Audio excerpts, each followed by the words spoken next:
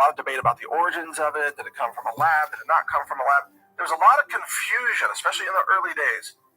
Now, in my mind, there was never any confusion about the dangers of the vaccine. I knew that from day one. But hey, in the early days of 2020, I was very concerned about the virus and the pandemic, and I didn't know then what I know now about the fraud of virology, by the way. And so my platform and other platforms often disagreed about what was happening. There was a lot of confusion. It took a while to sort that out. There is no confusion about what Israel is doing. No confusion whatsoever. Israel is killing civilians. Israel is slaughtering women and children. 70% of the casualties in Gaza are women and children. Israel is launching missiles at food aid workers. Okay, there is no debate. And you can't sit there and say, well, that's all self-defense. That's not self-defense. They are bombing hospitals, refugee camps, apartment buildings, residential areas, universities.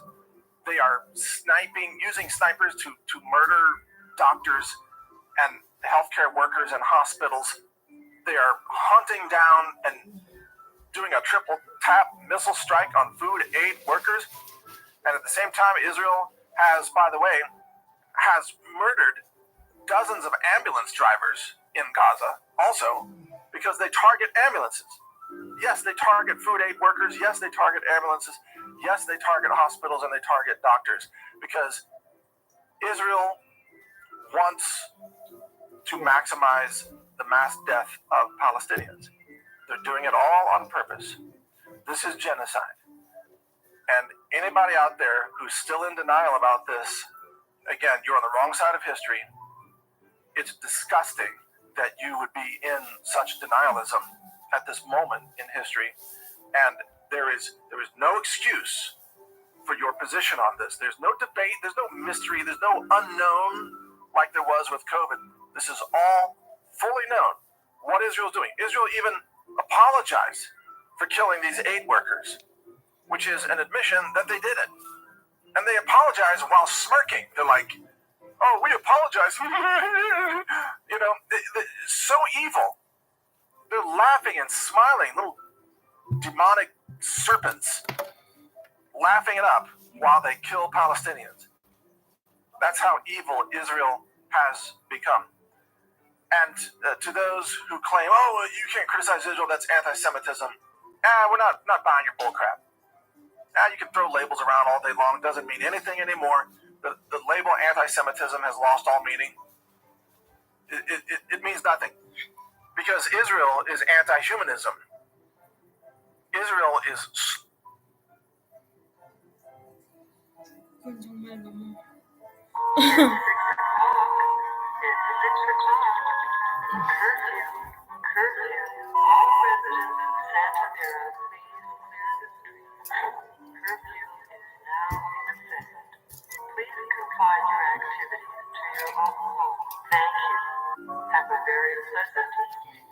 This is the Rebel Call Channel. Welcome to today's show.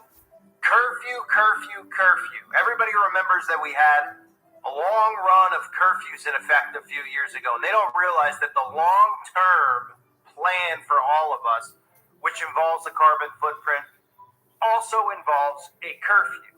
They are conditioning people into being not just prepared for curfew, but into accepting curfews.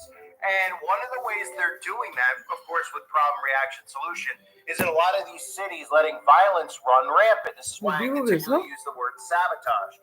When the government's sabotaging the current way of life that we all have by allowing criminals to run amok, by even paying off criminals, by even putting in CIA operatives dressed up as criminals, what this does is it makes civilians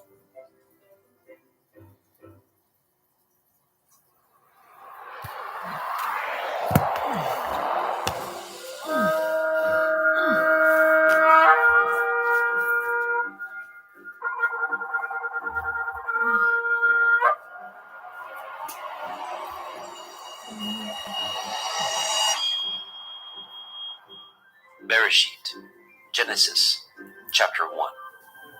In the beginning, Elohim created the heavens and the earth. And the earth was without form and void, and darkness was upon the face of the deep. And the Ruach Elohim moved upon the face of the waters. And Elohim said, Let there be light. and there was light. And Elohim saw the light, that it was good. And Elohim divided the light from the darkness. And Elohim called the light day, and the darkness he called night. And the evening and the morning were the first day. And Elohim said, Let there be a firmament in the midst of the waters, and let it divide the waters from the waters. And Elohim made the firmament, and divided the waters which were under the firmament from the waters which were above the firmament. And it was so. And Elohim called the firmament heaven, and the evening and the morning were the second day.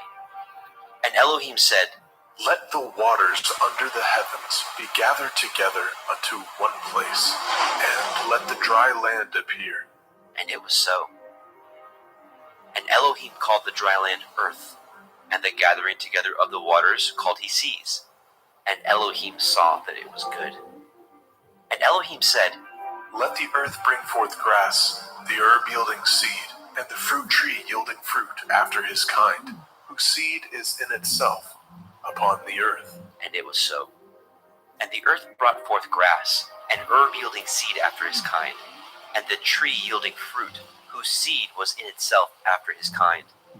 And Elohim saw that it was good. And the evening and the morning were the third day. And Elohim said, Let there be lights in the firmament of the heavens, to divide the day from the night, and let them be for signs, and for appointed feasts, and for days and years. And let them be for lights in the firmament of the heavens, to give light upon the earth. and it was so. And Elohim made two great lights, the greater light to rule the day, and the lesser light to rule the night. He made the stars also. And Elohim set them in the firmament of the heavens to give light upon the earth, and to rule over the day and over the night, and to divide the light from the darkness. And Elohim saw that it was good. And the evening and the morning were the fourth day. And Elohim said, Let the waters bring forth abundantly the moving creature that has life, and fowl that may fly above the earth and the open firmament of heaven. And Elohim created great sea monsters, and every living creature that moves, which the waters brought forth abundantly after their kind, and every winged fowl after his kind. And Elohim saw that it was good. And Elohim blessed them, saying, Be fruitful and multiply, and fill the waters in the seas, and let fowl multiply in the earth. And the evening and the morning were the fifth day. And Elohim said, Let the earth bring forth the living creatures after his kind, cattle and creeping thing, and beast of the earth after his kind. and it was so. And Elohim made the beast of the earth after his kind, and cattle after their kind, and everything that creeps upon the earth after his kind. And Elohim saw that it was good. And Elohim said, Let us make man in our image, after our likeness. Let them have dominion over the fish of the sea, and over the fowl of the air, and over the cattle, and over all the earth, and over every creeping thing that creeps upon the earth. So Elohim created man in his own image. In the image of Elohim created he him. Male and female created he them. And Elohim blessed them. And Elohim said unto them, Be fruitful and multiply, and replenish the earth, and subdue it, and have dominion over the fish of the sea, and over the fowl of the air, and over every living thing that moves upon the earth.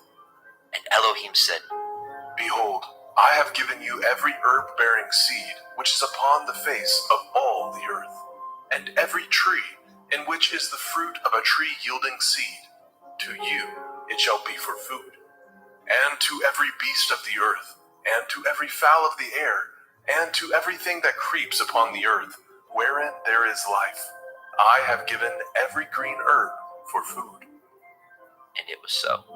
And Elohim saw everything that he had made, and behold, it was very good. And the evening and the morning were the sixth day.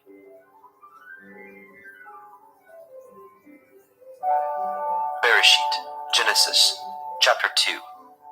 Thus the heavens and the earth were finished, and all the host of them. And on the seventh day, Elohim ended his work which he had made, and he rested on the seventh day from all his work which he had made. And Elohim blessed the seventh day and sanctified it, because that in it he had rested from all his work which Elohim created and made. These are the generations of the heavens and of the earth, when they were created, in the day that Yahweh Elohim made the earth and the heavens. And every plant of the field before it was in the earth, and every herb of the field before it grew. For Yahweh Elohim had not caused it to rain upon the earth, and there was not a man to till the ground. But there went up a mist from the earth, and watered the whole face of the ground.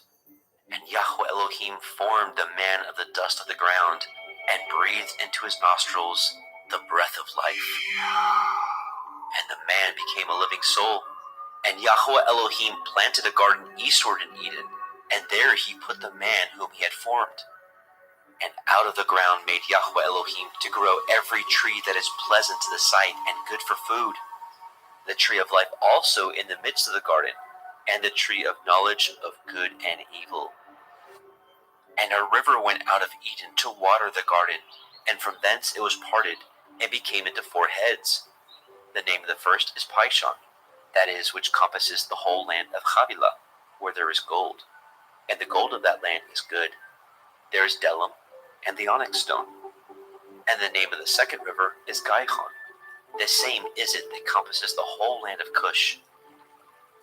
And the name of the third river is Hiddekel, that is, which goes toward the east of Ashur. And the fourth river is Perath. And Yahweh Elohim took the man, and put him into the garden of Eden to dress it and to guard it. And Yahweh Elohim commanded he man, saying, Of every tree of the garden you may freely eat, but of the tree of the knowledge of good and evil you shall not eat of it. For in the day that you eat thereof you shall surely die. And Yahweh Elohim said, It is not good that man should be alone. I will make a helpmeet for him. And out of the ground Yahweh Elohim formed every beast of the field, and every fowl of the air, and brought them unto the man to see what he would call them. And whatsoever the man called every living creature, that was the name thereof. And the man gave names to all the cattle, and to the fowl of the air, and to every beast of the field. But for the man there was not found a helpmeet for him. And Yahweh Elohim caused a deep sleep to fall upon the man, and he slept. And he took one of his ribs, and closed up the flesh instead thereof. And the rib which Yahweh Elohim had taken from man made he a woman, and brought her unto the man. And the man said, This is now bone of my bones, and flesh of my flesh. She shall be called woman, because she was taken out of man. Therefore shall a man leave his father and his mother, and shall cleave unto his woman, and they shall be one flesh. And they were both naked, the man and his woman, and were not ashamed.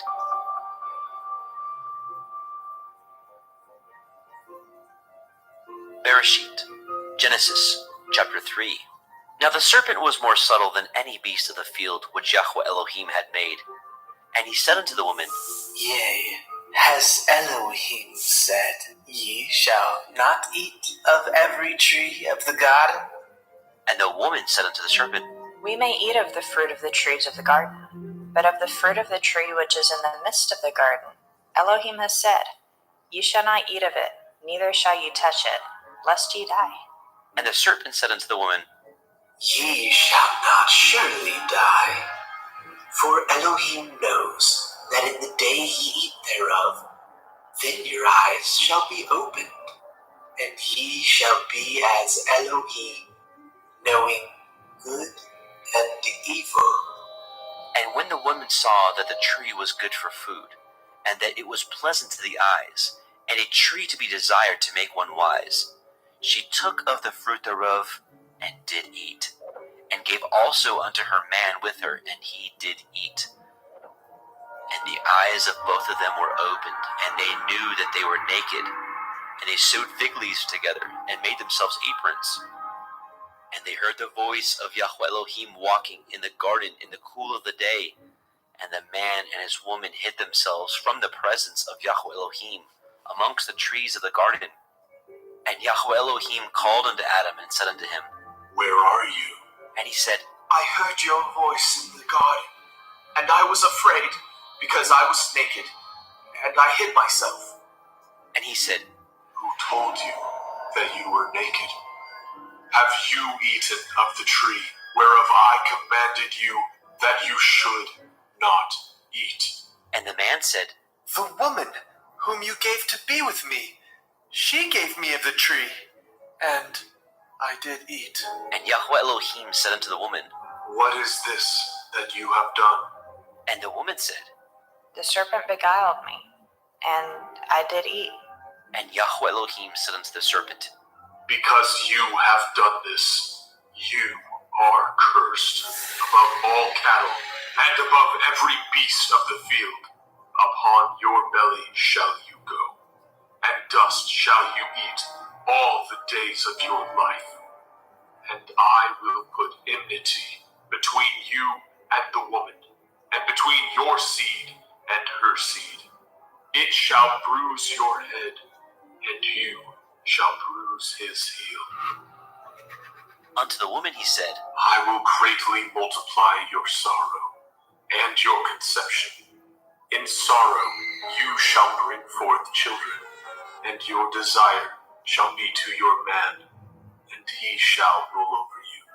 And unto Adam he said, Because you have hearkened unto the voice of your woman, and have eaten of the tree of which I commanded you, saying, You shall not eat of it.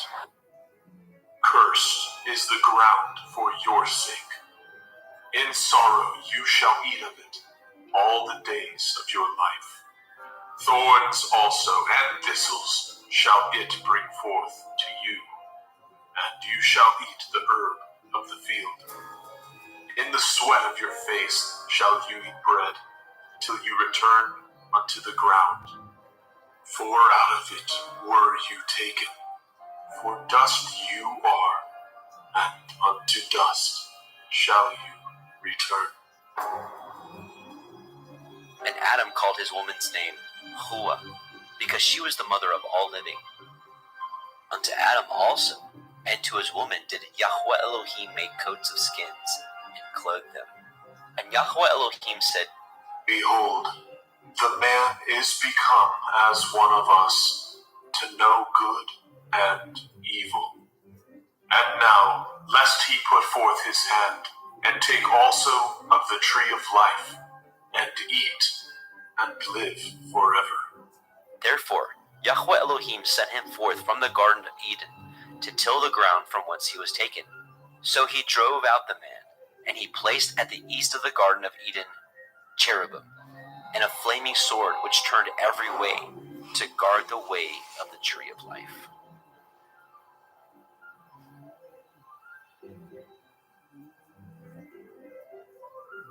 Bereshit, Genesis, chapter 4. And Adam knew Hua his woman, and she conceived, and bore Cain, and said, I have gotten a man from Yahuwah. And she again bore his brother Habil. And Habil was a keeper of sheep, but Cain was a tiller of the ground. And in process of time it came to pass that Cain brought of the fruit of the ground an offering unto Yahweh. And Habil he also brought of the firstlings of his flock, and of the fat thereof. And Yahweh had respect unto Habil and unto his offering, but unto Cain and to his offering he had not respect. And Cain was very wroth, and his countenance fell. And Yahweh said unto Cain, Why are you wroth? And why is your countenance fallen? If you do well, shall you not be accepted? And if you do not well, sin lies at the door, and unto you shall be his desire, and you shall rule over him. And Cain talked with Habil his brother. And it came to pass, when they were in the field, that Cain rose up against Habil his brother, and slew him. And Yahweh said unto Cain, Where is Havel, your brother? and he said, I know not. Am I to guard my brother? and he said, What have you done? The voice of your brother's blood cries unto me from the ground. And now are you cursed from the earth, which has opened her mouth to receive your brother's blood from your hand. When you till the ground, it shall not henceforth yield unto you your strength. A fugitive and a vagabond shall you be in the earth. And Cain said unto Yahweh, My punishment is greater than I can bear. Behold, you have driven me out this day from the face of the earth, and from your face shall I be hid. And I shall be a fugitive and a vagabond in the earth. And it shall come to pass that every one that finds me shall slay me. And Yahweh said unto him, Therefore, whoever slays Cain, vengeance shall be taken on him sevenfold.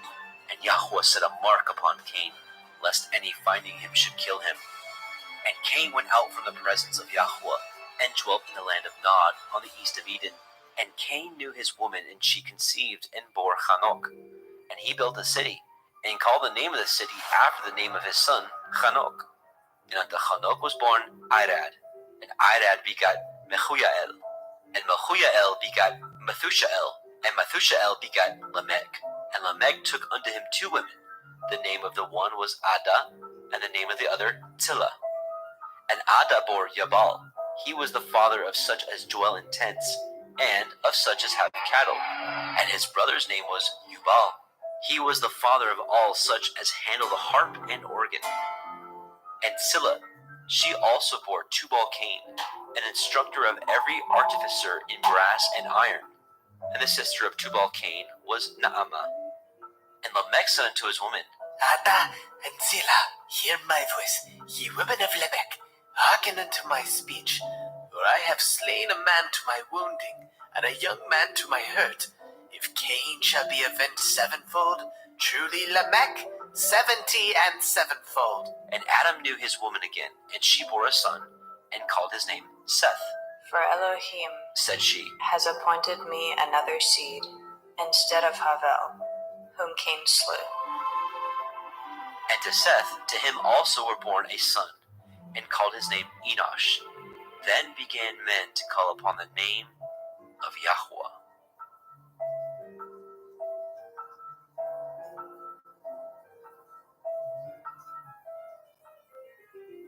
Bereshit, Genesis, chapter 5.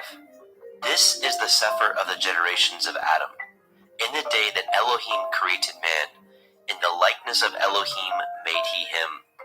Male and female created he them, and blessed them, and called their name Adam, in the day when they were created. And Adam lived 130 years, and begat a son in his own likeness, after his image, and called his name Seth. The days of Adam, after he had begotten Seth, were 800 years, and he begat sons and daughters. And all the days that Adam lived were 930 years, and he died. And Seth lived 105 years, and begat Enosh. And Seth lived, after he begot Enosh, 807 years, and begat sons and daughters. And all the days of Seth were 912 years, and he died. And Enosh lived 90 years, and begat Canaan. And Enosh lived, after he begot Canaan, 815 years, and begat sons and daughters. And all the days of Enosh were 905 years, and he died. And Canaan lived 70 years, and begat Mahalalel. And Canaan lived, after he begot Mahalalel, 840 years, and begat sons and daughters. And all the days of Canaan were 910 years, and he died. And Mahalalel lived 65 years, and begot Yered. And Mahalalel lived, after he begot Yered, 830 years, and begat sons and daughters. And all the days of Mahalalel were 895 years, and he died. And Yered lived 162 years, and he begat Hanok. And Yered lived, after he begat Hanok, 800 years, and begat sons and daughters. And all the days of Yered were 962 years, and he died. And Hanok lived 65 years, and begat Methuselah. And Hanok walked with Elohim, after he begot Methuselah, 300 years, and begat sons and daughters. And all the days of Hanok were 365 years, and Hanok walked with Elohim, and he was not, for Elohim took him. And Methuselah lived 187 years, and begat Lamech.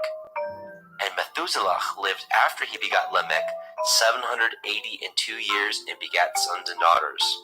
And all the days of Methuselah were 969 years, and he died.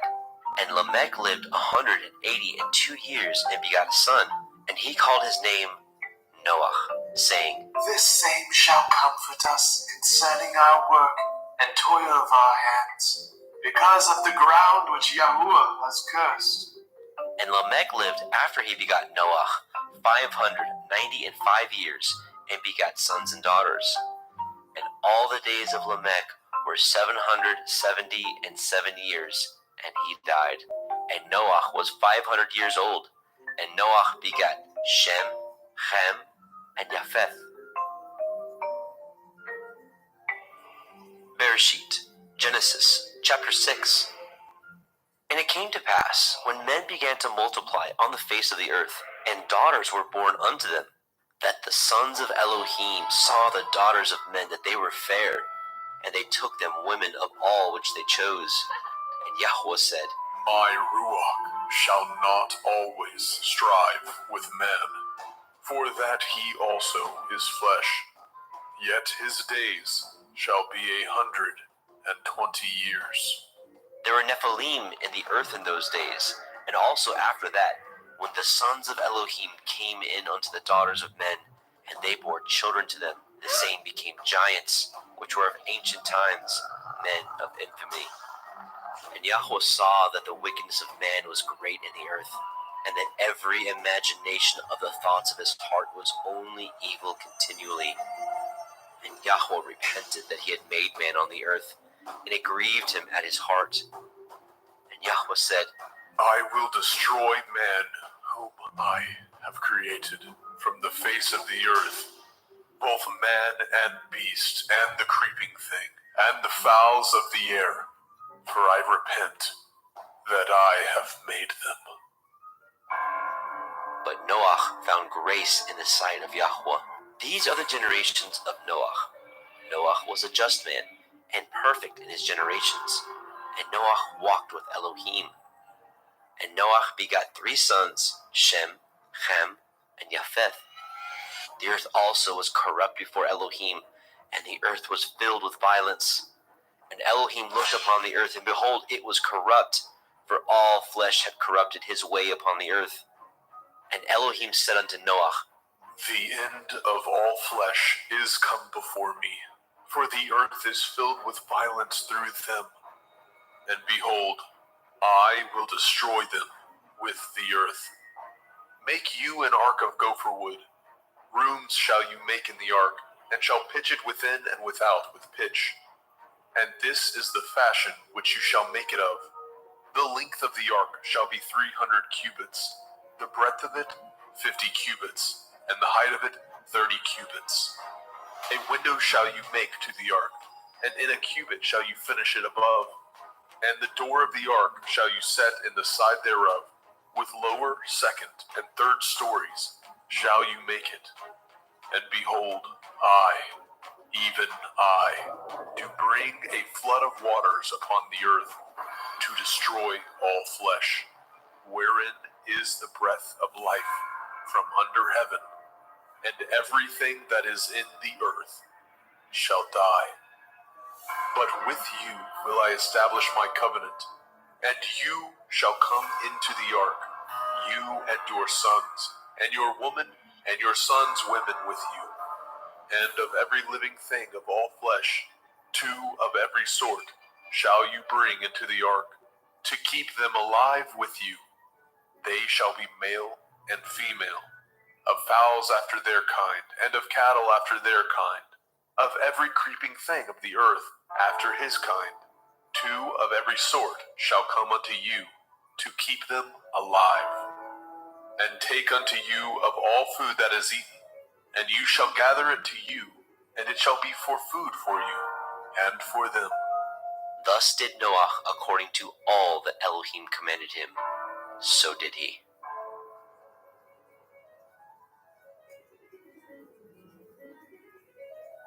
Bereshit, Genesis, chapter 7. And Yahweh said unto Noah, Come, you and all your house into the ark, for you have I seen righteous before me in this generation. Of every clean beast you shall take to you by sevens, the male and his female, and of beasts that are not clean by two, the male and his female. Of fowls also of the air by sevens, the male and the female, to keep seed alive upon the face of all the earth. For yet 7 days, and I will cause it to rain upon the earth 40 days and 40 nights. And every living substance that I have made will I destroy from off the face of the earth. And Noah did according unto all that Yahweh commanded him. And Noah was 600 years old when the flood of waters was upon the earth. And Noah went in, and his sons, and his woman, and his sons' women with him, into the ark because of the waters of the flood, of clean beasts, and of beasts that are not clean, and of fowls, and of everything that creeps upon the earth. There went in 2 and 2 unto Noah into the ark, the male and the female, as Elohim had commanded Noah. And it came to pass after 7 days that the waters of the flood were upon the earth. In the 600th year of Noah's life, in the 2nd month, the 17th day of the month, the same day were all the fountains of the great deep broken up, and the windows of heaven were opened. And the rain was upon the earth 40 days and 40 nights. In the selfsame day entered Noah, Shem, and Ham, and Japheth, the sons of Noah, and Noah's women, and the 3 women of his sons with them into the ark. They and every beast after his kind, and all the cattle after their kind, and every creeping thing that creeps upon the earth after his kind, and every fowl after his kind, of every bird of every sort. And they went in unto Noah into the ark, 2 and 2 of all flesh, wherein is the breath of life. And they that went in male and female of all flesh, as Elohim had commanded him. And Yahweh shut him in. And the flood was 40 days upon the earth, and the waters increased, and bore up the ark, and it was lifted up above the earth. And the waters prevailed, and were increased greatly upon the earth, and the ark went upon the face of the waters. And the waters prevailed exceedingly upon the earth, and all the high hills that were under the whole heaven were covered. 15 cubits upward did the waters prevail, and the mountains were covered. And all flesh died that moved upon the earth, both of fowl, and of cattle, and of beast, and of every creeping thing that creeps upon the earth, and every man, all in whose nostrils was the breath of life, of all that was in the dry land, died. And every living substance was destroyed which was upon the face of the ground, both man and cattle, and the creeping things, and the fowl of the heavens, and they were destroyed from the earth.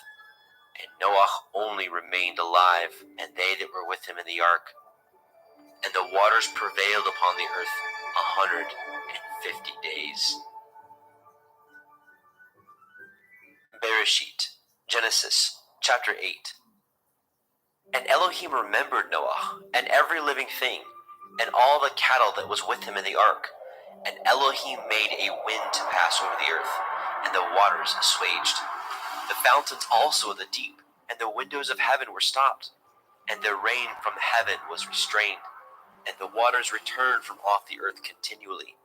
And after the end of the 150 days, the waters were abated. And the ark rested in the 7th month, on the 17th day of the month, upon the mountains of Ararat. And the waters were decreased continually until the 10th month. In the 10th month, on the 1st day of the month, were the tops of the mountains seen. And it came to pass at the end of 40 days that Noah opened the window of the ark which he had made, and he sent forth a raven which went forth to and fro until the waters were dried up from off the earth. Also he sent forth a dove from him to see if the waters were abated from off the face of the ground. But the dove found no rest for the sole of her foot, and she returned unto him into the ark, for the waters were on the face of the whole earth. Then he put forth his hand and took her, and pulled her in unto him into the ark. And he stayed yet other 7 days, and again he sent forth the dove out of the ark. And the dove came into him in the evening, and lo, in her mouth was an olive leaf, plucked off. So Noah knew that the waters were abated from off the earth. And he stayed yet other 7 days, and sent forth the dove, which returned not again unto him any more. And it came to pass in the 601st year, in the first month, the first day of the month, the waters were dried up from off the earth. And Noah removed the covering of the ark, and looked, and behold, the face of the ground was dry. And in the second month, on the 7th and 20th day of the month, the earth was dried. And Elohim spoke unto Noah, saying, Go forth of the ark, you and your woman, and your sons women with you. Bring forth with you every living thing that is with you, of all flesh, both of fowl and of cattle, and of every creeping thing that creeps upon the earth, that they may breed abundantly in the earth, and be fruitful, and multiply upon the earth. And Noah went forth, and his sons, and his woman, and his sons' women with him, every beast, every creeping thing, and every fowl, and whatsoever creeps upon the earth after their kinds, went forth out of the ark. And Noah built an altar unto Yahweh, and took of every clean beast, and of every clean fowl, and offered burnt offerings on the altar. And Yahweh smelled a sweet savor. And Yahweh said in his heart, I will not again curse the ground any more for man's sake. For the imagination of man's heart is evil from his youth. Neither will I again smite any more everything living, as I have done. While the earth remains, seed time and harvest, and cold and heat, and summer and winter, and day and night shall not cease. Bereshit, Genesis chapter 9. And Elohim blessed Noah and his sons, and said unto them, Be fruitful and multiply, and replenish the earth.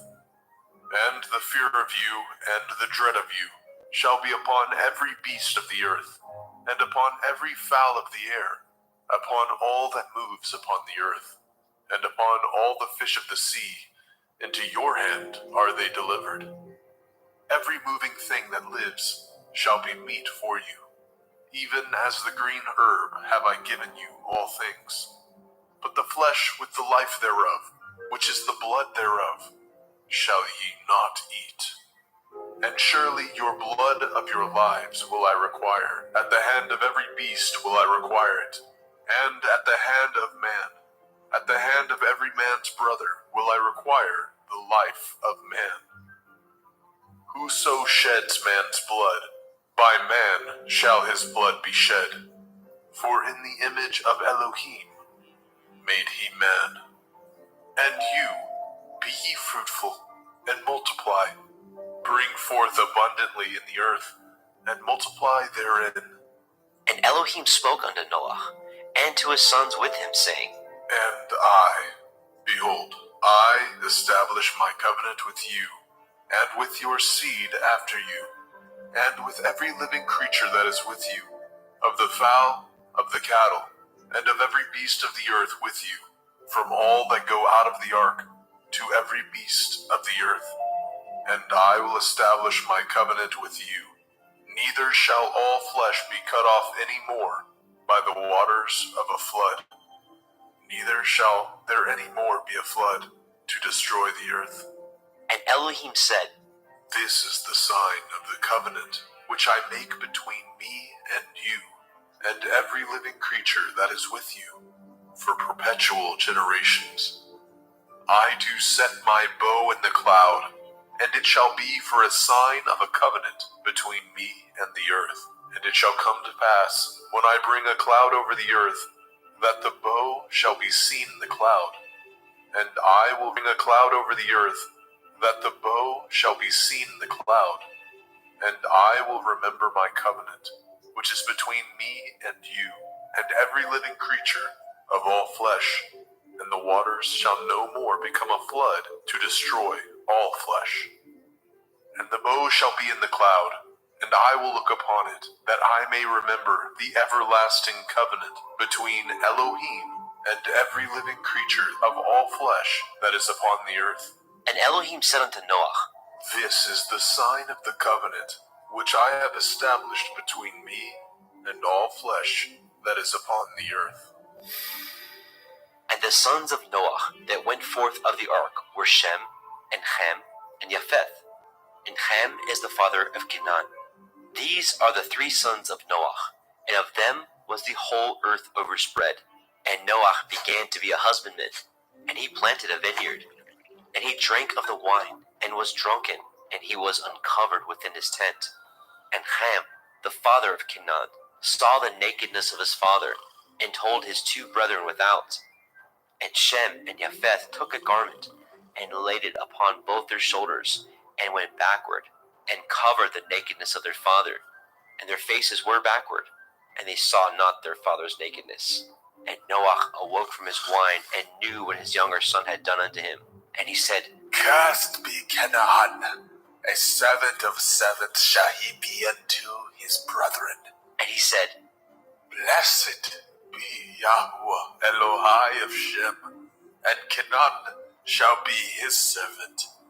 Elohim shall enlarge Japheth, and he shall dwell in the tents of Shem, and Canaan shall be his servant.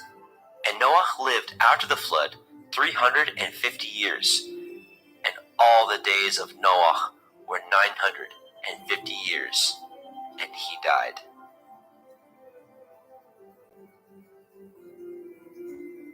Bereshit, Genesis, chapter 10. Now these are the generations of the sons of Noah, Shem, Ham, and Japheth. And unto them were sons born after the flood. The sons of Japheth, Gomer, and Magog, and Madai, and Yaban, and Tubal, and Meshech, and Tirak. And the sons of Gomer, Ashkenaz, and Riphath, and Togarma. The sons of Yaban, Elisha, and Tarshish, and Kittim, and Dodanim. By these were the isles of the other nations divided in their lands, everyone after his tongue, and after their families in their nations. And the sons of Ham, Cush, and Mitzrayim, and Put, and Canaan. And the sons of Cush, Seba, and Havilah, and Kavta, and Raamah, and Kavteka. And the sons of Raamah, Sheba, and Dedan. And Cush begat Nimrod. He began to be a giant and a hunter in the earth. He was a giant and a hunter before Yahweh. Wherefore it is said, even as Nimrod, the giant hunter before Yahweh. And the beginning of his kingdom was Babel, and Erech, and Akkad, and Calneh, in the land of Shinar. Out of that land went forth Ashur, and built Nineveh, and the city Rehoboth, and Kelach, and Reset between Nineveh and Kelach. The same is a great city.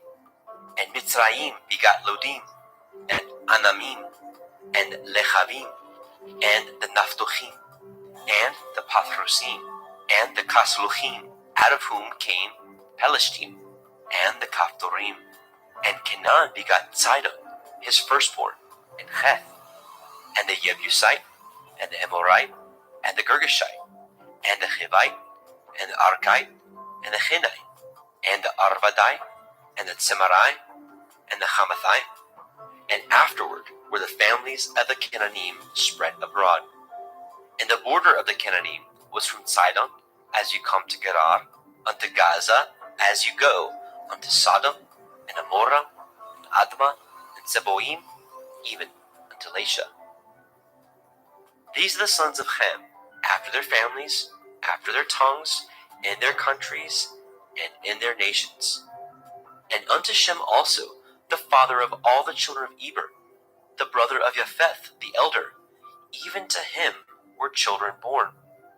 And the children of Shem, Elam, and Ashur, and Arphaxad, and Lud, and Aram. And the children of Aram, Uz, and Hul, and Gether, and Mash. And Arphaxad begot Shelach, and Shelach begot Eber. And unto Eber were born 2 sons. The name of one was Peleg, for in his days was the earth divided. And his brother's name was Yoktan. And Yoktan begot Almodad, and Shelef, and Chatzarmaveth, and Yerach, and Hadoram, and Uzal, and Dikla, and Obal, and Abimael, and Sheba, and Ophir, and Havilah, and Yobab. All these were the sons of Yoktan. And their dwelling was from Misha, as you go unto Sephah, a mountain of the east. These are the sons of Shem, after their families, after their tongues, in their lands, after their nations.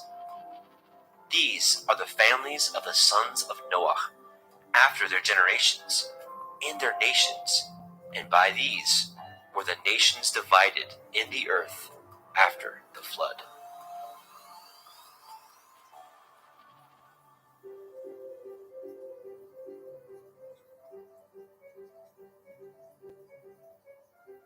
Bereshit, Genesis, chapter 11. And the whole earth was of one language and of one speech. And it came to pass, as they journeyed from the east, that they found a plain in the land of Shinar, and they dwelt there. And they said one to another, Go to, let us make brick and burn them thoroughly. and they had brick for stone, and slime had they for mortar. And they said, Go to, let us build a city and a tower, whose top may reach unto the heavens, and let us make a name, lest we be scattered abroad upon the face of the whole earth. And Yahweh came down to see the city, and the tower, which the children of men built. And Yahweh said, Behold, the people is one, and they have all one language, and this they begin to do, and now nothing will be restrained from them, which they have imagined to do. Go to, let us go down, and there confound their language, that they may not understand one another's speech. So Yahweh scattered them abroad from thence upon the face of all the earth, and they left off to build the city. Therefore is the name of it called Babel, because Yahweh did there confound the language of all the earth. And from thence did Yahweh scatter them abroad upon the face of all the earth. These are the generations of Shem. Shem was 100 years old, and begot Arphaxad 2 years after the flood. And Shem lived after he begot Arphaxad 500 years, and begat sons and daughters. And Arphaxad lived 35 years, and begot Shelach. And Arphaxad lived after he begot Shelach 403 years, and begat sons and daughters. And Shelach lived 30 years, and begot Eber. And Shelach lived after he begot Eber 403 years, and begat sons and daughters. And Eber lived 34 years, and begot Peleg. And Eber lived after he begot Peleg 430 years, and begot sons and daughters. Peleg lived 30 years, and begat Reu. And Peleg lived after he begot Reu 209 years, and begot sons and daughters. And Reu lived 32 years, and begot Serug. And Reu lived after he begot Serug 207 years, and begot sons and daughters. And Serug lived 30 years, and begot Nahor. And Serug lived after he begot Nahor 200 years, and begot sons and daughters. And Nahor lived 29 years, and begot Terach. And Nahor lived after he begot Terach 119 years, and begot sons and daughters. And Terach lived 70 years, and begot Abram, Nahor, and Haran. Now these are the generations of Terach. Terach begot Abram, Nahor, and Haran. And Haran begot Lot. And Haran died before his father Terach in the land of his nativity, in Ur of the Kasdim. And Abram and Nahor took them women. The name of Abram's woman was Sarai, and the name of Nahor's woman, Milcah, the daughter of Haran, the father of Milcah, and the father of Yiscah. But Sarai was barren, she had no child. And Terach took Abram his son, and Lot, the son of Haran, his son's son, and Sarai, his daughter-in-law, his son Abram's woman. And they went forth with them from Ur of the Kasdim to go into the land of Canaan. And they came unto Haran and dwelt there. And the days of Terach were 205 years, and Terach died in Haran. Bereshit, Genesis, chapter 12. Now Yahweh had said unto Abram, Get you out of your country, and from your kindred, and from your father's house, unto a land that I will show you. And I will make of you a great nation, and I will bless you, and make your name great, and you shall be a blessing. And I will bless them that bless you, and curse him that curses you. And in you shall all families of the earth be blessed. So Abram departed as Yahweh had spoken unto him, and Lot went with him. And Abram was 75 years old when he departed out of Haran. And Abram took Sarai his woman, and Lot his brother's son, and all their substance that they had gathered, and the souls that they had gotten in Haran. And they went forth to go into the land of Canaan, and into the land of Canaan they came.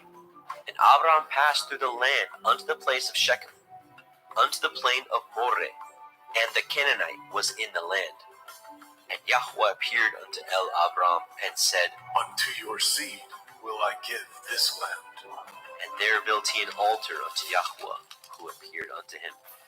And he removed from thence unto a mountain on the east of Beit El, and pitched his tent, having Beit El on the west, and Ai on the east.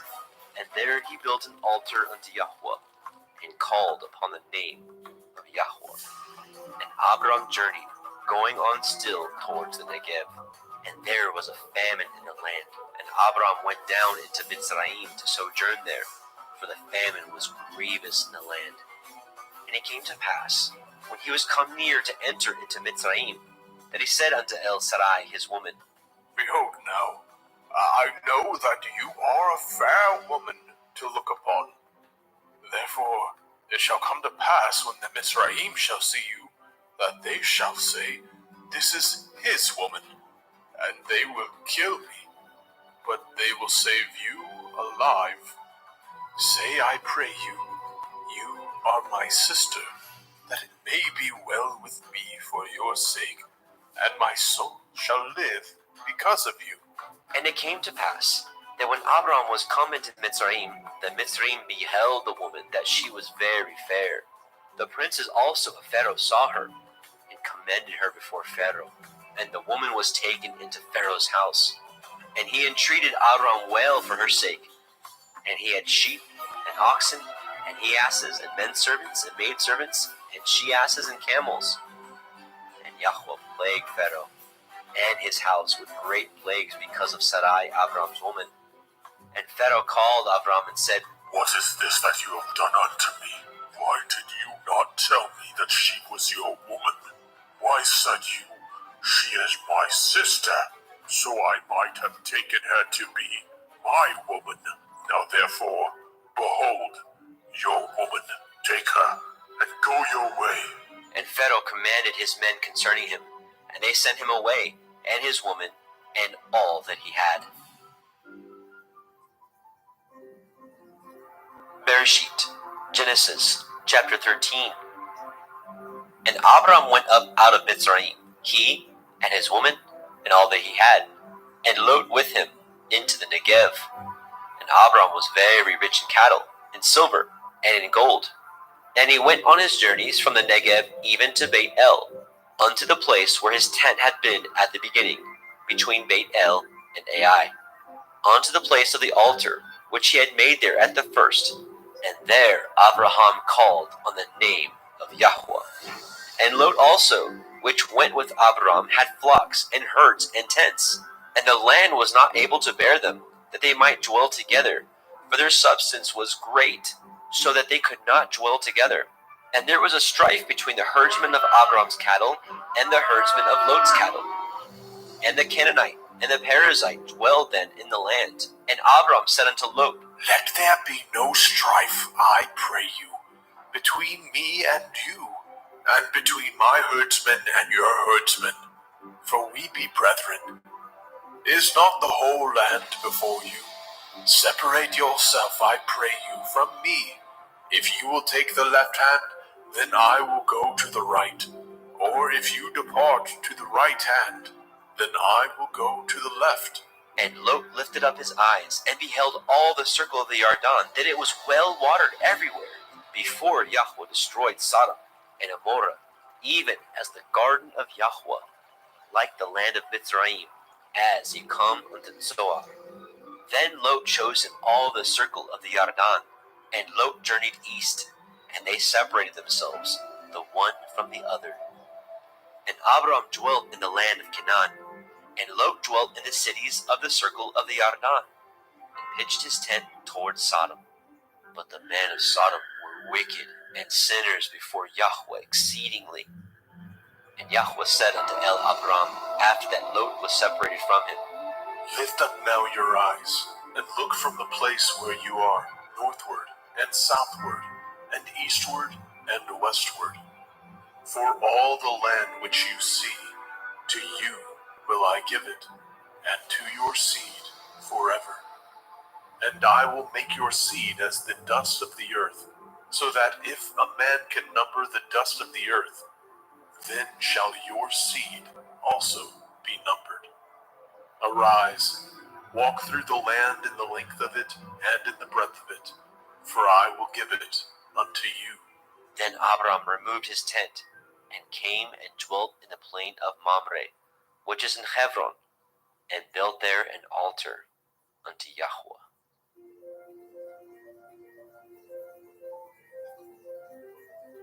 Bereshit, Genesis chapter 14.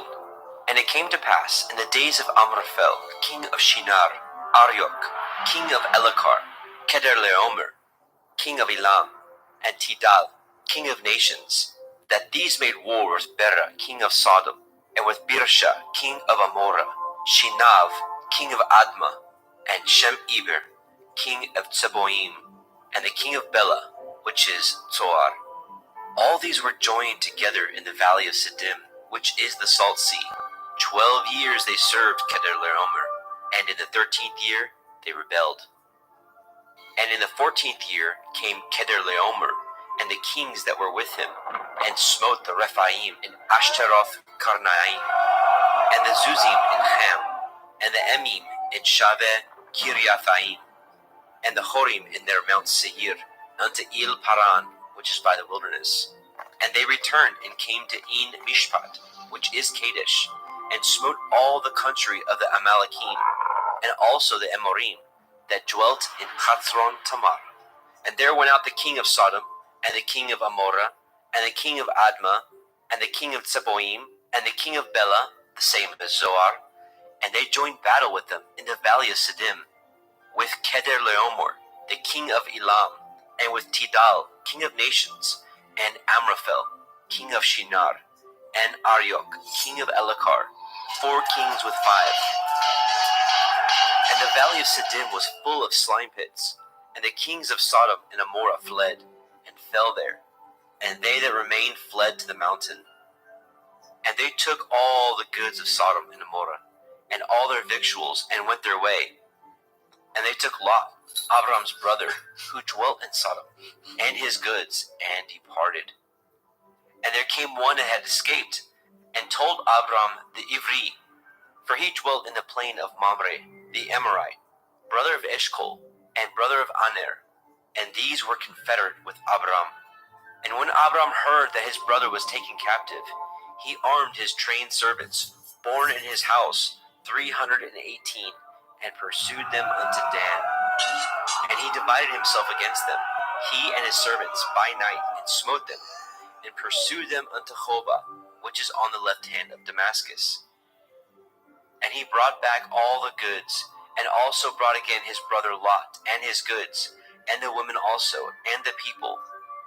And the king of Sodom went out to meet him after his return from the slaughter of Kedorlaomer, and of the kings that were with him, at the valley of Shaveh, which is in the king's valley. And Malchizedek, king of Shalem, brought forth bread and wine, and he was the priest of El Elyon. And he blessed him and said, Blessed be Avram of El Elyon, possessor of heaven and earth. And blessed be El Elyon, which has delivered your enemies into your hand. and he gave them tithes of all. And the king of Sodom said unto El Abram, Give me the persons, and take the goods for yourself. And Abram said to the king of Sodom, I have lifted up my hand unto El Yahuwah, El Elyon, the possessor of heaven and earth, that I will not take from a thread even to a shoe latchet, and that I will not take anything that is yours, lest you should say, I have made Avram rich, save only that which the young men have eaten, and the portion of the men which went with me, Aner, Eshcol, and Mamre. Let them take their portion.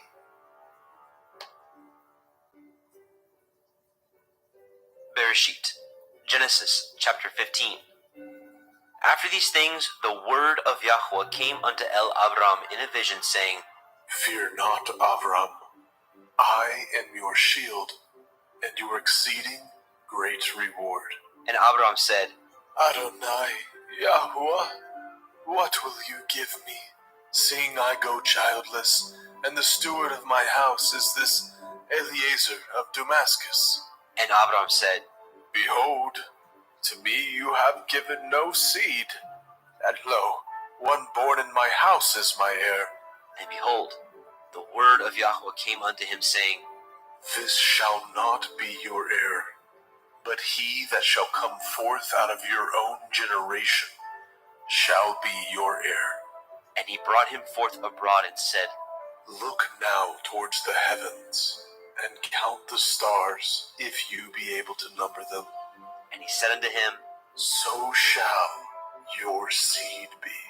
and he believed in Yahweh, and he counted it to him for righteousness. And he said unto him, I am Yahuwah, that brought you out of Ur of the Kasdim, to give you this land to inherit it. And he said, Adonai, Yahuwah, whereby shall I know that I shall inherit it? And he said unto him, Take me a heifer of 3 years old, and a she-goat of 3 years old, and a ram of 3 years old, and a turtle dove, and a young pigeon. And he took unto him all these, and divided them in the midst, and laid each piece one against another, but the birds he divided not. And when the fowls came down upon the carcasses, Abram drove them away. And when the sun was going down, a deep sleep fell upon Abram, and lo, a horror of great darkness fell upon him. And he said unto Abram, Know of a surety that your seed shall be a stranger in a land that is not theirs, and shall serve them, and they shall afflict them 400 years. And also that nation whom they shall serve will I judge, and afterward they shall come out with great substance, and you shall go to your fathers in peace. You shall be buried in a good old age. But in the 4th generation they shall come hither again, for the iniquity of the Amorim is not yet full. And it came to pass that when the sun went down, and it was dark, behold, a smoking furnace, and a burning lamp that passed between those pieces. In the same day Yahweh cut a covenant with Abram, saying, Unto your seed have I given this land, from the river of Mitzrayim unto the great river, the river Harath, the Canaanite, and the Kenizzim, and the Cadmonim, and the Hittim, and the Perizim, and the Rephaim, and the Amorim, and the Kenainim, and the Girgashim, and the Yebusim.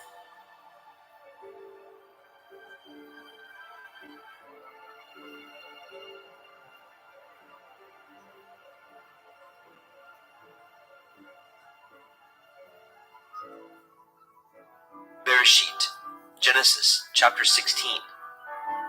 Now Sarai, Abram's woman, bore him no children, and she had a handmaid, a Mitzrayim, whose name was Hagar. And Sarai said unto Abram, Behold now, Yahuwah has restrained me from bearing. I pray you, go in unto my maid. It may be that I may obtain children by her. And Abram hearkened to the voice of Sarai. And Sarai, Abram's woman, took Hagar, her maid, the Mitzrayim, after Abram had dwelt 10 years in the land of Canaan, and gave her to her man Abram to be his woman. And he went in unto Hagar, and she conceived. And when she saw that she had conceived, her mistress was despised in her eyes. And Sarai said unto Abram, My wrong be upon you. I have given my maid into your bosom. And when she saw that she had conceived, I was despised in her eyes. Yahuwah judge between me and you. But Abram said unto Sarai, Behold, your maid is in your hand. Do to her as it pleases you. And when Sarai dealt hardly with her, she fled from her face. And the angel of Yahweh found her by a fountain of water in the wilderness, by the fountain in the way to Shur. And he said, Hagar, Sarai's maid, whence came you, and whither will you go? And she said, I flee from the face of my mistress Sarai. And the angel of Yahweh said unto her, Return to your mistress, and submit yourself under her hands. And the angel of Yahweh said unto her, I will multiply your seed exceedingly, that it shall not be numbered for multitude. And the angel of Yahweh said unto her, Behold, you are with child, and shall bear a son, and shall call his name Yishmael, because Yahuwah has heard your affliction. And he will be a wild man. His hand will be against every man, and every man's hand against him. And he shall dwell in the presence of all his brethren. And she called the name of Yahweh that spoke unto her. See me. For she said, Have I also here looked after him that sees me? Wherefore the well was called Be'er Lahai Roi. Behold, it is between Kadesh and Bered. And Hagar bore Abram a son, and Abram called his son's name which Hagar bore Ishmael. And Abram was 86 years old when Hagar bore Ishmael to Abram.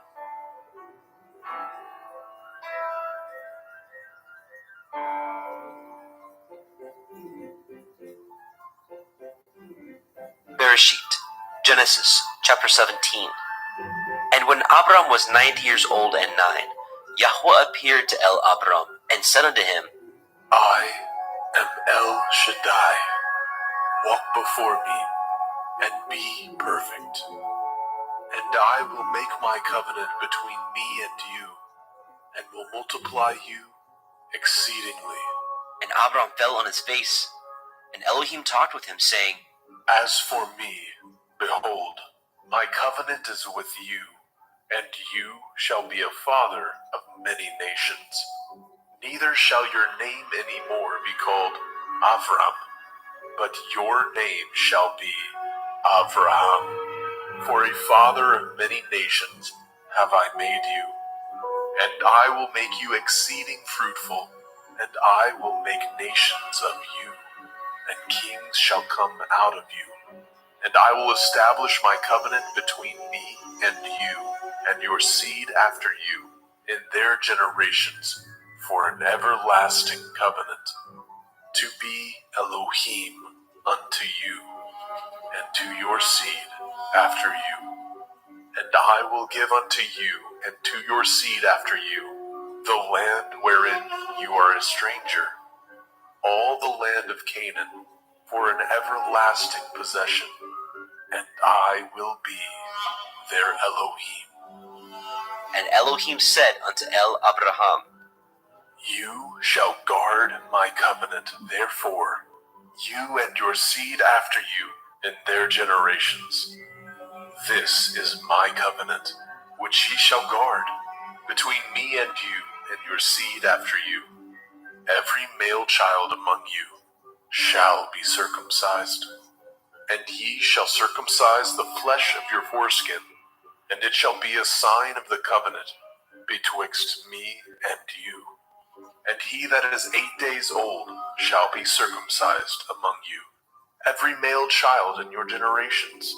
He that is born in the house, or bought with money of any stranger, which is not of your seed. He that is born in your house, and he that is bought with your money, must need to be circumcised. And my covenant shall be in your flesh for an everlasting covenant. And the uncircumcised male child, whose flesh of his foreskin is not circumcised, that soul shall be cut off from his people. He has broken my covenant. And Elohim said unto Abraham, As for Sarai, your woman, you shall not call her name Sarai, but Sarah shall her name be. And I will bless her, and give you a son also of her. Yea, I will bless her, and she shall be a mother of nations. Kings of people shall be of her. Then Abraham fell upon his face and laughed, and said in his heart, Shall a child be born unto him that is 100 years old? And shall Sarah, that is 90 years old, bear?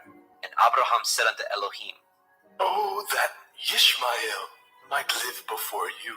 And Elohim said, Sarah your woman shall bear you a son indeed, and you shall call his name Yitzhak. And I will establish my covenant with him for an everlasting covenant, and with his seed after him. And as for Ishmael, I have heard you. Behold, I have blessed him, and will make him fruitful, and will multiply him exceedingly.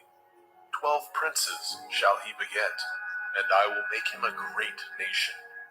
But my covenant will I establish with Yitzhak, which Sarah shall bear unto you at this set time in the next year. And he left off talking with him, and Elohim went up from Abraham. And Abraham took Ishmael his son, and all that were born in his house, and all that were bought with his money, every male among the men of Abraham's house, and circumcised the flesh of their foreskin in the selfsame day, as Elohim had said unto him. And Abraham was 90 years old and 9 when he was circumcised in the flesh of his foreskin. And Ishmael his son was 13 years old when he was circumcised in the flesh of his foreskin. And the selfsame day was Abraham circumcised, and Ishmael his son. And all the men of his house, born in the house, and bought with money of the stranger, were circumcised with him.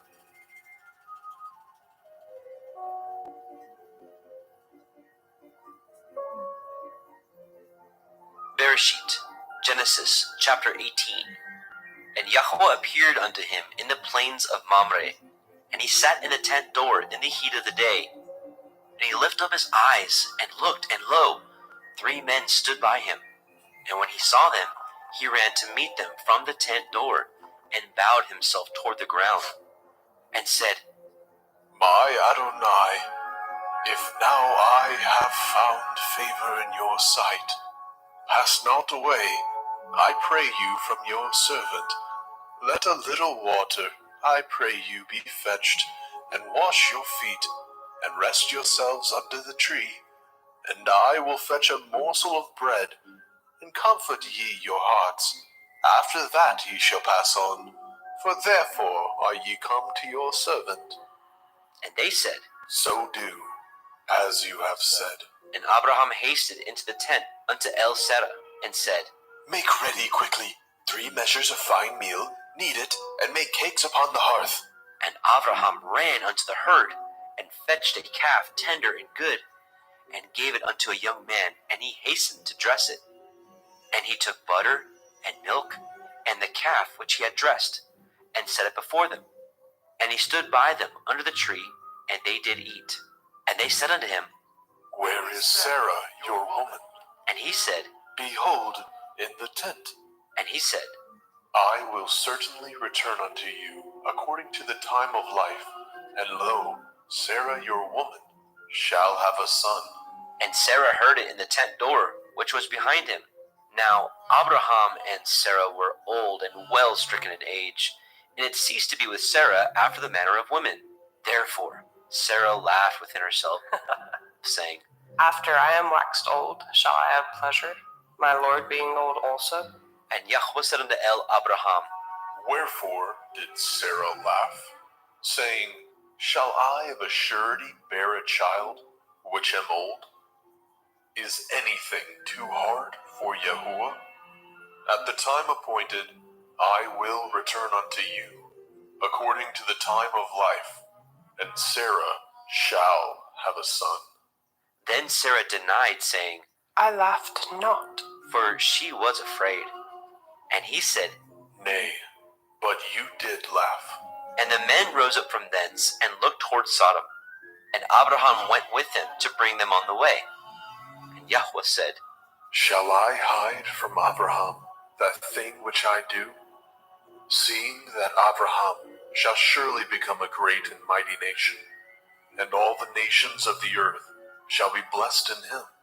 For I know him, that he will command his children and his household after him, that they shall guard the way of Yahuwah, to do justice and judgment, that Yahuwah may bring upon Abraham that which he has spoken of him.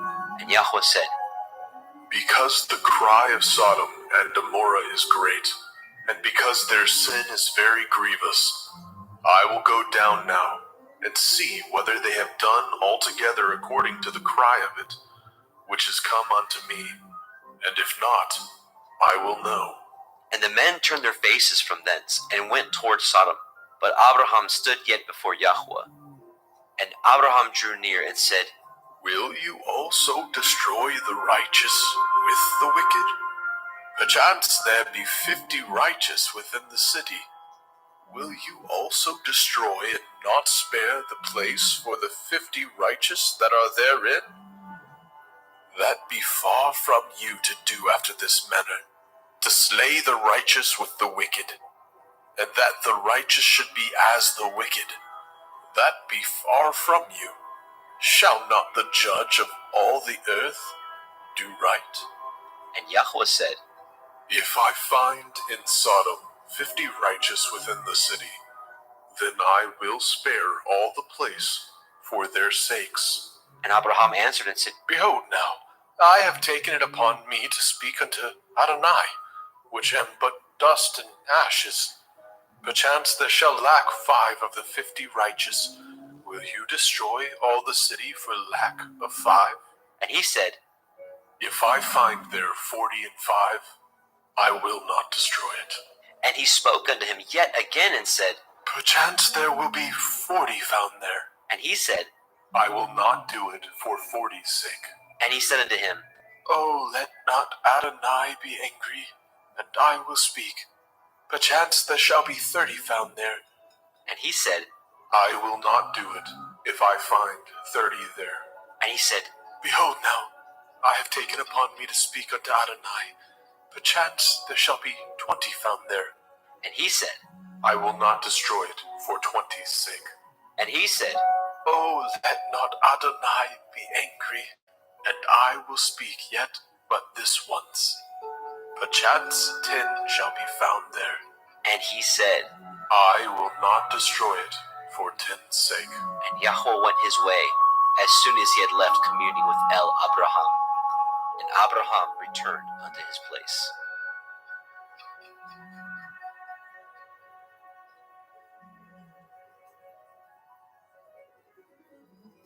Bereshit, Genesis chapter 19. And there came 2 angels to Sodom at evening, and Lot sat in the gate of Sodom. And Lot, seeing them, rose up to meet them, and he bowed himself with his face toward the ground. And he said, Behold now, my lords, turn in, I pray you, into your servant's house, and tarry all night, and wash your feet, and ye shall rise up early, and go on your ways. And they said, Nay, but we will abide in the street all night. And he pressed upon them greatly. And they turned in unto him, and entered into the house. And he made them a feast, and did bake matzah, and they did eat. But before they lay down, the men of the city, even the men of Sodom, compassed the house round, both old and young, all the people from every quarter. And they called unto Lot, and said unto him, Where are the men which came into you this night?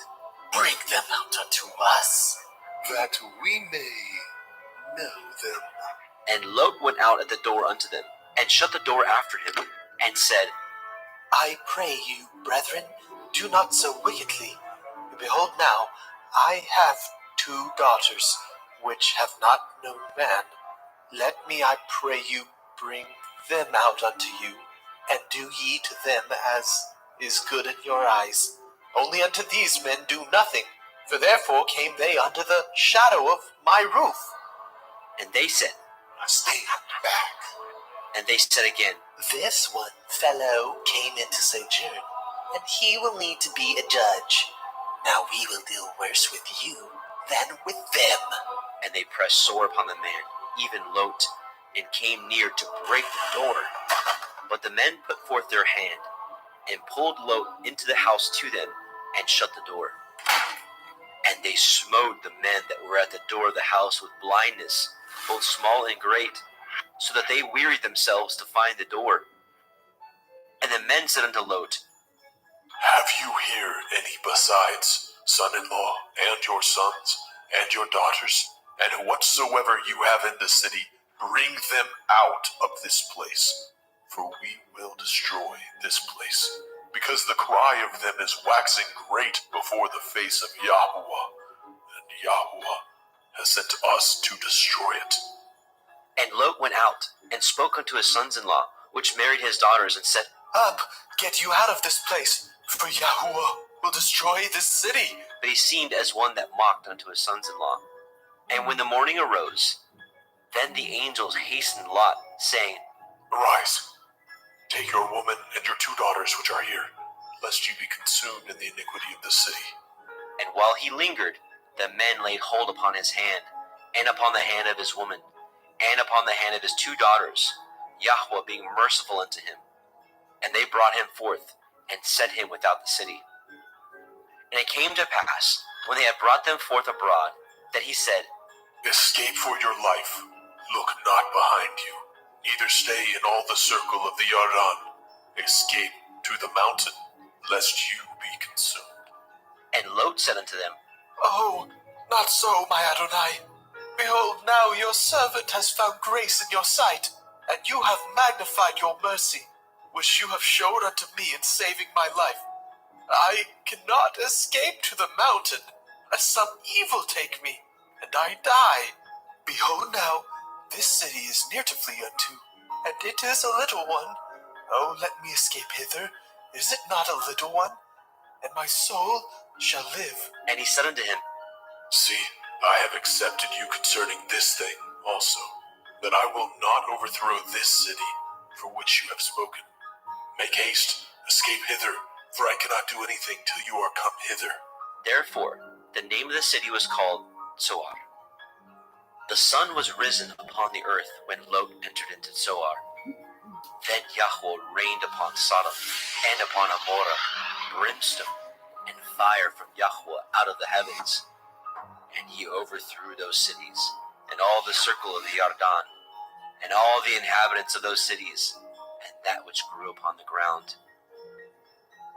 But his woman looked back from behind him, and she became a pillar of salt.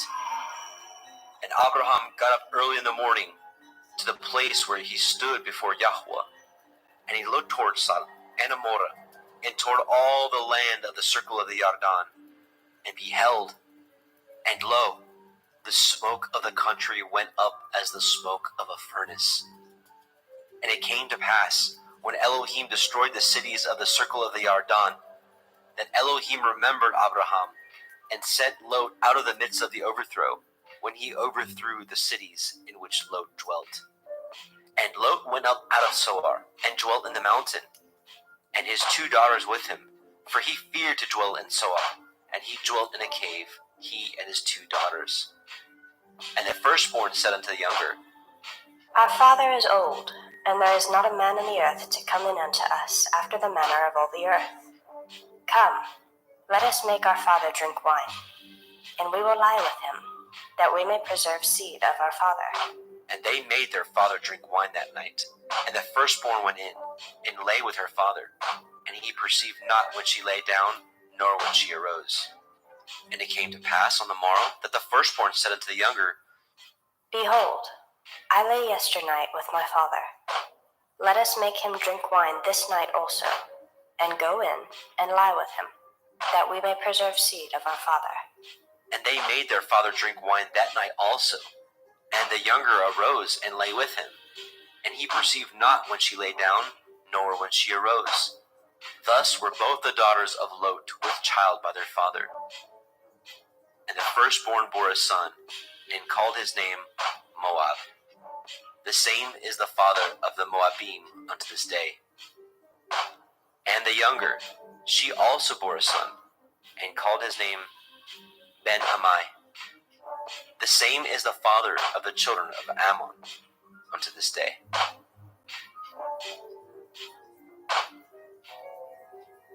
Bereshit, Genesis, chapter 20. And Abraham journeyed from thence toward the country of the Negev, and dwelt between Kadesh and Shur, and sojourned in Gerar. And Abraham said of Sarah his woman, She is my sister. And Abimelech king of Gerar sent, and took Sarah. But Elohim came to Abimelech in a dream by night, and said to him, Behold, you are but a dead man, for the woman which you have taken, for she is a man's woman. But Abimelech had not come near her. And he said, Adonai, will you slay also a righteous nation? Said he not unto me, She is my sister? And she, even she herself said, He is my brother?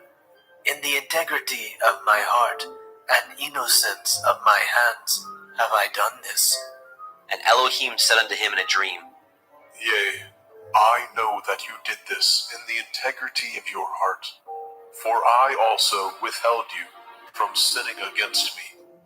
Therefore suffered I you not to touch her. Now therefore restore the man his woman, for he is a prophet, and he shall pray for you, and you shall live. And if you restore her not, know you that you shall surely die, you and all that are yours. Therefore Abimelech rose early in the morning, and called all his servants, and told all these things in their ears. And the men were sore afraid. Then Abimelech called Abraham, and said unto him, What have you done unto us, and what have I offended you, that you have brought on me and on my kingdom a great sin? You have done deeds unto me that ought not to be done. And Abimelech said unto Abraham, What saw you that you have done this thing?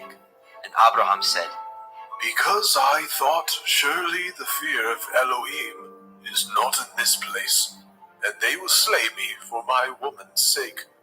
And yet indeed she is my sister.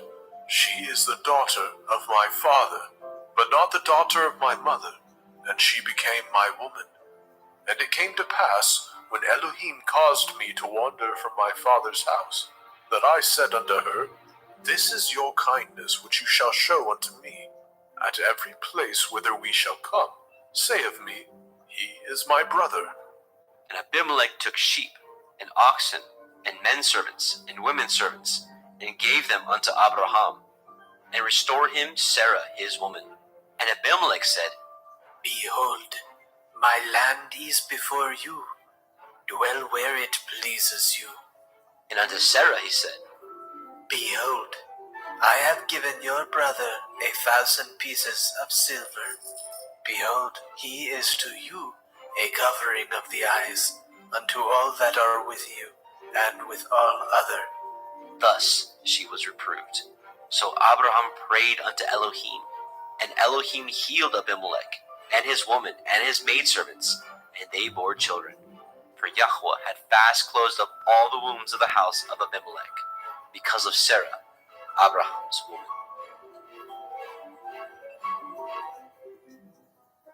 Bereshit, Genesis, chapter 21. And Yahweh visited Sarah as he had said, and Yahweh did unto Sarah as he had spoken.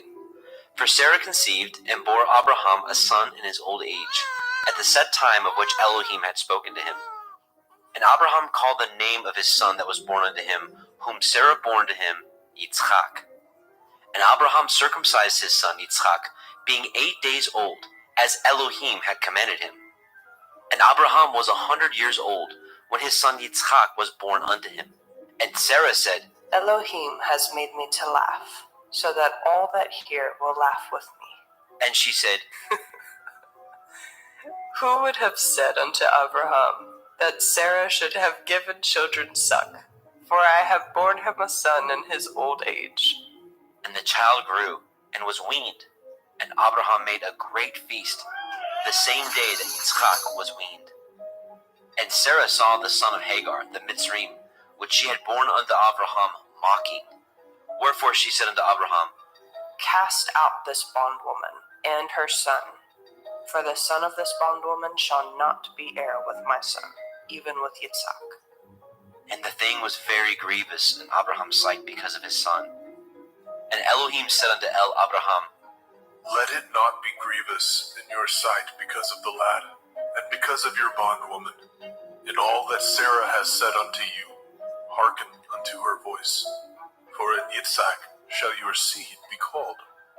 And also the son of the bondwoman will I make a nation, because he is your seed. And Abraham rose up early in the morning, and took bread and a bottle of water, and gave it unto Hagar, putting it on her shoulder, and the child, and sent her away. And she departed, and wandered in the wilderness of Beersheba. And the water was spent in the bottle, and she cast the child under one of the shrubs. And she went, and sat her down over against him a good way off, as it were a bow shot. For she said, Let me not see the death of the child. and she sat over against him, and lifted up her voice, and wept. And Elohim heard the voice of the lad. And the angel of Elohim called unto Hagar out of the heavens, and said unto her, What ails you, Hagar? Fear not, for Elohim has heard the voice of the lad where he is.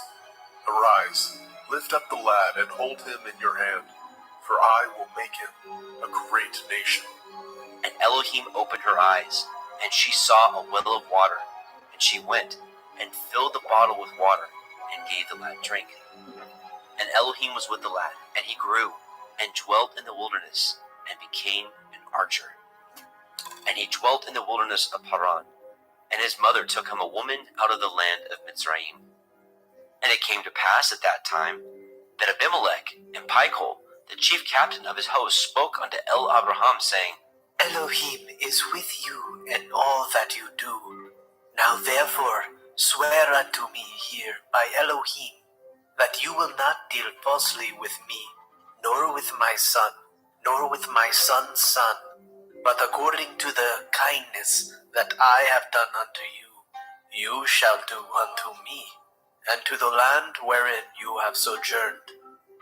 And Abraham said, I will swear. And Abraham reproved Abimelech because of a well of water, which Abimelech's servants had violently taken away. And Abimelech said, I know not who has done these things, neither did you tell me, neither yet heard I of it, but today.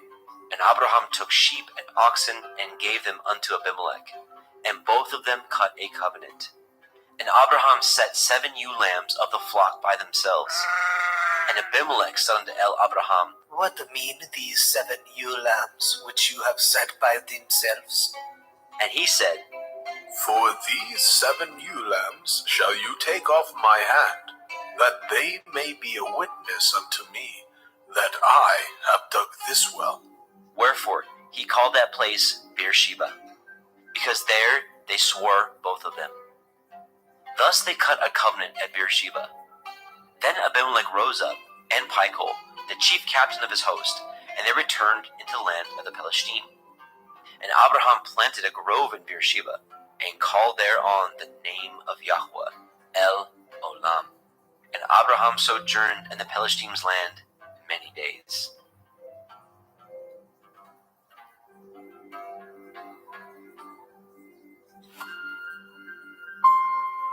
Bereshit, Genesis chapter 22.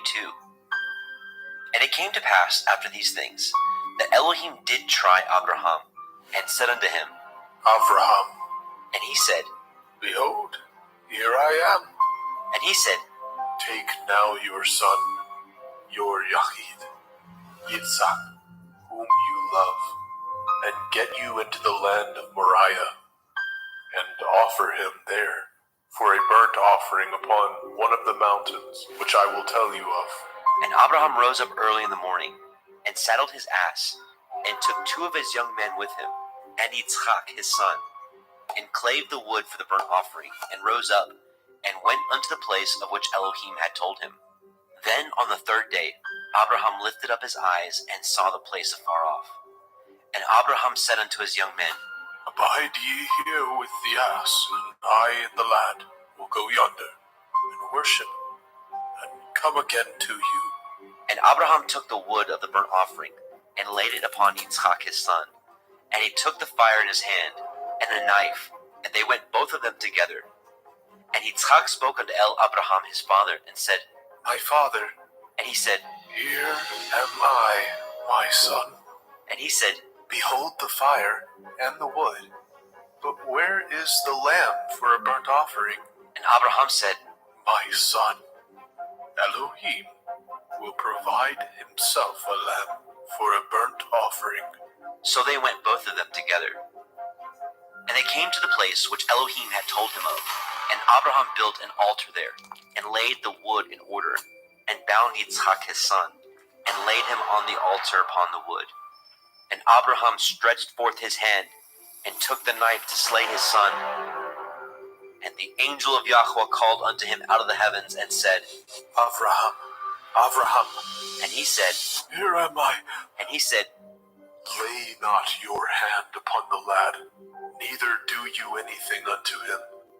For now I know that you fear Elohim, seeing you have not withheld your son, your Yachid, from me.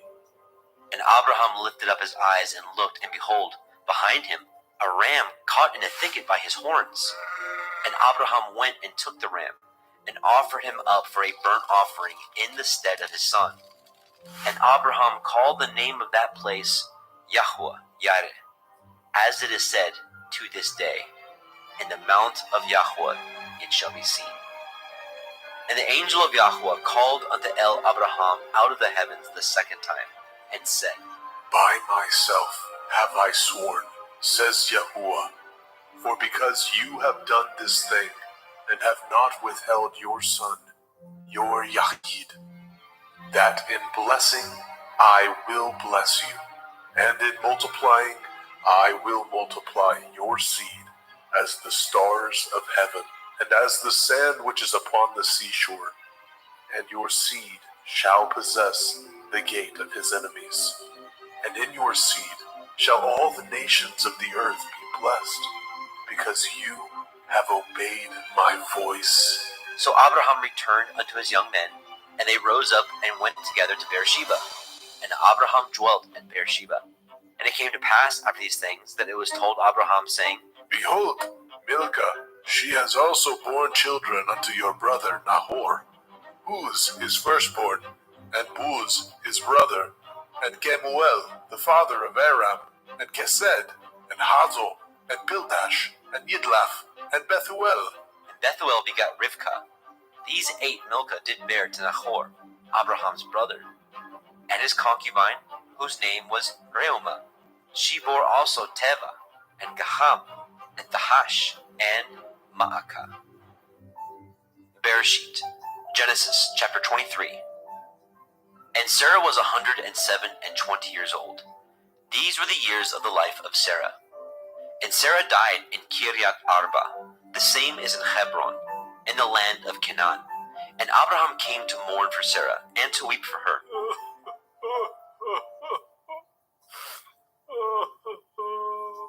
And Abraham stood up from before his dead, and spoke unto the sons of Heth, saying, I am a stranger and a sojourner with you. Give me a possession of a burying place with you, that I may bury my dead out of my sight. And the children of Heth answered Abraham, saying unto him, Hear us, my lord. You are a mighty prince among us. In the choice of our sepulchres bury your dead. None of us shall withhold from you his sepulchre, but that you may bury your dead. And Abraham stood up and bowed himself to the people of the land, even to the children of Heth. And he communed with them, saying, If it be your mind that I should bury my dead out of my sight, hear me, and entreat from me to Ephron, the son of Zohar, that he may give me the cave of Machpelah, which he has, which is in the end of his field.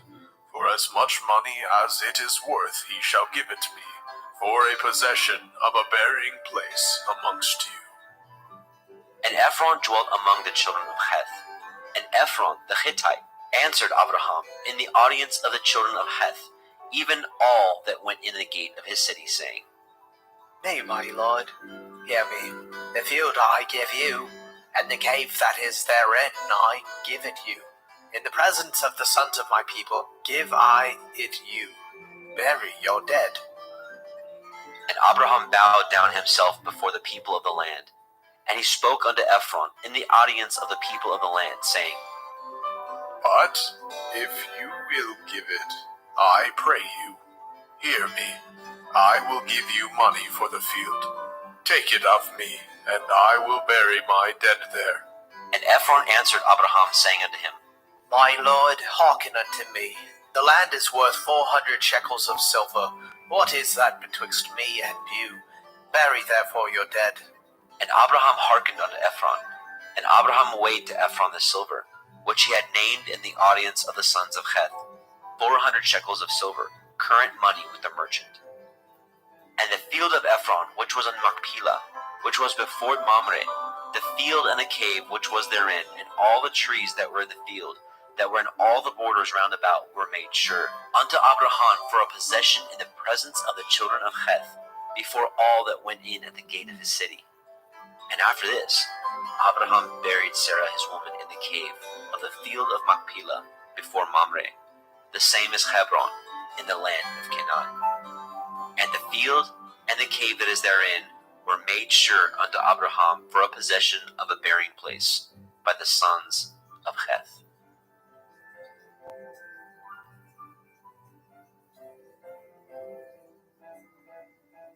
Bereshit, Genesis chapter 24. And Abraham was old and well stricken in age, and Yahweh had blessed Abraham in all things. And Abraham said unto his eldest servant of his house, that ruled over all that he had, Put, I pray you, your hand under my thigh, and I will make you swear by Yahweh, the Elohai of heaven and the Elohai of the earth, that you shall not take a woman unto my son of the daughters of the Canaanim, among whom I dwell. But you shall go unto my country and to my kindred, and take a woman unto my son Yitzhak. And the servant said unto him, Perchance the woman will not be willing to follow me unto this land. Must I needs bring your son again unto the land from whence you came? And Abraham said unto him, Beware that you bring not my son thither again. Yahuwah Elohai of heaven, which took me from my father's house, and from the land of my kindred, and which spoke unto me, and that swore unto me, saying, Unto your seed will I give this land. He shall send his angel before you, and you shall take a woman unto my son from thence. And if the woman will not be willing to follow you, then you shall be clear from this my oath. Only bring not my son thither again. And the servant put his hand under the thigh of Abraham his master, and swore to him concerning that matter. And the servant took 10 camels of the camels of his master, and departed, for all the goods of his master were in his hand. And he arose, and went to Aram Naharaim, unto the city of Nahor.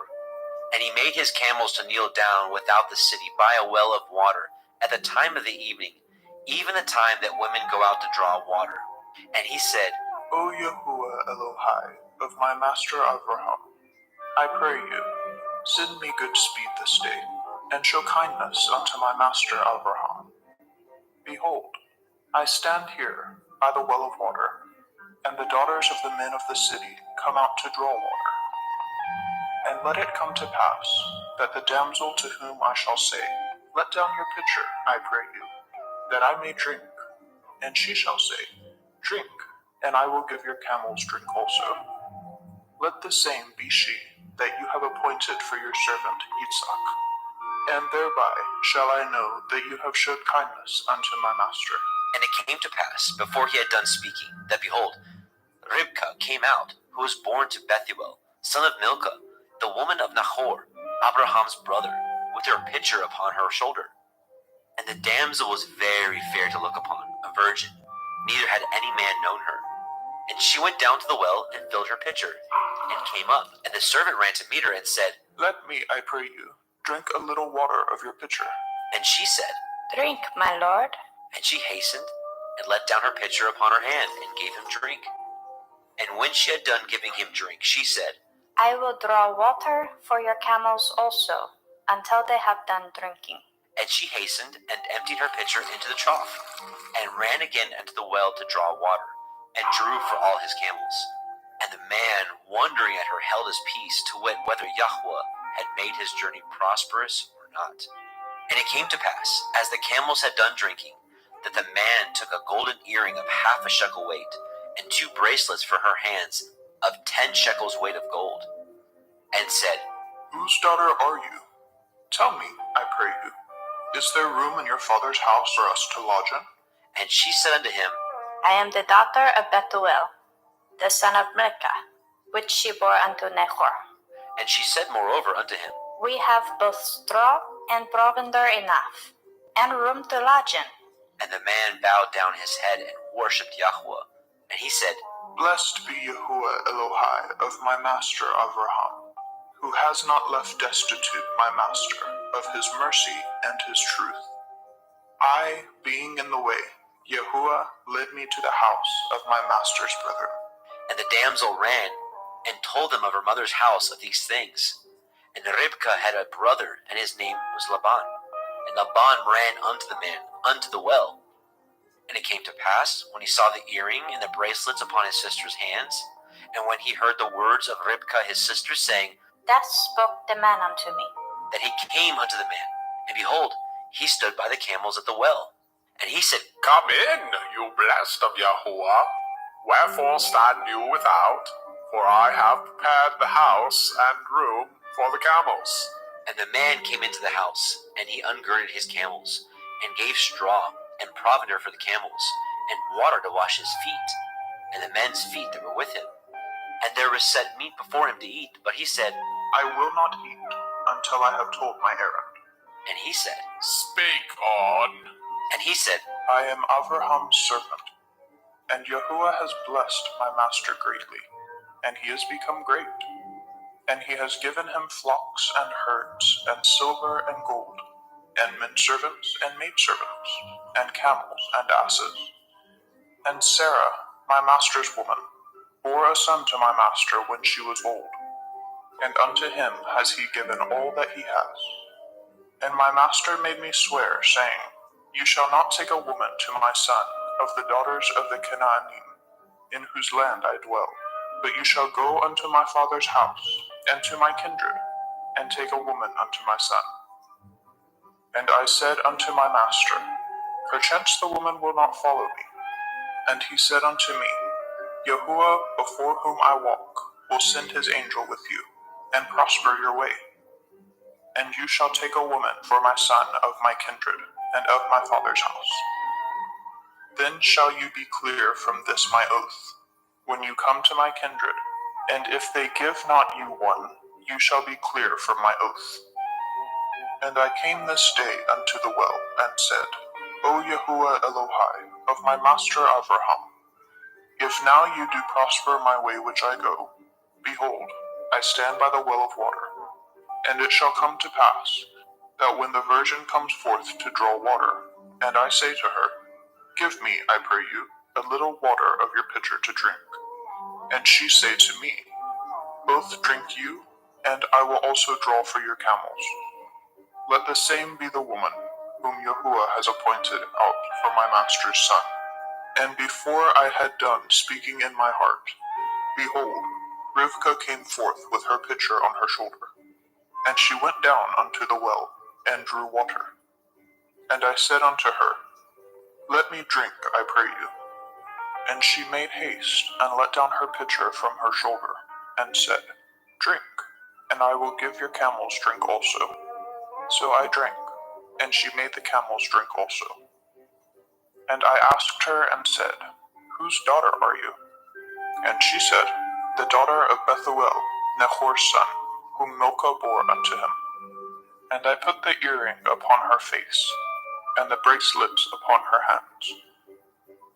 And I bowed down my head and worshipped Yahuwah, and blessed Yahuwah Elohai of my master Avraham, which had led me in the right way to take my master's brother's daughter unto his son.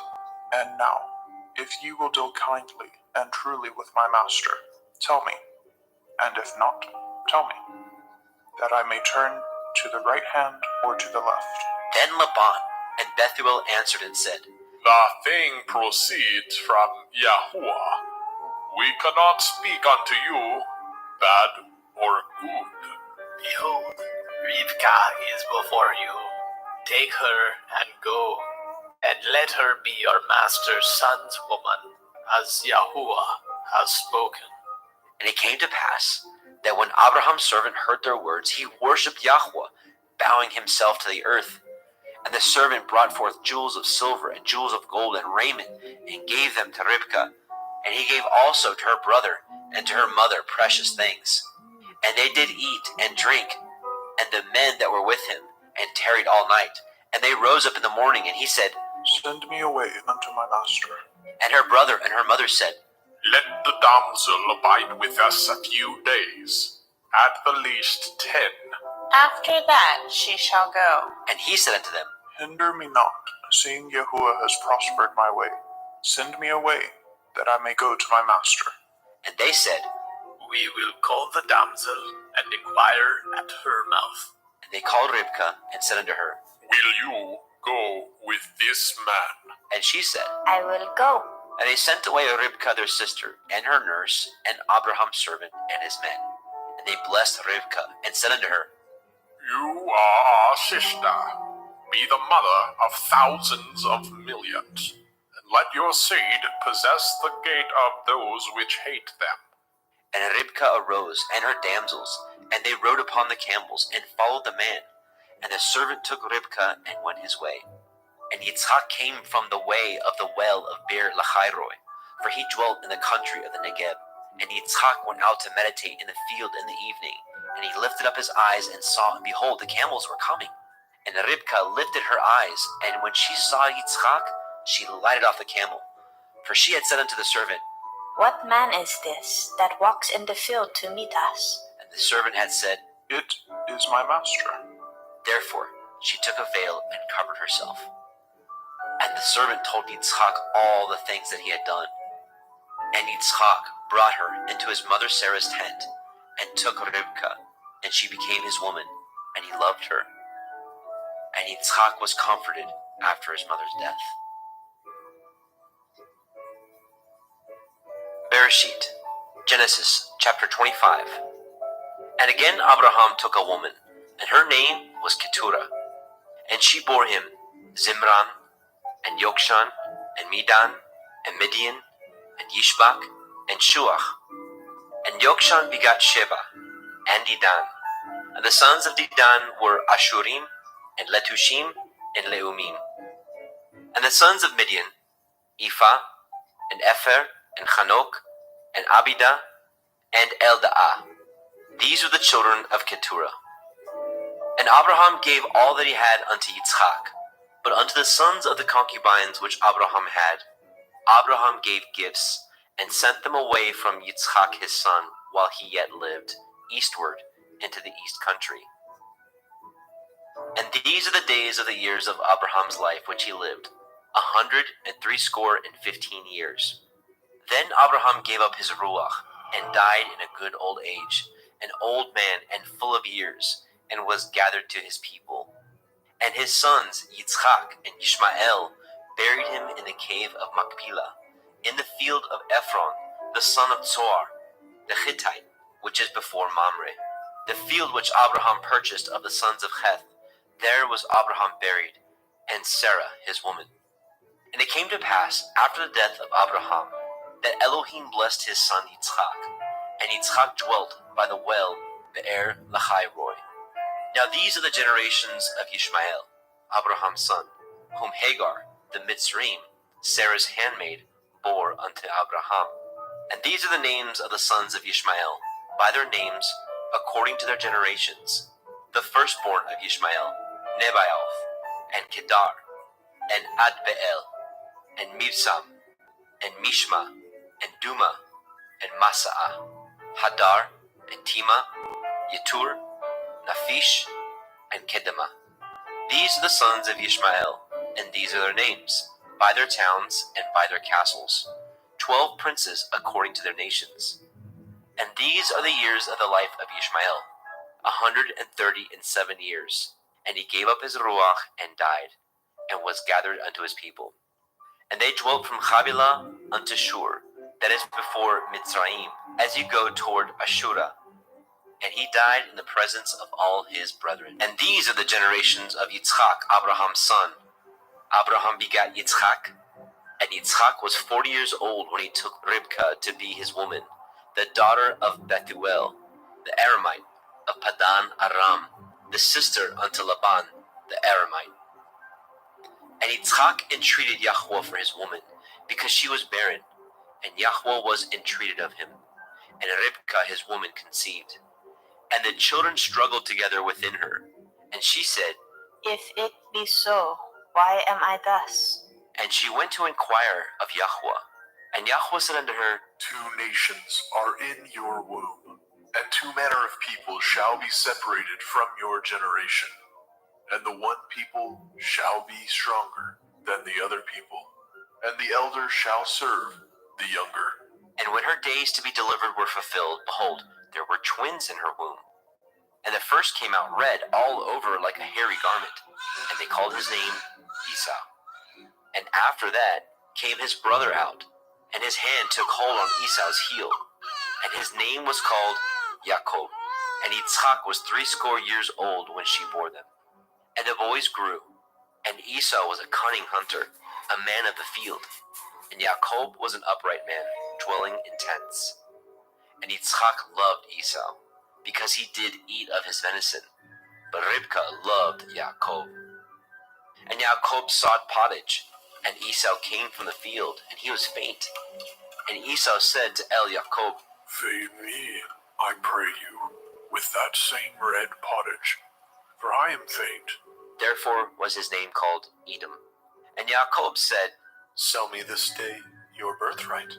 And Esau said, Behold, I am at the point to die, and what profit shall this birthright do to me? And Jacob said, Swear to me this day. And he swore unto him. And he sold his birthright unto Jacob. Then Jacob gave Esau bread and pottage of lentils, and he did eat and drink, and rose up and went his way. Thus Esau despised his birthright. Bereshit, Genesis, chapter 26. And there was a famine in the land, beside the first famine that was in the days of Abraham.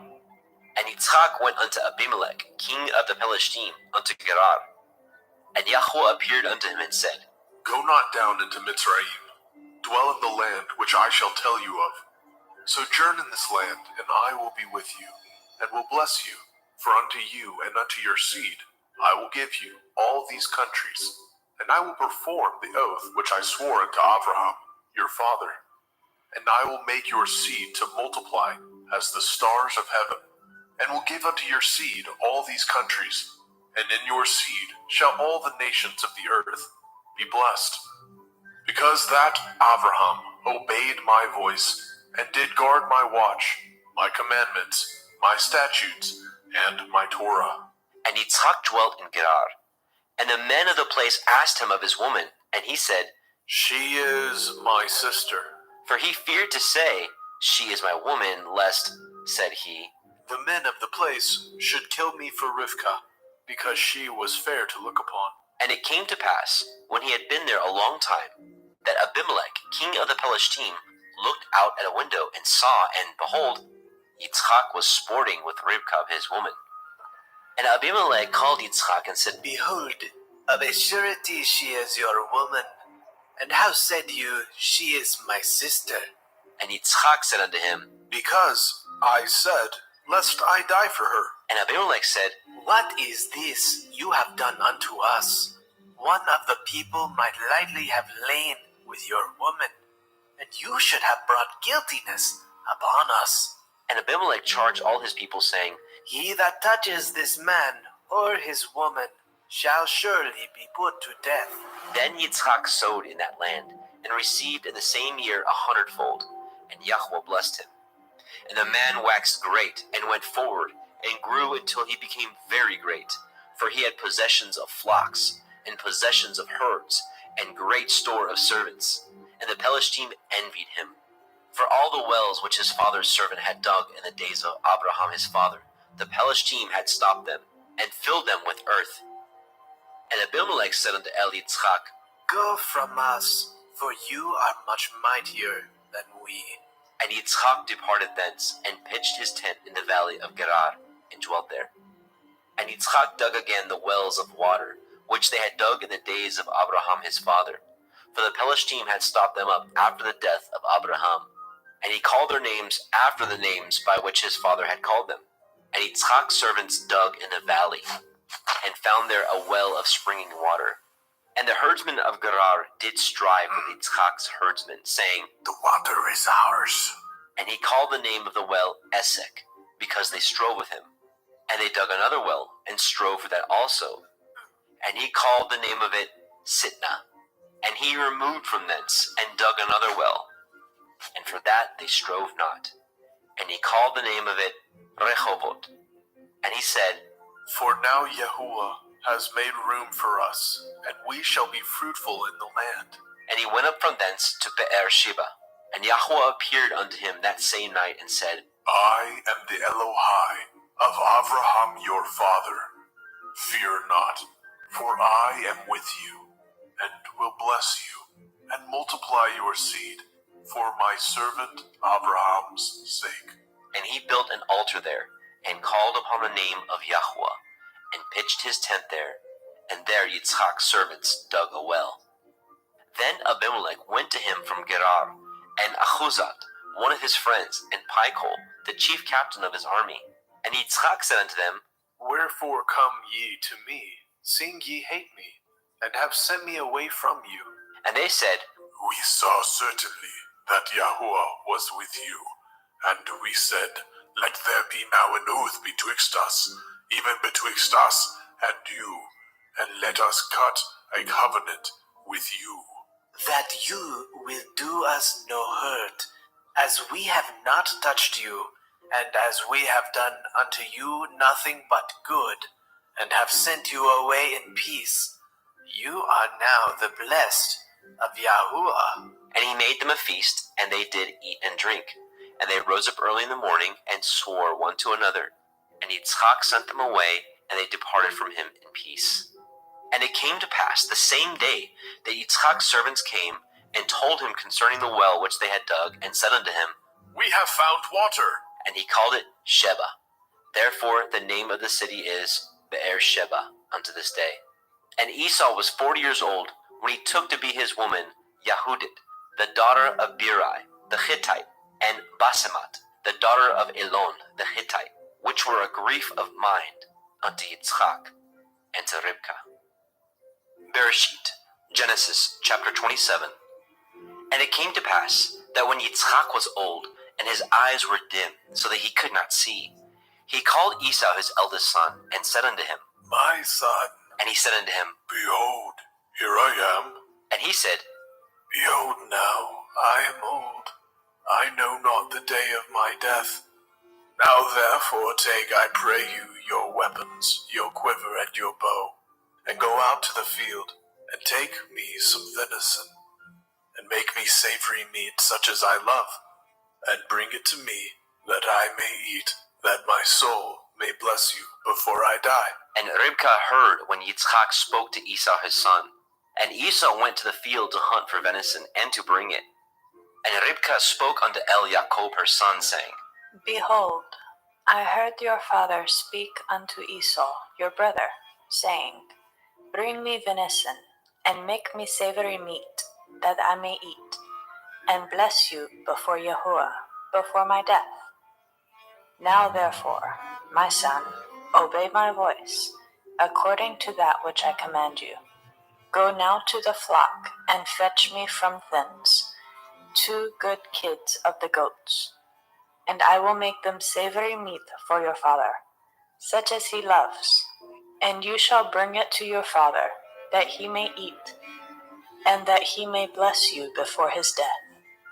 And Jacob said to Ribkah his mother, Behold, Esau my brother is a hairy man, and I am a smooth man. My father perchance will fill me, and I shall seem to him as a deceiver, and I shall bring a curse upon me, and not a blessing. And his mother said unto him, Upon me be your curse, my son. Only obey my voice, and go fetch me them. And he went and fetched, and brought them to his mother. And his mother made savory meat, such as his father loved. And Ribkah took goodly raiment of her eldest son Esau, which were with her in the house, and put them upon Jacob her younger son. And she put the skins of the kids of the goats upon his hands, and upon the smooth of his neck. And she gave the savory meat, and the bread, which she had prepared, into the hand of her son Jacob. And he came unto his father, and said, My father. And he said, Here I am. Who are you, my son? And Jacob said unto his father, I am Esau, your firstborn. I have done according as you bade me. Arise, I pray you, sit and eat of my venison, that your soul may bless me. And Yitzchak said unto his son, How is it that you have found it so quickly, my son? And he said, Because Yahuwah Elohika brought it to me. And Yitzchak said unto Jacob, Come near, I pray you, that I may fill you, my son, whether you be my very son Esau or not. And Jacob went near unto Yitzchak his father, and he felt him, and said, The voice is Yaakov's voice, but the hands are the hands of Esau. And he discerned him not, because his hands were hairy, as his brother Esau's hands. So he blessed him. And he said, Are you my very son Esau? And he said, I am. And he said, Bring it near to me, and I will eat of my son's venison, that my soul may bless you. And he brought it near to him, and he did eat. And he brought him wine, and he drank. And his father Yitzchak said unto him, Come near now, and kiss me, my son. And he came near, and kissed him.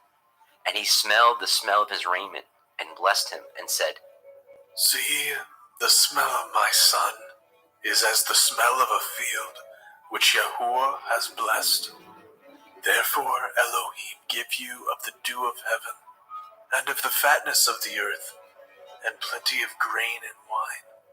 Let people serve you, and nations bow down to you.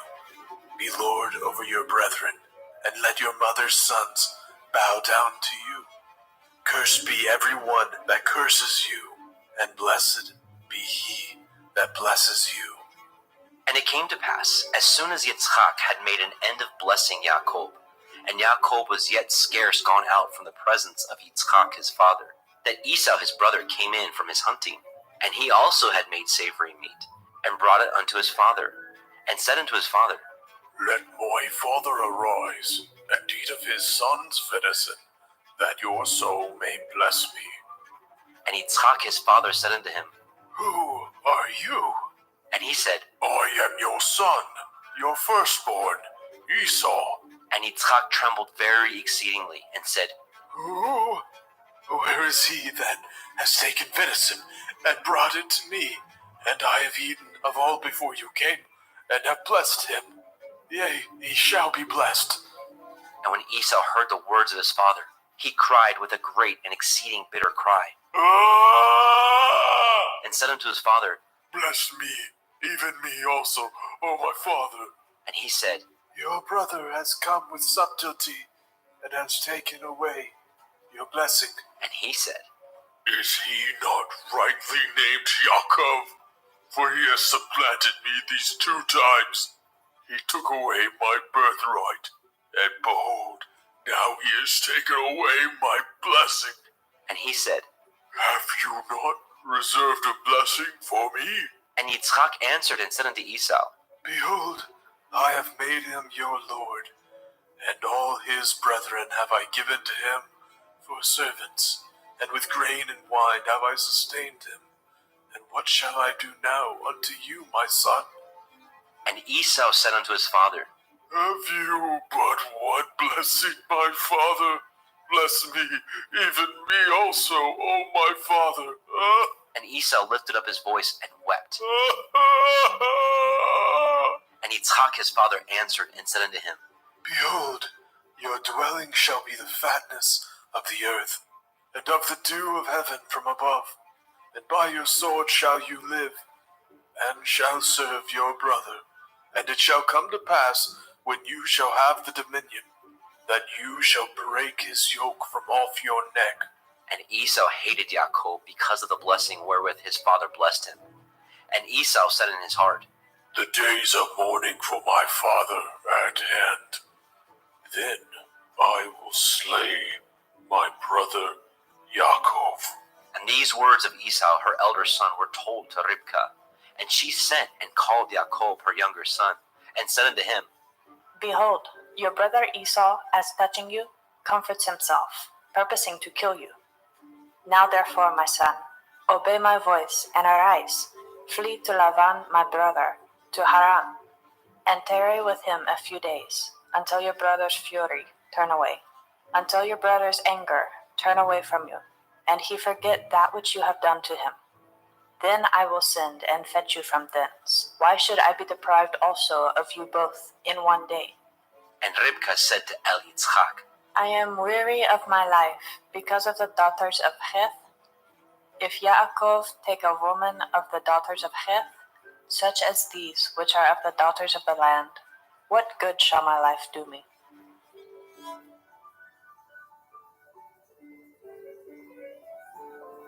Bereshit, Genesis chapter 28. And Yitzchak called Jacob, and blessed him, and charged him, and said unto him, You shall not take a woman of the daughters of Canaan. Arise, go to Padan Aram, to the house of Bethuel your mother's father, and take you a woman from thence of the daughters of Laban, your mother's brother, and El Shaddai bless you, and make you fruitful, and multiply you, that you may be a multitude of people, and give you the blessing of Abraham to you, and to your seed with you, that you may inherit the land wherein you are a stranger, which Elohim gave unto Abraham. And Yitzchak sent away Jacob, and he went to Padan Aram unto Laban, son of Bethuel, the Aramite, the brother of Ribkah, Jacob's and Esau's mother. When Esau saw that Yitzchak had blessed Jacob, and sent him away to Padan Aram, to take him a woman from thence, and that as he blessed him, he gave him a charge, saying, You shall not take a woman of the daughters of Canaan. and that Jacob obeyed his father and his mother, and was gone to Padan Aram. And Esau, seeing that the daughters of Canaan pleased not Yitzchak his father, then went Esau unto Ishmael, and he took unto the woman which he had, Mahalat, the daughter of Ishmael, Abraham's son, the sister of Nebaioth, to be his woman. And Jacob went out from Beersheba, and went toward Haran, and he lighted upon a certain place, and tarried there all night, because the sun was set. He took of the stones of that place, and put them for his pillows, and lay down in that place to sleep. And he dreamed, and behold, a ladder set up on the earth, and the top of it reached to heaven. And behold, the angels of Elohim ascending and descending on it. And behold, Yahweh stood above it and said, I am Yahuwah Elohai of Abraham your father, and the Elohai of Yitzhak. The land whereon you lie, to you will I give it, and to your seed. And your seed shall be as the dust of the earth, and you shall spread abroad to the west, and to the east, and to the north, and to the south. And in you, and in your seed, shall all the families of the earth be blessed. And behold, I am with you, and will guard you in all the places whither you go, and will bring you again into this land. For I will not leave you until I have done that which I have spoken to you of. And Yaakov awoke out of his sleep, and he said, Surely Yahuwah is in this place, and I knew it not. And he was afraid and said, How dreadful is this place! This is none other but the house of Elohim, and this is the gate of heaven. And Yaakov arose up early in the morning, and took the stone that he had put for his pillows, and set it up for a pillar, and poured oil upon the top of it. And he called the name of that place Beit El. But the name of that city was called Luz at the first. And Yaakov vowed a vow, saying, If Elohim will be with me, and will guard me in this way that I go, and will give me bread to eat, and raiment to put on, so that I come again to my father's house in peace, then shall Yahuwah be my Elohim, and this stone which I have set for a pillar shall be Elohim's house, and of all that you shall give me, I will surely give the 10th unto you.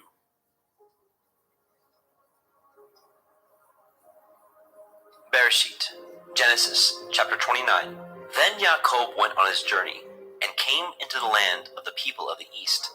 And he looked, and behold, a well in the field, and lo, there were 3 flocks of sheep lying by it. For out of that well they watered the flocks, and a great stone was upon the well's mouth. And thither there were all the flocks gathered, and they rolled the stone from the well's mouth, and watered the sheep, and put the stone again upon the well's mouth in its place. And Yaakov said unto them, My brethren, whence be ye? and they said, Of Haran are we.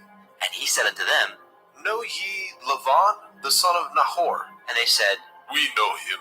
and he said unto them, Is he well? and they said, He is well, and behold, Rachel his daughter comes with the sheep. and he said, Lo, it is yet high day, neither is it time that the cattle should be gathered together. Water ye the sheep, and go and feed them. and they said, We cannot, until all the flocks be gathered together, until they roll the stone from the well's mouth.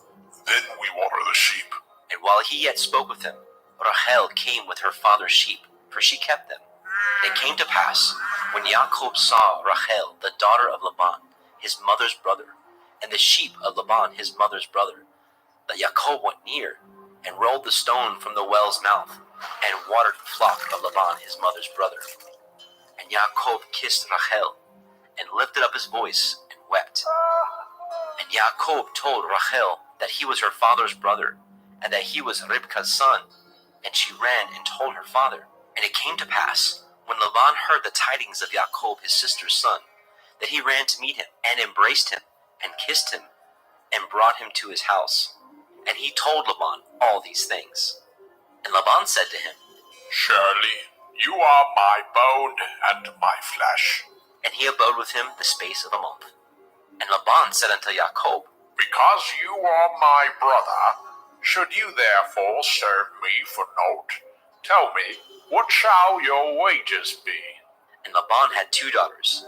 The name of the elder was Leah, and the name of the younger was Rachel. Leah was tender-eyed, but Rachel was beautiful and well-favored. And Yaakov loved Rachel, and said, I will serve you 7 years for Rachel, your younger daughter. and Laban said, It is better that I give her to you, than that I should give her to another man. Abide with me. And Yaakov served 7 years for Rachel, and they seemed unto him but a few days, for the love he had to her. And Yaakov said unto Laban, Give me my woman, for my days are fulfilled, that I may go in unto her. And Laban gathered together all the men of that place, and made a feast. And it came to pass in the evening, that he took Leah his daughter, and brought her to him, and he went in unto her. And Laban gave unto his daughter Leah Zilpah, his maid, for a handmaid. And it came to pass, that in the morning, behold, it was Leah. And he said to Laban, What is this that you have done unto me? Did I not serve with you for Rachel? Wherefore then have you beguiled me? And Laban said, It must not be so done in our country, to give the younger before the firstborn. Fulfill her week, and we will give you this also for the service which you shall serve with me yet 7 other years. And Jacob did so, and fulfilled her week. And he gave him Rachel his daughter to be his woman also. And Laban gave to Rachel his daughter Bilhah his handmaid to be her maid. And he went in also unto Rachel, and he loved also Rachel more than Leah, and served with him yet 7 other years. And when Yahweh saw that Leah was hated, he opened her womb, but Rachel was barren. And Leah conceived, and bore a son, and she called his name Reuben. For she said, Surely Yahuwah has looked upon my affliction. Now therefore my man will love me. And she conceived again, and bore a son, and said, Because Yahuwah has heard that I was hated, he has therefore given me this son also. And she called his name Shimon. And she conceived again, and bore a son, and said, Now this time will my man be joined unto me, because I have borne him 3 sons. Therefore was his name called Levi. And she conceived again, and bore a son, and she said, Now I will praise Yahuwah. Therefore she called his name Yahudah, and left bearing. Bereshit, Genesis chapter 30. And when Rachel saw that she bore Jacob no children, Rachel envied her sister, and said unto Jacob, Give me children, or else I die. And Jacob's anger was kindled against Rachel, and he said, Am I in Elohim's stead, who has withheld from you the fruit of the womb?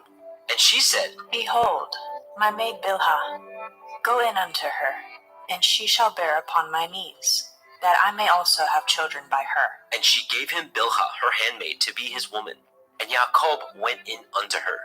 And Bilhah conceived, and bore Jacob a son. And Rachel said, Elohim has judged me, and has also heard my voice, and has given me a son. Therefore called she his name Dan. And Bilhah, Rachel's maid, conceived again, and bore Jacob a second son. And Rachel said, With great wrestlings have I wrestled with my sister, and I have prevailed. And she called his name Naphtali. And when Leah saw that she had left bearing, she took Zilpah her maid, and gave her Jacob to be his woman. And Zilpah, Leah's maid, bore Jacob a son. And Leah said, A troop comes. And she called his name Gad. And Zilpah, Leah's maid, bore Jacob a second son.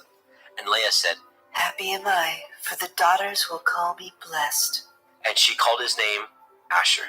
And Reuben went in the days of the wheat harvest, and found mandrakes in the field, and brought them unto his mother, Leah. Then Rachel said to Leah, Give me, I pray you, of your son's mandrakes. And she said unto her, Is it a small matter that you have taken my man? And will you take away my son's mandrakes also? And Rachel said, Therefore he shall lie with you tonight for your son's mandrakes. And Jacob came out of the field in the evening, and Leah went out to meet him, and said, You must come in unto me, for surely I have hired you with my son's mandrakes. And he lay with her that night. And Elohim hearkened unto Leah, and she conceived, and bore Jacob the 5th son. And Leah said, Elohim has given me my hire, because I have given my maiden to my man. And she called his name Issachar. And Leah conceived again, and bore Jacob the 6th son. And Leah said, Elohim has endued me with a good dowry. Now will my man dwell with me, because I have borne him 6 sons. And she called his name Zebulun. And afterwards she bore a daughter, and called her name Dinah. And Elohim remembered Rachel, and Elohim hearkened to her, and opened her womb. And she conceived and bore a son, and said, Elohim has taken away my reproach. And she called his name Joseph. and said, Yahuwah shall add to me another son. And it came to pass, when Rachel had borne Joseph, that Jacob said unto Laban, Send me away, that I may go into my own place, and to my country. Give me my women and my children, for whom I have served you. Let me go, for you know my service which I have done you. And Laban said unto him, I pray you, if I have found favor in your eyes, tarry, for I have learned by experience that Yahuwah has blessed me for your sake. And he said, Appoint me your wages, and I will give it. And he said unto him, You know how I have served you, and how your cattle was with me. For it was little which you had before I came, and it is now increased unto a multitude, and Yahuwah has blessed you since my coming. And now, when shall I provide for my own house also? And he said, What shall I give you? And Jacob said, You shall not give me anything. If you will do this thing for me, I will again feed and guard your flock. I will pass through all your flock today, removing from thence all the speckled and spotted cattle, and all the brown cattle among the sheep, and the spotted and speckled among the goats, and of such shall be my hire. So shall my righteousness answer for me in time to come, when it shall come for my hire before your face. Every one that is not speckled and spotted among the goats, and brown among the sheep, that shall be counted stolen with me. And Laban said, Behold, I would it might be according to your word. And he removed that day the he-goats that were ring-streaked and spotted, and all the she-goats that were speckled and spotted, and every one that had some white in it, and all the brown among the sheep, and gave them into the hands of his sons. And he set 3 days' journey betwixt himself and Jacob, and Jacob fed the rest of Laban's flocks. And Jacob took him rods of green poplar, and of the hazel and chestnut tree, and pilled white strakes in them, and made the white appear which was in the rods. And he set the rods which he had pilled before the flocks in the gutters, in the watering troughs, when the flocks came to drink, that they should conceive when they came to drink. And the flocks conceived before the rods, and brought forth cattle, ring-straked, speckled, and spotted. And Jacob did separate the lambs, and set the faces of the flocks toward the ring-straked, and all the brown in the flock of Laban. And he put his own flocks by themselves, and put them not unto Laban's cattle. And it came to pass, whensoever the stronger cattle did conceive, that Jacob laid the rods before the eyes of the cattle in the gutters, that they might conceive among the rods. But when the cattle were feeble, he put them not in. So the feebler were Laban's, and the stronger Jacob's. And the man increased exceedingly, and had much cattle, and maidservants, and menservants, and camels, and asses.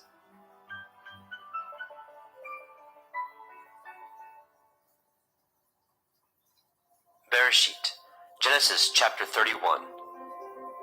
And he heard the words of Laban's son, saying, Yaakov has taken away all that was our father's, and of that which was our father's has he gotten all his glory. And Jacob beheld the countenance of Laban, and behold, it was not towards him as before. And Yahweh said unto Jacob, Return unto the land of your fathers, and to your kindred, and I will be with you. And Jacob sent and called Rachel and Leah to the fields unto his flock, and said unto them, I see your father's countenance, that it is not towards me as before, but the Elohim of my father has been with me. And ye know that with all my power I have served your father. And your father has deceived me and changed my wages 10 times, but Elohim suffered him not to hurt me. If he said thus, the speckled shall be your wages, then all the cattle bore speckled. And if he said thus, the ring-straked shall be your hire, then bore all the cattle ring-straked. Thus Elohim has taken away the cattle of your father, and given them to me. And it came to pass at the time that the cattle conceived, that I lifted up my eyes, and I saw in a dream, and behold, the rams which leaped upon the cattle were ring-straked, speckled, and grizzled. And the angel of Elohim spoke unto me in a dream, saying, Yaakov. And I said, Here I am. And he said, Lift up now your eyes, and see, all the rams which leapt upon the cattle are ring-straked, speckled, and grizzled. For I have seen all that Laban does unto you. I am the Elohim of Bethel, where you anointed the pillar, and where you vowed a vow unto me. Now arise, get you out of this land, and return unto the land of your kindred. And Rachel and Leah answered and said unto him, Is there yet any portion or inheritance for us in our father's house? Are we not counted of him strangers? For he has sold us, and has quite devoured also our money. For all the riches which Elohim has taken from our father, that is ours, and our children's. Now then, whatsoever Elohim has said unto you, do. Then Jacob rose up, and set his sons and his women upon camels, and carried away all his cattle, and all his goods which he had gotten, the cattle of his getting, which he had gotten in Padan Aram, for to go to El Yitzchak his father, in the land of Canaan. And Laban went to shear his sheep, and Rachel had stolen the teraphim that were her father's. And Jacob stole away unawares to Laban the Aramite, in that he told him not that he fled. So he fled with all that he had, and he rose up, and passed over the river, and set his face toward the Mount Gilead. And it was told Laban on the third day that Jacob was fled. And he took his brethren with him, and pursued after him 7 days' journey, and they overtook him in the Mount Gilead. And Elohim came to Laban the Aramite in a dream by night, and said unto him, Take heed that you speak not to Yaakov, either good or bad. Then Laban overtook Jacob. Now Jacob had pitched his tent in the mount, and Laban with his brethren pitched in the Mount Gilead. And Laban said to Jacob, What have you done, that you have stolen away unawares to me, and carried away my daughters as captives, taken with the sword? Wherefore did you flee away secretly, and steal away from me, and did not tell me, that I might have sent you away with mirth, and with songs, with tabret, and with harp? And have not suffered me to kiss my sons and daughters? You have now done foolishly in so doing. It is in the power of my hand to do you hurt.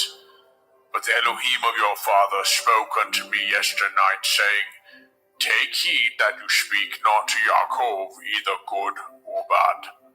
And now, though you would needs be gone, because you sore longed after your father's house, yet wherefore have you stolen my Elohim? And Jacob answered and said to Laban, Because I was afraid. For I said, Perchance you would take by force your daughters from me. With whomsoever you find your Elohim, let him not live, before our brethren discern what is yours with me, and take it to you. For Jacob knew not that Rachel had stolen them. And Laban went into Jacob's tent, and into Leah's tent, and into the 2 maidservants' tents, but he found them not. Then he went out of Leah's tent, and entered into Rachel's tent. Now Rachel had taken the teraphim, and put them in the camel's furniture, and sat upon them. And Laban searched all the tent, but found them not. And she said to her father, Let it not displease my lord that I cannot rise up before you, for the custom of women is upon me. And he searched, but found not the teraphim. And Jacob was wroth, and chode with Laban. And Jacob answered and said to Laban, What is my transgression? What is my sin, that you have so hotly pursued after me? Whereas you have searched all my stuff, what have you found of all your household stuff? Set it here before my brethren and your brethren, that they may judge betwixt us both. This 20 years have I been with you. Your ewes and your she-goats have not cast their young, and the rams of your flock have I not eaten. That which was torn of beast I brought not unto you. I bore the loss of it. Of my hand did you require it, whether stolen by day or stolen by night. Thus I was in the day the drought consumed me, and the frost by night, and my sleep departed from my eyes. Thus have I been 20 years in your house. I served you 14 years for your 2 daughters, and 6 years for your cattle. And you have changed my wages 10 times. Except the Elohai of my father, the Elohai of Abraham, and the fear of Yitzhak had been with me, surely you had sent me away now empty. Elohim has seen my affliction, and the labor of my hands, and rebuked you yesternight. And Laban answered and said unto Jacob, These daughters are my daughters, and these children are my children, and these cattle are my cattle, and all that you see is mine. And what can I do this day unto these my daughters, or unto their children which they have borne? Now therefore come, let us cut a covenant, I and you, and let it be for a witness between me and you. And Jacob took a stone, and set it up for a pillar. And Jacob said unto his brethren, Gather stones. and they took stones, and made a heap, and they did eat there upon the heap. And Laban called it Yegar Sahaduta, but Jacob called it Galid. And Laban said, This heap is a witness between me and you this day. therefore was the name of it called Galed. And Mitzpah, for he said, Yahuwah watch between me and you, when we are absent from one another. If you shall afflict my daughters, or if you shall take other women beside my daughters, no man is with us. See, Elohim is witness betwixt me and you. and Laban said to Jacob, Behold this heap, and behold this pillar, which I have cast betwixt me and you. This heap be witness, and this pillar be witness, that I will not pass over this heap to you, and that you shall not pass over this heap and this pillar unto me for harm. The Elohai of Abraham and the Elohai of Nahor, the Elohai of their father, judge betwixt us. and Jacob swore by the fear of his father Yitzchak. Then Jacob offered sacrifice upon the mount, and called his brethren to eat bread. And they did eat bread, and tarried all night in the mount. And early in the morning Laban rose up, and kissed his sons and his daughters, and blessed them. And Laban departed, and returned unto his place. Bereshit, Genesis chapter 32. And Jacob went on his way, and the angels of Elohim met him. And when Jacob saw them, he said, This is Elohim's host. and he called the name of that place Machanaim. And Jacob sent messengers before him to Esau his brother, unto the land of Seir, the country of Edom. And he commanded them, saying, Thus shall ye speak unto my lord Esau. Your servant Jacob says thus, I have sojourned with Laban, and stayed there until now. And I have oxen and asses, flocks and men servants, and women servants. And I have sent to tell my lord, that I may find grace in your sight. And the messengers returned to Jacob, saying, We came to your brother Esau, and also he comes to meet you, and 400 men with him.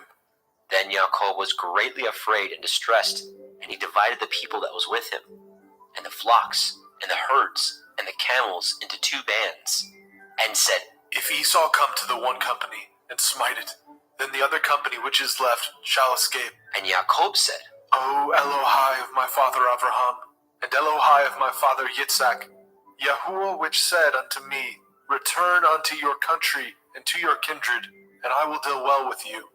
I am not worthy of the least of all the mercies, and of all the truth which you have showed unto your servant. For with my staff I passed over this Yarden, and now I am become 2 bands. Deliver me, I pray you, from the hand of my brother, from the hand of Esau, for I fear him, lest he will come and smite me, and the mother with the children. And you said, I will surely do you good, and make your seed as the sand of the sea, which cannot be numbered for multitude. And he lodged there that same night, and took of that which came to his hand a present for Esau his brother, 200 she-goats, and 20 he-goats, 200 ewes, and 20 rams, 30 milch camels with their colts, 40 kine, and 10 bulls, 20 she-asses, and 10 foals. And he delivered them into the hands of his servants, every drove by themselves, and said unto his servants, Pass over before me, and put a space betwixt drove and drove. And he commanded the foremost, saying, When Esau my brother meets you, and asks you, saying, Whose are you, and where go you, and whose are these before you?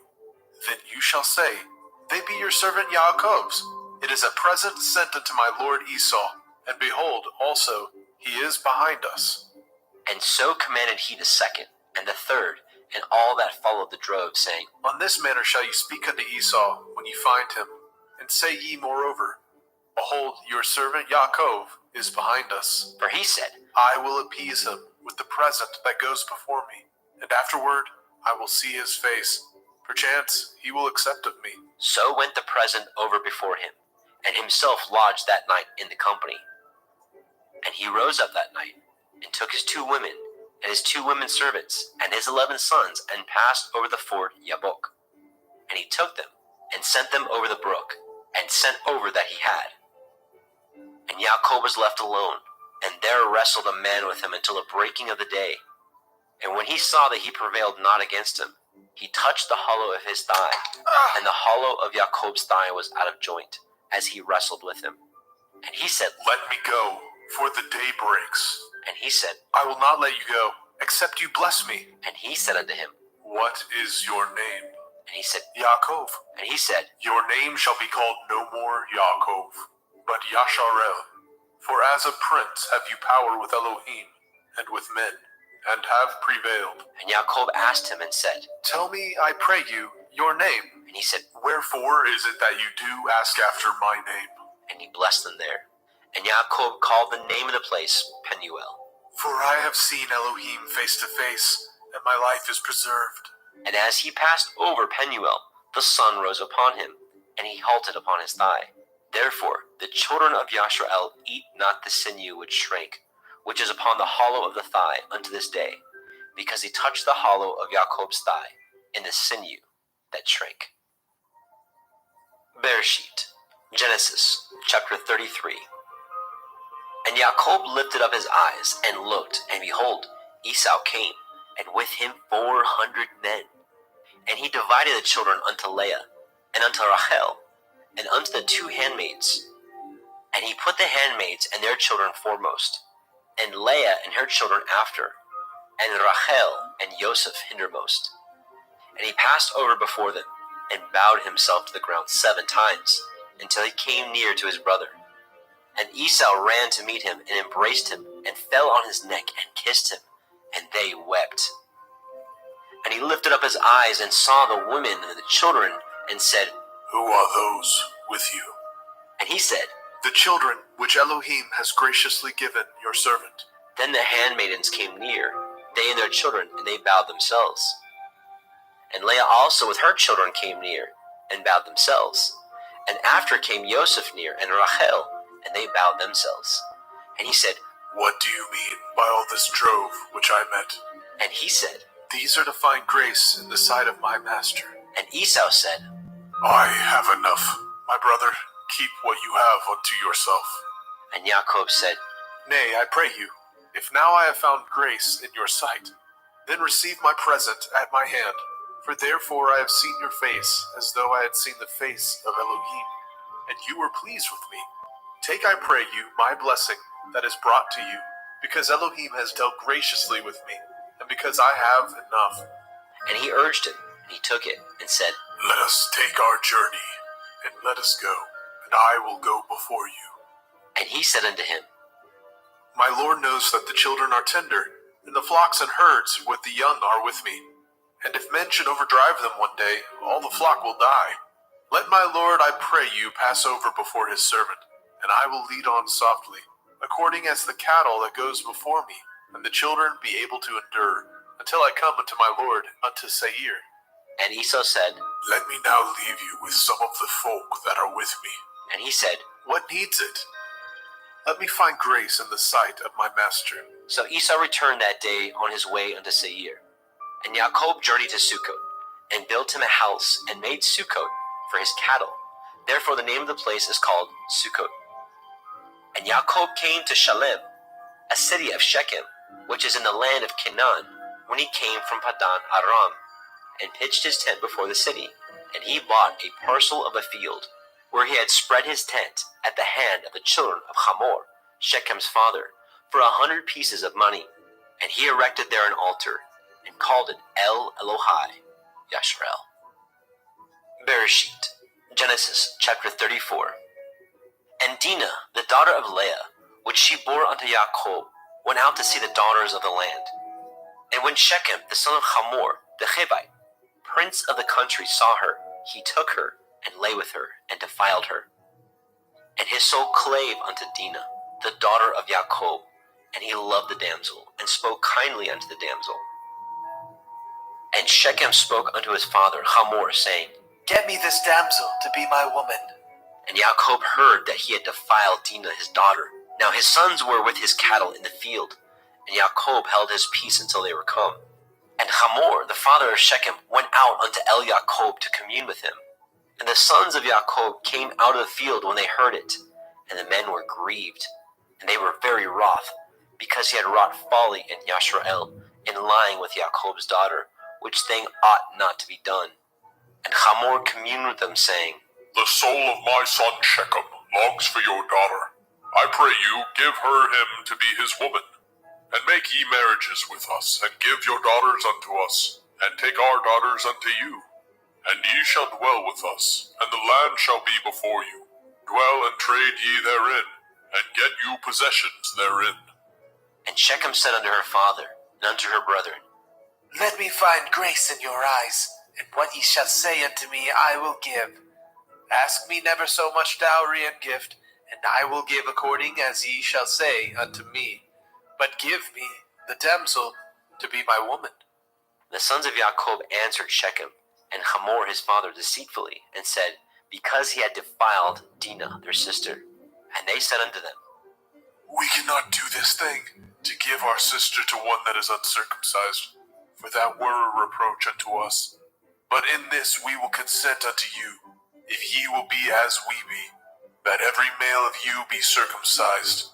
Then will we give our daughters unto you, and we will take your daughters unto us, and we will dwell with you, and we will become one people. But if ye will not hearken unto us to be circumcised, then we will take our daughter, and we will be gone. And their words pleased Hamor and Shechem, Hamor's son. And the young man deferred not to do the thing, because he had delight in Jacob's daughter, and he was more honorable than all his father's house. And Hamor and Shechem his son came unto the gate of their city, and communed with the men of their city, saying, These men are peaceable with us, therefore let them dwell in the land, and trade therein. For the land, behold, it is large enough for them. Let us take their daughters to us for women, and let us give them our daughters. Only herein will the men consent unto us, for to dwell with us, to be one people, if every male among us be circumcised as they are circumcised.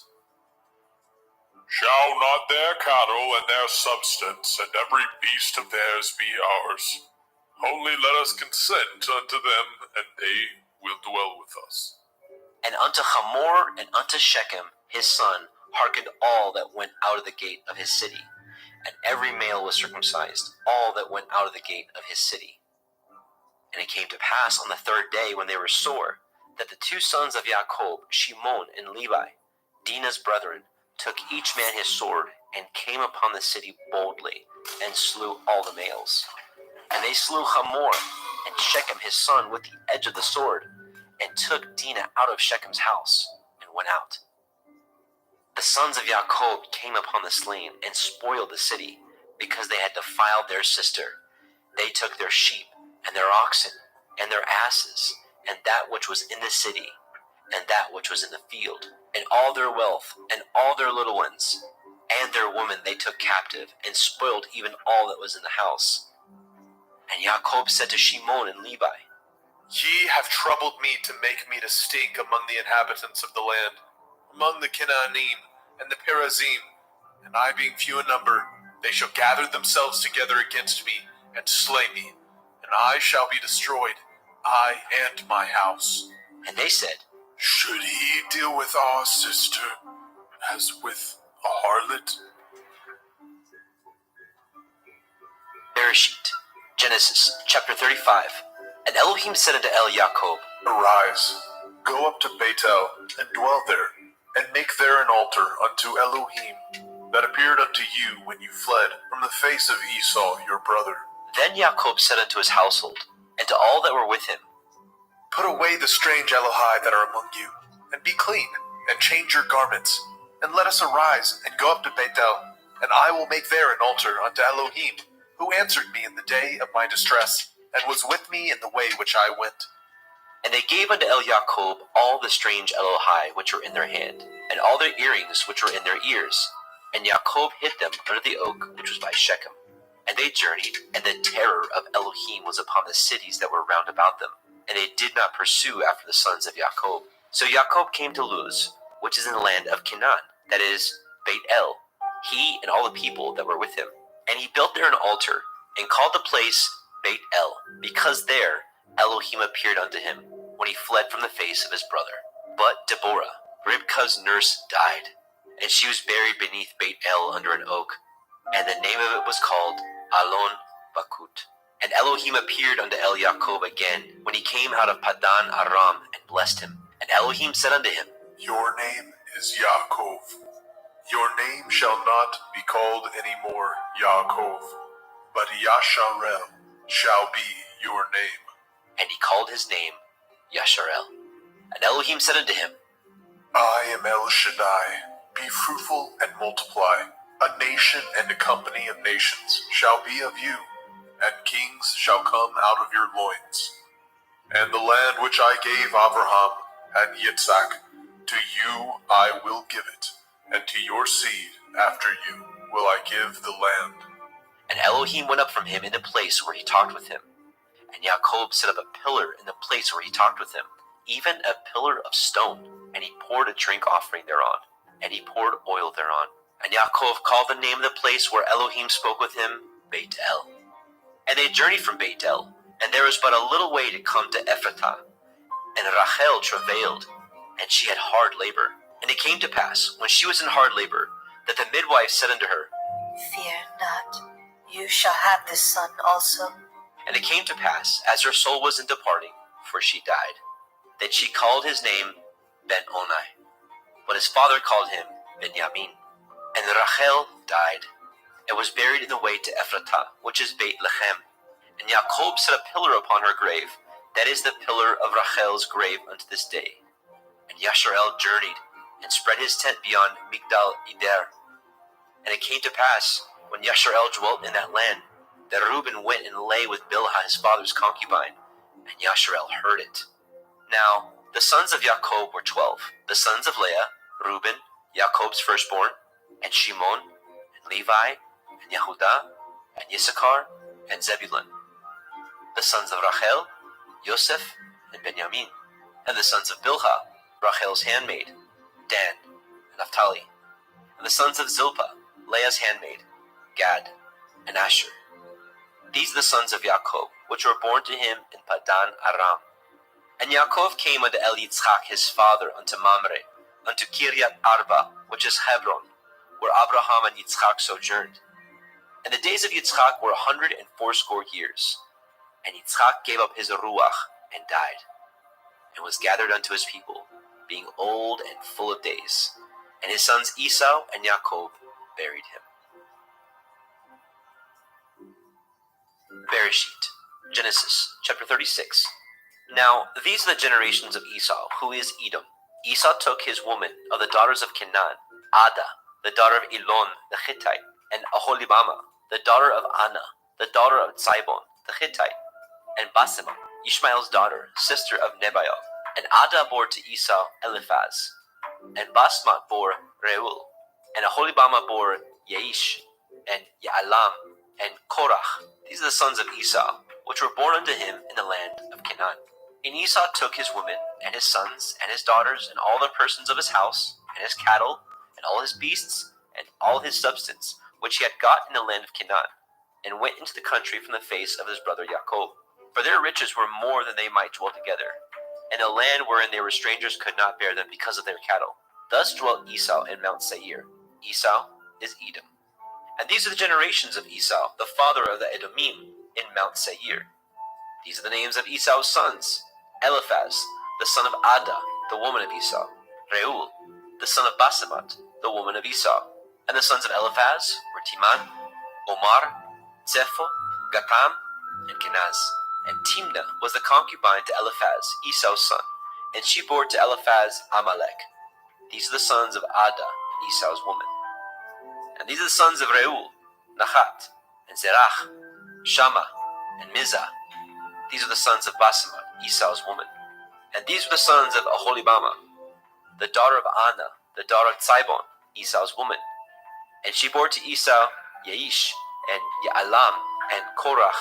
These were the dukes of the sons of Esau, the sons of Eliphaz, the firstborn son of Esau, Duke Timan, Duke Omar, Duke Zepho, and Duke Kenaz, Duke Korach, Duke Gatam, and Duke Amalek.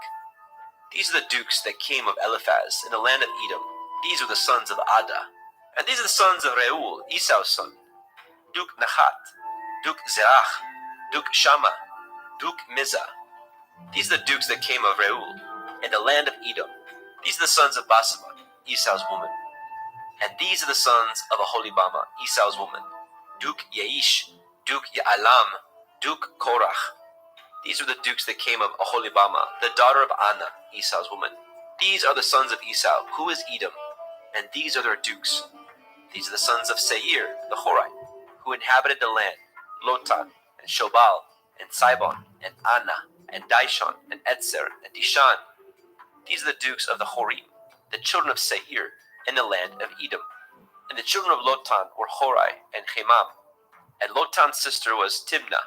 And the children of Shobal were these, Alyan, and Manachat, and Ebal, and Shiphi, and Onam. And these are the children of Sibon, both Ayah and Anah. This was that Anah that found the mules in the wilderness, as he fed the asses of Sibon his father. And the children of Anah were these, Dishon, and Aholibama, the daughter of Anah. And these are the children of Dishon, Hemdan, and Eshban, and Yithron, and Cheran. The children of Etzer are these, Bilhan, and Zaavan, and Akan. The children of Dishon are these, Uts, and Aran.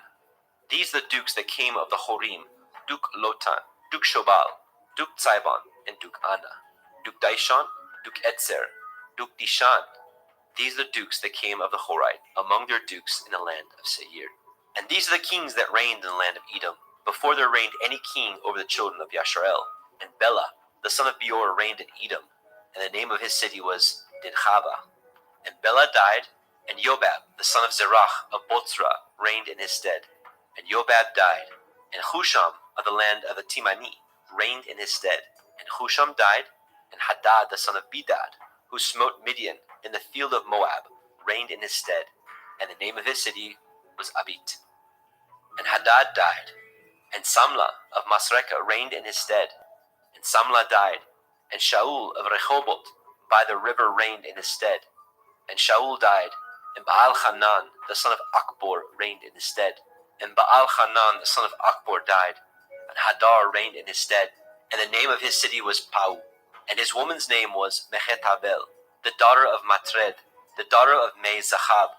And these are the names of the dukes that came of Esau, according to their families, after their places, by their names: Duke Timnah, Duke Alia, Duke Yechet, Duke Aholibama, Duke Elah, Duke Pinon, Duke Kenaz, Duke Timan, Duke Mitzbar, Duke Magdiel, Duke Iram. These be the dukes of Edom, according to their habitations, in the land of their possession. He is Esau, the father of the Edomim. Bereshit, Genesis, chapter 37. And Yaakov dwelt in the land wherein his father was a stranger, in the land of Canaan. These are the generations of Yaakov. Yosef, being 17 years old, was feeding the flock with his brethren, and the lad was with the sons of Bilhah, and the sons of Zilpah, his father's women. And Yosef brought unto his father their evil report. Now Yashrael loved Yosef more than all his children, because he was the son of his old age, and he made him a coat of many colors. And when his brethren saw that their father loved him more than all his brethren, they hated him, and could not speak peaceably unto him. And Yosef dreamed a dream, and he told it to his brethren, and they hated him yet the more. And he said unto them, Hear, I pray you, this dream which I have dreamt.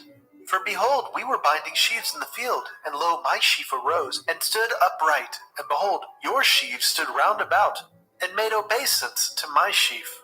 And his brethren said unto him, Shall you indeed reign over us, or shall you indeed have dominion over us? And they hated him yet the more for his dreams and for his words. And he dreamed yet another dream, and told it his brethren, and said, Behold, I have dreamed a dream more. And behold, the sun and the moon and the 11 stars made obeisance to me.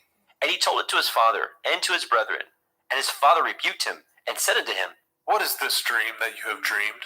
Shall I and your mother and your brethren indeed come to bow down ourselves to you, to the earth? and his brethren envied him. But his father observed the saying. And his brethren went to feed their father's flock in Shechem. And Yasharel said unto El Yosef, Do not your brethren feed the flock in Shechem? Come, and I will send you unto them. And he said to him, Here am I. And he said to him, Go, I pray you, and see whether it be well with your brethren, and well with the flocks, and bring me word again. So he sent him out to the valley of Hebron, and he came to Shechem. And a certain man found him, and behold, he was wandering in the field. And the man asked him, saying, What do you seek? And he said, I seek my brethren. Tell me, I pray you, where they feed their flocks. And the man said, They are departed hence, for I heard them say, Let us go to Dothan. And Joseph went after his brethren, and found them in Dothan. And when they saw him afar off, even before he came near unto them, they conspired against him to slay him. And they said one to another, Behold, this dreamer comes. Come now, therefore, and let us slay him, and cast him into some pit, and we will say, Some evil beast has devoured him, and we shall see what will become of his dreams. And Reuben heard it, and he delivered him out of their hands, and said, Let us not kill him. And Reuben said unto them, Shed no blood, but cast him into this pit that is in the wilderness, and lay no hand upon him. that he might rid him out of their hands, to deliver him to his father again. And it came to pass, when Joseph was come unto his brethren, that they stripped Joseph out of his coat of many colors that was on him. And they took him, cast him into a pit, and the pit was empty. There was no water in it, and they sat down to eat bread. And they lifted up their eyes and looked, and behold, a company of Ishmaelim came from Gilead, with their camels bearing spicery and balm and myrrh, going to carry it down to Mitzrayim. And Yehudah said unto his brethren, What profit is it if we slay our brother, and conceal his blood? Come, let us sell him to the Ishmaelim, and let not our hands be upon him, for he is our brother and our flesh. And his brethren were content. Then there passed by Midianim merchantmen, and they drew and lifted up Joseph out of the pit, and sold Joseph to the Ishmaelim for 20 pieces of silver. And they brought Joseph into Mitzrayim. And Reuben returned into the pit, and behold, Joseph was not in the pit, and he rent his clothes. And he returned to his brethren and said, The child is not, and I, whither shall I go? And they took Joseph's coat, and killed a kid of the goats, and dipped the coat in the blood. And they sent the coat of many colors. And they brought it to their father and said, This we have found. Know whether it be your son's coat or no. And he knew it, and said, It is my son's coat. An evil beast has devoured him. Joseph is without doubt rent in pieces. And Jacob rent his clothes, and put sackcloth upon his loins, and mourned for his son many days. And all his sons and all his daughters rose up to comfort him, but he refused to be comforted. And he said, For I will go down into Sheol unto my son, mourning. Thus his father wept for him. And the Midianim sold him into Mitzrayim unto Potiphar, an officer of Pharaoh's, and a captain of the guard. Bereshit, Genesis chapter 38. And it came to pass at that time that Yehudah went down from his brethren, and turned into a certain Adullamite, whose name was Hira. And Yehudah saw there a daughter of a certain Canaanite, whose name was Shuach, and he took her, and went in unto her. And she conceived and bore a son, and he called his name And she conceived again and bore a son, and called his name Onan. And she yet again conceived and bore a son, and called his name Shelach.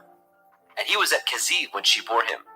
And Yehudah took a woman for his firstborn, whose name was Tamar. And Yehudah's firstborn, was wicked in the sight of Yahweh, and Yahweh slew him. And Yehudah said unto Onan, Go into your brother's woman, and marry her, and raise up seed to your brother. And Onan knew that the seed should not be his. And it came to pass, when he went in unto his brother's woman, that he spilled it on the ground, lest that he should give seed to his brother. And the thing which he did displeased Yahweh, wherefore he slew him also. Then said Yehudah to Tamar his daughter-in-law, Remain a widow at your father's house, till Shelach my son be grown. For he said, Lest, perchance, he die also, as his brethren did. And Tamar went and dwelt in her father's house. And in process of time, the daughter of Shuach, Yehudah's woman, died. And Yehudah was comforted, and went up unto his sheep shearers, to Timnathah, and his friend Hira, the Adullamite. And it was told Tamar, saying, Behold, your father-in-law goes up to Timnah to shear his sheep. And she put her widow's garments off from her, and covered her with a veil, and wrapped herself, and sat in an open place, which is by the way to Timnah, for she saw that Shelach was grown, and she was not given unto him to be his woman. When Yehudah saw her, he thought her to be a harlot, because she had covered her face. And he turned unto her by the way, and said, Go to, I pray you, let me come in unto you. for he knew not that she was his daughter-in-law. And she said, What will you give me, that you may come in unto me? and he said, I will send you a kid from the flock. and she said, Will you give me a pledge till you send it? and he said, What pledge shall I give you? and she said, Your signet, your bracelets, and your staff that is in your hand. and he gave it her, and came in unto her, and she conceived by him. And she arose and went away, and laid by her veil from her, and put on the garments of her widowhood. And Yehudah sent the kid by the hand of his friend the Adulamite to receive his pledge from the woman's hand, but he found her not. Then he asked the men of that place, saying, Where's the harlot that was openly by the wayside? and they said, There was no harlot in this place. and he returned to El Yehudah and said, I cannot find her.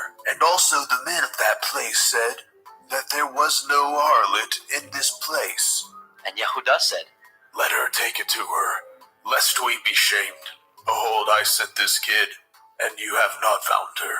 and it came to pass, about 3 months after, that it was told Yehudah, saying, Tamar, your daughter-in-law, has played the harlot, and also, behold, she is with child by whoredom. and Yehudah said, Bring her forth, and let her be burnt. when she was brought forth, she sent to her father-in-law, saying, By the man whose these are, am I with child. and she said, Discern, I pray you, whose are these, the signet, and bracelets, and staff? and Yehudah acknowledged them. And he said, She is more righteous than I, because that I gave her not to Shelach my son. and he knew her again no more. And it came to pass in the time of her travail that, behold, twins were in her womb. And it came to pass when she travailed that the one put out his hand, and a midwife took and bound upon his hand a scarlet thread, saying, This came out first. and it came to pass, as he drew back his hand, that, behold, his brother came out. And she said, How have you broken forth? This breach be upon you. therefore his name was called Peretz. And afterward came out his brother, that had the scarlet thread upon his hand, and his name was called Zerach. Bereshit, Genesis chapter 39. And Joseph was brought down to Mitzrayim, and Potiphar, an officer of Pharaoh, captain of the guard of Mitzrayim, brought him of the hands of the Ishmaelim, which had brought him down thither. And Yahuwah was with Joseph, and he was a prosperous man, and he was in the house of his master, the Mitzrayim. And his master saw that Yahuwah was with him, and that Yahuwah made all that he did to prosper in his hand.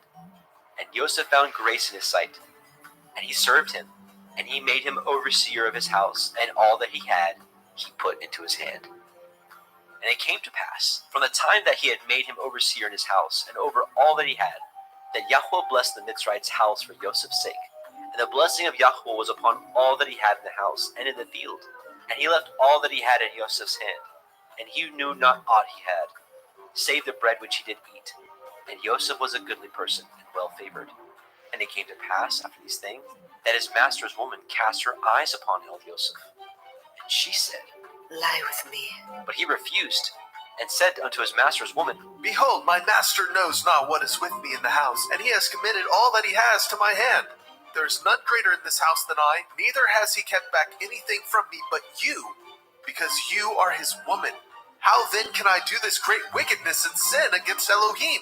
And it came to pass, as she spoke to Joseph day by day, that he hearkened not unto her, to lie by her, or to be with her. And it came to pass about this time that Joseph went into the house to do his business, and there was none of the men of the house there within. And she caught him by his garment, saying, Lie with me. And he left his garment in her hand, and fled, and got him out. And it came to pass, when she saw that he had left his garment in her hand, and was fled forth, that she called unto the men of her house, and spoke unto them, saying, See, he has brought in an Ephraim unto us to mock us. He came in unto me to lie with me, and I cried with a loud voice. And it came to pass, when he heard that I lifted up my voice and cried, that he left his garment with me and fled and got him out. And she laid up his garment by her until his master came home. And she spoke unto him according to these words, saying, The Ivri servant which you have brought unto us came in unto me to mock me.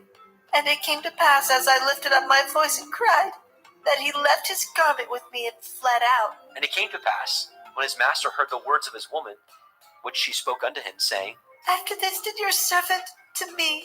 that his wrath was kindled. And Joseph's master took him, and put him into the prison, a place where the king's prisoners were bound. And he was there in prison. But Yahweh was with Joseph, and showed him mercy, and gave him favor in the sight of the keeper of the prison. And the keeper of the prison committed to Joseph's hand all the prisoners that were in the prison. And whatsoever they did there, he was the doer of it. The keeper of the prison looked not to anything that was under his hand, because Yahweh was with him. And that which he did, Yahweh made it to prosper. Bereshit, Genesis chapter 40. And it came to pass after these things, that the butler of the king of Mitzrayim and his baker had offended their master, the king of Mitzrayim. And Pharaoh was wroth against his two officers, against the chief of the butlers, and against the chief of the bakers. And he put them in ward in the house of the captain of the guard, into the prison, the place where Joseph was bound. And the captain of the guard charged Joseph with them, and he served them, and they continued a season in ward. And they dreamed a dream, both of them, each man his dream in one night, each man according to the interpretations of his dream, the butler and the baker of the king of Mitzrayim, which were bound in the prison. And Joseph came in unto them in the morning, and looked upon them, and behold, they were sad. And he asked Pharaoh's officers that were with him in the ward of his master's house, saying, Wherefore look ye so sadly today? And they said unto him, We have dreamed a dream, and there is no interpreter of it. And Joseph said unto them, Do not interpretations belong to Elohim? Tell me them, I pray you. And the chief butler told his dream to Joseph, and said to him, In my dream, behold, a vine was before me, and in the vine were 3 branches, and it was as though it budded. And her blossoms shot forth, and the clusters thereof brought forth ripe grapes. And Pharaoh's cup was in my hand, and I took the grapes, and pressed them into Pharaoh's cup, and I gave the cup into Pharaoh's hand. And Joseph said unto him, This is the interpretation of it. The 3 branches are 3 days. Yet within 3 days shall Pharaoh lift up your head, and restore you unto your place, and you shall deliver Pharaoh's cup into his hand, after the former manner when you were his butler. But think on me when it shall be well with you, and show kindness, I pray you, unto me, and make mention of me unto Pharaoh, and bring me out of this house. For indeed I was stolen out of the land of the Ephraim, and here also have I done nothing that they should put me into the dungeon. When the chief baker saw that the interpretation was good, he said unto Joseph, I was also in my dream, and behold, I had 3 white baskets on my head, and in the uppermost basket there was of all manner of baked meats for Pharaoh, and the birds did eat them out of the basket upon my head. And Joseph answered and said, This is the interpretation thereof. The 3 baskets are 3 days. Yet within 3 days shall Pharaoh lift up your head from off you, and shall hang you on a tree, and the birds shall eat your flesh from off you. And it came to pass on the 3rd day, which was Pharaoh's birthday, that he made a feast unto all his servants, and he lifted up the head of the chief butler and of the chief baker among his servants. And he restored the chief butler unto his butlership again, and he gave the cup into Pharaoh's hand. But he hanged the chief baker, as Joseph had interpreted to them. Yet did not the chief butler remember Joseph, but forgot him. Bereshit, Genesis chapter 41. And it came to pass at the end of 2 full years, that Pharaoh dreamed, and behold, he stood by the river. And behold, there came up out of the river 7 well-favored kine, and fat-fleshed, and they fed in a meadow. And behold, 7 other kine came up after them out of the river, ill-favored and lean-fleshed, and stood by the other kine upon the brink of the river. And the ill-favored and the lean-fleshed kine did eat up the 7 well-favored and fat kine. So Pharaoh awoke, and he slept, and dreamed a 2nd time. And behold, 7 ears of grain came up upon one stalk, rank and good. And behold, 7 thin ears, and blasted with the east wind sprung up after them. And the 7 thin ears devoured the 7 rank and full ears. And Pharaoh awoke, and behold, it was a dream. And it came to pass in the morning that his ruach was troubled, and he sent and called for all the magicians of Mitzrayim, and all the wise men thereof. And Pharaoh told them his dream, but there was none that could interpret them unto Pharaoh. Then spoke the chief butler unto Pharaoh, saying, I do remember my faults this day. Pharaoh was wroth with his servants, and put me in ward in the captain of the guard's house, both me and the chief baker. And we dreamed a dream in one night, I and he. And we dreamed each man according to the interpretation of his dream. And there was there with us a young man, an Ivri, servant to the captain of the guard. And we told him, and he interpreted to us our dreams. To each man according to his dream he did interpret. And it came to pass as he interpreted to us, so it was. Me he restored unto my office, and him he hanged. Then Pharaoh sent and called Joseph, and he brought him hastily out of the dungeon. And he shaved himself, and changed his raiment, and came in unto Pharaoh. And Pharaoh said unto Joseph, I have a dream, and there is none that can interpret it. And I have heard say of you, that you can understand a dream to interpret it. And Joseph answered Pharaoh, saying, It is not in me. Elohim shall give Pharaoh an answer of peace. And Pharaoh said unto Joseph, In my dream, behold, I stood upon the bank of the river, and behold, there came up out of the river 7 kine, fat-fleshed and well-favored, and they fed in a meadow. And behold, 7 other kine came up after them, poor and ill-favored, and lean-fleshed, such as I never saw in all the land of Mitzrayim for badness. And the lean and the ill-favored kine did eat up the first 7 fat kine. And when they had eaten them up, it could not be known that they had eaten them, but they were still ill-favored, as at the beginning. So I awoke. And I saw in my dream, and behold, 7 ears came up on one stalk, full and good. And behold, 7 ears withered thin, and blasted with the east wind, and sprung up after them. And the thin ears devoured the 7 good ears. And I told this unto the magicians, but there was none that could declare it to me. And Joseph said unto Pharaoh, The dream of Pharaoh is one.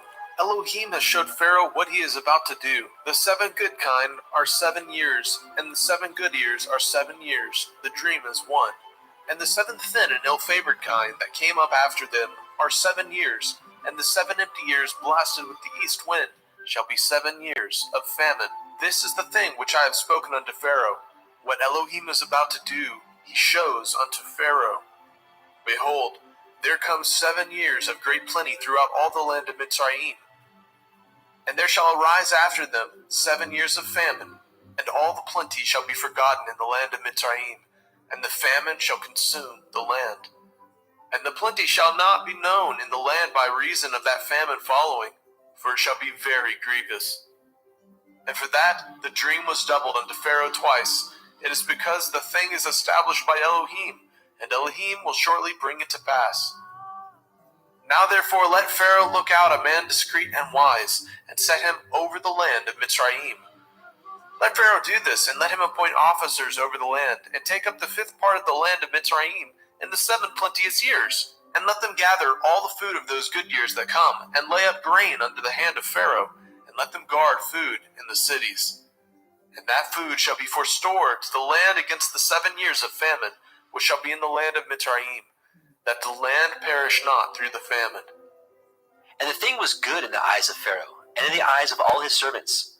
And Pharaoh said unto his servants, Can we find such as one as this, a man in whom the Ruach Elohim is? And Pharaoh said unto Joseph, For as much as Elohim has showed you all this, there is none so discreet and wise as you are. You shall be over my house, and according to your word shall all my people be ruled. Only in the throne will I be greater than you. And Pharaoh said unto Joseph, See, I have set you over all the land of Mitzrayim. And Pharaoh took off his ring from his hand, and put it upon Joseph's hand, and arrayed him in vestures of fine linen, and put a gold chain about his neck. And he made him to ride in the 2nd chariot which he had. And they cried before him, Bow the knee! and he made him ruler over all the land of Mitzrayim. And Pharaoh said to Yosef, I am Pharaoh, and without you shall no man lift up his hand, or his foot in all the land of Mitzrayim. And Pharaoh called Yosef's name Zophnath Paneach, and he gave him to be his woman Asenath, the daughter of Potipherah, priest of On. And Yosef went out over all the land of Mitzrayim. And Yosef was 30 years old when he stood before Pharaoh, king of Mitzrayim. And Yosef went out from the presence of Pharaoh, and went throughout all the land of Mitzrayim. And in the 7 plenteous years the earth brought forth by handfuls. And he gathered up all the food of the 7 years, which were in the land of Mitzrayim, and laid up the food in the cities. The food of the field, which was round about every city, he laid up in the same. And Yosef gathered grain as the sand of the sea, very much, until he left numbering, for it was without number. And unto Yosef were born 2 sons before the years of famine, which Asenath, the daughter of Potipherah, priest of On, bore unto him. And Yosef called the name of the firstborn Manasseh. For Elohim, Said he, has made me forget all my toil and all my father's house. and the name of the second called he Ephraim. For Elohim has caused me to be fruitful in the land of my affliction. And the 7 years of plenteousness that was in the land of Mitzrayim were ended. And the 7 years of famine began to come, according as Yosef had said, and the famine was in all the lands. But in all the land of Mitzrayim there was bread. And when all the land of Mitzrayim was famished, the people cried to Pharaoh for bread. And Pharaoh said unto all the Mitzrayim, Go unto Joseph, what he says to you, do. And the famine was over all the face of the earth. And Joseph opened all the storehouses, and sold unto the Mitzrayim. And the famine waxed sore in the land of Mitzrayim. And all the countries came into Mitzrayim to El Yosef for to buy grain, because that the famine was so sore in all the lands. Bereshit, Genesis chapter 42. Now, when Yaakov saw that there was grain in Mitzrayim, Yaakov said unto his sons, Why do ye look one upon another? and he said, Behold, I have heard that there is grain in Mitzrayim. Get you down thither, and buy for us from thence, that we may live and not die. And Joseph's 10 brethren went down to buy grain in Mitzrayim. But Benjamin, Joseph's brother, Yaakov, sent not with his brethren, for he said, Lest perchance mischief befall him. And the sons of Yasharal came to buy grain among those that came, for the famine was in the land of Canaan. And Joseph was the governor over the land. And he it was that sold to all the people of the land. And Joseph's brethren came, and bowed down themselves before him with their faces to the earth. And Joseph saw his brethren, and he knew them. But he made himself strange unto them, and spoke roughly unto them. And he said unto them, Whence come ye? and they said, From the land of Canaan, to buy food. And Joseph knew his brethren, but they knew not him. And Joseph remembered the dreams which he dreamed of them, and said unto them, Ye are spies, to see the nakedness of the land ye are come. and they said unto him, Nay, my lord, but to buy food are your servants come. We are all one man's sons. We are true men. Your servants are no spies. and he said unto them, Nay, but to see the nakedness of the land ye are come. and they said, Your servants are 12 brethren, the sons of one man in the land of Canaan. And behold, the youngest is this day with our father, and one is not. and Joseph said unto them, That is that I spoke unto you, saying, Ye are spies. Hereby ye shall be proved. By the life of Pharaoh ye shall not go forth hence, except your youngest brother come hither. Send one of you, and let him fetch your brother. And ye shall be kept in prison, that your words may be proved, whether there be any truth in you. Or else, by the life of Pharaoh, surely ye are spies. and he put them all together into ward 3 days. And Joseph said unto them the 3rd day, This do and live, for I fear Elohim. If ye be true men, let one of your brethren be bound in the house of your prison. Go ye, carry grain for the famine of your houses, but bring your youngest brother unto me. So shall your words be verified, and ye shall not die. and they did so. And they said one to another, We are truly guilty concerning our brother, in that we saw the anguish of his soul when he besought us, and we would not hear. Therefore is this distress come upon us. And Reuben answered them, saying, Spoke I not unto you, saying, Do not sin against the child, and ye would not hear? Therefore, behold, also his blood is required. And they knew not that Joseph understood them, for he spoke unto them by an interpreter. And he turned himself about from them, and wept, and returned to them again, and communed with them, and took from them Shimon, and bound him before their eyes. Then Joseph commanded to fill their sacks with grain, and to restore every man's money into a sack, and to give them provision for the way. And thus he did unto them. And he laded their asses with grain, and departed thence. And as one of them opened his sack to give his ass provender in the inn, he espied his money, for, behold, it was in the sack's mouth. And he said unto his brethren, My money is restored, and lo, it is even in my sack. And their heart failed them. And they were afraid, saying one to another, What is this that Elohim has done unto us? And they came unto Jacob their father, unto the land of Canaan, and told him all that befell unto them, saying, The man who is the Lord of the land spoke roughly to us, and took us for spies of the country. And we said unto him, We are true men, we are no spies. We be 12 brethren, sons of our father. One is not, and the youngest is this day with our father in the land of Canaan. And the man, the Lord of the country, said unto us, Hereby shall I know that ye are true men. Leave one of your brethren here with me, and take food for the famine of your households, and be gone. And bring your youngest brother unto me. Then shall I know that ye are no spies, but that ye are true men. So will I deliver you and your brother, and ye shall traffic in the land. And it came to pass, as they emptied their sacks, that behold, every man's bundle of money was in his sack. And when both they and their father saw the bundles of money, they were afraid. And Yaakov their father said unto them, Me have you bereaved of my children. Joseph is not, and Shimon is not, and ye will take Benjamin away. All these things are against me. And Reuben spoke unto his father, saying, Slay my 2 sons, if I bring him not to you. Deliver him into my hand, and I will bring him to you again. And he said, My son shall not go down with you, for his brother is dead, and he is left alone, if mischief befall him by the way in which ye go. Then ye shall bring down my gray hairs with sorrow to Sheol.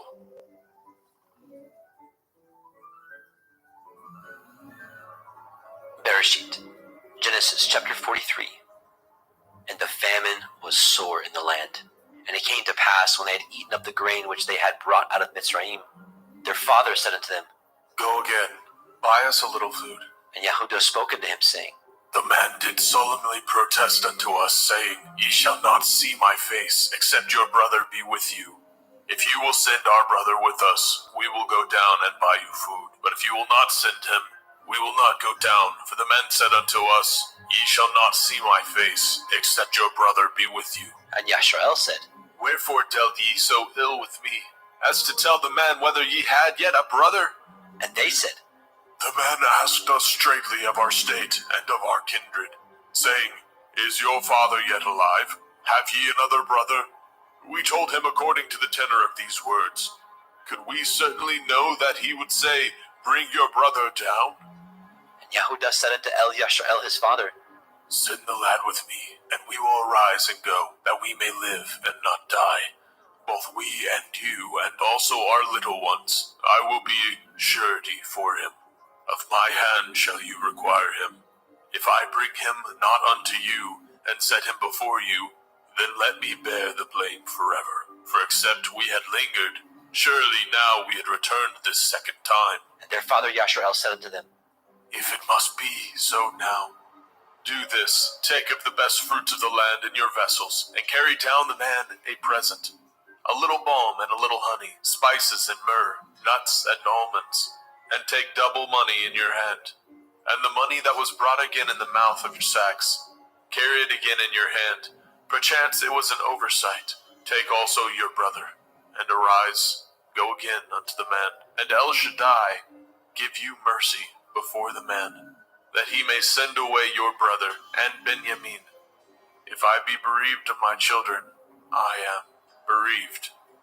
And the men took that present, and they took double money in their hand, and Benjamin, and rose up, and went down to Mitzrayim, and stood before Yosef. And when Yosef saw Benjamin with them, he said to the ruler of his house, Bring these men home, and slay, and make ready, for these men shall dine with me at noon. And the man did as Yosef bade, and the man brought the men into Yosef's house. And the men were afraid, because they were brought into Yosef's house, and they said, Because of the money that was returned in our sacks at the first time are we brought in, that he may seek occasion against us, and fall upon us, and take us for bondmen and our asses. And they came near to the steward of Yosef's house, and they communed with him at the door of the house, and said, O sir, we came indeed down at the first time to buy food, and it came to pass when we came to the inn, that we opened our sacks, and behold, every man's money was in the mouth of his sack, our money in full weight, and we have brought it again in our hand. And other money have we brought down in our hands to buy food. We cannot tell who put our money in our sacks. And he said, Peace be to you. Fear not, your Elohim and the Elohim of your father has given you treasure in your sacks. I had your money. And he brought Shimon out unto them. And the man brought the men into Joseph's house, and gave them water, and they washed their feet, and he gave their asses provender. And they made ready the present against Joseph came at noon, for they heard that they should eat bread there. And when Joseph came home, they brought him the present which was in their hand into the house, and bowed themselves to him to the earth. And he asked them of their welfare, and said, Is your father well? The old man of whom ye spoke, is he yet alive? And they answered, Your servant's father is in good health. He is yet alive. And they bowed down their heads, and made obeisance. And he lifted up his eyes, and saw his brother Benjamin, his mother's son, and said, Is this your younger brother, of whom ye spoke unto me? And he said, Elohim be gracious unto you, my son. And Joseph made haste, for his heart did yearn upon his brother. And he sought where to weep. And he entered into his chamber, and wept there. And he washed his face, and went out, and refrained himself, and said, Set on bread. And they set on for him by himself, and for them by themselves, and for the Mitzrayim which did eat with him by themselves, because the Mitzrayim might not eat bread with the Ibrim, for that is an abomination unto the Mitzrayim. And they sat before him, the firstborn according to his birthright, and the youngest according to his youth. And the men marveled one at another. And he took and sent messes unto them from before him. But Benjamin's mess was 5 times so much as any of theirs. And they drank and were merry with him.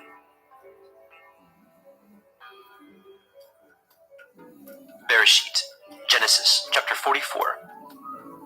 And he commanded the steward of his house, saying, Fill these men's sacks with food as much as they can carry, and put every man's money in his sack's mouth, and put my cup, the silver cup, in the sack's mouth of the youngest, and his grain money. And he did according to the word that Joseph had spoken.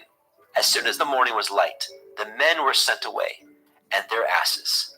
And when they were gone out of the city, and not yet afar off, Joseph said unto his steward, Up, follow after the men, and when you do overtake them, say unto them, Wherefore have ye rewarded evil for good? Is not this which my Lord drinks, and whereby indeed he divines? Ye have done evil in so doing. And he overtook them, and he spoke unto them these same words. And they said unto him, Wherefore says my Lord these words? Far be it from your servants should do according to this thing. Behold, the money which we found in our sack's mouth, we brought again unto you out of the land of Canaan. How then should we steal out of your Lord's house silver or gold? With whomsoever your servant it be found, let him die, and we also will be my Lord's bondmen. And he said, Now also let it be according to your words. He with whom it is found shall be my servant, and ye shall be blameless. Then they speedily took down every man his sack to the ground, and opened every man his sack. And he searched, and began at the eldest, and left the youngest, and the cup was found in Benjamin's sack. Then they rent their clothes, and laded every man his ass, and returned to the city. And Yehudah and his brethren came to Joseph's house, for he was yet there, and they fell before him on the ground. And Joseph said unto them, What deed is this that ye have done? Know ye not that such a man as I can certainly divine? And Yehudah said, What shall we say unto my Lord? What shall we speak? Or how shall we clear ourselves? Elohim has found out the iniquity of your servants. Behold, we are my Lord's servants, both we and he also with whom the cup is found. And he said, Far be it that I should do so, but the man in whose hand the cup is found, he shall be my servant. And as for you, get you up in peace unto your father. Then Yehuda came near unto him and said, O my Lord, let your servant, I pray you, speak a word in my Lord's ears, and let not your anger burn against your servant, for you are even as Pharaoh, my Lord, asked his servant, saying, Have ye a father or a brother? And we said unto my Lord, We have a father, an old man, and a child of his old age, a little one, and his brother is dead, and he alone is left of his mother, and his father loves him. And you said unto your servants, Bring him down unto me, that I may set my eyes upon him. And we said unto my Lord, The lad cannot leave his father, for if he should leave his father would die. And you said unto your servants, Except your youngest brother come down with you, ye shall see my face no more. And it came to pass, when we came up unto your servant my father, we told him the words of my Lord. And our father said, Go again, and buy us a little food.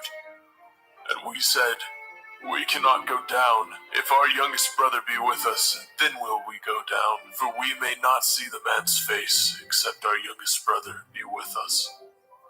And your servant my father said unto us, Ye know that my woman bore me 2 sons, and the one went out from me. And I said, Surely he is torn in pieces, and I saw him not since. And if ye take this also from me, and mischief befall him, ye shall bring down my gray hairs with sorrow to Sheol. Now therefore, when I come to your servant my father, and the lad be not with us, seeing that his life is bound up in the lad's life, it shall come to pass, when he sees that the lad is not with us, that he will die. And your servant shall bring down the gray hairs of your servant our father with sorrow to Sheol.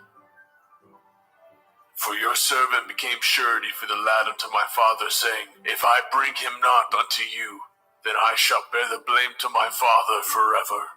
Now therefore I pray you, let your servant abide instead of the lad, a bondman to my Lord, and let the lad go up with his brethren.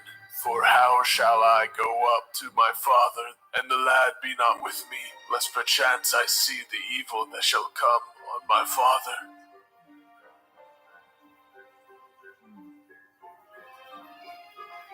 Bereshit, Genesis chapter 45.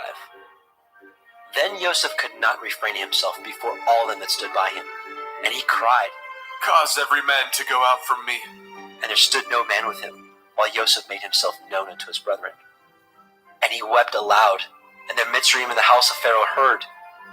And Joseph said unto his brethren, I am Joseph. Does my father yet live? And his brethren could not answer him, for they were troubled at his presence. And Joseph said unto his brethren, Come near to me, I pray you. And they came near. And he said, I am Joseph your brother, whom ye sold into Mitzrayim.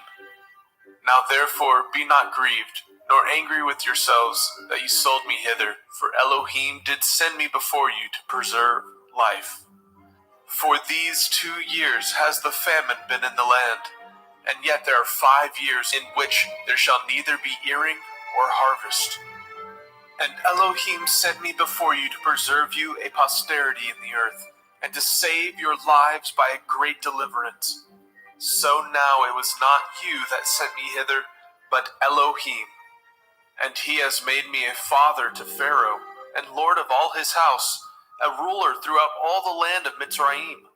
Haste ye, and go up to my father, and say unto him, Thus says your son, Joseph, Elohim has made me lord of all Mitzrayim.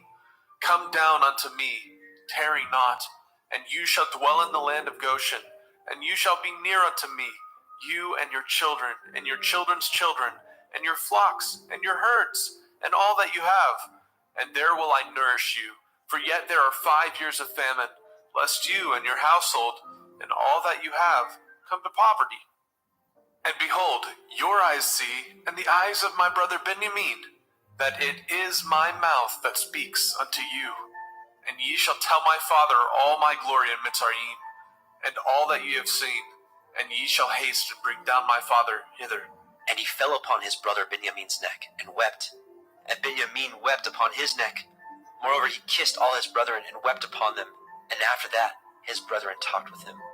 And the fame thereof was heard in Pharaoh's house, saying, Joseph's brethren are come. And it pleased Pharaoh well, and his servants. And Pharaoh said unto El-Yosef, Say unto your brethren, This do ye, lead your beasts, and go, get you unto the land of Canaan, and take your father and your households, and come unto me, and I will give you the good of the land of Mitzrayim, and ye shall eat the fat of the land. Now you are commanded, this do ye, take you wagons out of the land of Mitzrayim for your little ones, and for your women, and bring your father, and come. Also regard not your stuff, for the good of all the land of Mitzrayim is yours. And the children of Yashrael did so. And Joseph gave them wagons, according to the commandment of Pharaoh, and gave them provision for the way. To all of them he gave each man changes of raiment, but to Benjamin he gave 300 pieces of silver and 5 changes of raiment. And to his father he sent after this manner, 10 asses laden with the good things of Mitzrayim, and 10 she-asses laden with grain and bread and meat for his father by the way. So he sent his brethren away, and they departed. And he said unto them, See that ye fall not out by the way. And they went up out of Mitzrayim, and came into the land of Canaan unto El-Yaakov their father, and told him, saying, Joseph is yet alive, and he is governor over all the land of Mitzrayim. And Yaakov's heart fainted, for he believed them not. And they told him all the words of Joseph which he had said unto them. And when he saw the wagons which Joseph had sent to carry him, the ruach of Yaakov their father revived. And Yashrael said, It is enough. Joseph my son is yet alive. I will go and see him before I die.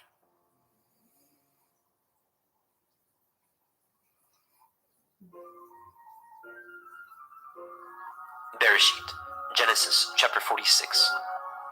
And Yashrael took his journey with all that he had, and came to Beersheba, and offered sacrifices unto the Elohim of his father Yitzchak. And Elohim spoke unto Yashrael in the visions of the night, and said, Yaakov, Yaakov. And he said, Here am I. And he said, I am El, the Elohai of your father. Fear not to go down into Mitzrayim, for I will there make of you a great nation. I will go down with you into Mitzrayim, and I will also surely bring you up again. And Joseph shall put his hand upon your eyes. And Yaakov rose up from Beersheba, and the sons of Yashrael carried Yaakov their father, and their little ones, and their women, in the wagons which Pharaoh had sent to carry him.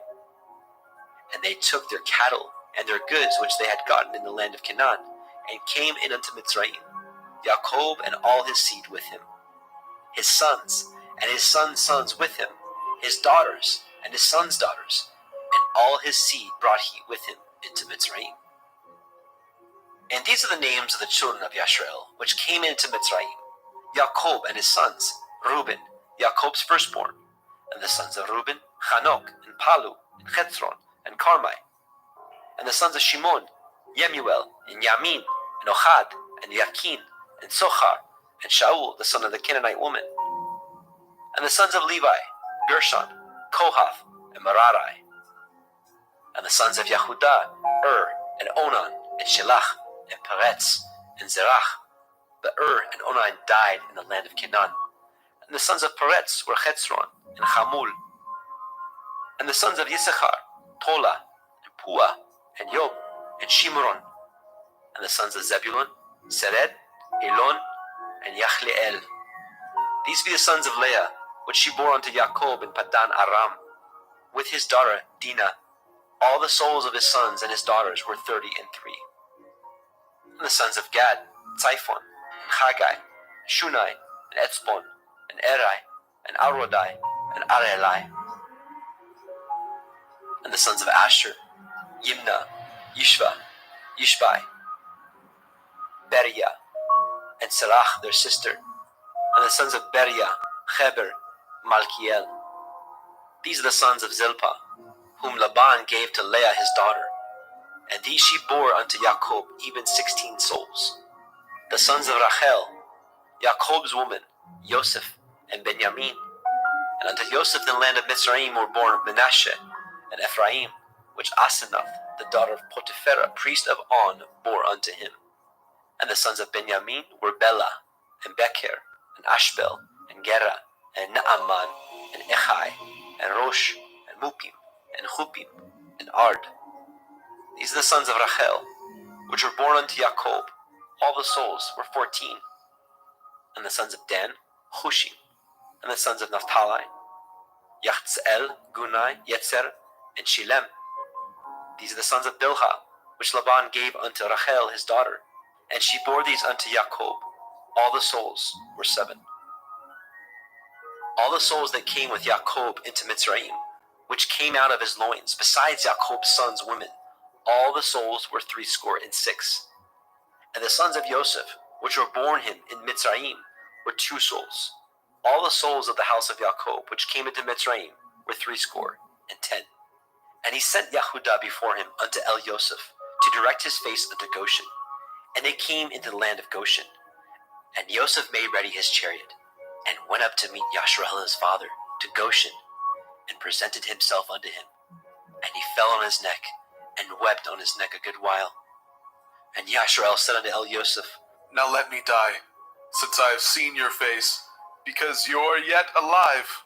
And Joseph said unto his brethren, and unto his father's house, I will go up and show Pharaoh, and say unto him, My brethren and my father's house, which were in the land of Canaan, are come unto me, and the men are shepherds. For their trade has been to feed cattle, and they have brought their flocks and their herds, and all that they have. And it shall come to pass, when Pharaoh shall call you, and say, What is your occupation?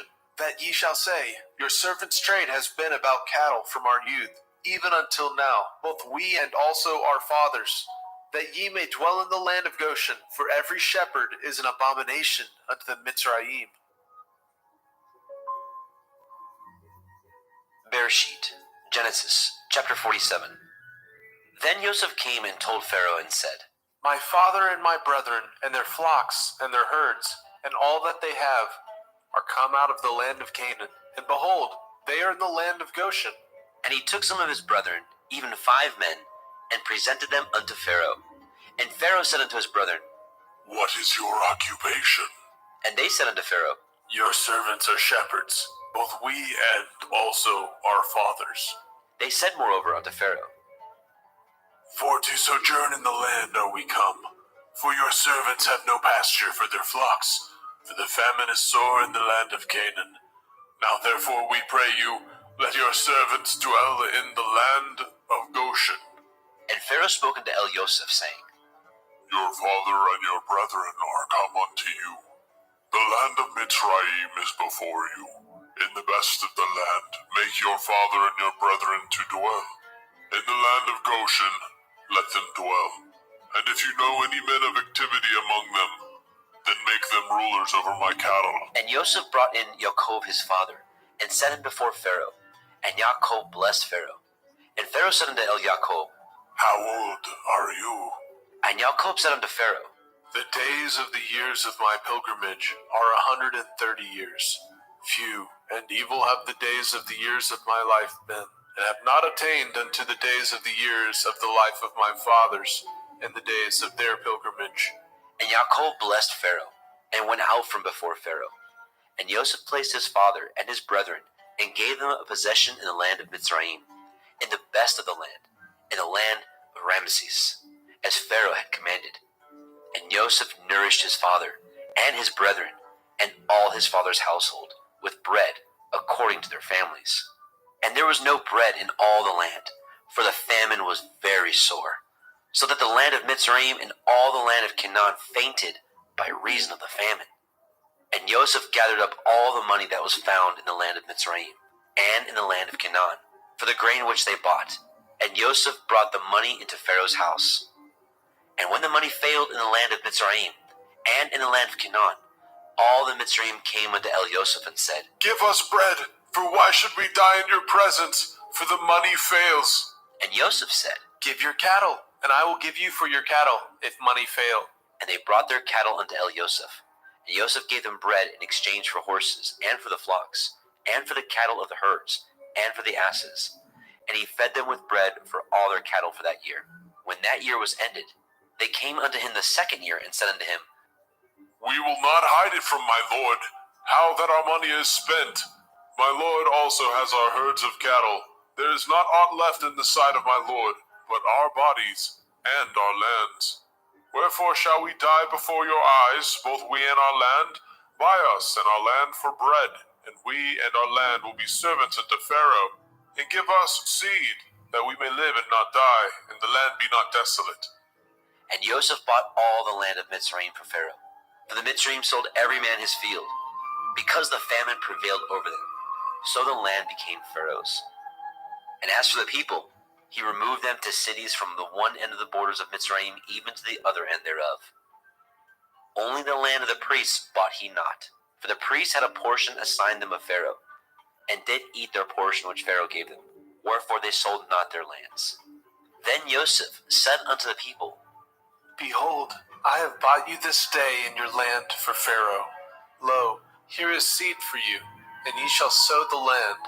And it shall come to pass in the increase that ye shall give the 5th part unto Pharaoh, and 4 parts shall be your own, for seed of the field, and for your food, and for them of your household, and for food of your little ones. And they said, You have saved our lives. Let us find grace in the sight of my lord, and we will be Pharaoh's servants. And Joseph made it a law over the land of Mitzrayim unto this day, that Pharaoh should have the 5th part, except the land of the priests only, which became not Pharaoh's. And Yasharel dwelt in the land of Mitzrayim, in the country of Goshen, and they had possessions therein, and grew, and multiplied exceedingly. And Jacob lived in the land of Mitzrayim 17 years. So the whole age of Jacob was 147 years. And the time drew nigh that Yasharel must die. And he called his son Joseph, and said unto him, If now I have found grace in your sight, put, I pray you, your hand under my thigh, and deal kindly and truly with me. Bury me not, I pray you, in Mitzrayim. But I will lie with my fathers, and you shall carry me out of Mitzrayim, and bury me in their burying place. And he said, I will do as you have said. And he said, Swear unto me. And he swore unto him. And Yasharel bowed himself upon the bed's head. Bereshit, Genesis, chapter 48. And it came to pass, after these things, that one told Joseph, Behold, your father is sick. and he took with him his 2 sons, Manasseh and Ephraim. And one told Jacob and said, Behold, your son Joseph comes unto you. And Yasharel strengthened himself, and sat upon the bed.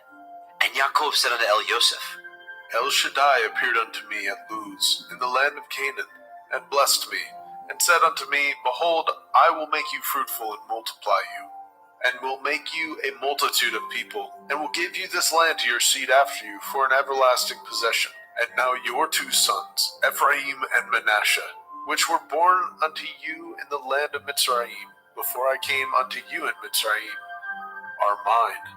As Reuben and Shimon, they shall be mine, and your issue, which you beget after them, shall be yours, and shall be called after the name of their brethren in their inheritance. And as for me, when I came from Padan Aram, Rachel died by me in the land of Canaan in the way, when yet there was but a little way to come unto Ephratah, and I buried her there in the way of Ephratah.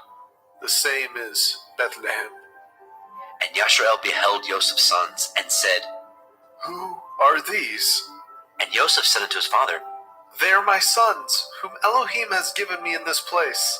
And he said, Bring them, I pray you, unto me, and I will bless them. Now the eyes of Yasharel were dim for age, so that he could not see.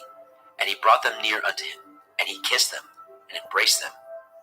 And Yasharel said unto Joseph, I had thought not to see your face, and lo, Elohim has showed me also your seed. And Joseph brought them out from between his knees, and he bowed himself with his face to the earth. And Joseph took them both, Ephraim in his right hand toward Yashrael's left hand, and Manasseh in his left hand toward Yashrael's right hand, and brought them near unto him. And Yashrael stretched out his right hand, and laid it upon Ephraim's head, who was the younger, and his left hand upon Manasseh's head, guiding his hands wittingly, for Manasseh was the firstborn. And he blessed Joseph, and said, Elohim, before whom my fathers Abraham and Yitzhak did walk, the Elohim which fed me all my life long unto this day, the angel which redeemed me from all evil, bless the lads, and let my name be named on them, and the name of my fathers Abraham and Yitzhak, and let them grow into a multitude in the midst of the earth. And when Joseph saw that his father laid his right hand upon the head of Ephraim, it displeased him. And he held up his father's hand to remove it from Ephraim's head unto Manasseh's head. And Joseph said unto his father, Not so, my father, this is the firstborn. Put your right hand upon his head. And his father refused, and said, I know it, my son, I know it. He also shall become a people, and he also shall be great.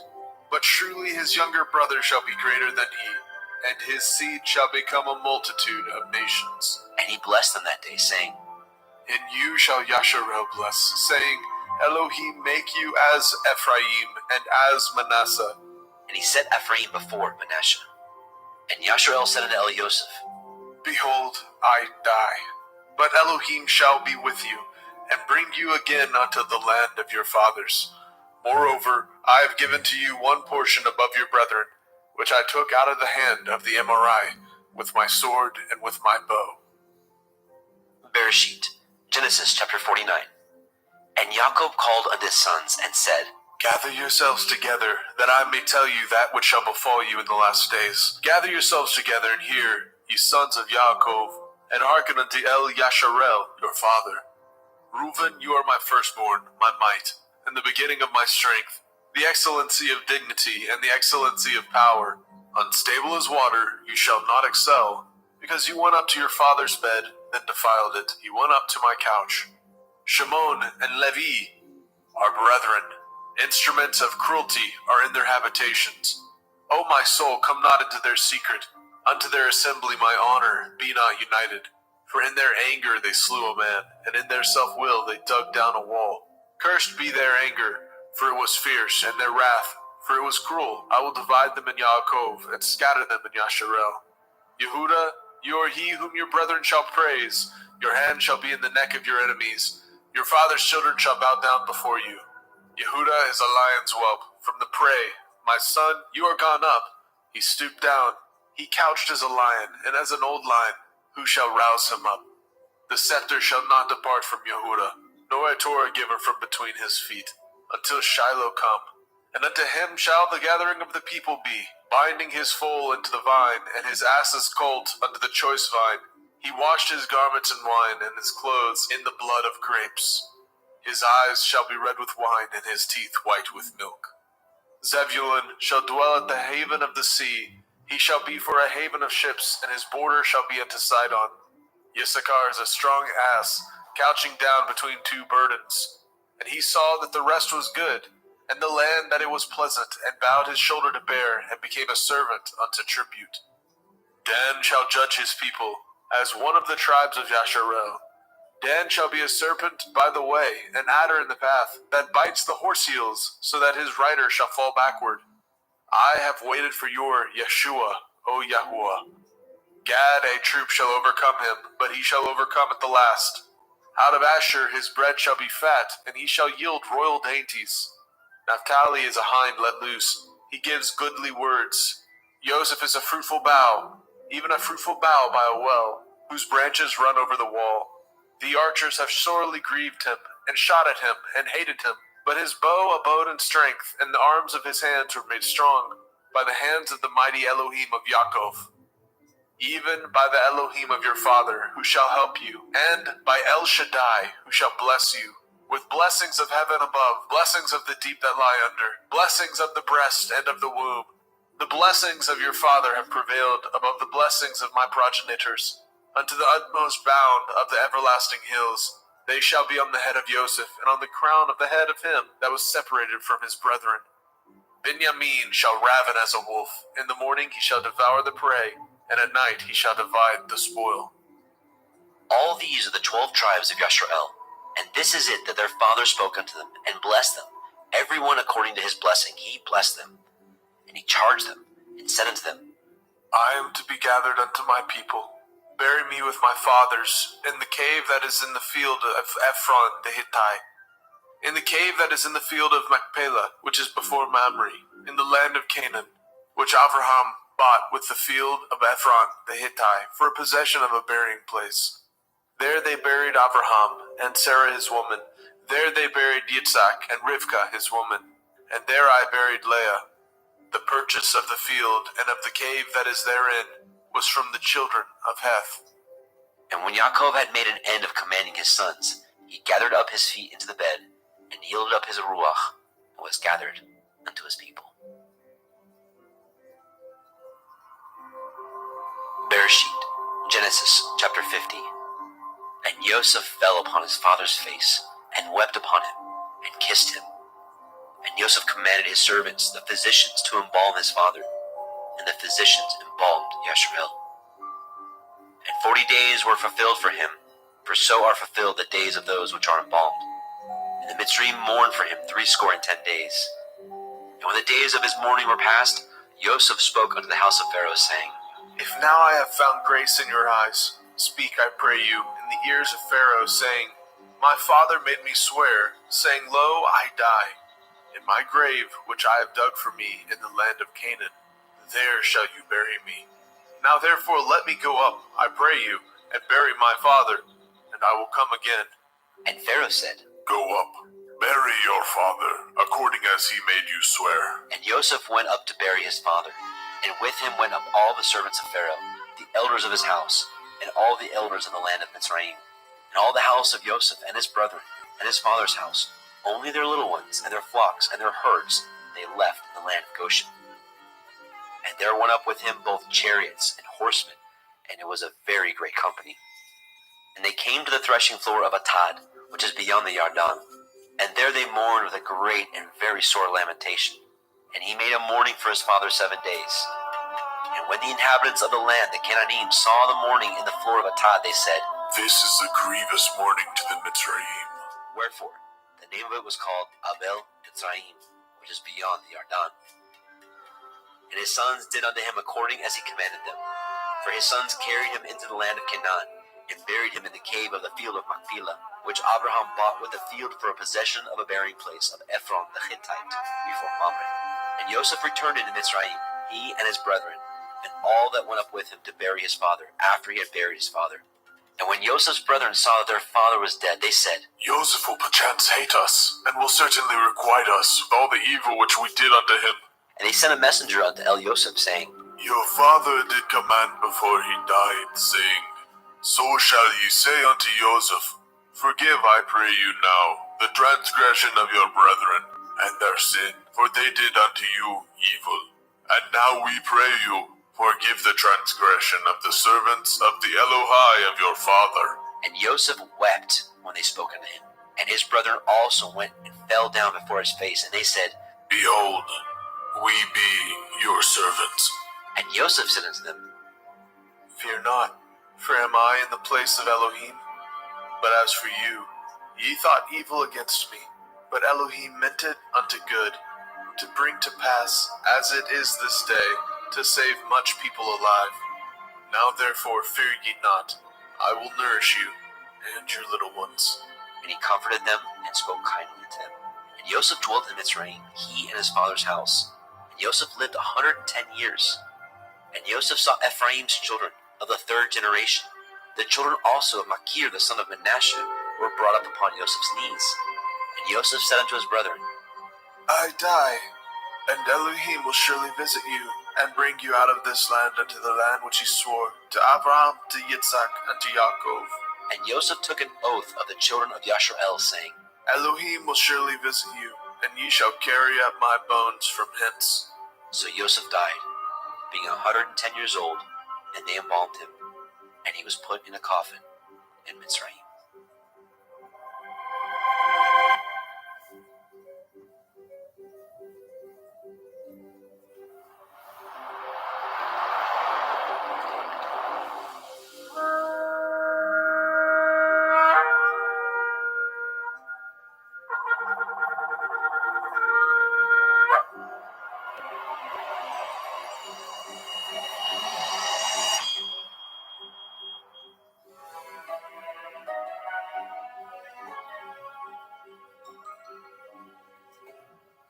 Vayikra, Leviticus chapter 1. And Yahweh called unto Moshe, and spoke unto him out of the tabernacle of the assembly, saying, Speak unto the children of Yasharel, and say unto them, If any man of you bring an offering unto Yahweh, ye shall bring your offering of the cattle, even of the herd and of the flock. If his offering be a burnt sacrifice of the herd, let him offer a male without blemish. He shall offer it of his own voluntary will, at the door of the tabernacle of the assembly before Yahweh. And he shall put his hand upon the head of the burnt offering, and it shall be accepted for him to make an atonement for him.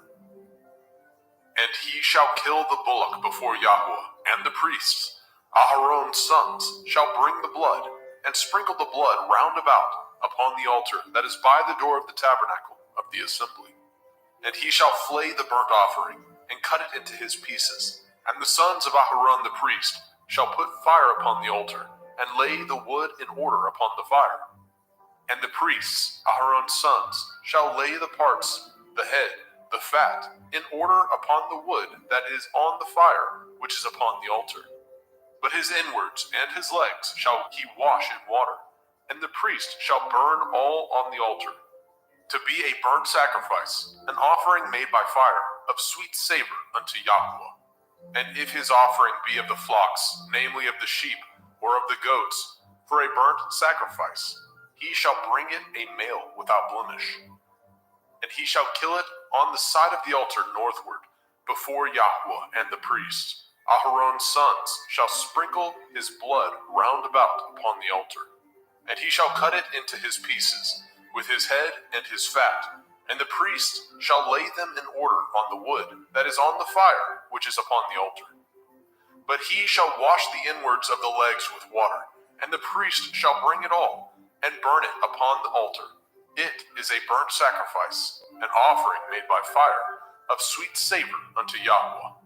And if the burnt sacrifice for his offering to Yahweh be of fowls, then he shall bring his offering of turtle doves, or of young pigeons. And the priest shall bring it unto the altar, and wring off his head, and burn it on the altar. And the blood thereof shall be wrung out at the side of the altar. And he shall pluck away his crop with his feathers, and cast it beside the altar on the east part, by the place of the ashes. And he shall cleave it with the wings thereof, but shall not divide it asunder. And the priest shall burn it upon the altar, upon the wood that is upon the fire. It is a burnt sacrifice, an offering made by fire, of sweet savor unto Yahweh. Vayikra, Leviticus chapter 2. And when any will offer a meat offering unto Yahweh, his offering shall be of fine flour, and he shall pour oil upon it, and put frankincense thereon. And he shall bring it to Aharon's sons, the priests, and he shall take thereout his handful of the flour thereof, and of the oil thereof, with all the frankincense thereof. And the priest shall burn the memorial of it upon the altar, to be an offering made by fire, of a sweet savor unto Yahweh. And the remnant of the meat offering shall be Aharon's and his sons. It is a thing most holy of the offerings of Yahweh, made by fire. And if you bring an oblation of meat offering, baken in the oven, it shall be matzah cakes of fine flour, mingled with oil, or matzah wafers anointed with oil. And if your oblation be a meat offering, baken in a pan, it shall be of fine flour, unleavened, mingled with oil. You shall part it in pieces, and pour oil thereon. It is a meat offering. And if your oblation be a meat offering, baken in the frying pan, it shall be made of fine flour with oil. And you shall bring the meat offering that is made of these things unto Yahweh. And when it is presented unto the priest, he shall bring it unto the altar. And the priest shall take from the meat offering a memorial thereof, and shall burn it upon the altar. It is an offering made by fire, of sweet savor unto Yahweh. And that which is left of the meat offering shall be Aharon's and his sons. It is a thing most holy of the offerings of Yahweh made by fire. No meat offering which ye shall bring unto Yahweh shall be made with leaven, for ye shall burn no leaven, nor any honey, in any offering of Yahweh made by fire. As for the oblation of the firstfruits, ye shall offer them unto Yahweh, but they shall not be burnt on the altar for a sweet savor. And every oblation of your meat offering shall ye season with salt, neither shall ye suffer the salt of the covenant of your Elohim to be lacking from your meat offering. And all your offerings you shall offer salt. And if you offer a meat offering of your firstfruits unto Yahweh, you shall offer the meat offering of your firstfruits, green ears of grain dried by the fire, even grain beaten out of full ears. And you shall put oil upon it, and lay frankincense thereon. It is a meat offering. And the priest shall burn the memorial of it, part of the beaten grain thereof, and part of the oil thereof, with all the frankincense thereof. It is an offering made by fire unto Yahweh. Vaikra, Leviticus chapter 3. And if his oblation be a sacrifice of peace offering, if he offer it of the herd, whether it be a male or a female, he shall offer it without blemish before Yahweh. And he shall lay his hand upon the head of his offering, and kill it at the door of the tabernacle of the assembly. And Aharon's sons, the priests, shall sprinkle the blood upon the altar round about. And he shall offer of the sacrifice of the peace offering an offering made by fire unto Yahweh, the fat that covers the inwards, and all the fat that is upon the inwards, and the 2 kidneys, and the fat that is on them, which is by the flanks, and the caul above the liver, with the kidneys, it shall he take away. And Aharon's sons shall burn it on the altar upon the burnt sacrifice, which is upon the wood that is on the fire. It is an offering made by fire, of sweet savor unto Yahweh. And if his offering for a sacrifice of peace offering unto Yahweh be of the flock, male or female, he shall offer it without blemish. If he offer a lamb for his offering, then shall he offer before Yahweh. And he shall lay his hand upon the head of his offering, and kill it before the tabernacle of the assembly. And Aharon's sons shall sprinkle the blood thereof round about upon the altar. And he shall offer of the sacrifice of the peace offering an offering made by fire unto Yahweh, the fat thereof, and the whole rump. It shall he take off hard by the backbone, and the fat that covers the inwards, and all the fat that is upon the inwards, and the 2 kidneys, and the fat that is upon them, which is by the flanks, and the caul above the liver, and the kidneys, it shall he take away. And the priest shall burn it upon the altar. It is the food of the offering made by fire unto Yahweh. And if his offering be a goat, then he shall offer it before Yahweh. And he shall lay his hand upon the head of it, and kill it before the tabernacle of the assembly. And the sons of Aharon shall sprinkle the blood thereof upon the altar round about. And he shall offer thereof his offering, even an offering made by fire unto Yahweh, the fat that covers the inwards, and all the fat that is upon the inwards, and the 2 kidneys, and the fat that is upon them, which is by the flanks, and the caul above the liver, with the kidneys, it shall he take away. And the priest shall burn them upon the altar. It is the food of the offering, made by fire for a sweet savor. All the fat is Yahweh's. It shall be a perpetual statute for your generations throughout all your dwellings, that ye eat neither fat nor blood. Vaikra, Leviticus chapter 4. And Yahweh spoke unto Moshe, saying, Speak unto the children of Yasharel, saying, If a soul shall sin through ignorance against any of the commandments of Yahweh concerning things which ought not to be done, and shall do against any of them, if the priest that is anointed do sin according to the sin of the people, then let him bring for his sin, which he has sinned, a young bullock, without blemish unto Yahweh, for a sin offering.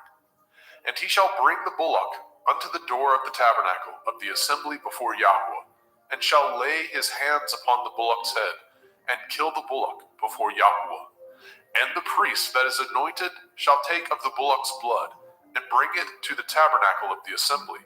And the priest shall dip his finger in the blood, and sprinkle of the blood 7 times before Yahweh, before the veil of the sanctuary. And the priest shall put some of the blood upon the horns of the altar of sweet incense before Yahweh, which is in the tabernacle of the assembly, and shall pour all the blood of the bullock at the bottom of the altar of the burnt offering, which is at the door of the tabernacle of the assembly. And he shall take off from it all the fat of the bullock for the sin offering, the fat that covers the inwards, and all the fat that is upon the inwards, and the 2 kidneys, and the fat that is upon them, which is by the flanks, and the caul above the liver, with the kidneys it shall he take away. As it was taken off from the bullock of the sacrifice of peace offerings, and the priest shall burn them upon the altar of the burnt offering. And the skin of the bullock, and all his flesh, with his head, and with his legs, and his inwards, and his dung, even the whole bullock shall he carry forth without the camp, unto a clean place, where the ashes are poured out, and burn him on the wood with fire. Where the ashes are poured out shall he be burnt. And if the whole assembly of Yasharel sin through ignorance, and the thing be hid from the eyes of the assembly, and they have done somewhat against any of the commandments of Yahweh, concerning things which should not be done, and are guilty, when the sin which they have sinned against it is known, then the assembly shall offer a young bullock for the sin, and bring him before the tabernacle of the assembly. And the elders of the assembly shall lay their hands upon the head of the bullock before Yahweh, and the bullock shall be killed before Yahweh. And the priest that is anointed shall bring of the bullock's blood to the tabernacle of the assembly. And the priest shall dip his finger in some of the blood, and sprinkle it 7 times before Yahweh, even before the veil. And he shall put some of the blood upon the horns of the altar, which is set before Yahweh, that is in the tabernacle of the assembly, and shall pour out all the blood at the bottom of the altar of the burnt offering, which is at the door of the tabernacle of the assembly. And he shall take all his fat from him, and burn it upon the altar. And he shall do with the bullock as he did with the bullock for a sin offering, so shall he do with this. And the priest shall make an atonement for them, and it shall be forgiven them. And he shall carry forth the bullock without the camp, and burn him as he burned the first bullock. It is a sin offering for the assembly. When a ruler has sinned, and done somewhat through ignorance against any of the commandments of Yahweh, Elohiah, concerning things which should not be done, and is guilty, or if his sin, wherein he has sinned, come to his knowledge, he shall bring his offering, a kid of the goats, a male without blemish, and he shall lay his hand upon the head of the goats, and kill it in the place where they killed the burnt offering, before Yahweh. It is a sin offering. And the priest shall take of the blood of the sin offering with his finger, and put it upon the horns of the altar of burnt offering, and shall pour out his blood at the bottom of the altar of burnt offering. And he shall burn all his fat upon the altar, as the fat of the sacrifice of peace offerings. And the priest shall make an atonement for him, as concerning his sin, and it shall be forgiven him. And if any one of the common people sin through ignorance, which he does somewhat against any of the commandments of Yahweh, concerning things which ought not to be done, and be guilty, or if his sin, which he has sinned, come to his knowledge, then he shall bring his offering, a kid of the goats, a female without blemish, for his sin which he has sinned. And he shall lay his hand upon the head of the sin offering, and slay the sin offering in the place of the burnt offering. And the priest shall take of the blood thereof with his finger, and put it upon the horns of the altar of burnt offering, and shall pour out all the blood thereof at the bottom of the altar.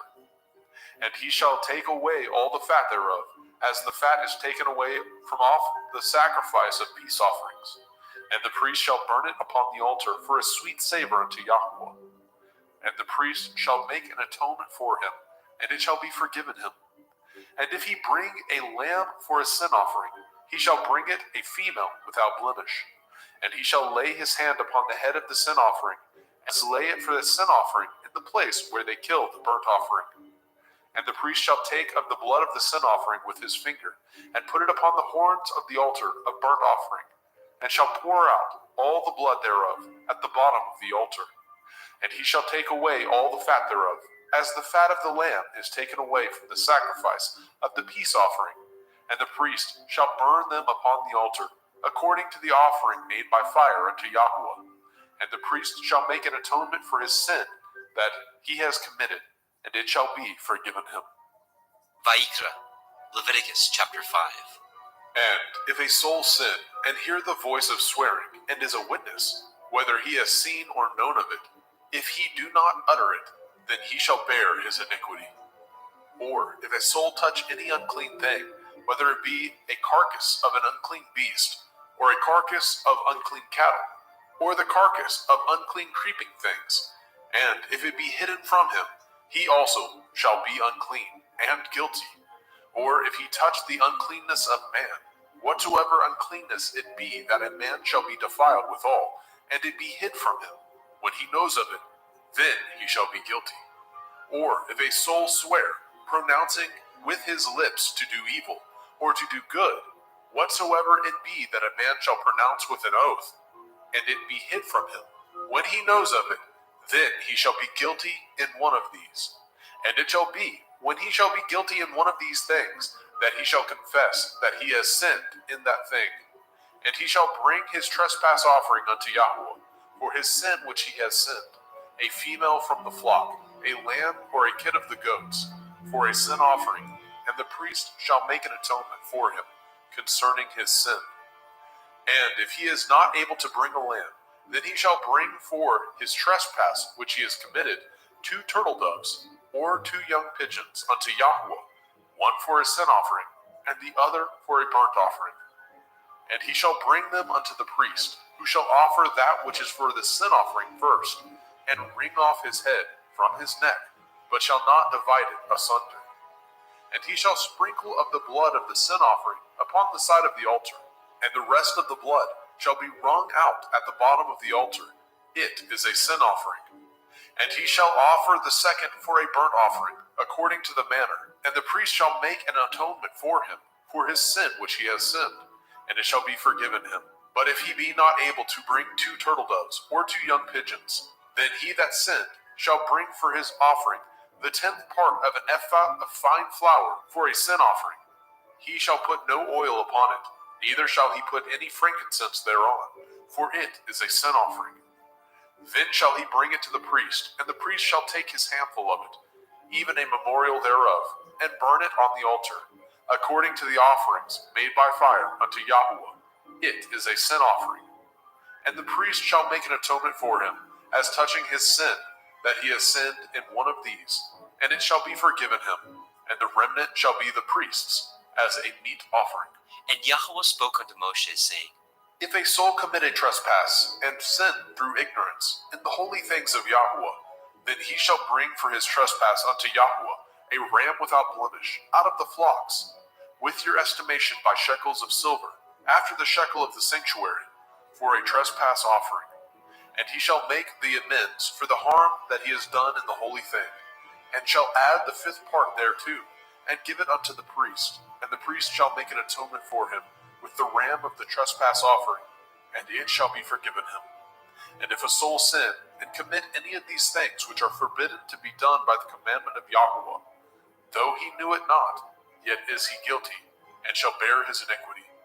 And he shall bring a ram without blemish out of the flock, with your estimation, for a trespass offering, unto the priest, and the priest shall make an atonement for him concerning his ignorance, wherein he erred, and knew it not, and it shall be forgiven him.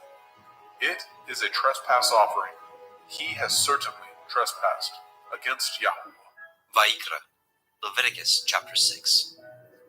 And Yahweh spoke unto Moshe, saying, If a soul sin, and commit a transgression against Yahweh, and lie unto his neighbor, in that which was delivered him to keep, or in fellowship, or in a thing taken away by violence, or has deceived his neighbor, or have found that which was lost, and lies concerning it, and swears falsely, in any of these that a man does, sinning therein, then it shall be, because he has sinned and is guilty, that he shall restore that which he took violently away, or the thing which he has deceitfully gotten, or that which was delivered him to keep, or the lost thing which he found, or all that which he has sworn falsely, he shall even restore it in the principal, and shall add the 5th part more thereto, and give it unto him to whom it appertains, in the day of his trespass offering. And he shall bring his trespass offering unto Yahweh, a ram without blemish out of the flock, with your estimation for a trespass offering unto the priest. And the priest shall make an atonement for him before Yahweh, and it shall be forgiven him for anything of all that he has done in trespass therein. And Yahweh spoke unto Moshe, saying, Command Aharon and his sons, saying, This is the Torah of the burnt offering. It is the burnt offering because of the burning upon the altar all night unto the morning, and the fire of the altar shall be burning in it. And the priest shall put on his linen garment, and his linen breeches shall he put upon his flesh, and take up the ashes which the fire has consumed with the burnt offering on the altar, and he shall put them beside the altar. And he shall put off his garments, and put on other garments, and carry forth the ashes without the camp unto a clean place. And the fire upon the altar shall be burning in it. It shall not be put out. And the priest shall burn wood on it every morning, and lay the burnt offering in order upon it, and he shall burn thereon the fat of the peace offerings. The fire shall ever be burning upon the altar. It shall never go out. And this is the Torah of the meat offering. The sons of Aharon shall offer it before Yahweh, before the altar. And he shall take of it his handful of the flour of the meat offering, and of the oil thereof, and all the frankincense which is upon the meat offering, and shall burn it upon the altar for a sweet savor, even the memorial of it unto Yahweh. And the remainder thereof shall Aharon and his sons eat, with matzah, unleavened bread, shall it be eaten in the holy place, in the court of the tabernacle of the assembly they shall eat it. It shall not be baken with leaven. I have given it unto them for their portion of my offering made by fire. It is most holy, as is the sin offering, and as the trespass offering. All the males among the children of Aharon shall eat of it. It shall be a statute forever in your generations, concerning the offerings of Yahweh made by fire. Everyone that touches them shall be holy. And Yahweh spoke unto Moshe, saying, This is the offering of Aharon and his sons, which they shall offer unto Yahweh in the day when he is anointed. The 10th part of an ephah of fine flour for a meat offering perpetual, half of it in the morning and half thereof at night. In a pan it shall be made with oil, and when it is baken, you shall bring it in, and the baken pieces of the meat offering shall you offer for a sweet savor unto Yahweh. And the priest of his sons, that is anointed in his stead, shall offer it. It is a statute forever unto Yahweh. It shall be wholly burnt. For every meat offering for the priest shall be wholly burnt. It shall not be eaten. And Yahweh spoke unto Moshe, saying, Speak unto Aharon and to his sons, saying, This is the Torah of the sin offering. In the place where the burnt offering is killed, shall the sin offering be killed before Yahweh. It is most holy. The priest that offers it for sin shall eat it. In the holy place shall it be eaten, in the court of the tabernacle of the assembly. Whatsoever shall touch the flesh thereof shall be holy. And when there is sprinkled of the blood thereof upon any garment, you shall wash that whereon it was sprinkled in the holy place. But the earthen vessel wherein it was sodden shall be broken. And if it be sodden in a brazen pot, it shall be both scoured and rinsed in water. All the males among the priests shall eat thereof. It is most holy. And no sin offering, whereof any of the blood is brought into the tabernacle of the assembly, to reconcile withal in the holy place, shall be eaten. It shall be burnt in the fire. Vayikra, Leviticus chapter 7. Likewise, this is the Torah of the trespass offering. It is most holy. In the place where they kill the burnt offering shall they kill the trespass offering, and the blood thereof shall he sprinkle round about upon the altar. And he shall offer it of all the fat thereof, the rump, the fat that covers the inwards, and the 2 kidneys, and the fat that is on them, which is by the flanks, and the caul that is above the liver. With the kidneys it shall he take away. And the priest shall burn them upon the altar for an offering made by fire unto Yahweh. It is a trespass offering. Every male among the priests shall eat thereof. It shall be eaten in the holy place. It is most holy. As the sin offering is, so is the trespass offering. There is one Torah for them. The priest that makes atonement therewith shall have it. And the priest that offers any man's burnt offering, even the priest shall have to himself the skin of the burnt offering which he has offered. And all the meat offering that is baken in the oven, and all that is dressed in the frying pan, and in the pan, shall be the priest's that offer it. And every meat offering mingled with oil, and dry, shall all the sons of Aharon have, one as much as another. And this is the Torah of the sacrifice of peace offerings, which he shall offer unto Yahweh. If he offer it for thanksgiving, then he shall offer with the sacrifice of thanksgiving matzah, unleavened cakes, mingled with oil, and matzah wafers, anointed with oil, and cakes mingled with oil, of fine flour, fried. Besides the cakes, he shall offer for his offering hametz, leavened bread, with the sacrifice of thanksgiving of his peace offerings. And of it he shall offer one out of the whole oblation for a heave offering unto Yahweh, and it shall be the priest that sprinkles the blood of the peace offerings. And the flesh of the sacrifice of his peace offerings for thanksgiving shall be eaten the same day that it is offered. He shall not leave any of it until the morning. But if the sacrifice of his offering be a vow, or a voluntary offering, it shall be eaten the same day that he offers his sacrifice. On the morrow also the remainder of it shall be eaten. But the remainder of the flesh of the sacrifice on the third day shall be burnt with fire. And if any of the flesh of the sacrifice of his peace offerings be eaten at all on the third day, it shall not be accepted, neither shall it be imputed unto him that offers it. It shall be an abomination, and the soul that eats of it shall bear his iniquity. And the flesh that touches any unclean thing shall not be eaten. It shall be burnt with fire. And as for the flesh, all that be clean shall eat thereof. But the soul that eats of the flesh of the sacrifice of peace offerings that pertain unto Yahweh, having his uncleanness upon him, even that soul shall be cut off from his people. Moreover, the soul that shall touch any unclean thing, as the uncleanness of man, or any unclean beast, or any abominable unclean thing, and eat of the flesh of the sacrifice of peace offerings, which pertain unto Yahweh, even that soul shall be cut off from his people. And Yahweh spoke unto Moshe, saying, Speak unto the children of Yasharel, saying, Ye shall eat no manner of fat, of ox, or of sheep, or of goat, and the fat of the beast that dies of itself, and the fat of that which is torn with beast, may be used in any other use, but ye shall in no wise eat of it. For whosoever eats the fat of the beast, of which men offer an offering made by fire unto Yahweh, even the soul that eats it shall be cut off from his people. Moreover, ye shall eat no manner of blood, whether it be of fowl or of beast, in any of your dwellings. Whatsoever soul it be that eats any manner of blood, even that soul shall be cut off from his people. And Yahweh spoke unto Moshe, saying, Speak unto the children of Yasharel, saying, He that offers the sacrifice of his peace offerings unto Yahweh shall bring his oblation unto Yahweh of the sacrifice of his peace offerings. His own hand shall bring the offerings of Yahweh made by fire. The fat with the breast, it shall he bring, that the breast may be waved for a wave offering before Yahweh. And the priest shall burn the fat upon the altar, but the breast shall be Aharon's and his sons'.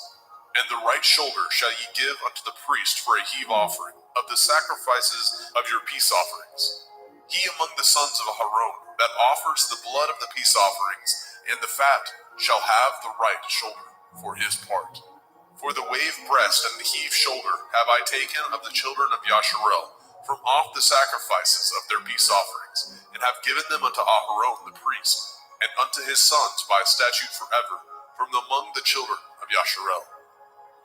This is the portion of the anointing of Aharon, and of the anointing of his sons, out of the offerings of Yahweh made by fire, in the day when he presented them to minister unto Yahweh in the priest's office, which Yahweh commanded to be given them of the children of Yasharel, in the day that he anointed them, by a statute forever throughout their generations. This is the Torah of the burnt offering, of the meat offering, and of the sin offering, and of the trespass offering, and of the consecrations, and of the sacrifice of the peace offerings, which Yahweh commanded Moshe in Mount Sinai, in the day that he commanded the children of Yisrael to offer their oblations unto Yahweh in the wilderness of Sinai. Vayikra, Leviticus chapter 8. And Yahweh spoke unto Moshe, saying, Take Aharon and his sons with him, and the garments, and the anointing oil, and a bullock for the sin offering, and 2 rams, and a basket of matzah, unleavened bread, and gather all the assembly together unto the door of the tabernacle of the assembly. And Moshe did as Yahweh commanded him, and the assembly was gathered together unto the door of the tabernacle of the assembly. And Moshe said unto the assembly, This is the thing which Yahweh commanded to be done. And Moshe brought Aharon and his sons, and washed them with water. And he put upon him the coat, and girded him with the belt, and clothed him with the robe, and put the ephod upon him. And he girded him with the belt of the ephod, and bound it unto him therewith. And he put the breastplate upon him. Also he put in the breastplate the Urim and the Tumim. And he put the turban upon his head. Also upon the turban, even upon his forefront, did he put the golden plate, the holy crown, as Yahweh commanded Moshe. And Moshe took the anointing oil, and anointed the tabernacle, and all that was therein, and sanctified them. And he sprinkled thereof upon the altar 7 times, and anointed the altar and all his vessels, both the laver and his foot, to sanctify them. And he poured of the anointing oil upon Aharon's head, and anointed him, to sanctify him. And Moshe brought Aharon's sons, and put coats upon them, and girded them with belts, and put bonnets upon them, as Yahweh commanded Moshe.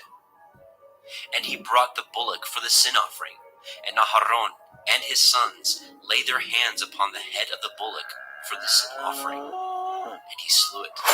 And Moshe took the blood, and put it upon the horns of the altar round about with his finger, and purified the altar, and poured the blood at the bottom of the altar, and sanctified it, to make reconciliation upon it.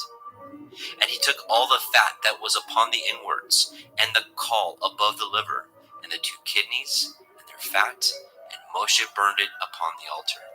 But the bullock, and his hide, and his flesh, and his dung, he burnt with fire without the camp, as Yahweh commanded Moshe. And he brought the ram for the burnt offering, and Aharon and his sons laid their hands upon the head of the ram, and he killed it. And Moshe sprinkled the blood upon the altar round about. And he cut the ram into pieces, and Moshe burnt the head, and the pieces, and the fat.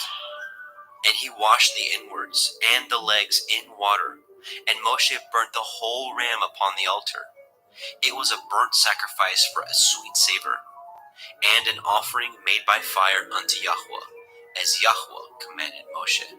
And he brought the other ram, the ram of consecration, and Aharon and his sons laid their hands upon the head of the ram, and he slew it. And Moshe took of the blood of it, and put it upon the tip of Aharon's right ear, and upon the thumb of his right hand, and upon the great toe of his right foot. And he brought Aharon's sons, and Moshe put of the blood upon the tip of their right ear, and upon the thumbs of their right hands, and upon the great toes of their right feet. And Moshe sprinkled the blood upon the altar round about. And he took the fat, and the rump, and the fat that was upon the inwards, and the caul above the liver, and the 2 kidneys, and their fat, and the right shoulder. And out of the basket of matzah that was before Yahweh, he took 1 matzah cake, and a cake of oiled bread, and 1 wafer, and put them on the fat, and upon the right shoulder. And he put all upon Aharon's hands, and upon his sons' hands, and waved them for a wave offering before Yahweh. And Moshe took them from off their hands, and burnt them on the altar upon the burnt offering. They were consecrations for a sweet savor. It is an offering made by fire unto Yahweh. And Moshe took the breast, and waved it for a wave offering before Yahweh. For of the ram of consecration it was Moshe's part, as Yahweh commanded Moshe. And Moshe took of the anointing oil, and of the blood which was upon the altar, and sprinkled it upon Aharon, and his garments, and upon his sons, and upon his sons' garments with him, and sanctified Aharon, and his garments, and his sons' garments with him. And Moshe said unto Aharon and to his sons, Boil the flesh at the door of the tabernacle of the assembly, and there eat it, with the bread that is in the basket of consecrations, as I commanded, saying, Aharon and his sons shall eat it. And that which remains of the flesh and of the bread shall ye burn with fire. And ye shall not go out of the door of the tabernacle of the assembly in 7 days, until the days of your consecration be at an end. For 7 days shall he consecrate you. As he has done this day, so Yahweh has commanded to do, to make an atonement for you.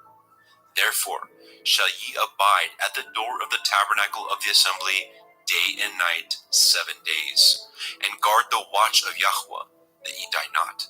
For so I am commanded. So Aharon and his sons did all the things which Yahweh commanded by the hand of Moshe. Vaikra, Leviticus chapter 9. And it came to pass on the 8th day that Moshe called Aharon and his sons and the elders of Yisrael. And he said unto Aharon, Take a young calf for a sin offering, and a ram for a burnt offering, without blemish, and offer them before Yahweh. And unto the children of Yisrael you shall speak, saying, Take ye a kid of the goats for a sin offering, and a calf and a lamb, both of the first year, without blemish, for a burnt offering. Also a bullock and a ram for peace offerings, to sacrifice before Yahweh, and a meat offering mingled with oil. For today Yahweh will appear unto you. And they brought which Moshe commanded before the tabernacle of the assembly. And all the assembly drew near and stood before Yahweh. And Moshe said, This is the thing which Yahweh commanded that ye should do, and the glory of Yahweh shall appear unto you. And Moshe said unto Aharon, Go unto the altar, and offer your sin offering, and your burnt offering, and make an atonement for yourself and for the people, and offer the offering of the people, and make an atonement for them, as Yahweh commanded. Aharon therefore went unto the altar, and slew the calf of the sin offering, which was for himself. And the sons of Aharon brought the blood unto him, and he dipped his finger in the blood, and put it upon the horns of the altar, and poured out the blood at the bottom of the altar. But the fat, and the kidneys, and the caul above the liver of the sin offering he burnt upon the altar, as Yahweh commanded Moshe. And the flesh and the hide he burnt with fire without the camp. And he slew the burnt offering, and Aharon's sons presented unto him the blood, which he sprinkled round about upon the altar. And they presented the burnt offering unto him, with the pieces thereof, and the head, and he burnt them upon the altar. And he did wash the inwards and the legs, and burnt them upon the burnt offering on the altar. And he brought the people's offering, and took the goat, which was the sin offering for the people, and slew it, and offered it for sin as the first. And he brought the burnt offering, and offered it according to the manner. And he brought the meat offering, and took a handful thereof, and burnt it upon the altar, beside the burnt sacrifice of the morning. He slew also the bullock and the ram for a sacrifice of peace offerings, which was for the people. And Aharon's sons presented unto him the blood, which he sprinkled upon the altar round about.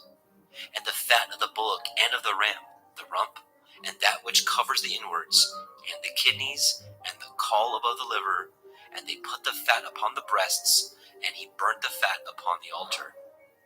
And the breasts and the right shoulder Aharon waved for a wave offering before Yahweh, as Moshe commanded.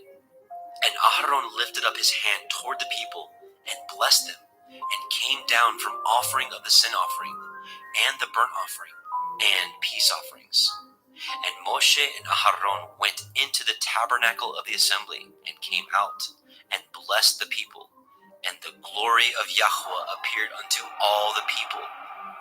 And there came a fire out from before Yahweh, and consumed upon the altar the burnt offering and the fat, which when all the people saw, they shouted and fell on their face.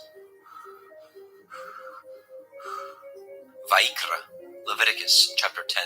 And Nadab and Abihu, the sons of Aharon, took either of them his censer and put fire therein, and put incense thereon, and offered strange fire before Yahweh, which he commanded them not. And there went out fire from Yahweh, and devoured them, and they died before Yahweh. Then Moshe said unto Aharon, This is that Yahweh spoke, saying, I will be sanctified in them that come nigh me, and before all the people I will be glorified. And Aharon held his peace. And Moshe called Mishael and Elishaphan, the sons of Uzziel, the uncle of Aharon, and said unto them, Come near, carry your brethren from before the sanctuary out of the camp. So they went near, and carried them in their coats out of the camp, as Moshe had said. And Moshe said unto Aharon, and unto Eleazar, and unto Ithamar his sons, Uncover not your heads, neither rend your clothes, lest ye die, and lest the wrath come upon all the people. But let your brethren, the whole house of Yashrael, bewail the burning which Yahweh has kindled. And ye shall not go out from the door of the tabernacle of the assembly, lest ye die. For the anointing oil of Yahweh is upon you. And they did according to the word of Moshe. And Yahweh spoke unto Aharon, saying, Do not drink wine, nor strong drink, you nor your sons with you, when ye go into the tabernacle of the assembly, lest ye die.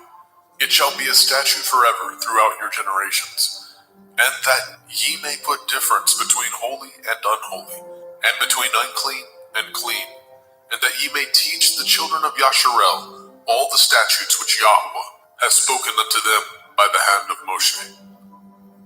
And Moshe spoke unto Aharon, and unto Eleazar, and unto Ithamar, his sons that were left, Take the meat offering that remains of the offerings of Yahweh made by fire, and eat it without leaven beside the altar, for it is most holy. And ye shall eat it in the holy place, because it is your due, and your sons' due, of the sacrifices of Yahweh made by fire. For so I am commanded. And the wave breast and the heave shoulder shall ye eat in a clean place, you and your sons and your daughters with you, for they be your due, and your sons' due, which are given out of the sacrifices of peace offerings of the children of Yashrael. The heave shoulder and the wave breast shall they bring with the offerings made by fire of the fat, to wave it for a wave offering before Yahweh, and it shall be yours and your sons with you by a statute forever, as Yahweh has commanded. And Moshe diligently sought the goat of the sin offering, and behold, it was burnt. And he was angry with Eleazar and Ithamar, the sons of Aharon, which were left alive, saying, Wherefore have ye not eaten the sin offering in the holy place, seeing it is most holy? And Elohim has given it to you to bear the iniquity of the assembly, to make an atonement for them before Yahweh. Behold, the blood of it was not brought in within the holy place. Ye should indeed have eaten it in the holy place, as I commanded. And Aharon said unto Moshe, Behold, this day have they offered their sin offering and their burnt offering before Yahweh, and such things have befallen me. And if I had eaten the sin offering today, should it have been accepted in the sight of Yahweh? And when Moshe heard that, he was content. Vaikra, Leviticus chapter 11. And Yahweh spoke unto Moshe and to Aharon, saying unto them, Speak unto the children of Yasharel, saying, These are the beasts which ye shall eat among all the beasts that are on the earth. Whatsoever parts the hoof, and is cloven-footed, and chews the cud, among the beasts, that shall ye eat. Nevertheless, these shall ye not eat of them that chew the cud, or of them that divide the hoof. As the camel, because he chews the cud, but divides not the hoof, he is unclean unto you. And the coney, because he chews the cud, but divides not the hoof, he is unclean unto you. And the hare, because he chews the cud, but divides not the hoof, he is unclean unto you. And the swine, though he divide the hoof, and be cloven-footed, yet he chews not the cud, he is unclean to you. Of their flesh shall ye not eat, and their carcass shall ye not touch, they are unclean to you. These shall ye eat of all that are in the waters. Whatsoever has fins and scales in the waters, in the seas, and in the rivers, them shall you eat. And all that have not fins and scales in the seas and in the rivers, of all that move in the waters, and of any living thing which is in the waters, they shall be an abomination unto you. They shall be even an abomination unto you. Ye shall not eat of their flesh, but ye shall have their carcasses in abomination. Whatsoever has no fins nor scales in the water, that shall be an abomination unto you. And these are they which ye shall have an abomination among the fowls. They shall not be eaten. They are an abomination, the eagle, the ossifrage, and the osprey, and the vulture, and the kite after his kind, every raven after his kind, and the owl, and the nighthawk, and the cuckow, and the hawk after his kind, and the little owl, and the cormorant, and the great owl, and the swan, and the pelican, and the gier eagle, and the stork, and the heron after her kind, and the lapwing, and the bat. All fowls that creep going upon all four shall be an abomination unto you. Yet these may ye eat of every flying creeping thing that goes upon all four, which have legs above their feet, to leap withal upon the earth. Even these of them ye may eat, the locust after his kind, and the bald locust after his kind, and the beetle after his kind, and the grasshopper after his kind. But all other flying creeping things, which have 4 feet, shall be an abomination unto you. And for these ye shall be unclean. Whosoever touches the carcass of them shall be unclean until the evening. And whosoever bears aught of the carcass of them shall wash his clothes, and be unclean until the evening. The carcass of every beast which divides the hoof, and is not cloven-footed, nor chews the cud, are unclean unto you. Every one that touches them shall be unclean. And whatsoever goes upon his paws, among all manner of beasts that go on all fours, those are unclean unto you. Whoso touches their carcass shall be unclean until the evening. And he that bears the carcass of them shall wash his clothes, and be unclean unto the evening. They are unclean unto you. These also shall be unclean unto you. Among the creeping things that creep upon the earth, the weasel, the mouse, and the tortoise, after his kind, and the ferret, and the chameleon, and the lizard, and the snail, and the mole, these are unclean to you among all that creep. Whosoever touches them, when they be dead, shall be unclean until the evening. And upon whatsoever any of them, when they are dead, does fall, it shall be unclean, whether it be any vessel of wood, or raiment, or skin, or sack, whatsoever vessel it be, wherein any work is done, it must be put into water, and it shall be unclean until the evening, so it shall be cleansed. And every earthen vessel, where into any of them that falls, whatsoever is in it shall be unclean, and ye shall break it. Of all meat which may be eaten, that on which such water comes shall be unclean, and all drink that may be drunk in every vessel shall be unclean, and everything whereupon any part of their carcass falls shall be unclean, whether it be oven or range for pots, they shall be broken down, for they are unclean, and shall be unclean unto you. Nevertheless, a fountain or pit, wherein there is plenty of water, shall be clean, but that which touches their carcass shall be unclean. And if any part of their carcass falls upon any sowing seed which is to be sown, it shall be clean. But if any water be put upon the seed, and any part of their carcass fall thereon, it shall be unclean unto you. And if any beast of which ye may eat die, he that touches the carcass thereof shall be unclean until the evening. And he that eats of the carcass of it shall wash his clothes, and be unclean until the evening. He also that bears the carcass of it shall wash his clothes, and be unclean until the evening. And every creeping thing that creeps upon the earth shall be an abomination. It shall not be eaten. Whatsoever goes upon the belly, and whatsoever goes upon all fours, or whatsoever has more feet among all creeping things that creep upon the earth, them shall ye not eat, for they are an abomination. Ye shall not make yourselves abominable with any creeping thing that creeps, neither shall ye make yourselves unclean with them, that ye should be defiled thereby. For I am Yahuwah Elohim. Ye shall therefore sanctify yourselves, and ye shall be holy, for I am holy. Neither shall ye defile yourselves with any manner of creeping thing that creeps upon the earth. For I am Yahuwah, that brings you up out of the land of Mitzrayim, to be your Elohim. Ye shall therefore be holy, for I am holy. This is the Torah of the beasts and of the fowl, and of every living creature that moves in the waters, and of every creature that creeps upon the earth, to make a difference between the unclean and the clean, and between the beast that may be eaten and the beast that may not be eaten. Vaikra, Leviticus chapter 12. And Yahweh spoke unto Moshe, saying, Speak unto the children of Yasharel, saying, If a woman have conceived seed, and born a male child, then she shall be unclean 7 days. According to the days of the separation for her infirmity, shall she be unclean.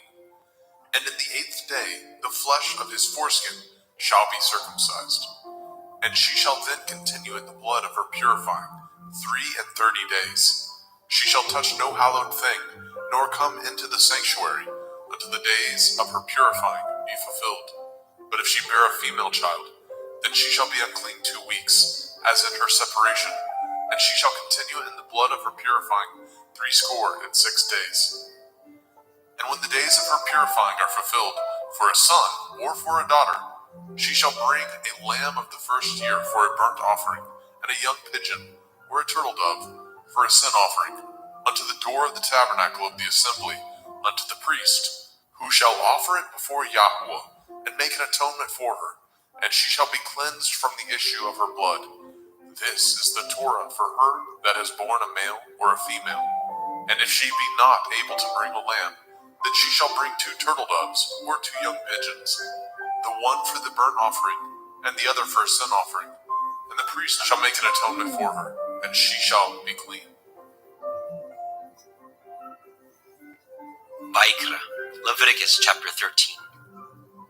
And Yahweh spoke unto El Moshe and El Aharon, saying, When a man shall have in the skin of his flesh a rising, a scab, or a bright spot, and it be in the skin of his flesh, like the plague of leprosy, then he shall be brought unto El Aharon the priest, or unto one of his sons the priests. And the priest shall look on the plague in the skin of the flesh, and when the hair in the plague is turned white, and the plague in sight be deeper than the skin of his flesh, it is a plague of leprosy, and the priest shall look on him and pronounce him unclean. If the bright spot be white in the skin of his flesh, and in sight be not deeper than the skin, and the hair thereof be not turned white, then the priest shall shut up him that has the plague 7 days.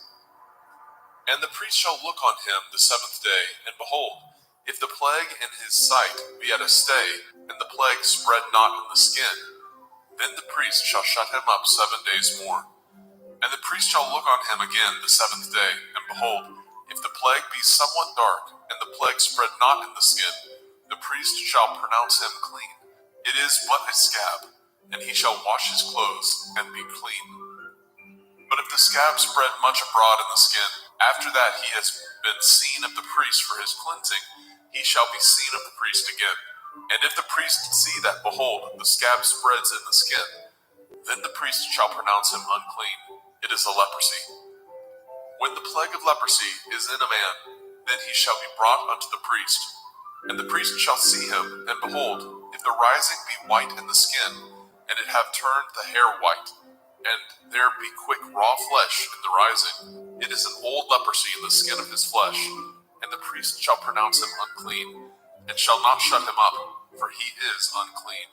And if a leprosy break out abroad in the skin, and the leprosy cover all the skin of him that has the plague from his head even to his foot, wheresoever the priest looks, then the priest shall consider, and behold, if the leprosy have covered all his flesh, he shall pronounce him clean that has the plague. It is all turned white, he is clean. But when raw flesh appears in him, he shall be unclean. And the priest shall see the raw flesh and pronounce him to be unclean. For the raw flesh is unclean, it is a leprosy. Or if the raw flesh turn again, and be changed unto white, he shall come unto the priest. And the priest shall see him, and behold, if the plague be turned unto white, then the priest shall pronounce him clean that has the plague, he is clean. The flesh also, in which even in the skin thereof was a boil, and is healed. And in the place of the boil, where there be a white rising, or a bright spot, white, and somewhat reddish, and it be showed to the priest. And if, when the priest sees it, behold, it be in sight lower than the skin, and the hair thereof be turned white, the priest shall pronounce him unclean. It is a plague of leprosy, broken out of the boil. But if the priest look on it, and behold, there be no white hairs therein, and if it be not lower than the skin, but be somewhat dark, then the priest shall shut him up 7 days. And if it spread much abroad in the skin, then the priest shall pronounce him unclean. It is a plague. But if the bright spot stay in his place, and spread not, it is a burning boil, and the priest shall pronounce him clean. Or if there be any flesh in the skin whereof there is a hot burning, and the quick flesh that burns have a white bright spot, somewhat reddish or white, then the priest shall look upon it, and behold, if the hair in the bright spot be turned white, and it be in sight deeper than the skin, it is a leprosy broken out of the burning, wherefore the priest shall pronounce him unclean. It is the plague of leprosy. But if the priest look on it, and behold, there be no white hair in the bright spot, and it be no lower than the other skin, but be somewhat dark, then the priest shall shut him up 7 days. And the priest shall look upon him the 7th day, and if it be spread much abroad in the skin, then the priest shall pronounce him unclean. It is the plague of leprosy. And if the bright spot stay in his place, and spread not in the skin, but it be somewhat dark, it is a rising of the burning, and the priest shall pronounce him clean, for it is an inflammation of the burning. If a man or woman have a plague upon the head or the beard, then the priest shall see the plague, and behold, if it be in sight deeper than the skin, and there be in it a yellow thin hair, then the priest shall pronounce him unclean. It is a dry skull, even a leprosy upon the head or beard. And if the priest shall look on the plague of the skull, and behold, it be not in sight deeper than the skin, and that there is no black hair in it, then the priest shall shut up him that has the plague of the skull 7 days. And in the 7th day the priest shall look on the plague, and behold, if the skull spread not, and there be in it no yellow hair, and the skull be not in sight deeper than the skin, he shall be shaven, and the skull shall he not shave. And the priest shall shut him up that has the skull 7 days more. And in the 7th day the priest shall look on the skull, and behold, if the skull be not spread in the skin, nor be in sight deeper than the skin, then the priest shall pronounce him clean, and he shall wash his clothes and be clean. But if the skull spread much in the skin after his cleansing, then the priest shall look on him, and behold, if the skull be spread in the skin, the priest shall not seek for yellow hair, he is unclean. But if the skull be in his sight at a stay, and that there is a black hair grown up therein, the skull is healed, he is clean, and the priest shall pronounce him clean. If a man also or a woman have in the skin of their flesh bright spots, even white bright spots, then the priest shall look, and behold, if the bright spot in the skin of their flesh be darkish white, it is a freckled spot that grows in the skin, he is clean. And the man whose hair is fallen off his head, he is bald, yet is he clean. And he that has his hair fallen off from the part of his head towards his face, he is forehead bald, yet he is clean. And if there be in the bald head or bald forehead a white reddish sore, it is a leprosy sprung up in his bald head or his bald forehead. Then the priest shall look upon it, and behold, if the rising of the sore be white reddish in the bald head or in his bald forehead, as the leprosy appears in the skin of the flesh, he is a leprous man, he is unclean. The priest shall pronounce him utterly unclean, his plague is in his head. And the leper in whom the plague is, his clothes shall be rent, and his head bare, and he shall put a covering upon his upper lip, and shall cry, unclean, unclean. All the days wherein the plague shall be in him shall he be defiled. He is unclean. He shall dwell alone, without the camp shall his habitation be. The garment also that the plague of leprosy is in, whether it be a woolen garment or a linen garment, whether it be in the woof of linen, or of woolen, whether in a skin or anything made of skin. And if the plague be greenish or reddish in the garment or in the skin, either in the warp or in the woof or in anything of skin, it is a plague of leprosy, and shall be showed unto the priest. And the priest shall look upon the plague, and shut up it that has the plague 7 days. And he shall look on the plague on the 7th day. If the plague be spread in the garment, either in the warp, or in the woof, or in a skin, or in any work that is made of skin, the plague is a fretting leprosy. It is unclean. He shall therefore burn that garment, whether warp or woof, in woolen or in linen, anything of skin wherein the plague is, for it is a fretting leprosy. It shall be burnt in the fire. And if the priest shall look, and behold, the plague be not spread in the garment, either in the warp or in the woof, or in anything of skin, then the priest shall command that they wash the thing wherein the plague is, and he shall shut it up 7 days more. And the priest shall look on the plague after that it is washed, and behold, if the plague have not changed his color, and the plague be not spread, it is unclean. You shall burn it in the fire. It is a fret inward, whether it be bare within or without. And if the priest look, and behold the plague be somewhat dark after the washing of it, then he shall rend it out of the garment, or out of the skin, or out of the warp, or out of the woof.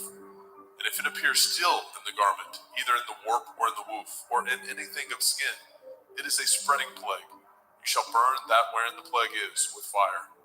And the garment, either warp or woof, or whatsoever thing of skin it be, which you shall wash, if the plague be departed from them, then it shall be washed the second time, and shall be clean. This is the Torah of the plague of leprosy, in a garment of woolen or linen, either in warp or woof, or in anything of skins, to pronounce it clean, or to pronounce it unclean. Vaikra, Leviticus chapter 14. And Yahweh spoke unto Moshe, saying, This shall be the Torah of the leper in the day of his cleansing. He shall be brought unto the priest, and the priest shall go forth out of the camp. And the priest shall look, and behold, if the plague of leprosy be healed in the leper, then shall the priest command to take for him that is to be cleansed 2 birds alive and clean, and cedar wood, and scarlet, and hyssop. And the priest shall command that one of the birds be killed in an earthen vessel over running water. As for the living bird, he shall take it, and the cedar wood, and the scarlet, and the hyssop, and shall dip them, and the living bird in the blood of the bird that was killed over the running water. And he shall sprinkle upon him that is to be cleansed from the leprosy 7 times, and shall pronounce him clean, and shall let the living bird loose into the open field. And he that is to be cleansed shall wash his clothes, and shave off all his hair, and wash himself in water, that he may be clean. And after that he shall come into the camp, and shall tarry abroad out of his tent 7 days. But it shall be on the 7th day that he shall shave all his hair off his head, and his beard, and his eyebrows, even all his hair he shall shave off, and shall wash his clothes. Also shall he wash his flesh in water, and shall be clean. And on the 8th day he shall take 2 he-lambs without blemish, and 1 ewe lamb of the first year without blemish, and 3/10 deal of fine flour for a meat offering, mingled with oil, and 1 log of oil. And the priest that makes him clean shall present the man that is to be made clean, and those things before Yahweh at the door of the tabernacle of the assembly. And the priest shall take 1 he-lamb, and offer him for a trespass offering, and the log of oil, and wave them for a wave offering before Yahweh.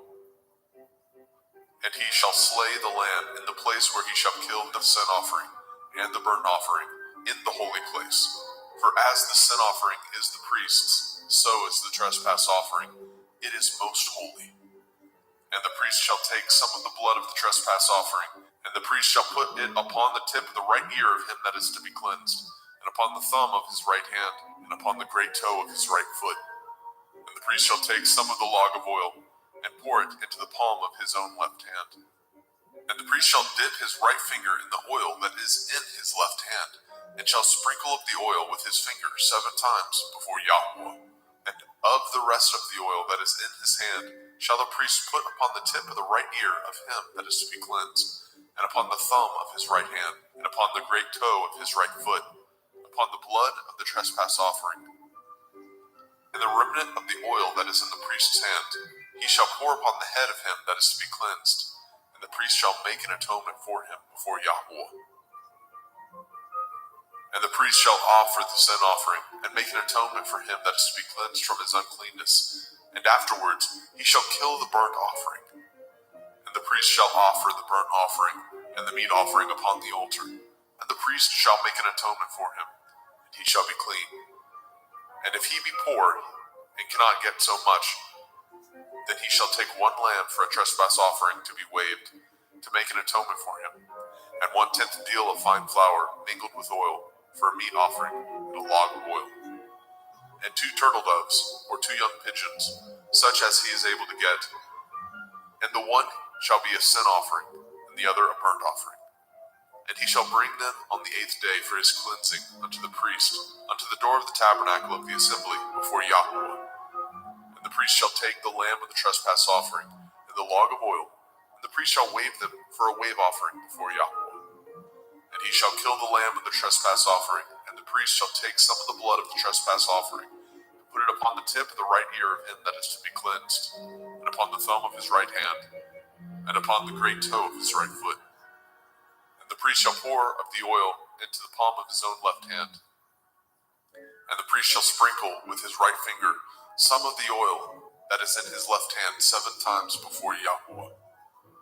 And the priest shall put of that oil that is in his hand upon the tip of the right ear of him that is to be cleansed, and upon the thumb of his right hand, and upon the great toe of his right foot, upon the place of the blood of the trespass offering. And the rest of the oil that is in the priest's hand he shall put upon the head of him that is to be cleansed, to make an atonement for him before Yahweh. And he shall offer the one of the turtle doves, or of the young pigeons, such as he can get, even such as he is able to get, the one for a sin offering, and the other for a burnt offering, with the meat offering. And the priest shall make an atonement for him that is to be cleansed before Yahweh. This is the Torah of him, in whom is the plague of leprosy, whose hand is not able to get that which pertains to his cleansing. And Yahweh spoke unto El Moshe and unto El Aharon, saying, When ye are come into the land of Canaan, which I give to you for a possession, and I put the plague of leprosy in a house of the land of your possession, and he that owns the house shall come and tell the priest, saying, It seems to me there is, as it were, a plague in the house. Then the priest shall command that they empty the house before the priest go into it, to see the plague, that all that is in the house be not made unclean. And afterward the priest shall go in to see the house. And he shall look on the plague, and behold, if the plague be in the walls of the house, with hollow strakes, greenish or reddish, which in sight are lower than the wall, then the priest shall go out of the house to the door of the house, and shut up the house 7 days. And the priest shall come again the 7th day, and shall look, and behold, if the plague be spread in the walls of the house, then the priest shall command that they take away the stones in which the plague is, and they shall cast them into an unclean place without the city. And he shall cause the house to be scraped within round about, and they shall pour out the dust that they scrape off without the city into an unclean place. And they shall take other stones, and put them in the place of those stones. And he shall take other mortar, and shall plaster the house. And if the plague come again, and break out in the house, after that he has taken away the stones, and after he has scraped the house, and after it is plastered, then the priest shall come and look, and behold, if the plague be spread in the house, it is a fretting leprosy in the house, it is unclean.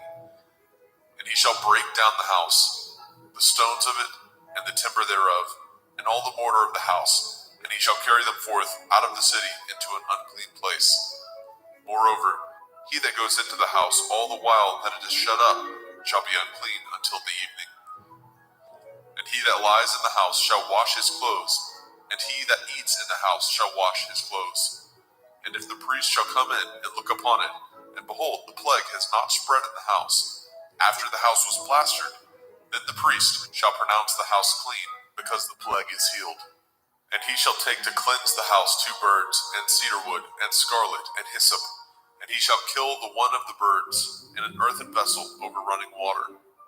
And he shall take the cedar wood, and the hyssop, and the scarlet, and the living bird, and dip them in the blood of the slain bird, and in the running water, and sprinkle the house 7 times. And he shall cleanse the house with the blood of the bird, and with the running water, and with the living bird, and with the cedar wood, and with the hyssop, and with the scarlet. But he shall let go of the living bird out of the city into the open field, and make an atonement for the house, and it shall be clean. This is the Torah for all manner of plague, of leprosy and scald, and for the leprosy of a garment and of a house, and for a rising, and for a scab, and for a bright spot, to teach when it is unclean and when it is clean. This is the Torah of leprosy. Vayikra, Leviticus chapter 15. And Yahweh spoke unto El Moshe and to El Aharon, saying, Speak unto the children of Yasharel, and say unto them, when any man has a running issue out of his flesh, because of his issue he is unclean. And this shall be his uncleanness in his issue, whether his flesh run with his issue, or his flesh be stopped from his issue. It is his uncleanness. Every bed whereon he lies that has the issue is unclean, and everything whereon he sits shall be unclean. And whosoever touches his bed shall wash his clothes, and bathe himself in water, and be unclean until the evening. And he that sits on anything whereon he sat that has the issue shall wash his clothes, and bathe himself in water, and be unclean until the evening. And he that touches the flesh of him that has the issue shall wash his clothes, and bathe himself in water, and be unclean until the evening. And if he that has the issue spit upon him that is clean, then he shall wash his clothes, and bathe himself in water, and be unclean until the evening.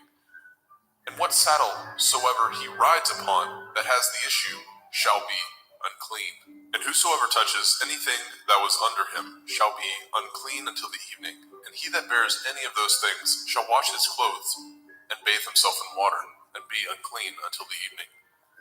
And whomsoever he touches that has the issue, and has not rinsed his hands in water, he shall wash his clothes, and bathe himself in water, and be unclean until the evening. And the vessel of earth that he touches, which has the issue, shall be broken, and every vessel of wood shall be rinsed in water. And when he that has an issue is cleansed of his issue, then he shall number to himself 7 days for his cleansing, and wash his clothes, and bathe his flesh in running water, and shall be clean. And on the 8th day he shall take to him 2 turtle doves or 2 young pigeons, and come before Yahweh unto the door of the tabernacle of the assembly, and give them unto the priest. And the priest shall offer them, the one for a sin offering, and the other for a burnt offering. And the priest shall make an atonement for him before Yahweh for his issue. And if any man's seed of copulation go out from him, then he shall wash all his flesh in water, and be unclean until the evening. And every garment and every skin whereon is the seed of copulation shall be washed with water, and be unclean until the evening. The woman also with whom the man shall lie with seed of copulation, they shall both bathe themselves in water, and be unclean until the evening. And if a woman have an issue, and her issue and her flesh be blood, she shall be put apart 7 days, and whosoever touches her shall be unclean until the evening. And everything that she lies upon in her separation shall be unclean. Everything also that she sits upon shall be unclean. And whosoever touches her bed shall wash his clothes, and bathe himself in water, and be unclean until the evening. And whosoever touches anything that she sat upon shall wash his clothes, and bathe himself in water, and be unclean until the evening. And if it be on her bed, or on anything whereon she sits, when he touches it, he shall be unclean until the evening. And if any man lie with her at all, and her flower be upon him, he shall be unclean 7 days, and all the bed whereon he lies shall be unclean. And if a woman have an issue of her blood many days out of the time of her separation, or if it run beyond the time of her separation, all the days of the issue of her uncleanness shall be as the days of her separation, she shall be unclean. Every bed whereon she lies, all the days of her issue shall be unto her as the bed of her separation, and whatsoever she sits upon shall be unclean, as the uncleanness of her separation. And whosoever touches those things shall be unclean, and shall wash his clothes, and bathe himself in water, and be unclean until the evening. But if she be cleansed of her issue, then she shall number to herself 7 days, and after that she shall be clean. And on the 8th day she shall take unto her 2 turtle doves, or 2 young pigeons, and bring them unto the priest to the door of the tabernacle of the assembly.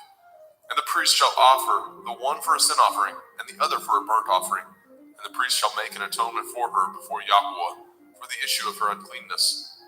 Thus shall ye separate the children of Yasharel from their uncleanness, that they die not in their uncleanness, when they defile my tabernacle that is among them. This is the Torah of him that has an issue, and of him whose seed goes from him, and is defiled therewith, and of her that is sick of her flowers, and of him that has an issue, of the man and of the woman, and of him that lies with her that is unclean. Vayikra, Leviticus chapter 16. And Yahweh spoke unto Moshe after the death of the two sons of Aharon, when they offered before Yahweh and died. And Yahweh said unto El Moshe, Speak unto El Aharon your brother, that he come not at all times into the holy place within the veil before the mercy seat, which is upon the ark, that he die not. For I will appear in the cloud upon the mercy seat. Thus shall Aharon come into the holy place with a young bullock for a sin offering, and a ram for a burnt offering. He shall put on the holy linen coat, and he shall have the linen breeches upon his flesh, and shall be girded with a linen belt, and with the linen turban shall he be attired. These are holy garments. Therefore shall he wash his flesh in water, and so put them on. And he shall take of the assembly of the children of Yasharel 2 kids of the goats for a sin offering, and 1 ram for a burnt offering. And Aharon shall offer his bullock of the sin offering, which is for himself, and make an atonement for himself and for his house. And he shall take the 2 goats, and present them before Yahweh at the door of the tabernacle of the assembly. And Aharon shall cast lots upon the 2 goats, 1 lot for Yahweh, and the other lot for Azazel. And Aharon shall bring the goat upon which Yahweh's lot fell, and offer him for a sin offering. But the goat on which the lot fell to be for Azazel shall be presented alive before Yahweh, to make an atonement with him, and to let him go for Azazel into the wilderness. And Aharon shall bring the bullock of the sin offering, which is for himself, and shall make an atonement for himself and for his house, and shall kill the bullock of the sin offering, which is for himself. And he shall take a censer full of burning coals of fire from off the altar before Yahweh, and his hands full of sweet incense beaten small, and bring it within the veil. And he shall put the incense upon the fire before Yahweh, that the cloud of the incense may cover the mercy seat that is upon the testimony, that he die not. And he shall take of the blood of the bullock, and sprinkle it with his finger upon the mercy seat eastward. And before the mercy seat shall he sprinkle of the blood with his finger 7 times. Then shall he kill the goat of the sin offering that is for the people, and bring his blood within the veil, and do with that blood as he did with the blood of the bullock, and sprinkle it upon the mercy seat, and before the mercy seat. And he shall make an atonement for the holy place, because of the uncleanness of the children of Yasharel, and because of their transgressions, in all their sins. And so shall he do for the tabernacle of the assembly, that remains among them in the midst of their uncleanness. And there shall be no man in the tabernacle of the assembly, when he goes to make an atonement in the holy place, until he comes out, and have made an atonement for himself, and for his household, and for all the assembly of Yasharel. And he shall go out unto the altar that is before Yahweh, and make an atonement for it, and shall take of the blood of the bullock, and of the blood of the goat, and put it upon the horns of the altar round about. And he shall sprinkle the blood upon it with his finger 7 times, and cleanse it, and hallow it from the uncleanness of the children of Yasharel. And when he has made an end of reconciling the holy place, and the tabernacle of the assembly, and the altar, he shall bring the live goat. And Aharon shall lay both his hands upon the head of the live goat, and confess over him all the iniquities of the children of Yasharel, and all their transgression in all their sins, putting them upon the head of the goat, and shall send him away by the hand of a fit man into the wilderness. And the goat shall bear upon him all their iniquities, unto a land not inhabited, and he shall let go the goat in the wilderness. And Aharon shall come into the tabernacle of the assembly, and shall put off the linen garments which he put on when he went into the holy place, and shall leave them there. And he shall wash his flesh with water in the holy place, and put on his garments, and come forth, and offer his burnt offering, and the burnt offering of the people, and make an atonement for himself and for the people. And the fat of the sin offering shall he burn upon the altar. And he that let go the goat for Azazel shall wash his clothes, and bathe his flesh in water, and afterwards come into the camp. And the bullock for the sin offering, and the goat for the sin offering, and whose blood was brought in to make an atonement in the holy place, shall one carry forth without the camp, and they shall burn in the fire their skins, and their flesh, and their dung. And he that burns them shall wash his clothes, and bathe his flesh in water, and afterwards he shall come into the camp. And this shall be a statute forever unto you, that in the 7th month, on the 10th day of the month, ye shall afflict your souls, and do no work at all, whether it be one of your own country, or a stranger that sojourns among you. For on that day shall the priest make an atonement for you, to cleanse you, that ye may be clean from all your sins before Yahweh. It shall be a Sabbath of rest unto you, and ye shall afflict your souls by a statute forever. And the priest, whom he shall anoint, and whom he shall consecrate to minister in the priest's office in his father's stead, shall make the atonement, and shall put on the linen clothes, even the holy garments.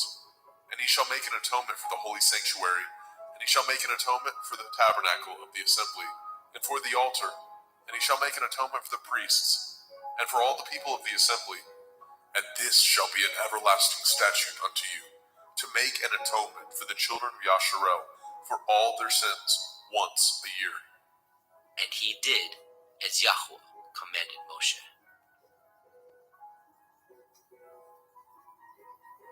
Vayikra, Leviticus chapter 17. And Yahweh spoke unto Moshe, saying, Speak unto El-Aharon and unto his sons, and unto all the children of Yasharel, and say unto them, This is the thing which Yahweh has commanded, saying, What man soever there be of the house of Yasharel, that kills an ox, or lamb, or goat, in the camp, or that kills it out of the camp, and brings it not unto the door of the tabernacle of the assembly, to offer an offering unto Yahweh before the tabernacle of Yahweh, blood shall be imputed unto that man. He has shed blood, and that man shall be cut off from among his people. To the end that the children of Yasharel may bring their sacrifices, which they offer in the open field, even that they may bring them unto Yahweh, unto the door of the tabernacle of the assembly, unto the priest, and offer them for peace offerings unto Yahweh. And priests shall sprinkle the blood upon the altar of Yahweh at the door of the tabernacle of the assembly, and burn the fat for a sweet savor unto Yahweh. And they shall no more offer their sacrifices unto devils, after whom they have gone a whoring. This shall be a statute forever unto them throughout their generations. And you shall say unto them, Whatsoever man there be of the house of Yasharel, or of the strangers, which sojourn among you, that offers a burnt offering or sacrifice, and brings it not unto the door of the tabernacle of the assembly, to offer it unto Yahweh, even that man shall be cut off from among his people. And whatsoever man there be of the house of Yasharel, or of the strangers that sojourn among you, that eats any manner of blood, I will even set my face against that soul that eats the blood, and will cut him off from among his people. For the soul of the flesh is in the blood. He and I have given it to you upon the altar to make an atonement for your souls. For it is the blood of him that makes an atonement in the soul. Therefore I said unto the children of Yasharel, No soul of you shall eat blood, neither shall any stranger that sojourns among you eat blood. And whatsoever man there be of the children of Yasharel, or of the strangers that sojourn among you, which hunts and catches a beast or fowl that may be eaten, he shall even pour out the blood thereof, and cover it with dust. For it is the life of all flesh. The blood of it is for the life thereof.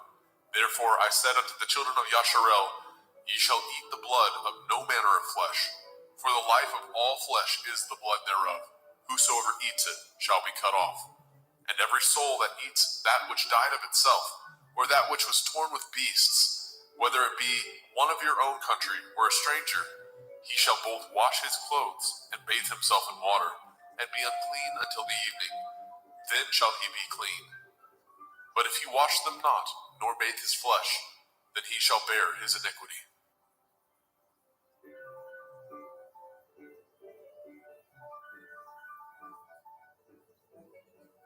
Vayikra, Leviticus chapter 18. And Yahweh spoke unto Moshe, saying, Speak unto the children of Yasharel, and say unto them, I am Yahweh Elohim. After the doings of the land of Mitzrayim, where ye dwell, shall ye not do. And after the doings of the land of Canaan, whither I bring you, shall ye not do. Neither shall ye walk in their ordinances. Ye shall do my judgments, and guard my ordinances, to walk therein. I am Yahuwah Elohim. Ye shall therefore guard my statutes and my judgments, which if a man do, he shall live in them. I am Yahuwah. None of you shall approach to any that is near of kin to him, to uncover their nakedness. I am Yahuwah. The nakedness of your father, or the nakedness of your mother, shall you not uncover. She is your mother. You shall not uncover her nakedness. The nakedness of your father's woman shall you not uncover. It is your father's nakedness. The nakedness of your sister, the daughter of your father, the daughter of your mother, whether she be born at home or born abroad, even their nakedness you shall not uncover. The nakedness of your son's daughter, or of your daughter's daughter, even their nakedness you shall not uncover, for theirs is your own nakedness. The nakedness of your father's woman's daughter, begotten of your father, she is your sister. You shall not uncover her nakedness. You shall not uncover the nakedness of your father's sister. She is your father's near kinswoman. You shall not uncover the nakedness of your mother's sister, for she is your mother's near kinswoman. You shall not uncover the nakedness of your father's brother. You shall not approach to his woman. She is your aunt. You shall not uncover the nakedness of your daughter-in-law. She is your son's woman. You shall not uncover her nakedness. You shall not uncover the nakedness of your brother's woman. It is your brother's nakedness. You shall not uncover the nakedness of a woman and her daughter. Neither shall you take her son's daughter or her daughter's daughter to uncover her nakedness, for they are your near kinswoman. It is wickedness. Neither shall you take a woman to her sister to vex her, to uncover her nakedness, beside the other in her lifetime. Also you shall not approach unto a woman to uncover her nakedness, as long as she is put apart for her uncleanness. Moreover, you shall not lie carnally with your neighbor's woman to defile yourself with her. And you shall not let any of your seed pass through the fire to Molech, neither shall you profane the name of your Elohim. I am Yahuwah. You shall not lie with mankind as with womankind. It is an abomination. Neither shall you lie with any beast to defile yourself therewith. Neither shall any woman stand before a beast to lie down thereto. It is confusion. Defile not ye yourselves in any of these things, for in all these the nations are defiled, which I cast out before you. And the land is defiled, therefore I do visit the iniquity thereof upon it, and the land itself vomits out her inhabitants. Ye shall therefore guard my statutes and my judgments, and shall not commit any of these abominations, neither any of your own nation, nor any stranger that sojourns among you. For all these abominations have the men of the land done, which were before you, and the land is defiled, that the land spew not you out also, when ye defile it, as it spewed out the nations that were before you. For whosoever shall commit any of these abominations, even the souls that commit them shall be cut off from among their people.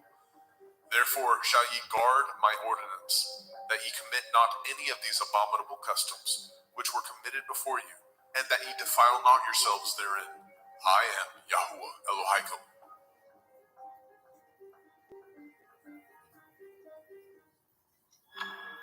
Vaikra, Leviticus chapter 19. And Yahuwah spoke unto Moshe, saying, Speak unto all the assembly of the children of Yasharel, and say unto them, Ye shall be holy, for I, Yahuwah Elohim, am holy. Ye shall fear every man his mother and his father, and guard my Shebathot. I am Yahuwah Elohim. Turn ye not unto idols, nor make to yourselves molten Elohim. I am Yahuwah Elohim.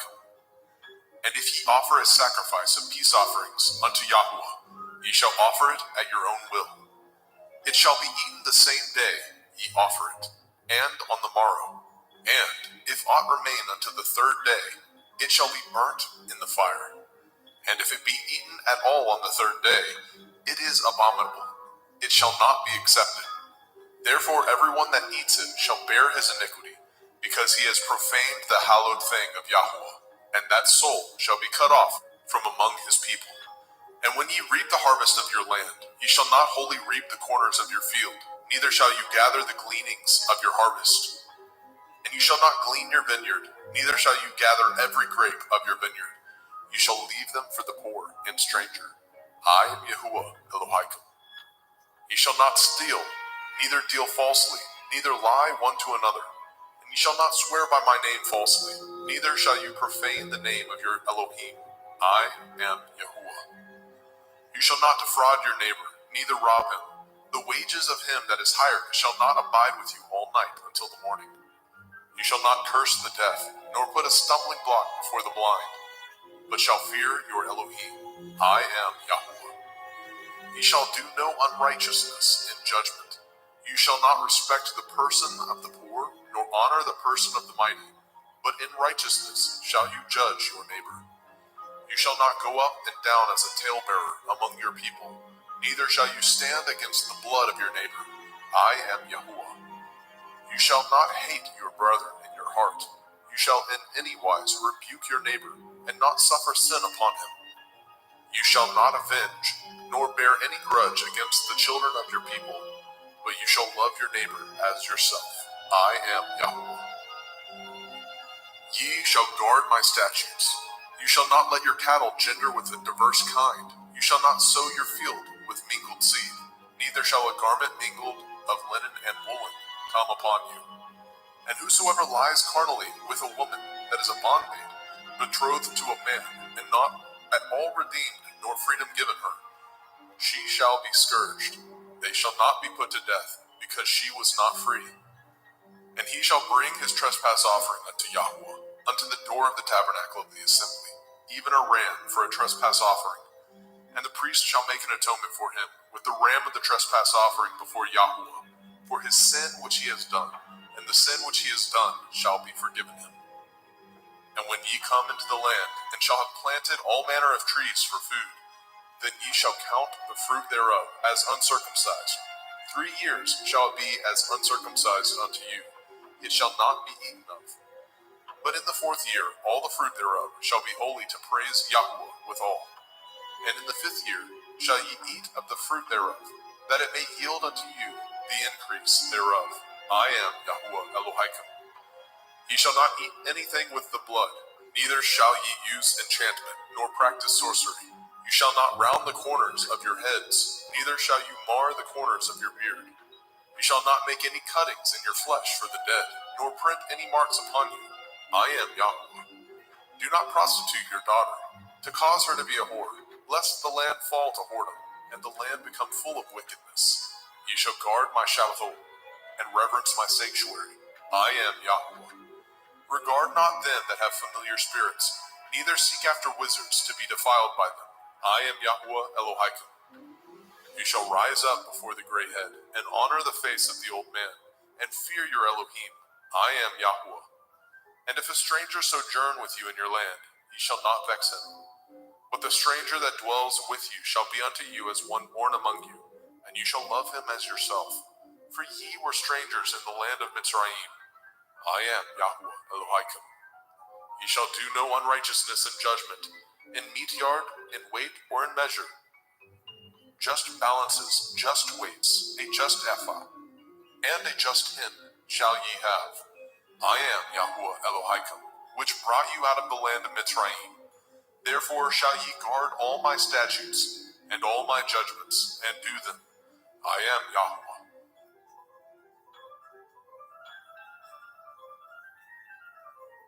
Vaikra, Leviticus chapter 20. And Yahuwah spoke unto Moshe, saying, Again you shall say to the children of Yasharel, whosoever he be of the children of Yasharel, or of the strangers that sojourn in Yasharel, that gives any of his seed unto Molech, he shall surely be put to death. The people of the land shall stone him with stones. And I will set my face against that man, and I will cut him off from among his people, because he has given of his seed unto Molech, to defile my sanctuary, and to profane my holy name. And if the people of the land do any ways hide their eyes from the man, when he gives of his seed unto Molech, and kill him not, then I will set my face against that man, and against his family, and will cut him off, and all that go a-whoring after him, to commit whoredom with Molech, from among their people. And the soul that turns after such as have familiar spirits, and after wizards, to go a-whoring after them, I will even set my face against that soul, and will cut him off from among his people. Sanctify yourselves, therefore, and be ye holy, for I am Yahuwah Elohim, and ye shall guard my statutes, and do them. I am Yahuwah Mekodishkim. For everyone that curses his father or his mother, shall surely be put to death. He has cursed his father or his mother. His blood shall be upon him. And the man that breaks wedlock with another man's woman, even he that breaks wedlock with his neighbor's woman, the man and the woman that breaks wedlock shall surely be put to death. And the man that lies with his father's woman has uncovered his father's nakedness. Both of them shall surely be put to death. Their blood shall be upon them. And if a man lie with his daughter-in-law, both of them shall surely be put to death. They have wrought confusion. Their blood shall be upon them. If a man also lie with mankind, as he lies with a woman, both of them have committed an abomination. They shall surely be put to death. Their blood shall be upon them. And if a man take a woman and her mother, it is wickedness. They shall be burnt with fire, both he and they, that there be no wickedness among you. And if a man lie with a beast, he shall surely be put to death, and ye shall slay the beast. And if a woman approach unto any beast and lie down thereto, you shall kill the woman and the beast. They shall surely be put to death. Their blood shall be upon them.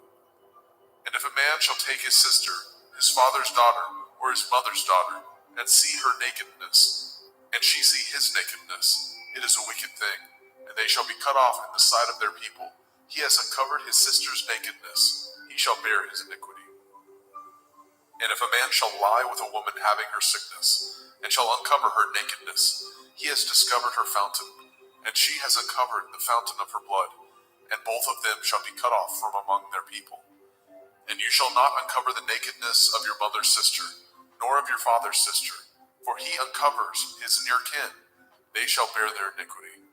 And if a man shall lie with his uncle's woman, he has uncovered his uncle's nakedness. They shall bear their sin. They shall die childless. And if a man shall take his brother's woman, it is an unclean thing. He has uncovered his brother's nakedness. They shall be childless. Ye shall therefore guard all my statutes and all my judgments, and do them, that the land whither I bring you to dwell therein spew you not out. And ye shall not walk in the manner of the nation which I cast out before you. For they committed all these things, and therefore I abhorred them. But I have said unto you, ye shall inherit their land, and I will give unto you to possess it, a land that flows with milk and honey. I am Yahweh Elohim, which have separated you from other people. Ye shall therefore put difference between clean beasts and unclean, and between unclean fowls and clean. And ye shall not make your souls abominable by beast, or by fowl, or by any manner of living thing that creeps on the ground, which I have separated from you as unclean. And ye shall be holy unto me, for I, Yahweh, am holy, and have severed you from other people, that ye should be mine. A man also, or a woman that has a familiar spirit, or that is a wizard, shall surely be put to death. They shall stone them with stones. Their blood shall be upon them. Vaikra, Leviticus chapter 21. And Yahweh said unto Moshe, Speak unto the priests, the sons of Aharon, and say unto them, There shall none be defiled for the dead among his people. But for his kin that is near unto him, that is, for his mother, and for his father, and for his son, and for his daughter, and for his brother, and for his sister a virgin, that is nigh unto him, which has had no man, for her may he be defiled. But he shall not defile himself, being a chief among his people, to profane himself. They shall not make baldness upon their head, neither shall they shave off the corners of their beard, nor make any cuttings in their flesh. They shall be holy unto their Elohim, and not profane the name of their Elohim. For the offerings of Yahweh made by fire, and the bread of their Elohim they do offer. Therefore they shall be holy. They shall not take a woman that is a whore, or profane, neither shall they take a woman put away from her man, for he is holy unto his Elohim. You shall sanctify him therefore, for he offers the bread of your Elohim. He shall be holy unto you, for I, Yahweh, which sanctify you, am holy. And the daughter of any priest, if she profane herself by playing the whore, she profanes her father, she shall be burnt with fire. And he that is high priest among his brethren, upon whose head the anointing oil was poured, and that is consecrated to put on the garments, shall not uncover his head, nor rend his clothes.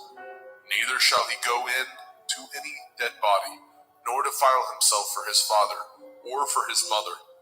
Neither shall he go out of the sanctuary, nor profane the sanctuary of his Elohim. For the crown of the anointing oil of his Elohim is upon him. I am Yahweh. And he shall take a woman in her virginity, a widow or a divorced woman, or profane, or a harlot. These shall he not take, but he shall take a virgin of his own people to be his woman. Neither shall he profane his seed among his people, for I, Yahweh, do sanctify him. And Yahweh spoke unto Moshe, saying, Speak unto El-Aharon, saying, Whosoever he be of your seed in their generations, that has any blemish, let him not approach to offer the bread of his Elohim. For whosoever man he be that has a blemish, he shall not approach, a blind man or a lame, or he that has a flat nose, or anything superfluous, or a man that is broken-footed, or broken-handed, or crook-backed, or a dwarf, or that has a blemish in his eye, or be scurvy, or scabbed, or has his stones broken. No man that has a blemish of the seed of Aharon the priest shall come nigh to offer the offerings of Yahweh, made by fire. He has a blemish. He shall not come nigh to offer the bread of his Elohim. He shall not eat the bread of his Elohim, both of the most holy and of the holy. Only he shall not go in unto the veil, nor come nigh unto the altar, because he has a blemish, that he profane not my sanctuaries, for I, Yahweh, do sanctify them. And Moshe told it unto El-Aharon, and to his sons, and to all the children of Yashrael. Vayikra, Leviticus chapter 22. And Yahweh spoke unto Moshe, saying, Speak unto El-Aharon and to his sons, that they separate themselves from the holy things of the children of Yasharel, and that they profane not my holy name in those things, which they hallow unto me. I am Yahweh. Say unto them, Whosoever he be of all your seed among your generations, that goes unto the holy things, which the children of Yasharel hallow unto Yahweh, having his uncleanness upon him, that soul shall be cut off from my presence. I am Yahweh. What man soever of the seed of Aharon is a leper, or has a running issue, he shall not eat of the holy things until he be clean.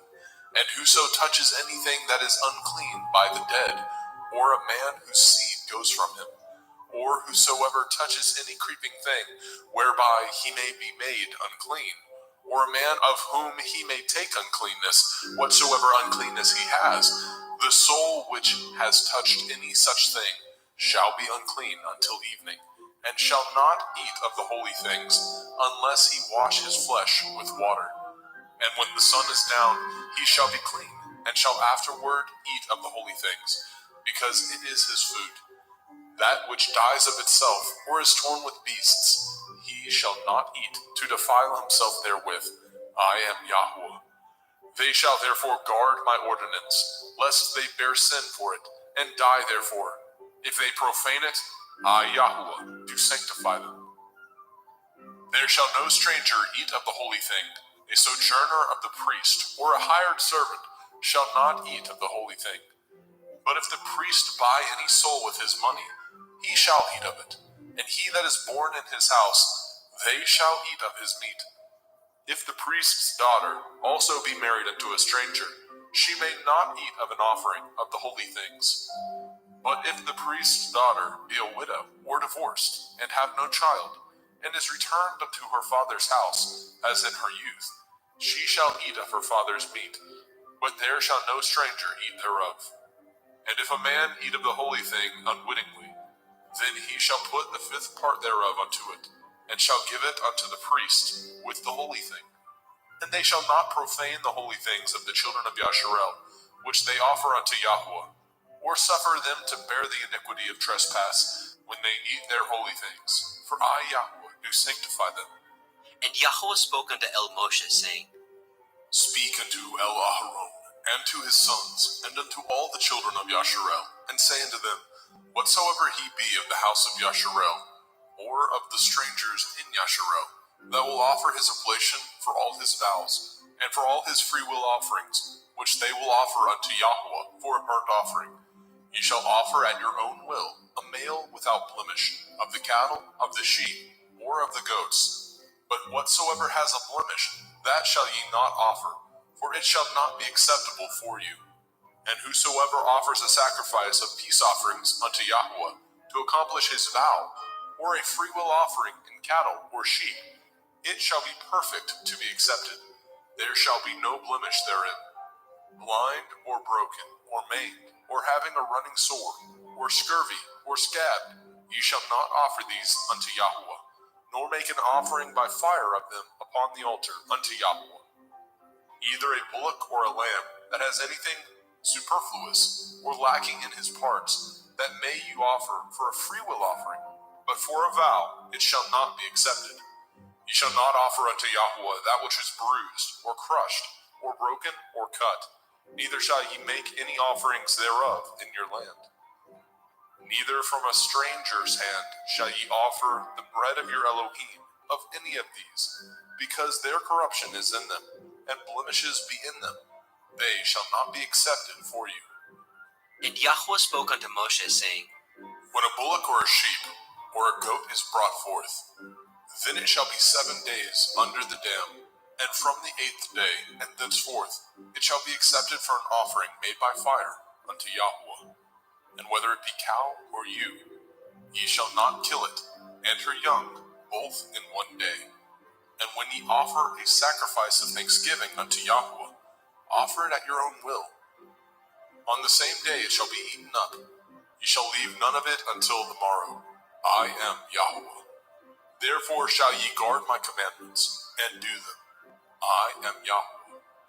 Neither shall ye profane my holy name, but I will be hallowed among the children of Yasharel. I am Yahweh, which hallow you, that brought you out of the land of Mizraim, to be your Elohim. I am Yahweh.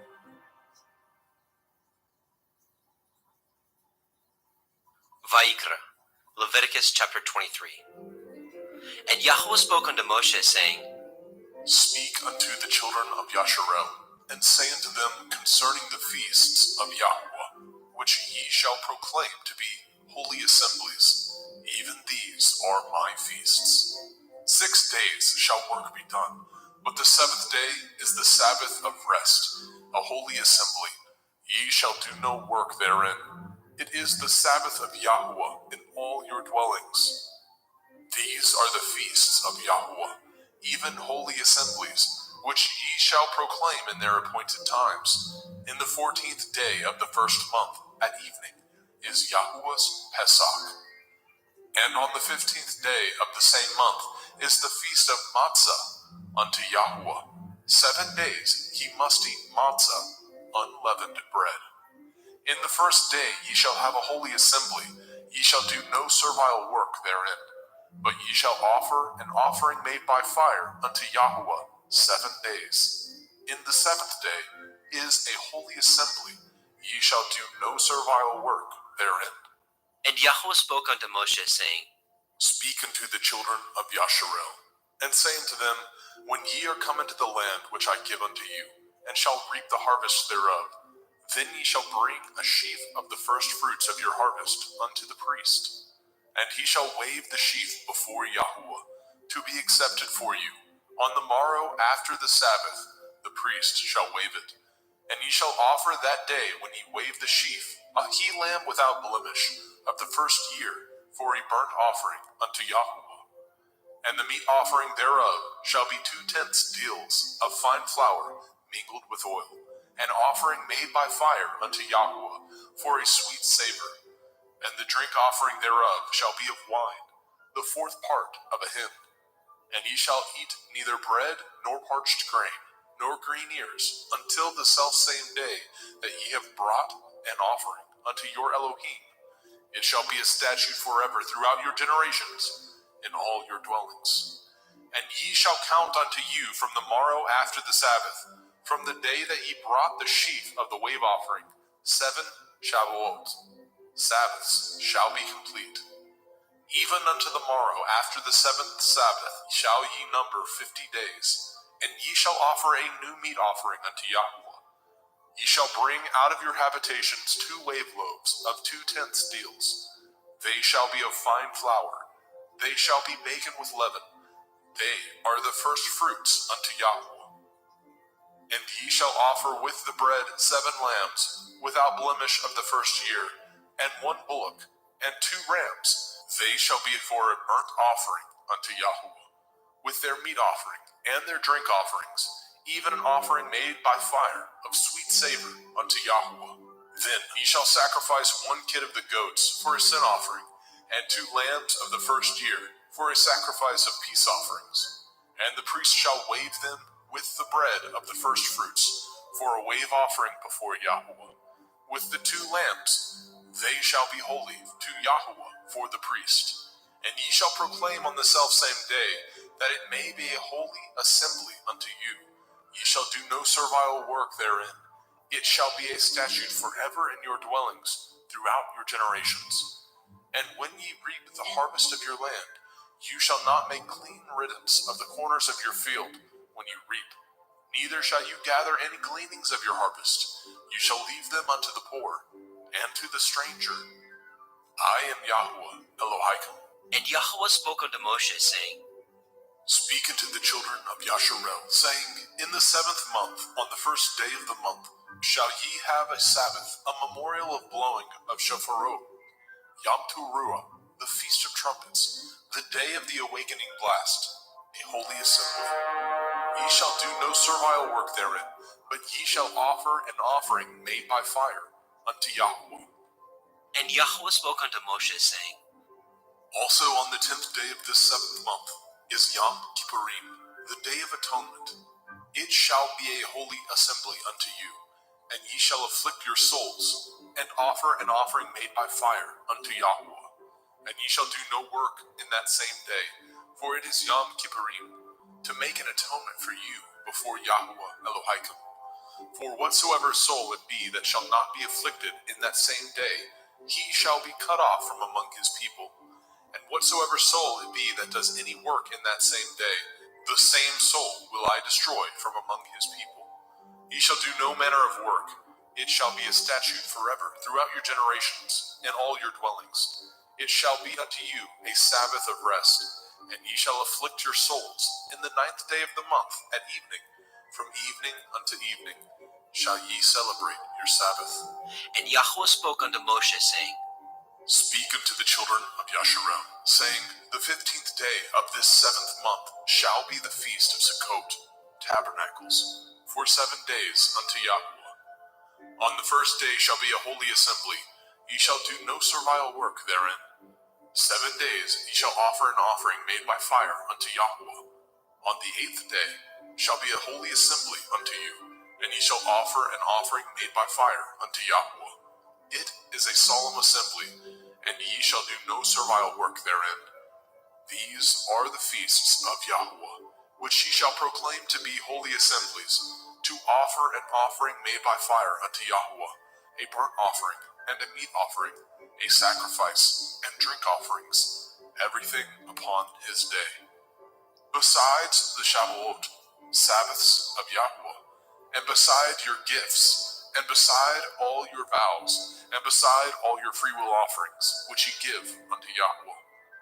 Also in the 15th day of the 7th month, when ye have gathered in the fruit of the land, ye shall keep a feast unto Yahweh 7 days. On the 1st day shall be a Sabbath, and on the 8th day shall be a Sabbath. And ye shall take you on the 1st day the boughs of goodly trees, branches of palm trees, and the boughs of fig trees, and willows of the brook, and ye shall rejoice before Yahweh Elohim 7 days.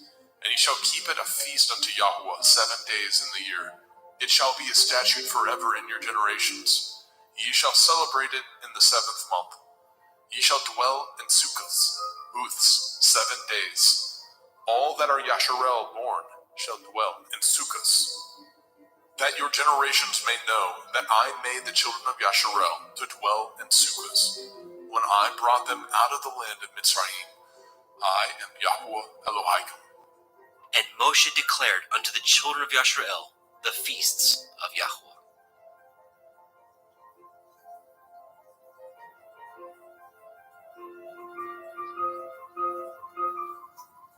Vaikra, Leviticus chapter 24. And Yahweh spoke unto Moshe, saying, Command the children of Yasharel that they bring unto you pure olive oil, beaten for the light, to cause the lamps to burn continually, without the veil of the testimony. In the tabernacle of the assembly shall Aharon order it from the evening unto the morning before Yahweh continually.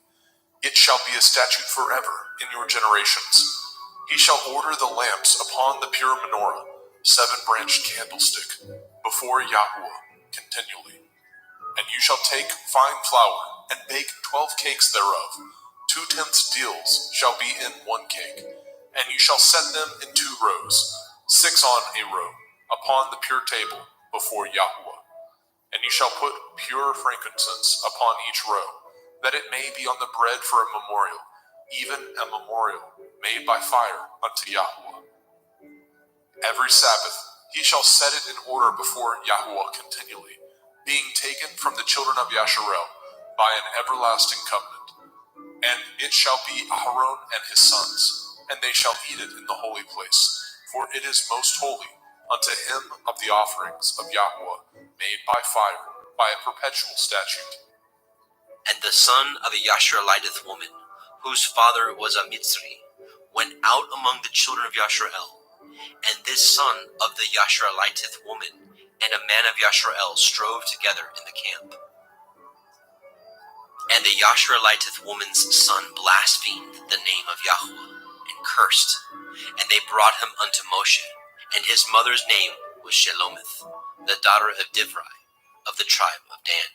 And they put him in ward, that the mind of Yahweh might be showed them.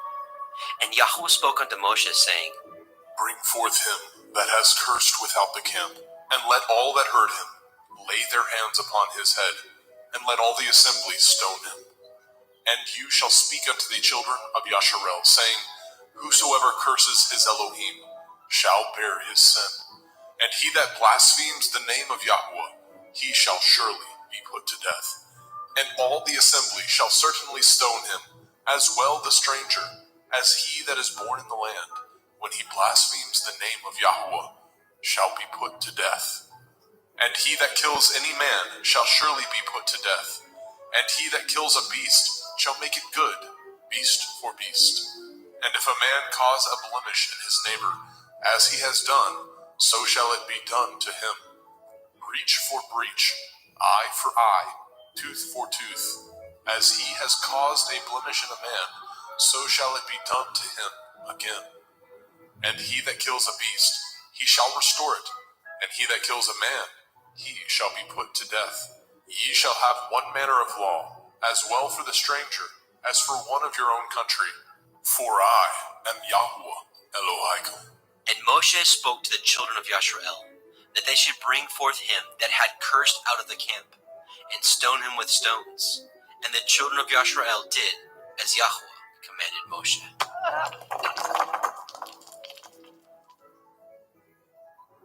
Vaikra, Leviticus chapter 25.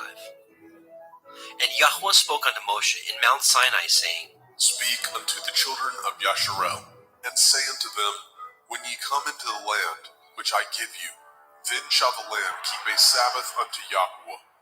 6 years you shall sow your field, and 6 years you shall prune your vineyard, and gather in the fruit thereof.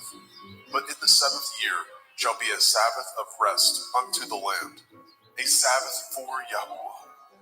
You shall neither sow your field, nor prune your vineyard.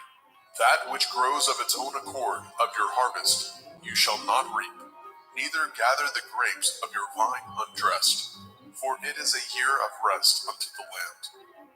And the Sabbath of the land shall be food for you and for your servant, and for your maid, and for your hired servant, and for your stranger that sojourns with you, and for your cattle, and for the beasts that are in your land, shall all the increase thereof be meat. And you shall number 7 Shabbathot, Sabbaths of years unto you. 7 times 7 years And the space of the 7 Shabbathot of years shall be unto you 49 years. Then shall you cause the shofar of the Jubilee to sound on the 10th day of the 7th month, in Yom Kippurim, the Day of Atonement. Shall ye make the shofar sound throughout all your land. And ye shall hallow the 50th year, and proclaim liberty throughout all the land unto all the inhabitants thereof. It shall be a jubilee unto you, and ye shall return every man unto his possession, and ye shall return every man unto his family. A jubilee shall that 50th year be unto you. Ye shall not sow, neither reap that which grows of itself in it, nor gather the grapes in it of your vine undressed. For it is the jubilee, it shall be holy unto you. Ye shall eat the increase thereof out of the field. In the year of this jubilee, ye shall return every man unto his possession. And if ye sell aught unto your neighbor, or buy aught of your neighbor's hand, ye shall not oppress one another. According to the number of years after the jubilee, you shall buy of your neighbor, and according unto the number of years of the fruits, he shall sell unto you. According to the multitude of years, you shall increase the price thereof, and according to the fewness of years, you shall diminish the price of it. For according to the number of the years of the fruits, he sells unto you. Ye shall not therefore oppress one another, but you shall fear your Elohim, for I am Yahuwah Elohaikum. Wherefore ye shall do my statutes, and guard my judgments, and do them, and ye shall dwell in the land in safety. And the land shall yield her fruit, and ye shall eat your fill, and dwell therein in safety. And if ye say, what shall we eat the 7th year? Behold, we shall not sow, nor gather in our increase. Then I will command my blessing upon you in the 6th year, and it shall bring forth fruit for 3 years.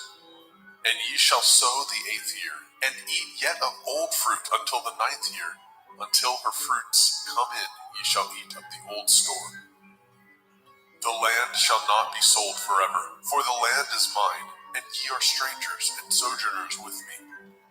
And in all the land of your possession ye shall grant a redemption for the land. If your brother be waxen poor, and has sold away some of his possession, and if any of his kin come to redeem it, then shall he redeem that which his brother sold. And if the man have not to redeem it, and himself be able to redeem it, then let him count the years of the sale thereof, and restore the overplus unto the man whom he sold it, that he may return unto his possession. But if he be not able to restore it to him, then that which is sold shall remain in the hand of him that has bought it, until the year of Jubilee.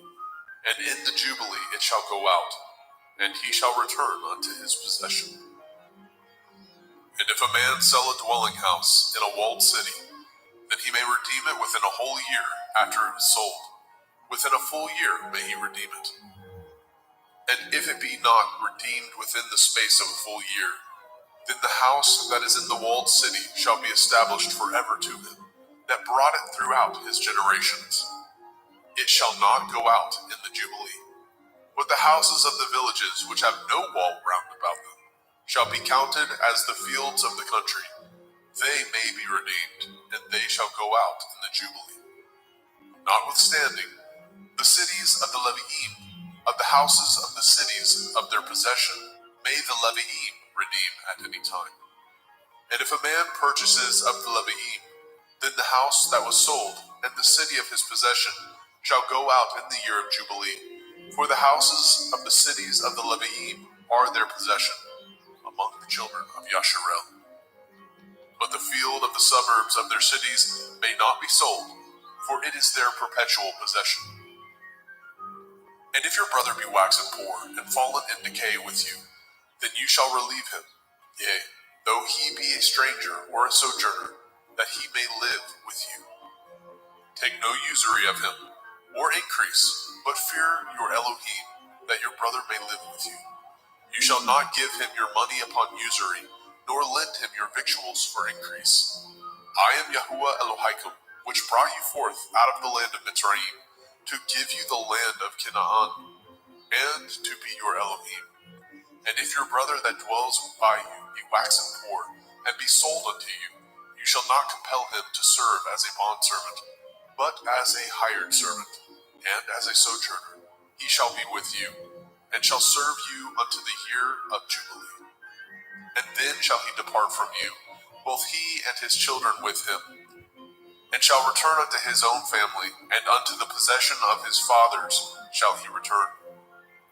For they are my servants, which I brought forth out of the land of Mitzrayim.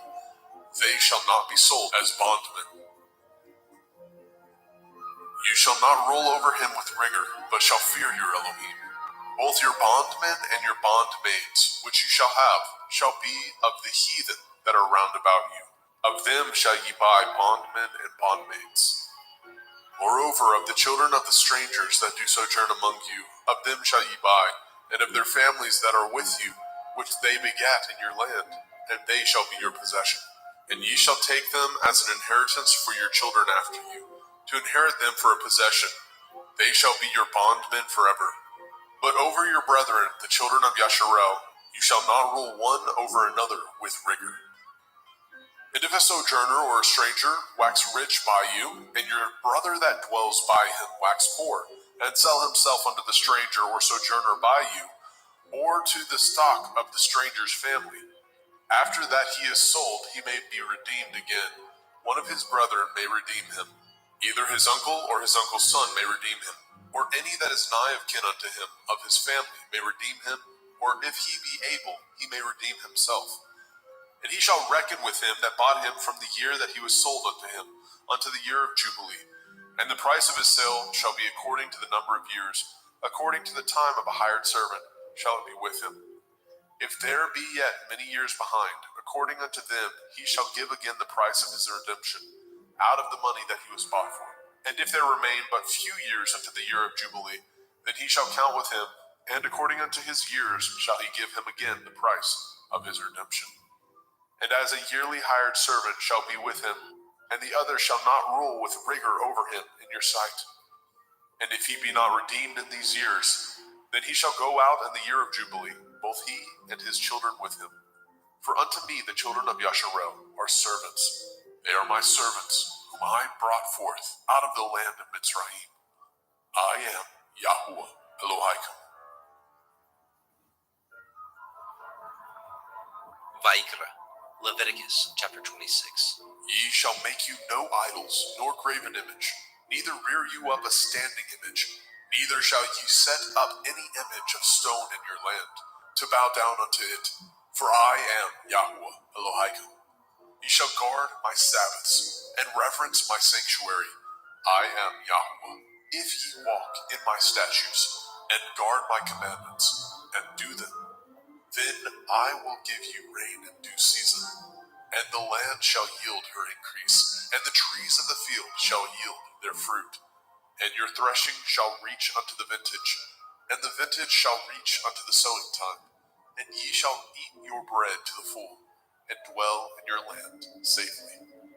And I will give peace in the land, lying down with nothing to fear, and the Sabbath of life, though evil be part of the land, there is no sword to bring in the land. And ye shall chase your enemies, and they shall fall before you by the sword. And 5 of you shall chase 100, and 100 of you shall put 10,000 to flight. And your enemies shall fall before you by the sword. For I will have respect unto you, and make you fruitful, and multiply you, and establish my covenant with you. And ye shall eat old store, and bring forth the old because of the new. And I will set my tabernacle among you, and my soul shall not abhor you. And I will walk among you, and will be your Elohim, and ye shall be my people. I am Yahuwah Elohim, which brought you forth out of the land of Mitzrayim, that ye should not be their bondmen. And I have broken the bands of your yoke, and made you go upright.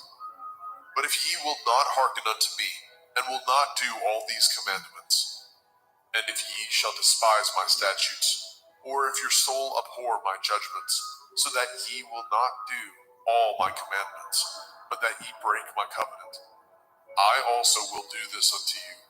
I will even appoint over you terror, consumption, and the burning ague, that shall consume the eyes, and cause sorrow of heart, and ye shall sow your seed in vain, for your enemies shall eat it. And I will set my face against you, and ye shall be slain before your enemies. They that hate you shall reign over you, and ye shall flee when none pursues you.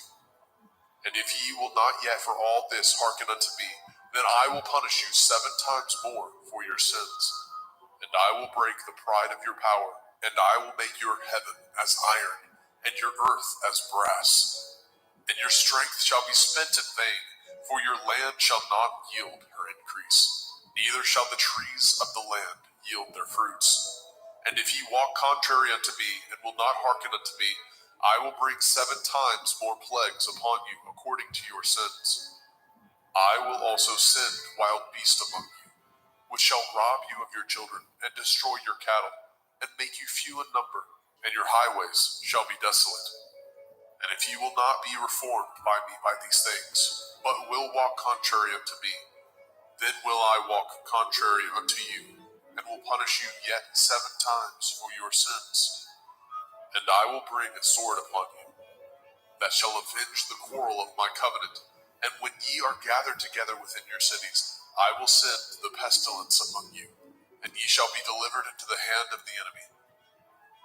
And when I have broken the staff of your bread, 10 women shall bake your bread in one oven, and they shall deliver you your bread again by weight, and ye shall eat and not be satisfied. And if ye will not for all this hearken unto me, but walk contrary unto me, then I will walk contrary unto you also in fury, and I, even I, will chastise you 7 times for your sins. And ye shall eat the flesh of your sons, and the flesh of your daughters shall ye eat. And I will destroy your high places, and cut down your images, and cast your carcasses upon the carcasses of your idols, and my soul shall abhor you. And I will make your cities waste, and bring your sanctuaries unto desolation. And I will not smell the savor of your sweet odors. And I will bring the land unto desolation, and your enemies which dwell therein shall be astonished at it.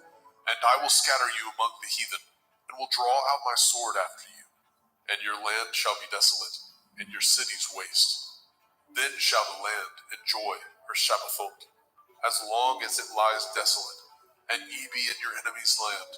Even then shall the land rest, and enjoy her Shabbathot. As long as it lies desolate, it shall rest, because it did not rest in your Shabbathot, when ye dwelt upon it.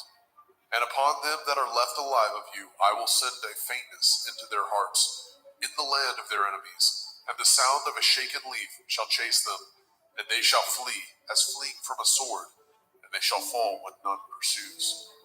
And they shall fall one upon another, as it were before a sword, when none pursues, and ye have no power to stand before your enemies. And ye shall perish among the heathen, and the land of your enemies shall eat you up. And they that are left of you shall pine away in their iniquity, in your enemies' lands, and also in the iniquities of their fathers shall they pine away with them.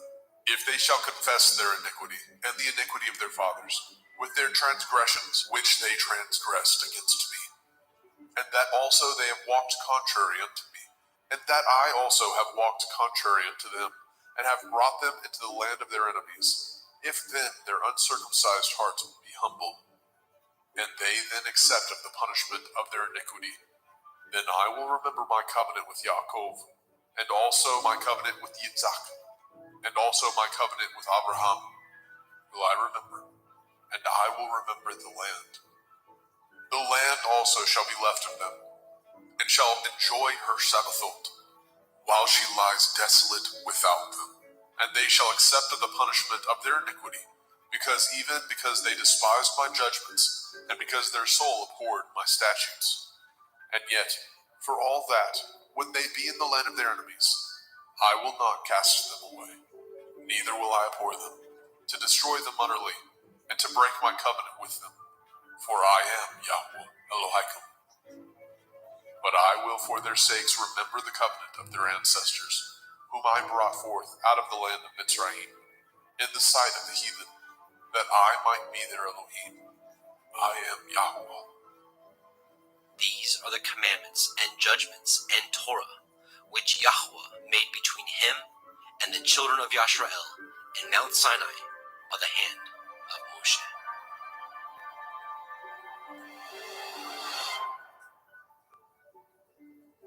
Vaikra, Leviticus chapter 27. And Yahweh spoke unto Moshe, saying, Speak unto the children of Yasharel, and say unto them, When a man shall make a singular vow, the persons shall be for Yahuwah by your estimation. And your estimation shall be of the male from 20 years old, even unto 60 years old. Even your estimation shall be 50 shekels of silver, after the shekel of the sanctuary. And if it be a female, then your estimation shall be 30 shekels. And if it be from 5 years old, even unto 20 years old, then your estimation shall be of the male 20 shekels, and for the female 10 shekels.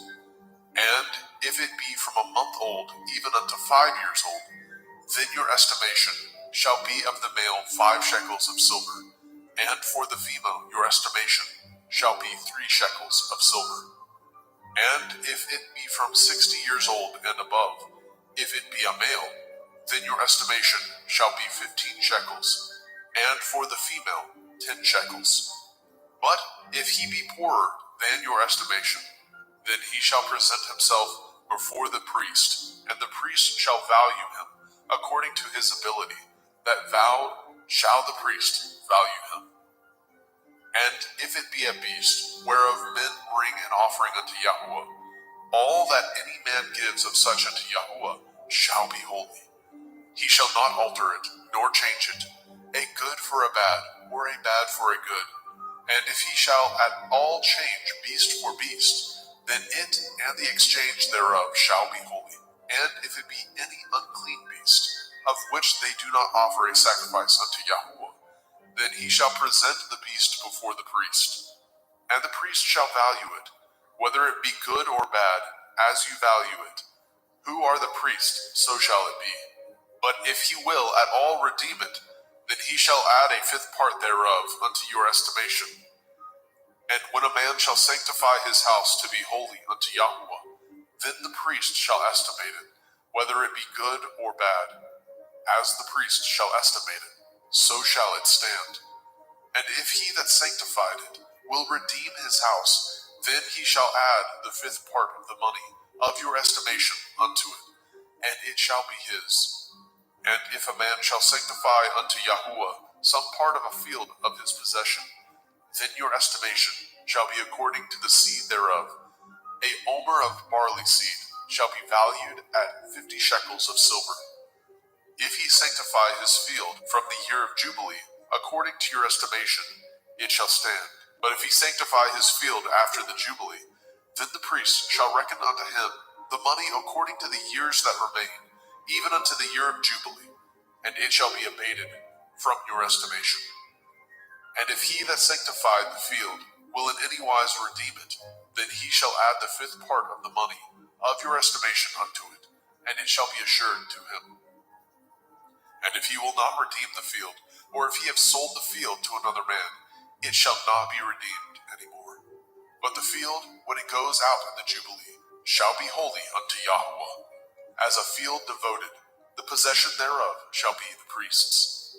And if a man sanctify unto Yahuwah a field which he has bought, which is not of the fields of his possession, then the priest shall reckon unto him the worth of your estimation, even unto the year of the Jubilee.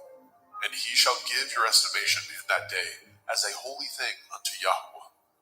In the year of the Jubilee, the field shall return unto him of whom it was bought, even to him to whom the possession of the land did belong. And all your estimation shall be according to the shekel of the sanctuary. 20 gerahs shall be the shekel. Only the firstling of the beasts, which should be Yahuwah's firstling. No man shall sanctify it, whether it be ox or sheep. It is Yahuwah's.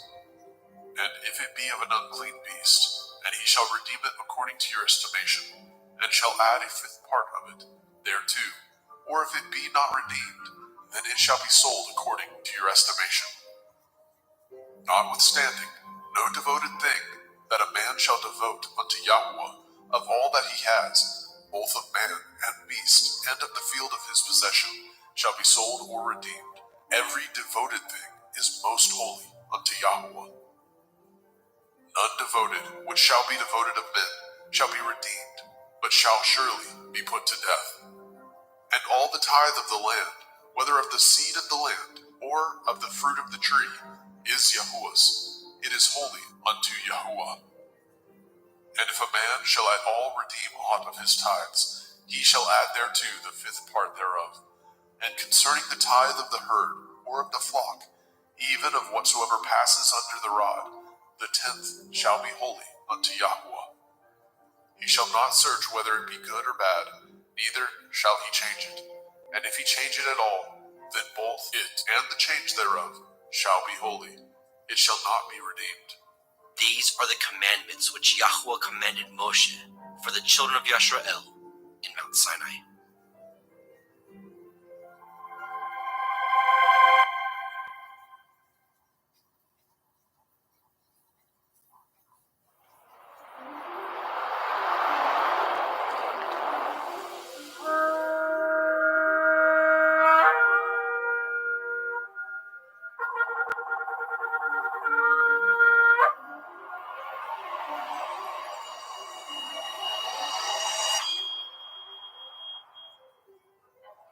Bemidbar, Numbers, chapter 1. And Yahweh spoke unto Moshe in the wilderness of Sinai, in the tabernacle of the assembly, on the 1st day of the 2nd month, in the 2nd year after they were come out of the land of Mizraim, saying, Take ye the sum of all the assembly of the children of Yasharel, after their families, by the house of their fathers, with the number of their names, every male by their polls, from 20 years old and upward, all that are able to go forth to war in Yasharel. You and Aharon shall number them by their armies, and with you there shall be a man of every tribe, everyone head of the house of his fathers. And these are the names of the men that shall stand with you.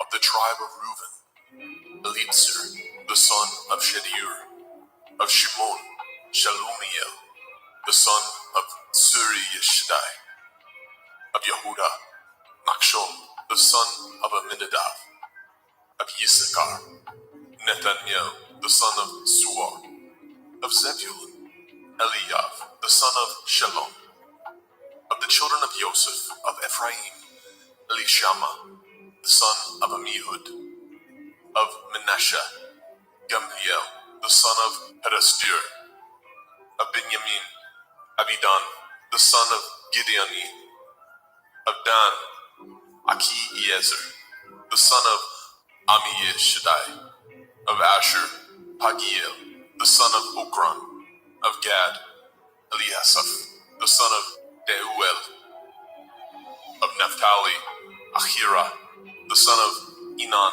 These were the renowned of the assembly, princes of the tribes of their fathers, heads of thousands in Yasharel.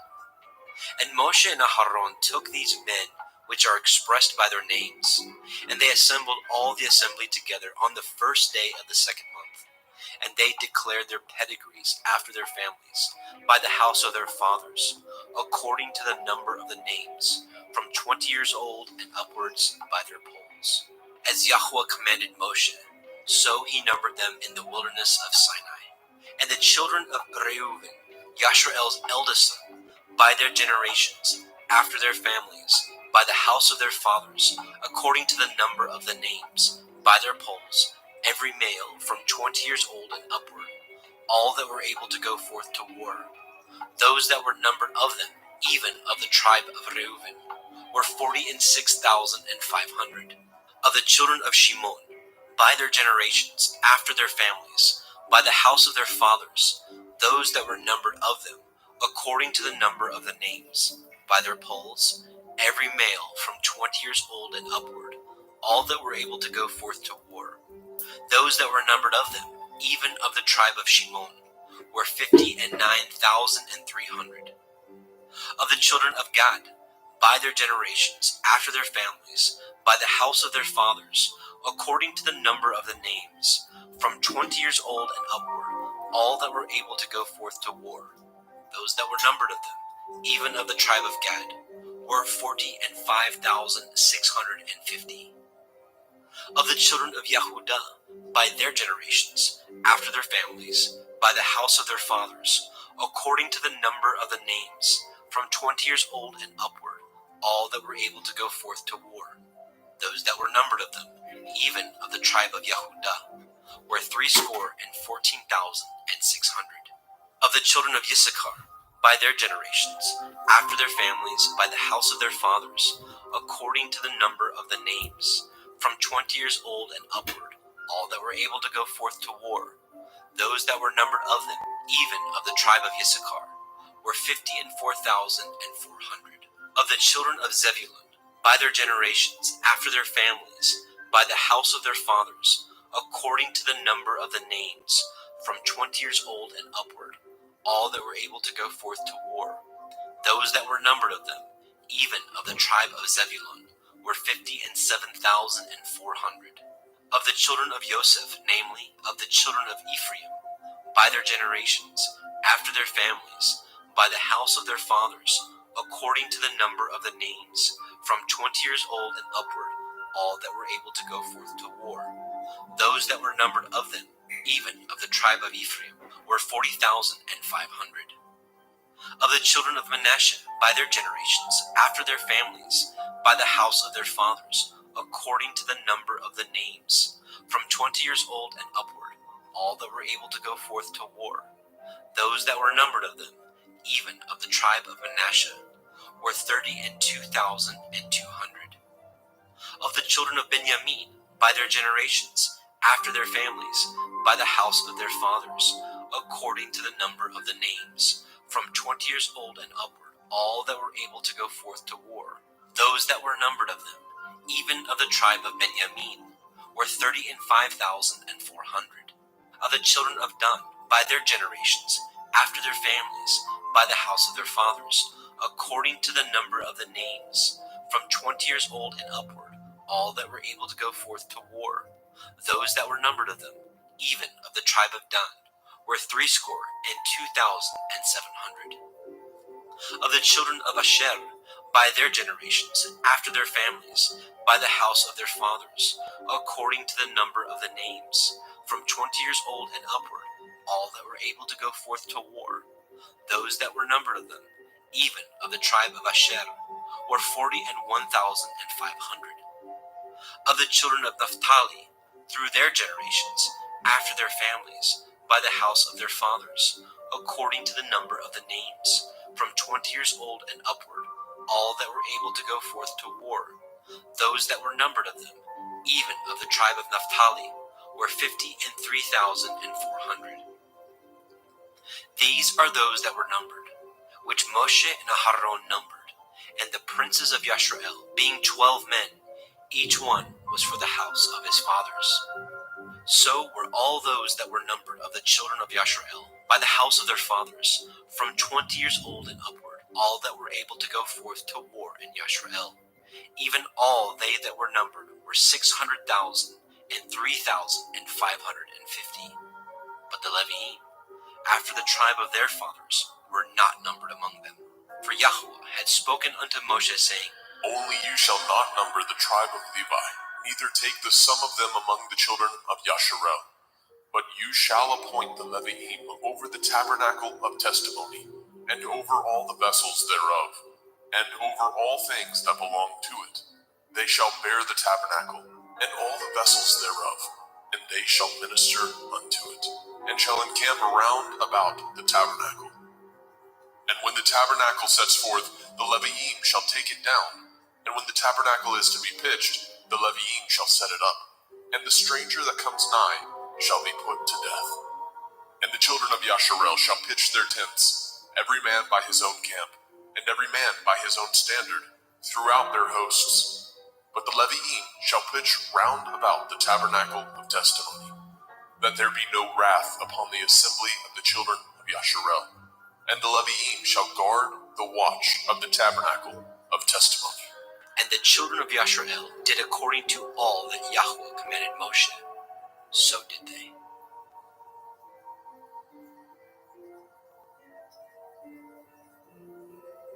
Bemidbar, Numbers, chapter 2. And Yahweh spoke unto El Moshe, and unto El Aharon, saying, Every man of the children of Yasharel shall pitch by his own standard, with the ensign of their father's house far off about the tabernacle of the assembly shall they pitch. And on the east side, towards the rising of the sun, shall they of the standard of the camp of Yehudah pitch throughout their armies. And Nachshon, the son of Aminadab, shall be captain of the children of Yehudah. And his host, and those that were numbered of them, were 314,600. And those that do pitch next to him shall be the tribe of Issachar. And Nathaniel, the son of Zuar, shall be captain of the children of Issachar. And his host, and those that were numbered thereof, were 54,400.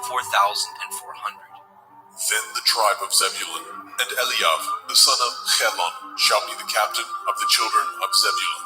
And his host, and those that were numbered thereof, were 57,400. All that were numbered in the camp of Yehudah were 100,000 and fourscore thousand and 6,400 throughout their armies. These shall first set forth. On the south side shall be the standard of the camp of Reuven, according to their armies, and the captain of the children of Reuven shall be Elitzur, the son of Shedeur.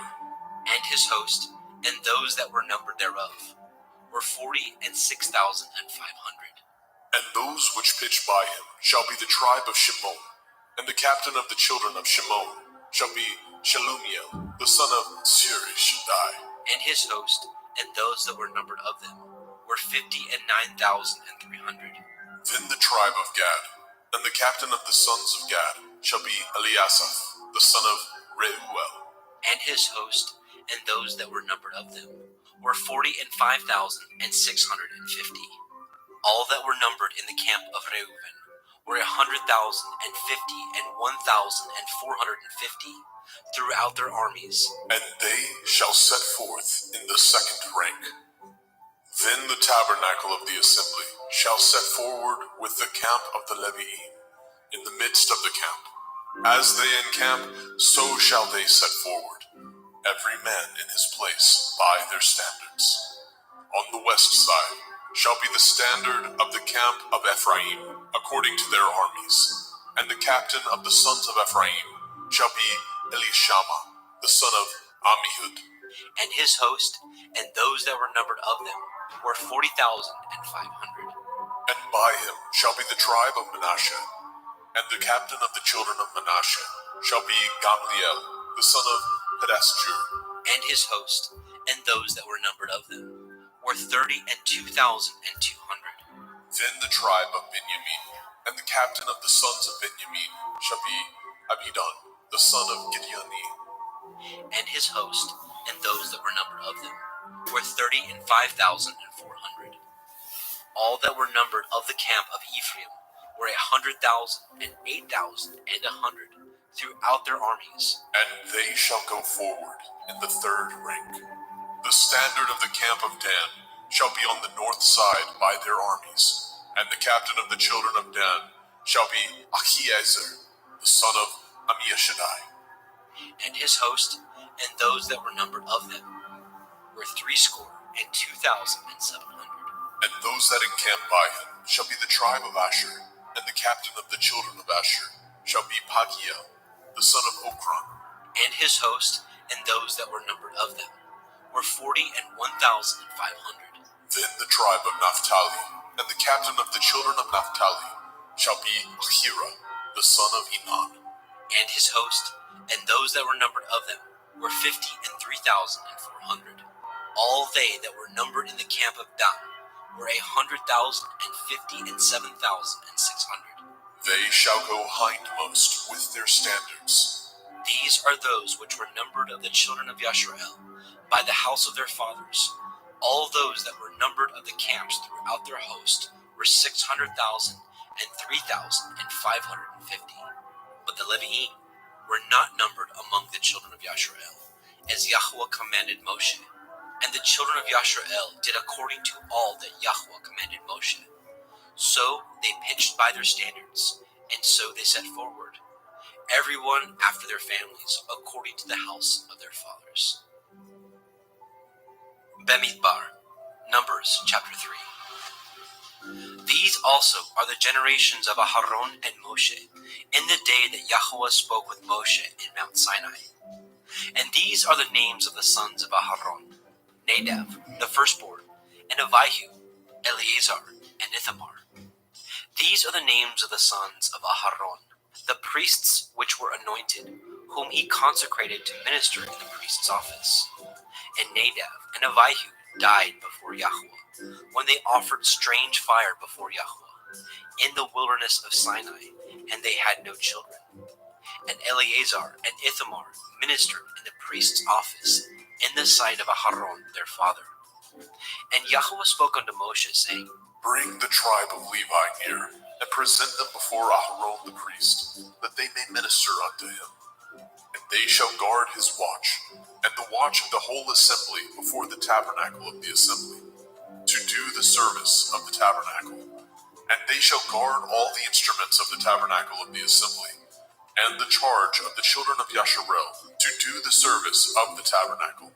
And you shall give the Leviim unto Aharon and to his sons. They are wholly given unto him out of the children of Yashar'el. And you shall appoint Aharon and his sons, and they shall guard their priest's office, and the stranger that comes nigh shall be put to death. And Yahweh spoke unto Moshe, saying, And I, behold, I have taken the Leviim from among the children of Yashar'el, instead of all the firstborn that opens the womb among the children of Yashar'el. Therefore the Leviim shall be mine, because all the firstborn are mine. For on the day that I smote all the firstborn in the land of Mitzrayim, I hallowed unto me all the firstborn in Yashar'el, both man and beast. Mine shall they be. I am Yahweh. And Yahweh spoke unto Moshe in the wilderness of Sinai, saying, Number the children of Levi after the house of their fathers, by their families. Every male from a month old and upward shall you number them. And Moshe numbered them according to the word of Yahweh, as he was commanded. And these were the sons of Levi by their names: Gershon, and Kohath, and Merari. And these are the names of the sons of Gershon by their families: Livni, and Shimei. And the sons of Kohath by their families: Amram, and Yitzchar, Chevron, and Uziel. And the sons of Merari by their families: Machli, and Mushi. These are the families of the Leviim, according to the house of their fathers. Of Gershon was the family of the Libniim, and the family of the Shimeim. These are the families of the Gershonim.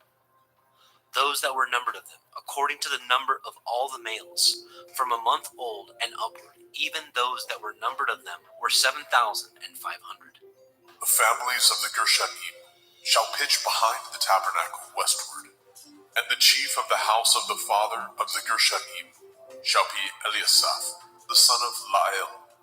And the charge of the sons of Gershon in the tabernacle of the assembly shall be the tabernacle, and the tent, the covering thereof, and the hanging for the door of the tabernacle of the assembly, and the hangings of the court, and the curtain for the door of the court, which is by the tabernacle, and by the altar round about, and the cords of it for all the service thereof. And of Kohath was the family of the Amramim, and the family of the Yitzharim, and the family of the Chevronim, and the family of the Uzielim.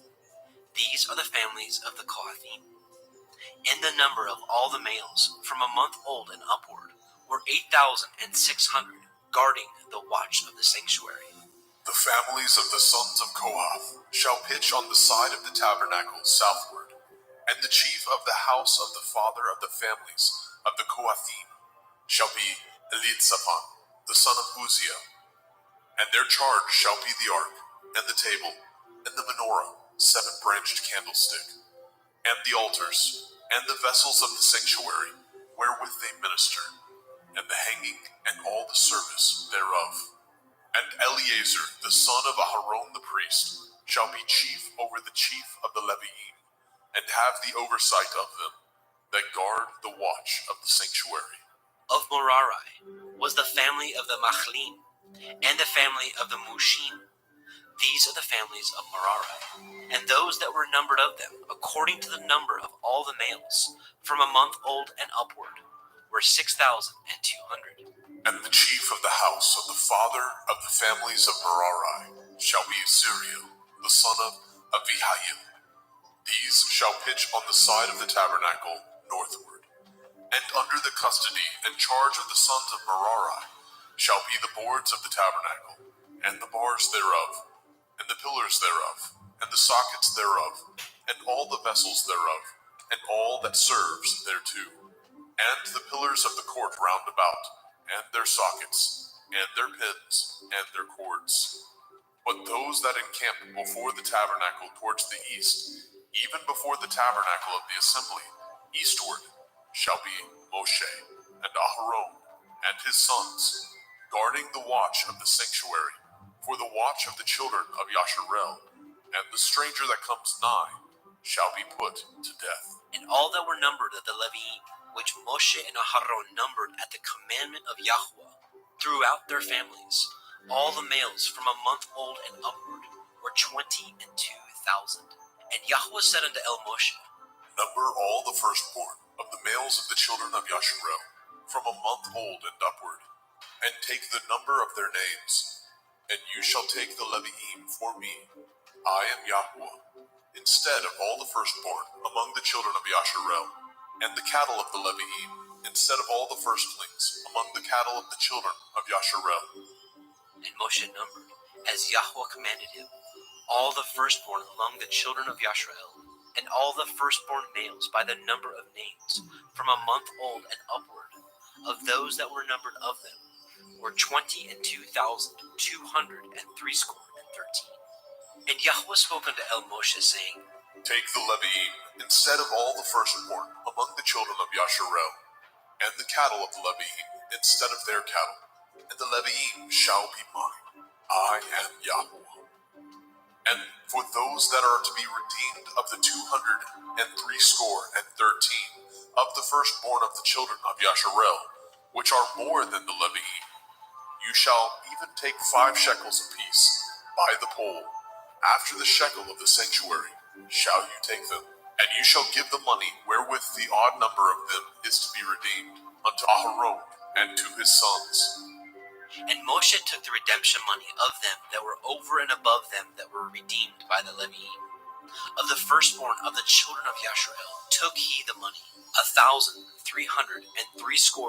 shekels, after the shekel of the sanctuary.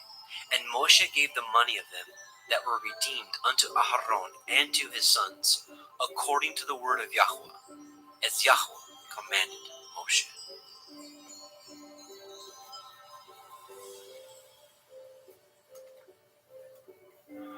Bamidbar, Numbers, chapter 4.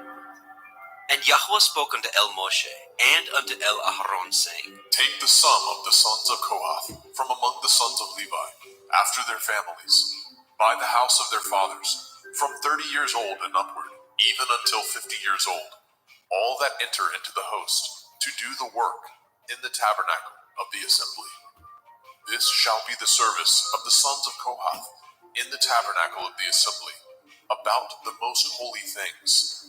And when the camp sets forward, Aharon shall come, and his sons, and they shall take down the covering veil, and cover the ark of the testimony with it, and shall put thereon the covering of badger skins, and shall spread over it a cloth wholly of blue, and shall put in the staves thereof, and upon the table of showbread they shall spread a cloth of blue, and put thereon the dishes, the spoons, the bowls, and covers to cover withal, and the continual bread shall be thereon.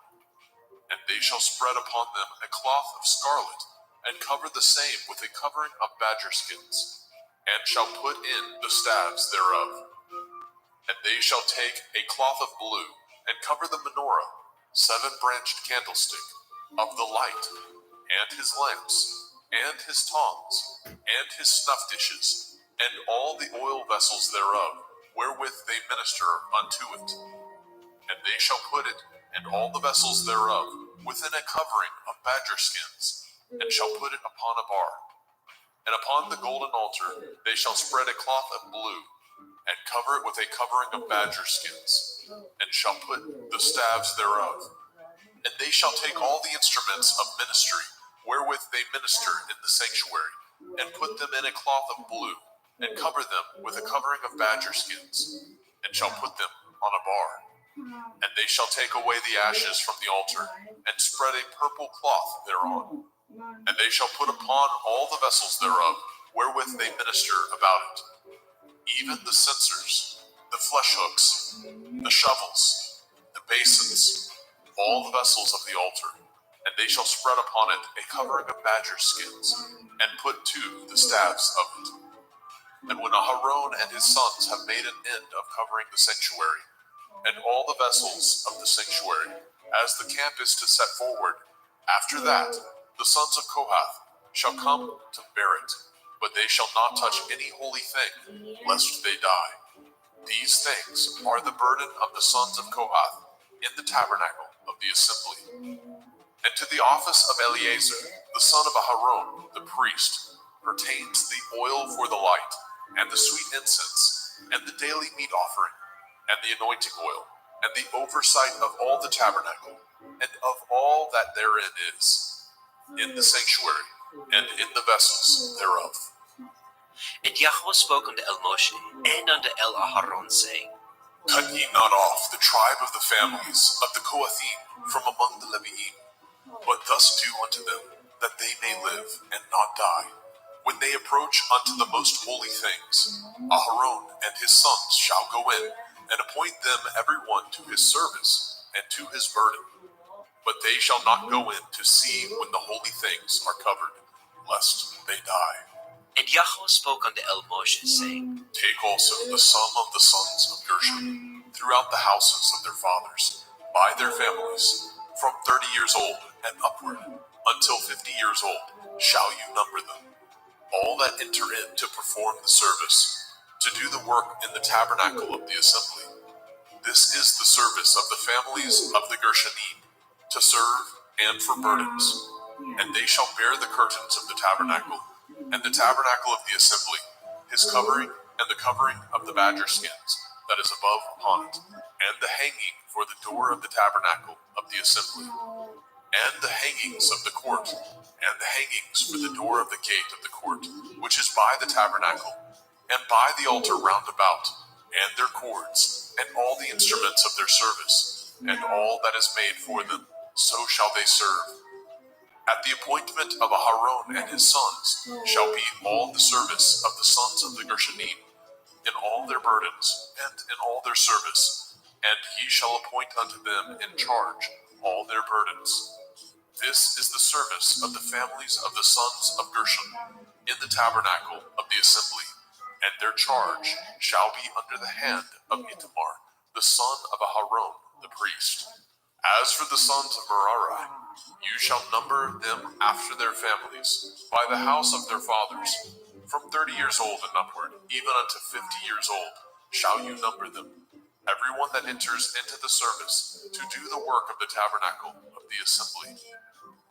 And this is the charge of their burden, according to all their service in the tabernacle of the assembly, the boards of the tabernacle, and the bars thereof, and the pillars thereof, and sockets thereof, and the pillars of the court round about, and their sockets, and their pins, and their cords, with all their instruments, and with all their service, and by name ye shall reckon the instruments of the charge of their burden. This is the service of the families of the sons of Merari, according to all their service in the tabernacle of the assembly, under the hand of Itamar, the son of Aharon, the priest.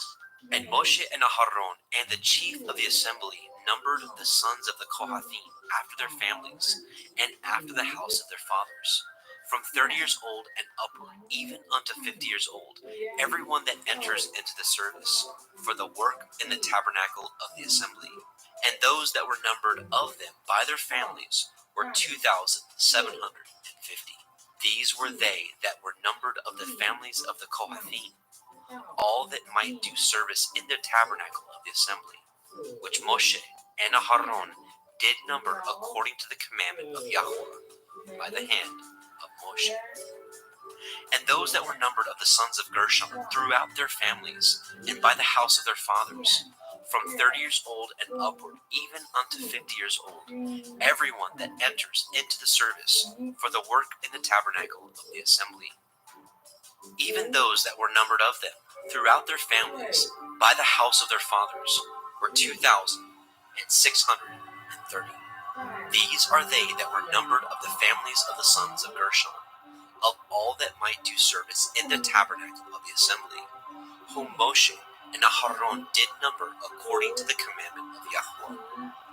And those that were numbered of the families of the sons of Merari, throughout their families, by the house of their fathers, from 30 years old and upward, even unto 50 years old, everyone that entered into the service for the work in the tabernacle of the assembly, even those that were numbered of them after their families, were 3,200. These be those that were numbered of the families of the sons of Merari, whom Moshe and Aharon numbered according to the word of Yahweh by the hand of Moshe. All those that were numbered of the Leviim, whom Moshe and Aharon and the chief of Yashrael numbered, after their families, and after the house of their fathers, from 30 years old and upward, even unto 50 years old, everyone that came to do the service of the ministry, and the service of the burden in the tabernacle of the assembly, even those that were numbered of them, 8,540. According to the commandment of Yahweh, they were numbered by the hand of Moshe, everyone according to his service, and according to his burden. Thus were they numbered of him, as Yahweh commanded Moshe.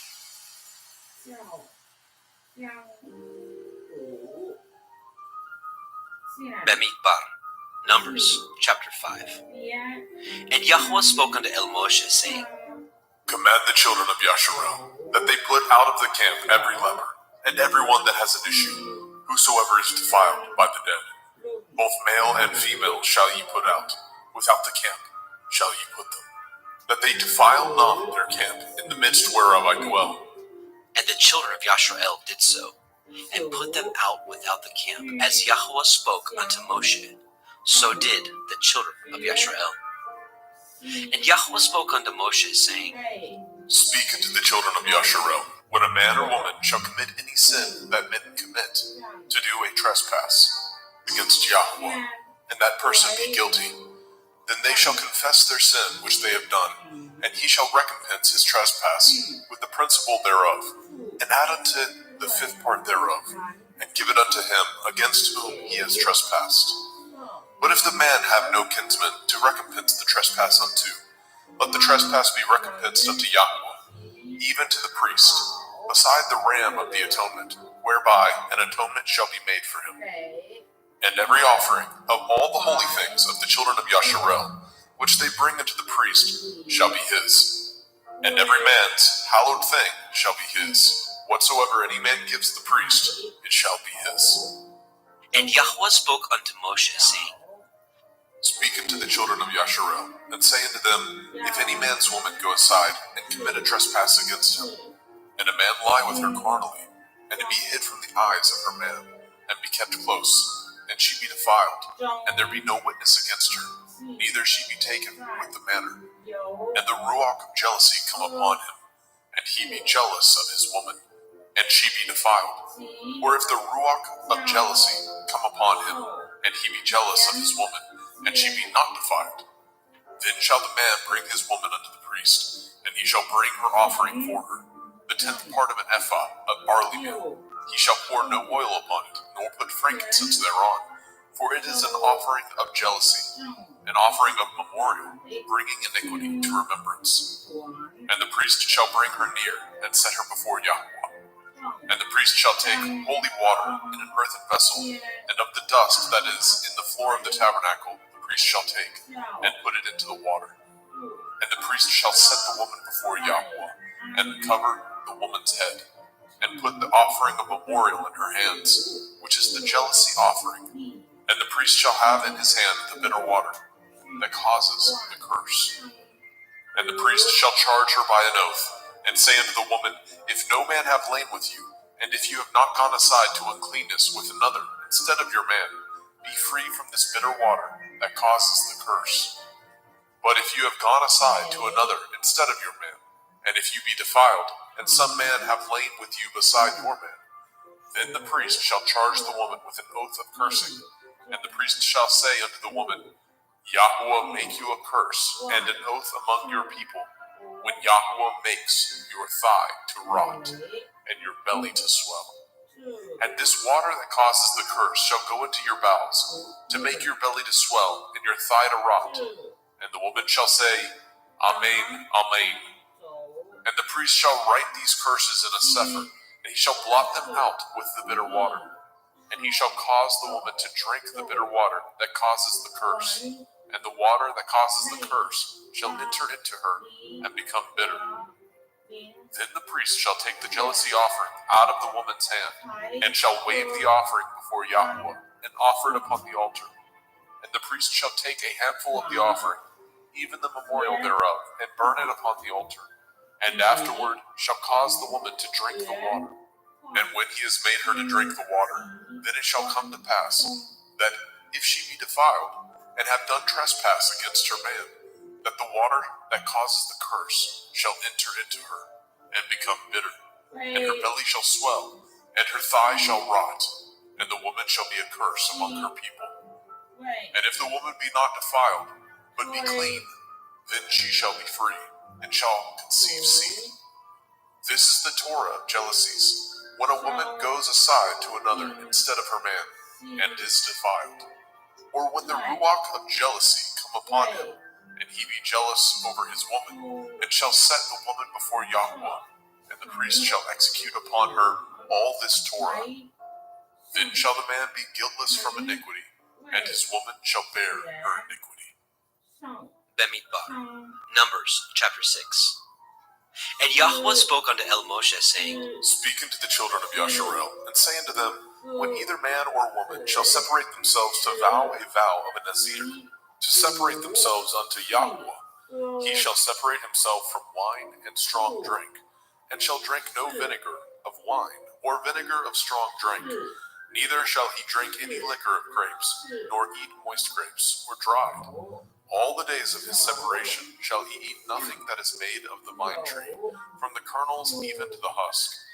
All the days of the vow of his separation there shall no razor come upon his head, until the days be fulfilled, in which he separates himself unto Yahweh. He shall be holy, and shall let the locks of the hair of his head grow. All the days that he separates himself unto Yahweh, he shall come at no dead body. He shall not make himself unclean for his father, or for his mother, for his brother, or for his sister, when they die, because the consecration of his Elohim is upon his head. All the days of his separation he is holy unto Yahweh. And if any man die very suddenly by him, and he has defiled the head of his consecration, then he shall shave his head in the day of his cleansing. On the seventh day shall he shave it. And on the eighth day he shall bring 2 turtle doves, or 2 young pigeons, to the priest, to the door of the tabernacle of the assembly. And the priest shall offer the one for a sin offering, and the other for a burnt offering, and make an atonement for him, for that he sinned by the dead, and shall hallow his head that same day. And he shall consecrate unto Yahweh the days of his separation, and shall bring a lamb of the first year for a trespass offering. But the days that were before shall be lost, because his separation was defiled. And this is the Torah of the Nazir.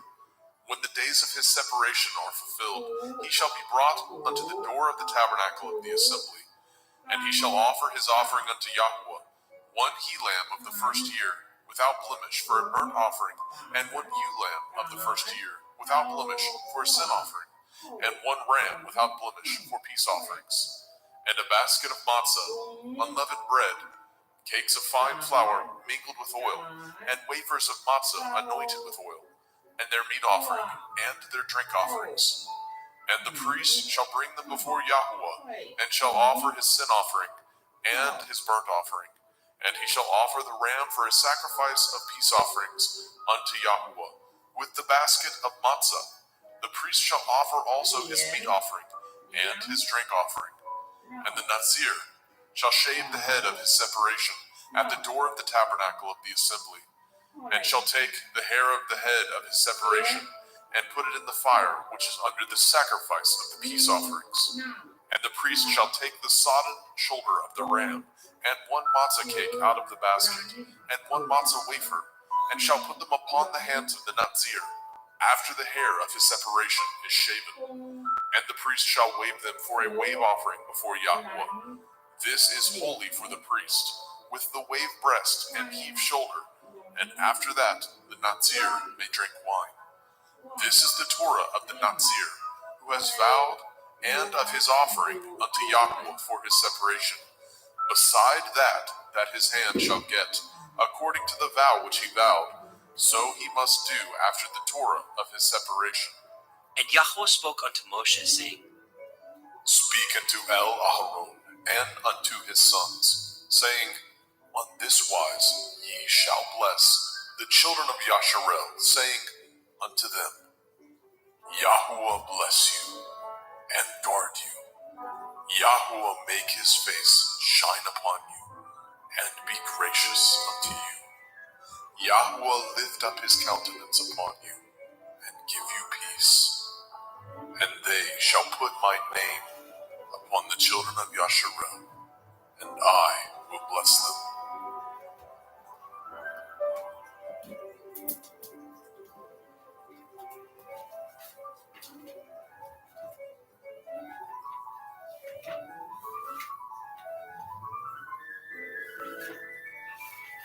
Bemidbar, Numbers chapter 7.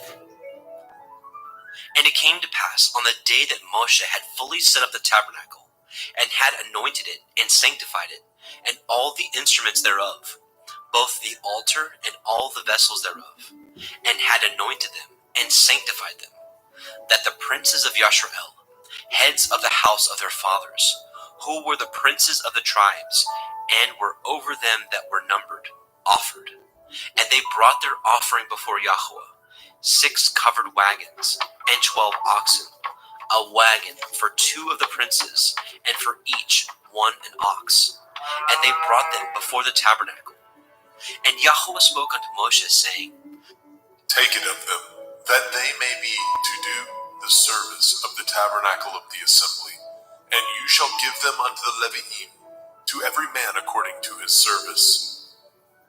And Moshe took the wagons and the oxen, and gave them unto the Leviim. 2 wagons and 4 oxen he gave unto the sons of Gershon, according to their service.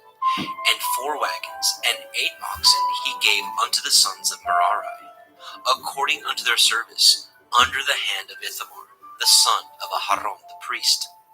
But unto the sons of Kohath he gave none, because the service of the sanctuary belonging unto them was that they should bear upon their shoulders. And the princes offered for dedicating of the altar in the day that it was anointed. Even the princes offered their offering before the altar. And Yahweh said unto El Moshe, They shall offer their offering, each prince on his day, for the dedicating of the altar. And he that offered his offering the first day was Nachshon, the son of Amminadab, of the tribe of Yehuda. And his offering was 1 silver charger, the weight thereof was 130 shekels, 1 silver bowl of 70 shekels, after the shekel of the sanctuary. Both of them were full of fine flour, mingled with oil for a meat offering. 1 spoon of 10 shekels of gold, full of incense. 1 young bullock, 1 ram, 1 lamb of the first year for a burnt offering. 1 kid of the goats for a sin offering. And for a sacrifice of peace offerings, 2 oxen, 5 rams, 5 he-goats, 5 lambs of the first year. This was the offering of Nachshon, the son of Amminadab. On the second day, Nethanel, the son of Tzuar, prince of Issachar, did offer. He offered for his offering 1 silver charger, the weight whereof was 130 shekels, 1 silver bowl of 70 shekels, after the shekel of the sanctuary, both of them full of fine flour mingled with oil for a meat offering, 1 spoon of gold of 10 shekels full of incense, 1 young bullock, 1 ram, 1 lamb of the first year for a burnt offering, 1 kid of the goats for a sin offering, and for a sacrifice of peace offerings, 2 oxen, 5 rams, 5 he-goats, 5 lambs of the first year. This was the offering of Nathanael, the son of Zuar. On the 3rd day, Eliav, the son of Helon, prince of the children of Zebulun, did offer. His offering was 1 silver charger, the weight whereof was 130 shekels, 1 silver bowl of 70 shekels, after the shekel of the sanctuary, both of them full of fine flour mingled with oil for a meat offering, 1 golden spoon of 10 shekels full of incense, 1 young bullock, 1 ram, 1 lamb of the first year for a burnt offering, 1 kid of the goats for a sin offering, and for a sacrifice of peace offerings, 2 oxen, 5 rams, 5 he-goats, 5 lambs of the first year. This was the offering of Eliav, the son of Helon. On the 4th day, Elitzur, the son of Shedur, prince of the children of Reuben, did offer. His offering was 1 silver charger of the weight of 130 shekels, 1 silver bowl of 70 shekels, after the shekel of the sanctuary, both of them full of fine flour mingled with oil for a meat offering, 1 golden spoon of 10 shekels, full of incense, 1 young bullock, 1 ram, 1 lamb of the first year for a burnt offering, 1 kid of the goats for a sin offering, and for a sacrifice of peace offerings, 2 oxen, 5 rams, 5 he-goats, 5 lambs of the first year. This was the offering of Elitzur, the son of Shedur. On the 5th day, Shelumiel, the son of Tzurishaddai, prince of the children of Shimon, did offer.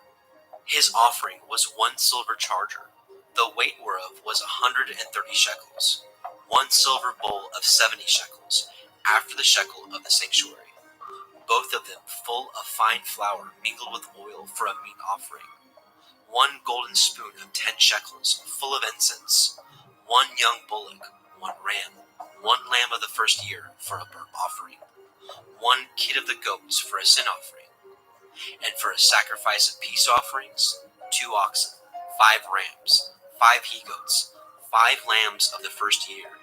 This was the offering of Shelumiel, the son of Tzurishaddai. On the 6th day, Elisaph, the son of Deuel, prince of the children of Gad, offered. His offering was 1 silver charger, of the weight of 130 shekels, a silver bowl of 70 shekels, after the shekel of the sanctuary, both of them full of fine flour mingled with oil for a meat offering, 1 golden spoon of 10 shekels full of incense, 1 young bullock, 1 ram, 1 lamb of the first year for a burnt offering, 1 kid of the goats for a sin offering, and for a sacrifice of peace offerings, 2 oxen, 5 rams, 5 he-goats, 5 lambs of the first year. This was the offering of Elisaph, the son of Deuel. On the 7th day, Elishama, the son of Ammihud, prince of the children of Ephraim, offered.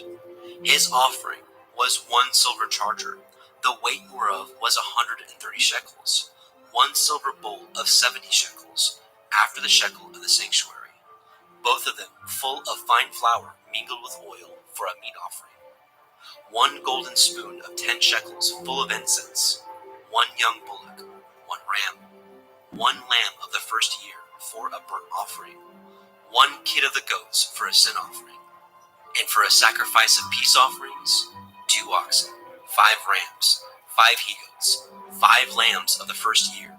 This was the offering of Elishama, the son of Ammihud.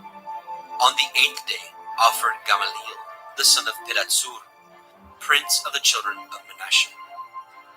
His offering was 1 silver charger of the weight of 130 shekels, 1 silver bowl of 70 shekels, after the shekel of the sanctuary, both of them full of fine flour mingled with oil for a meat offering. 1 golden spoon of 10 shekels full of incense, 1 young bullock, 1 ram, 1 lamb of the first year for a burnt offering, 1 kid of the goats for a sin offering, and for a sacrifice of peace offerings, 2 oxen, 5 rams, 5 he-goats, 5 lambs of the first year. This was the offering of Gamaliel, the son of Peratsur. On the 9th day, Avidan, the son of Gidonai, prince of the children of Benjamin, offered. His offering was 1 silver charger, the weight whereof was 130 shekels, 1 silver bowl of 70 shekels, after the shekel of the sanctuary, both of them full of fine flour mingled with oil for a meat offering. 1 golden spoon of 10 shekels full of incense, 1 young bullock, 1 ram, 1 lamb of the first year for a burnt offering, 1 kid of the goats for a sin offering, and for a sacrifice of peace offerings, 2 oxen, 5 rams, 5 he-goats, 5 lambs of the first year. This was the offering of Avidan, the son of Gidonai. On the 10th day, Achiezer, the son of Ammishaddai, prince of the children of Dan, offered. His offering was 1 silver charger, the weight whereof was 130 shekels, 1 silver bowl of 70 shekels, after the shekel of the sanctuary, both of them full of fine flour mingled with oil for a meat offering. 1 golden spoon of 10 shekels full of incense, 1 young bullock, 1 ram, 1 lamb of the first year for a burnt offering, 1 kid of the goats for a sin offering, and for a sacrifice of peace offerings, 2 oxen, 5 rams, 5 he-goats, 5 lambs of the first year. This was the offering of Achiezer, the son of Ammishaddai. On the 11th day, Pagiel, the son of Okran, prince of the children of Asher, offered. His offering was 1 silver charger, the weight whereof was 130 shekels, 1 silver bowl of 70 shekels, after the shekel of the sanctuary, both of them full of fine flour mingled with oil for a meat offering. 1 golden spoon of 10 shekels full of incense, 1 young bullock, 1 ram, 1 lamb of the first year for a burnt offering, 1 kid of the goats for a sin offering, and for a sacrifice of peace offerings, 2 oxen, 5 rams, 5 he-goats, 5 lambs of the first year. This was the offering of Pagiel, the son of Okran. On the 12th day, Achira, the son of Enan, prince of the children of Naphtali, offered. His offering was 1 silver charger, the weight whereof was 130 shekels, 1 silver bowl of 70 shekels, after the shekel of the sanctuary, both of them full of fine flour mingled with oil for a meat offering. 1 golden spoon of 10 shekels full of incense, 1 young bullock, 1 ram, 1 lamb of the first year for a burnt offering, 1 kid of the goats for a sin offering, and for a sacrifice of peace offerings, 2 oxen, 5 rams, 5 he-goats, 5 lambs of the first year. This was the offering of Achira, the son of Enan. This was the dedication of the altar in the day when it was anointed by the princes of Yashrael. 12 chargers of silver, 12 silver bowls, 12 spoons of gold, each charger of silver weighing 130 shekels, each bowl 70.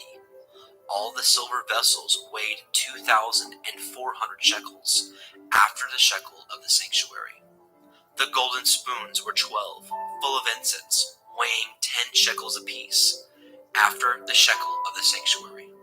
All the gold of the spoons was 120 shekels. All the oxen for the burnt offering were 12 bullocks, the rams 12, the lambs of the first year 12, with their meat offering, and the kids of the goats for sin offering 12. And all the oxen for the sacrifice of the peace offerings were 24 bullocks, the rams 60, the he-goats 60, the lambs of the first year 60. This was the dedication of the altar after that it was anointed. And when Moshe was gone into the tabernacle of the assembly to speak with him, then he heard the voice of one speaking unto him from off the mercy seat that was upon the ark of the testimony, from between the two cherubim. And he spoke unto him. Bemidbar, Numbers chapter 8. And Yahweh spoke unto El Moshe, saying, Speak unto El Aharon, and say unto him, When you light the lamps, the 7 lamps shall give light over against the menorah. And Aharon did so. He lighted the lamps thereof over against the menorah, as Yahweh commanded Moshe. And this work of the menorah was of beaten gold. Unto the shaft thereof, unto the flowers thereof, was beaten work, according unto the pattern which Yahweh had showed Moshe. So he made the menorah. And Yahweh spoke unto Moshe, saying, Take the Leviim from among the children of Yasharel, and cleanse them. And thus shall you do unto them, to cleanse them. Sprinkle water purifying upon them, and let them shave all their flesh, and let them wash their clothes, and so make themselves clean. Then let them take a young bullock with his meat offering, even fine flour mingled with oil, and another young bullock shall you take for a sin offering. And you shall bring the Leviim before the tabernacle of the assembly, and you shall gather the whole assembly of the children of Yasharel together. And you shall bring the Leviim before Yahweh, and the children of Yasharel shall put their hands upon the Leviim. And Aharon shall offer the Leviim before Yahweh for an offering of the children of Yasharel, that they may execute the service of Yahweh. And the Leviim shall lay their hands upon the heads of the bullocks, and you shall offer the one for a sin offering, and the other for a burnt offering unto Yahweh, to make an atonement for the Leviim. And you shall set the Leviim before Aharon and before his sons, and offer them for an offering unto Yahweh. Thus shall you separate the Leviim from among the children of Yasharel, and the Leviim shall be mine. And after that shall the Leviim go in to do the service of the tabernacle of the assembly, and you shall cleanse them, and offer them for an offering. For they are wholly given unto me from among the children of Yasharel, instead of such as open every womb. Even instead of the firstborn of all the children of Yasharel have I taken them unto me. For all the firstborn of the children of Yasharel are mine, both man and beast. On the day that I smote every firstborn in the land of Mitzrayim, I sanctified them for myself. And I have taken the Leviim for all the firstborn of the children of Yasharel. And I have given the Leviim as a gift to Aharon and to his sons from among the children of Yasharel, to do the service of the children of Yasharel in the tabernacle of the assembly, and to make an atonement for the children of Yasharel, that there be no plague among the children of Yasharel, when the children of Yasharel come nigh unto the sanctuary. And Moshe and Aharon and all the assembly of the children of Yasharel did to the Leviim according unto all that Yahweh commanded Moshe concerning the Leviim. So did the children of Yasharel unto them. And the Leviim were purified, and they washed their clothes, and Aharon offered them as an offering before Yahweh. And Aharon made an atonement for them to cleanse them. And after that went the Leviim in to do their service in the tabernacle of the assembly before Aharon, and before his sons, as Yahweh had commanded Moshe concerning the Leviim, so did they unto them. And Yahweh spoke unto Moshe, saying, This is that belongs unto the Leviim, from 25 years old and upward. They shall go in to wait upon the service of the tabernacle of the assembly. And from the age of 50 years they shall cease waiting upon the service thereof, and shall serve no more, but shall minister with their brethren in the tabernacle of the assembly, to guard the watch, and shall do no service. Thus shall you do unto the Leviim touching their charge. Bemidbar, Numbers chapter 9. And Yahweh spoke unto El Moshe in the wilderness of Sinai, in the first month of the second year, after they were come out of the land of Mitzrayim, saying, Let the children of Yasharel also keep the Pesach at his appointed time. In the 14th day of this month, at evening, ye shall keep it in his appointed time, a according to all the rites of it, and according to all the ceremonies thereof, shall ye keep it. And Moshe spoke unto the children of Yasharel that they should keep the Pesach. And they kept the Pesach on the 14th day of the first month at evening in the wilderness of Sinai, according to all that Yahweh commanded Moshe. So did the children of Yasharel. And there were certain men who were defiled by the dead body of a man, that they could not keep the Pesach on that day. And they came before Moshe and before Aharon on that day. And those men said unto him, We are defiled by the dead body of a man. Wherefore are we kept back, and we may not offer an offering of Yahuwah on his appointed season among the children of Yasharel.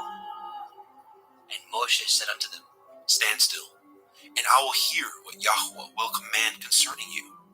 And Yahweh spoke unto Moshe, saying, Speak unto the children of Yasharel, saying, If any man of you, or of your posterity, shall be unclean by reason of a dead body, or be in a journey afar off, yet he shall keep the Pesach unto Yahweh. The 14th day of the second month at evening they shall keep it, and eat it with matzah and bitter herbs. They shall leave none of it unto the morning, nor break any bone of it. According to all the ordinances of the Pesach, they shall keep it. But the man that is clean, and is not in a journey, and forbears to keep the Pesach, even the same soul shall be cut off from among his people, because he brought not the offering of Yahweh in his appointed season. That man shall bear his sin. And if a stranger shall sojourn among you, and will keep the Pesach unto Yahweh, according to the ordinance of the Pesach, and according to the manner thereof, so shall he do. Ye shall have one ordinance both for the stranger and for him that was born in the land. And on the day that the tabernacle was reared up, the cloud covered the tabernacle, namely, the tent of the testimony. And at evening there was upon the tabernacle, as it were, the appearance of fire until the morning. So it was always. The cloud covered it by day, and the appearance of fire by night.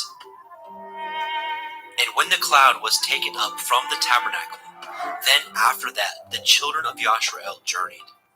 And in the place where the cloud abode, there the children of Yasharel pitched their tents. At the commandment of Yahweh the children of Yasharel journeyed, and at the commandment of Yahweh they pitched. As long as the cloud abode upon the tabernacle, they rested in their tents. And when the cloud tarried long upon the tabernacle many days, then the children of Yasharel did guard the watch of Yahweh, and journeyed not. And so it was, when the cloud was a few days upon the tabernacle, according to the commandment of Yahweh, they abode in their tents, and according to the commandment of Yahweh they journeyed. And so it was, when the cloud abode from evening unto the morning, and that the cloud was taken up in the morning, then they journeyed. Whether it was by day or by night that the cloud was taken up, they journeyed. Or whether it were 2 days, or a month, or a year, that the cloud tarried upon the tabernacle, remaining thereon, the children of Yasharel abode in their tents, and journeyed not. But when it was taken up, they journeyed. At the commandment of Yahweh they rested in their tents, and at the commandment of Yahweh they journeyed. They guarded the watch of Yahweh at the commandment of Yahweh by the hand of Moshe.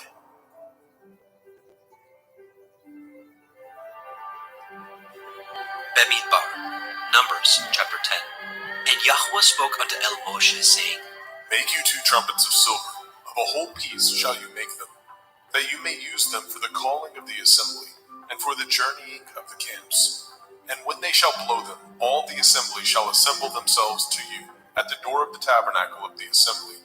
And if they blow but with 1 trumpet, then the princes, which are heads of the thousands of Yasharel, shall gather themselves unto you. When ye blow an alarm, then the camps that lie on the east part shall go forward. When ye blow an alarm the second time, then the camps that lie on the south side shall take their journey. They shall blow an alarm for their journeys. But when the assembly is to be gathered together, ye shall blow, but ye shall not sound an alarm.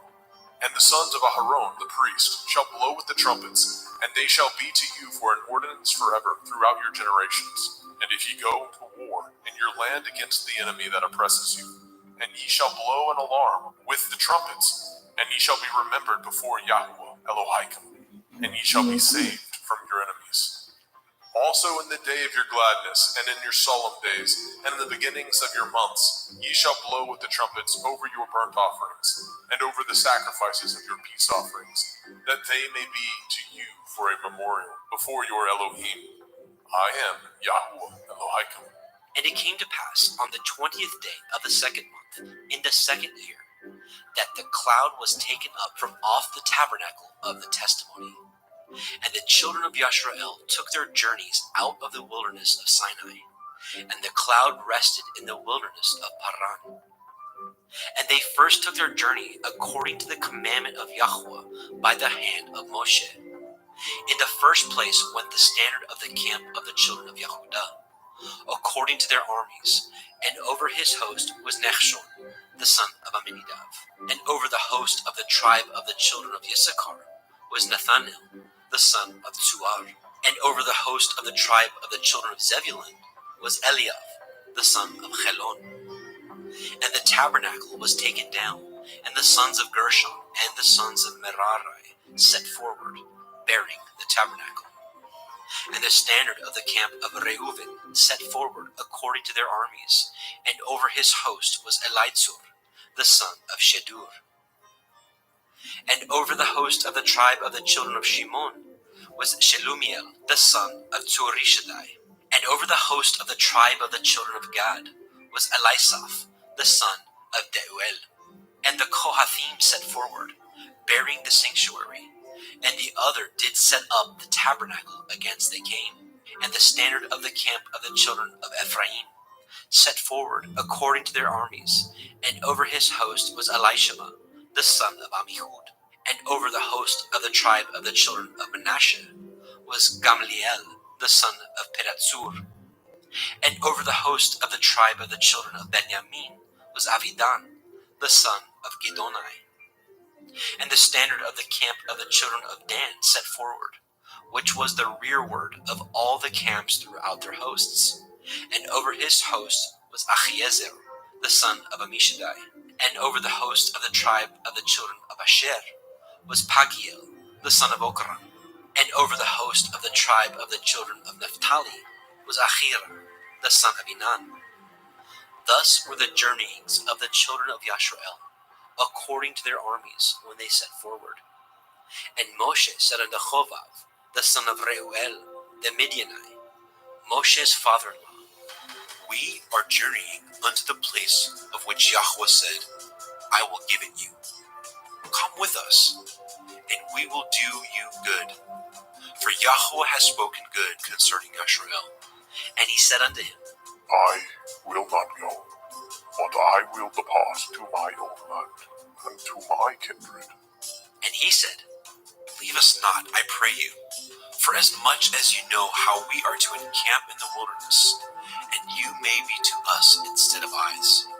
And it shall be, if you go with us, yea, it shall be, that what goodness Yahweh shall do unto us, the same will we do unto you.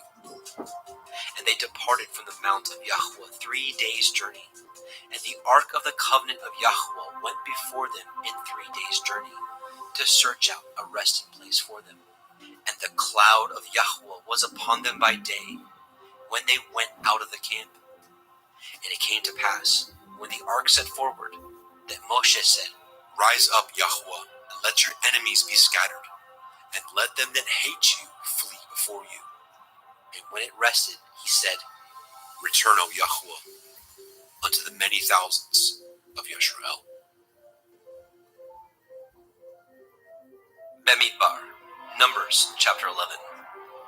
And when the people complained, it displeased Yahweh, and Yahweh heard it, and his anger was kindled. And the fire of Yahweh burnt among them, and consumed them that were in the uttermost parts of the camp. And the people cried unto Moshe, and when Moshe prayed unto Yahweh, the fire was quenched. And he called the name of the place Taver, because the fire of Yahweh burnt among them. And the mixed multitude that was among them fell a-lusting. And the children of Yashrael also wept again and said, Who shall give us flesh to eat? We remember the fish which we did eat in Mitzrayim freely, the cucumbers and the melons and the leeks and the onions and the garlic. But now our soul is dried away. There's nothing at all because this manna before our eyes. And the manna was as coriander seed, and the color thereof as the color of delm. And the people went about and gathered it, and ground it in mills, or beat it in a mortar, and baked it in pans, and made cakes of it. And the taste of it was as the taste of fresh oil. And when the dew fell upon the camp in the night, the manna fell upon it. Then Moshe heard the people weep throughout their families, every man in the door of his tent. And the anger of Yahweh was kindled greatly. Moshe also was displeased. And Moshe said unto Yahweh, Wherefore have you afflicted your servant? And wherefore have I not found favor in your sight, that you laid the burden of all this people upon me? Have I conceived all this people? Have I begotten them? That you should say unto me, Carry them in your bosom, as a nursing father bears the sucking child, unto the land which you swore unto their fathers? Whence should I have flesh to give unto all this people? For they weep unto me, saying, Give us flesh, that we may eat. I am not able to bear all this people alone, because it is too heavy for me. And if you deal thus with me, kill me, I pray you, out of hand, if I have found favor in your sight, and let me not see my wretchedness. And Yahweh said unto Moshe, Gather unto me 70 men of the elders of Yasharel, whom you know to be elders of the people, and officers over them, and bring them unto the tabernacle of the assembly, that they may stand there with you.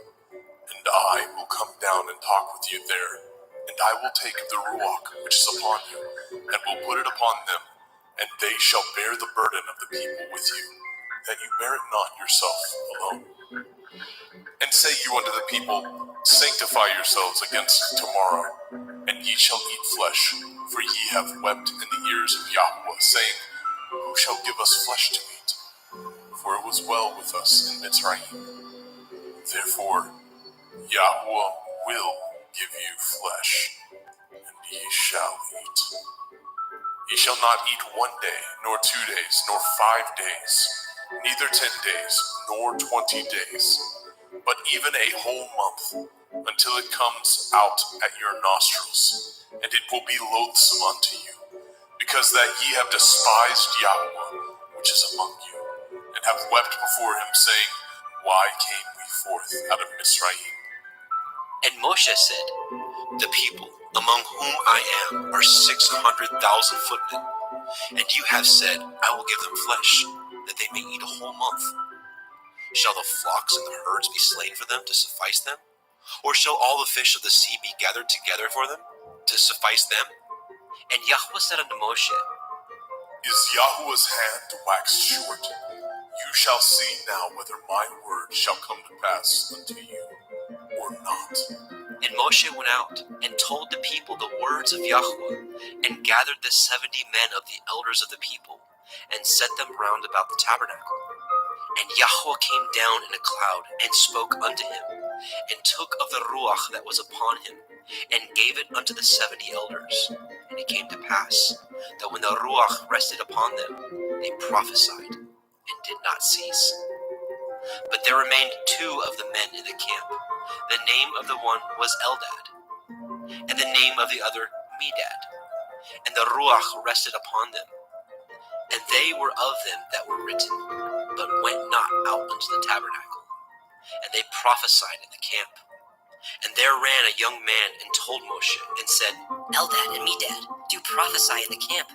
And Yahusha, the son of Nun, the servant of Moshe, one of his young men, answered and said, My lord Moshe, forbid them. And Moshe said unto him, Envy you for my sake? Would to Elohim that all Yahweh's people were prophets, and that Yahweh would put his Ruach upon them. And Moshe got him into the camp, he and the elders of Yashrael.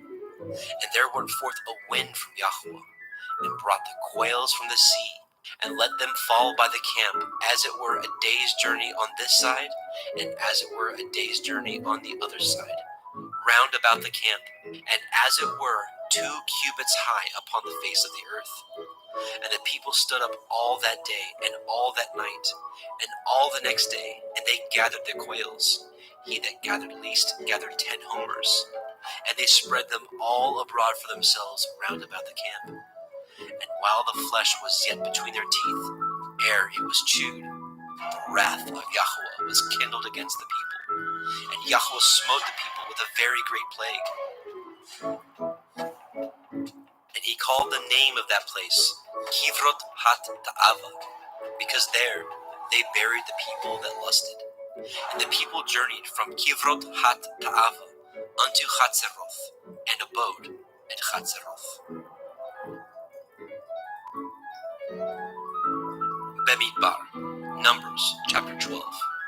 And Miriam and Aharon spoke against Moshe because of the Cushite woman whom he had married, for he had married a Cushite woman. And they said, Has Yahweh indeed spoken only by Moshe? Has he not spoken also by us? and Yahweh heard it. Now the man Moshe was very meek, above all the men which were upon the face of the earth. And Yahweh spoke suddenly unto El Moshe, and unto El Aharon, and unto Miriam. Come out, ye three, unto the tabernacle of the assembly. And they three came out. And Yahweh came down in the pillar of the cloud, and stood in the door of the tabernacle, and called Aharon and Miriam. And they both came forth. And he said, Hear now my words. If there be a prophet among you, I, Yahweh, will make myself known unto him in a vision, and will speak unto him in a dream. My servant Moshe is not so, who is faithful in all my house. With him will I speak mouth to mouth, even apparently, and not in dark speeches, and in similitudes. Of Yahweh shall he behold. Wherefore, then were ye not afraid to speak against my servant Moshe. And the anger of Yahweh was kindled against him, and he departed. And the cloud departed from off the tabernacle, and behold, Miriam became leprous, white as snow. And Aharon looked upon Miriam, and behold, she was leprous. And Aharon said unto Moshe, Alas, my lord, I beseech you, lay not the sin upon us, wherein we have done foolishly, and wherein we have sinned.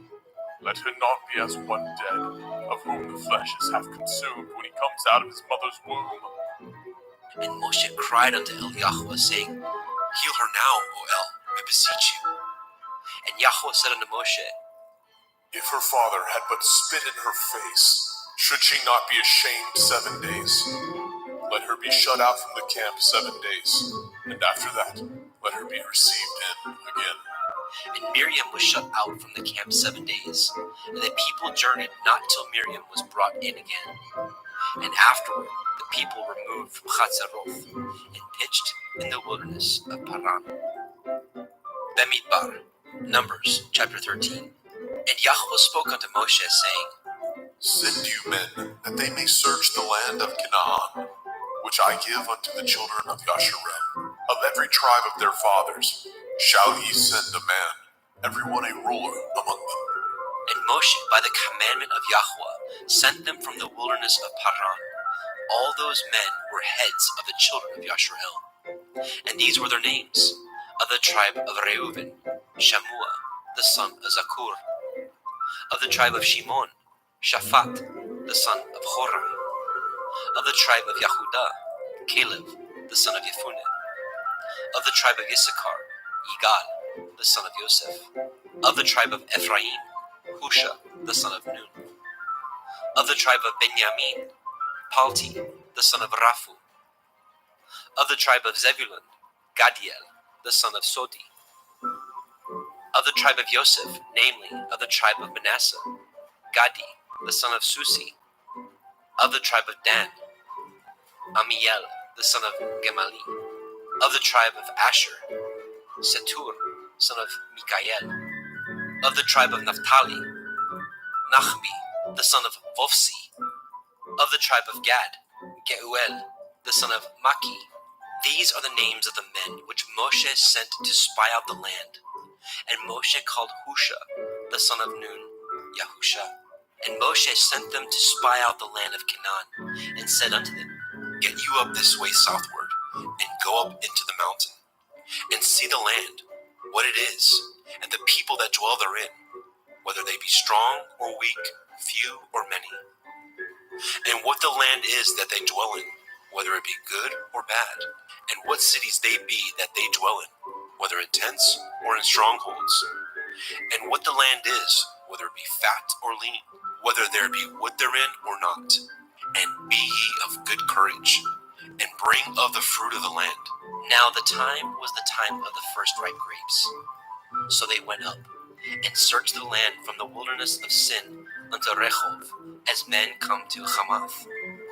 And they ascended by the Negev, and came unto Hebron, where Achiman, Shishai, and Talmai, the children of Anak, were. Now Hebron was built 7 years before Zoan in Mitzrayim. And they came unto the brook of Eshcol, and cut down from thence a branch with one cluster of grapes. And they bored between two upon a staff. And they brought of the pomegranates, and of the figs. The place was called Nahal Eshcol, because of the cluster of grapes which the children of Yashrael cut down from thence. And they returned from searching of the land after 40 days.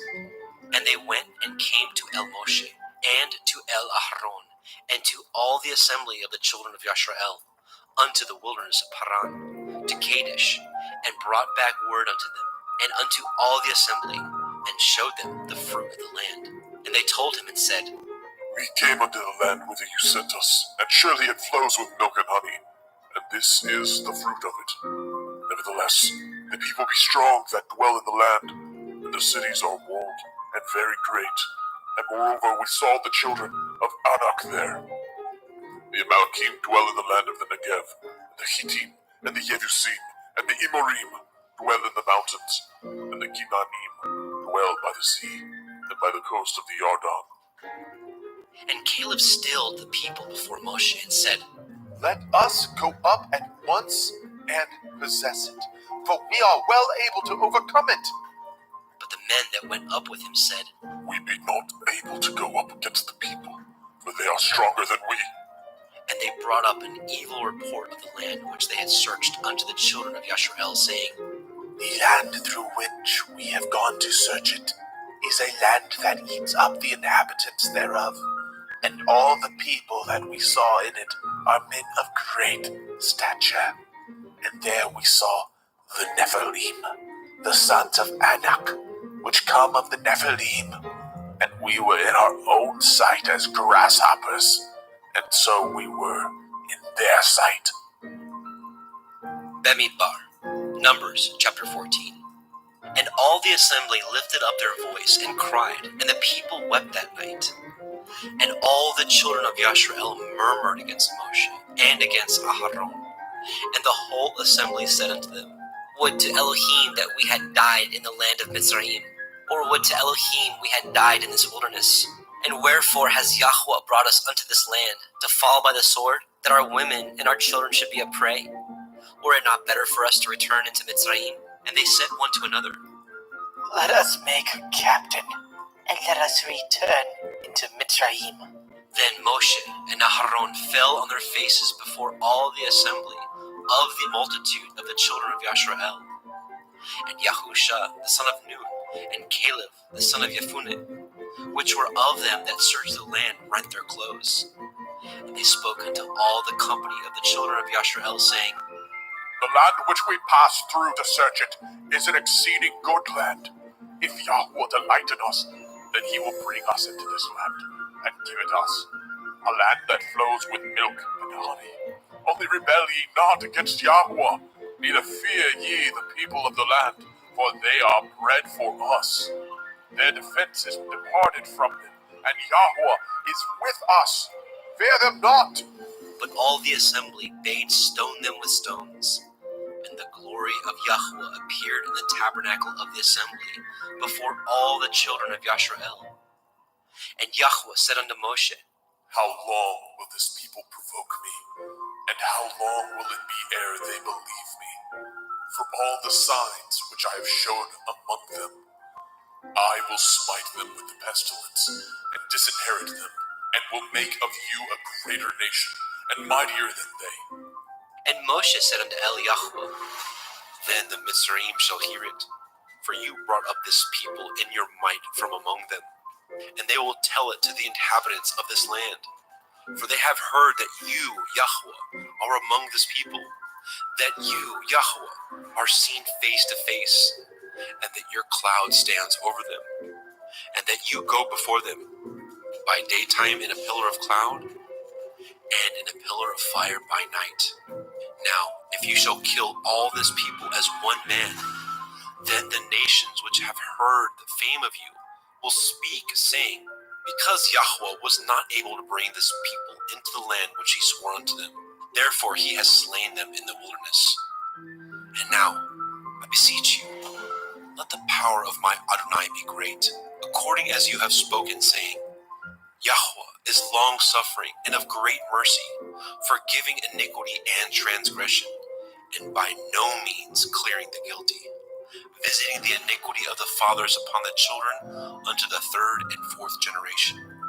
Pardon, I beseech you, the iniquity of this people according unto the greatness of your mercy, and as you have forgiven this people from Mitzrayim even until now. And Yahweh said, I have pardoned according to your word. But as truly as I live, all the earth shall be filled with the glory of Yahweh.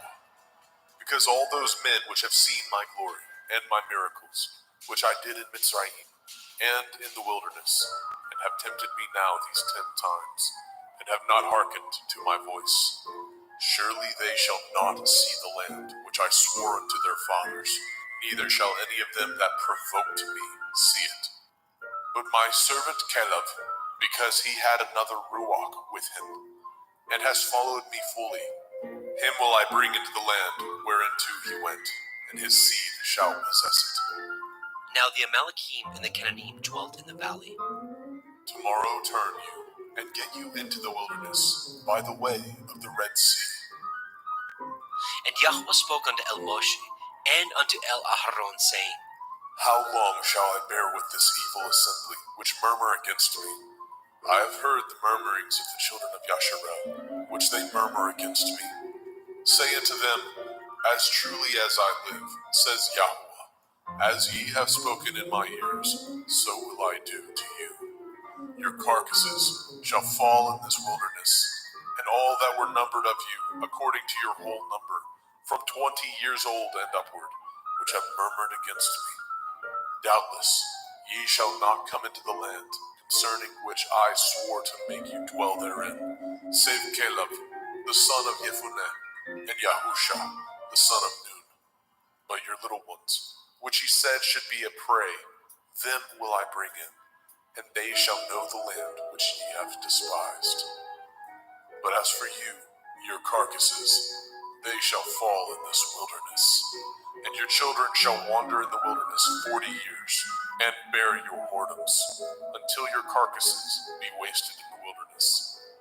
After the number of the days in which ye searched the land, even 40 days, each day for a year, shall ye bear your iniquities, even 40 years, and ye shall know my breach of promise. I, Yahweh, have said, I will surely do it unto all this evil assembly that are gathered together against me. In this wilderness they shall be consumed, and there they shall die. And the men which Moshe sent to search the land, who returned and made all the assembly to murmur against him, by bringing up a slander upon the land, even those men that did bring up the evil report upon the land, died by the plague before Yahweh. But Yahusha, the son of Nun, and Caleb, the son of Jephunneh, which were of the men that went to search the land, lived still. And Moshe told these things unto all the children of Yasharel, and the people mourned greatly. And they rose up early in the morning, and got them up into the top of the mountain, saying, Lo, we be here, and will go up unto the place which Yahweh has promised, for we have sinned. And Moshe said, Wherefore now do ye transgress the commandment of Yahweh? But it shall not prosper. Go not up, for Yahweh is not among you, that ye be not smitten before your enemies. For the Amalekim and the Canaanim are there before you, and ye shall fall by the sword, because ye are turned away from Yahweh. Therefore Yahweh will not be with you. But they presumed to go up unto the top of the hill. Nevertheless, the ark of the covenant of Yahweh and Moshe departed not out of the camp. Then the Amalekim came down, and the Canaanim which dwelt in that hill, and smote them, and discomfited them, even unto Horeb. Bemidbar, Numbers chapter 15. And Yahweh spoke unto El Moshe, saying, Speak unto the children of Yasharel, and say unto them, When ye are come into the land of your habitations, which I give unto you, and will make an offering by fire unto Yahweh, a burnt offering, or a sacrifice in performing a vow, or in a freewill offering, or in your solemn feasts, to make a sweet savor unto Yahweh, of the herd or of the flock. Then shall he that offers his offering unto Yahweh bring a meat offering of a 10th deal of flour, mingled with the 4th part of a hin of oil, and the 4th part of a hin of wine. For a drink offering shall you prepare with the burnt offering or sacrifice. For 1 lamb, or for a ram, you shall prepare for a meat offering 2/10 deals of flour mingled with the 3rd part of a hin of oil. And for a drink offering you shall offer the 3rd part of a hin of wine, for a sweet savor unto Yahweh. And when you prepare a bullock for a burnt offering, or for a sacrifice in performing a vow, or peace offerings unto Yahweh, then shall he bring with a bullock a meat offering of 3/10 deals of flour mingled with a half a hin of oil. And you shall bring for a drink offering half a hin of wine, for an offering made by fire, of a sweet savor unto Yahweh. Thus shall it be done for 1 bullock, or for 1 ram, or for a lamb, or a kid. According to the number that ye shall prepare, so shall ye do to every one according to their number. All that are born of the country shall do these things after this manner, an offering made by fire, of a sweet savor unto Yahweh. And if a stranger sojourn with you, or whosoever be among you in your generations, and will offer an offering made by fire, of a sweet savor unto Yahweh, as ye do, so he shall do. 1 ordinance shall be both for you of the assembly, and also for the stranger that sojourns with you, an ordinance forever in your generations. As ye are, so shall the stranger be before Yahweh. 1 Torah, and 1 manner of law shall be for you, and for the stranger that sojourns with you. And Yahweh spoke unto Moshe, saying, Speak unto the children of Yasharel, and say unto them, When ye come into the land whither I bring you, then it shall be, that when ye eat of the bread of the land, ye shall offer up a heave offering unto Yahweh. Ye shall offer up a cake of the first of your dough for a heave offering, as ye do the heave offering of the threshing floor, so shall ye heave it. Of the first of your dough ye shall give it unto Yahweh, a heave offering in your generations. And if ye have erred, and not observed all these commandments, which Yahweh has spoken unto Moshe, even all that Yahweh has commanded you by the hand of Moshe, from the day that Yahweh commanded Moshe, and henceforth among your generations, then it shall be, if aught be committed by ignorance, without the knowledge of the assembly, that all the assembly shall offer 1 young bullock for a burnt offering, for a sweet savor unto Yahweh, with his meat offering, and his drink offering, according to the manner, and 1 kid of the goats for a sin offering. And the priest shall make an atonement for all the assembly of the children of Yasharel, and it shall be forgiven them, for it is ignorance. And they shall bring their offering, a sacrifice made by fire unto Yahweh, and their sin offering before Yahweh, for their ignorance. And it shall be forgiven all the assembly of the children of Yasharel, and the stranger that sojourns among them, seeing all the people were in ignorance. And if any soul sin through ignorance, then he shall bring a she-goat of the first year for a sin offering, and the priest shall make an atonement for the soul that sins ignorantly, when he sins by ignorance before Yahweh, to make an atonement for him, and it shall be forgiven him. Ye shall have 1 Torah for him that sins through ignorance, both for him that is born among the children of Yasharel, and for the stranger that sojourns among them. But the soul that does aught presumptuously, whether he be born in the land or a stranger, the same reproaches Yahweh, and that soul shall be cut off from among his people. Because he has despised the word of Yahweh, and has broken his commandment, that soul shall utterly be cut off. His iniquity shall be upon him. And while the children of Yashrael were in the wilderness, they found a man that gathered sticks upon the Shabbat. And they that found him gathering sticks brought him unto El Moshe and El Aharon and unto all the assembly, and they put him in ward, because it was not declared what should be done to him. And Yahweh said unto Moshe, The man shall surely be put to death. All the assembly shall stone him with stones without the camp. And all the assembly brought him without the camp and stoned him with stones, and he died, as Yahweh commanded Moshe. And Yahweh spoke unto El Moshe, saying, Speak unto the children of Yasharel, and bid them that they make them tzitzits, a tassel or a fringe, in the borders of their garments throughout their generations, and that they put upon the tzitzit of the borders a riband of blue. And it shall be unto you a tzitzit, that ye may look upon it and remember all the commandments of Yahweh, and do them, and that ye seek not after your own heart and your own eyes, which ye use to go a-whoring, that ye may remember and do all my commandments, and be holy unto your Elohim. I am Yahweh Elohaikum, which brought you out of the land of Mitzrayim, to be your Elohim. I am Yahweh Elohaikum.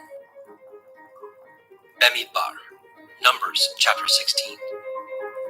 Now Korach, the son of Yitzchar, the son of Kohath, the son of Levi, and Dathan, and Abiram, the sons of Eliav, and On, the son of Peleth, sons of Reuben, took men, and they rose up before Moshe, with certain of the children of Yashrael, 250 princes of the assembly, famous in the assembly, men of renown. And they gathered themselves together against Moshe and against Aharon, and said unto them, Ye take too much upon you, seeing all the assembly are holy, every one of them, and Yahweh is among them. Wherefore then lift ye up yourselves above the assembly of Yahweh. And when Moshe heard it, he fell upon his face. And he spoke unto Korach and unto all his company, saying, Even tomorrow Yahweh will show who are his, and who is holy, and will cause him to come near unto him. Even him whom he has chosen will he cause to come near unto him. This do. Take you censers, Korach, and all his company, and put fire therein, and put incense in them before Yahweh tomorrow. And it shall be that the man whom Yahweh chooses, he shall be holy. Ye take too much upon you, ye sons of Levi. And Moshe said unto Korach, Hear, I pray you, ye sons of Levi. Does it seem but a small thing unto you, that the Elohai of Yashrael has separated you from the assembly of Yashrael, to bring you near to himself, to do the service of the tabernacle of Yahweh, and to stand before the assembly to minister unto them? And he has brought you near to him, and all your brethren, the sons of Levi, with you. And seek ye the priesthood also? For which cause both you and all your company are gathered together against Yahweh. And what is Aharon, that ye murmur against him? And Moshe sent to call Dathan and Abiram, the sons of Eliav, which said, We will not come up. Is it a small thing that you have brought us up out of a land that flows with milk and honey to kill us in the wilderness? Except you make yourselves altogether a prince over us. Moreover, you have not brought us into a land that flows with milk and honey, or given us inheritance of fields and vineyards.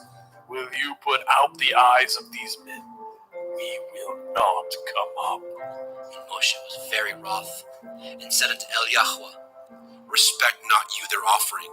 I have not taken one ass from them, neither have I hurt one of them.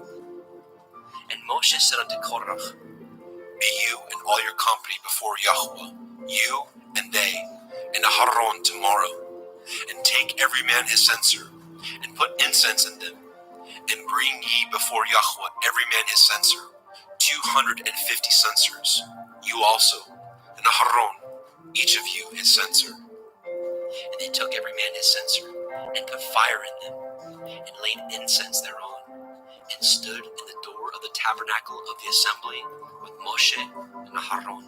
And Korach gathered all the assembly against them unto the door of the tabernacle of the assembly. And the glory of Yahweh appeared unto all the assembly. And Yahweh spoke unto El Moshe and unto El Aharon, saying, Separate yourselves from among this assembly, that I may consume them in a moment. And they fell upon their faces and said, O El, the Elohai of the Ruachoth of all flesh, shall one man sin, and will you be wroth with all the assembly? And Yahweh spoke unto Moshe, saying, Speak unto the assembly, saying, Get you up from about the tabernacle of Korach, Dathan, and Abiram. And Moshe rose up and went unto Dathan and Abiram, and the elders of Yashrael followed him. And he spoke unto the assembly, saying, Depart, I pray you, from the tents of these wicked men, and touch nothing of theirs, lest ye be consumed in all their sins. So they got up from the tabernacle of Korach, Dathan, and Abiram, on every side. And Dathan and Abiram came out, and stood in the door of their tents, and their women, and their sons, and their little children. And Moshe said, Hereby ye shall know that Yahweh has sent me to do all these works, for I have not done them of my own mind. If these men die the common death of all men, or if they be visited after the visitation of all men, then Yahweh has not sent me. But if Yahweh make a new thing, and the earth open her mouth, and swallow them up, with all that appertain unto them, and they go down quick into the pit, then ye shall understand that these men have provoked Yahweh. And it came to pass, as he had made an end of speaking all these words, that the ground clave asunder that was under them, and the earth opened her mouth, and swallowed them up, their houses, and all the men that appertained to Korach, and all their goods. They, and all that appertained to them, went down alive into the pit, and the earth closed upon them, and they perished from among the assembly. And all Yashrael that were round about them fled at the cry of them, for they said, Lest the earth swallow us up also! And there came out a fire from Yahweh, and consumed the 250 men that offered incense. And Yahweh spoke unto El Moshe, saying, Speak unto Eleazar, the son of Aharon the priest, that he take up the censers out of the burning, and scatter you the fire yonder, for they are hallowed. The censers of these sinners against their own souls, let them make them broad plates for a covering of the altar. For they offered them before Yahweh, therefore they are hallowed, and they shall be a sign unto the children of Yasharel. And Eleazar the priest took the brazen censers, wherewith they that were burnt had offered. And they were made broad plates for a covering of the altar, to be a memorial unto the children of Yasharel, that no stranger, which is not of the seed of Aharon, come near to offer incense before Yahweh, that he be not as Korach and his company, as Yahweh said to him by the hand of Moshe. But on the morrow, all the assembly of the children of Yashrael murmured against Moshe and against Aharon, saying, Ye have killed the people of Yahweh. And it came to pass, when the assembly was gathered against Moshe and against Aharon, that they looked toward the tabernacle of the assembly, and, behold, the cloud covered it, and the glory of Yahweh appeared. And Moshe and Aharon came before the tabernacle of the assembly. And Yahweh spoke unto Moshe, saying, Get you up from among this assembly, that I may consume them as in a moment. And they fell upon their faces. And Moshe said unto Aharon, Take a censer, and put fire therein from off the altar, and put on incense, and go quickly unto the assembly, and make an atonement for them, for there is wrath gone out from Yahweh. The plague is begun. And Aharon took as Moshe commanded, and ran into the midst of the assembly. And, behold, the plague was begun among the people, and he put on incense and made an atonement for the people. And he stood between the dead and the living, and the plague was stayed.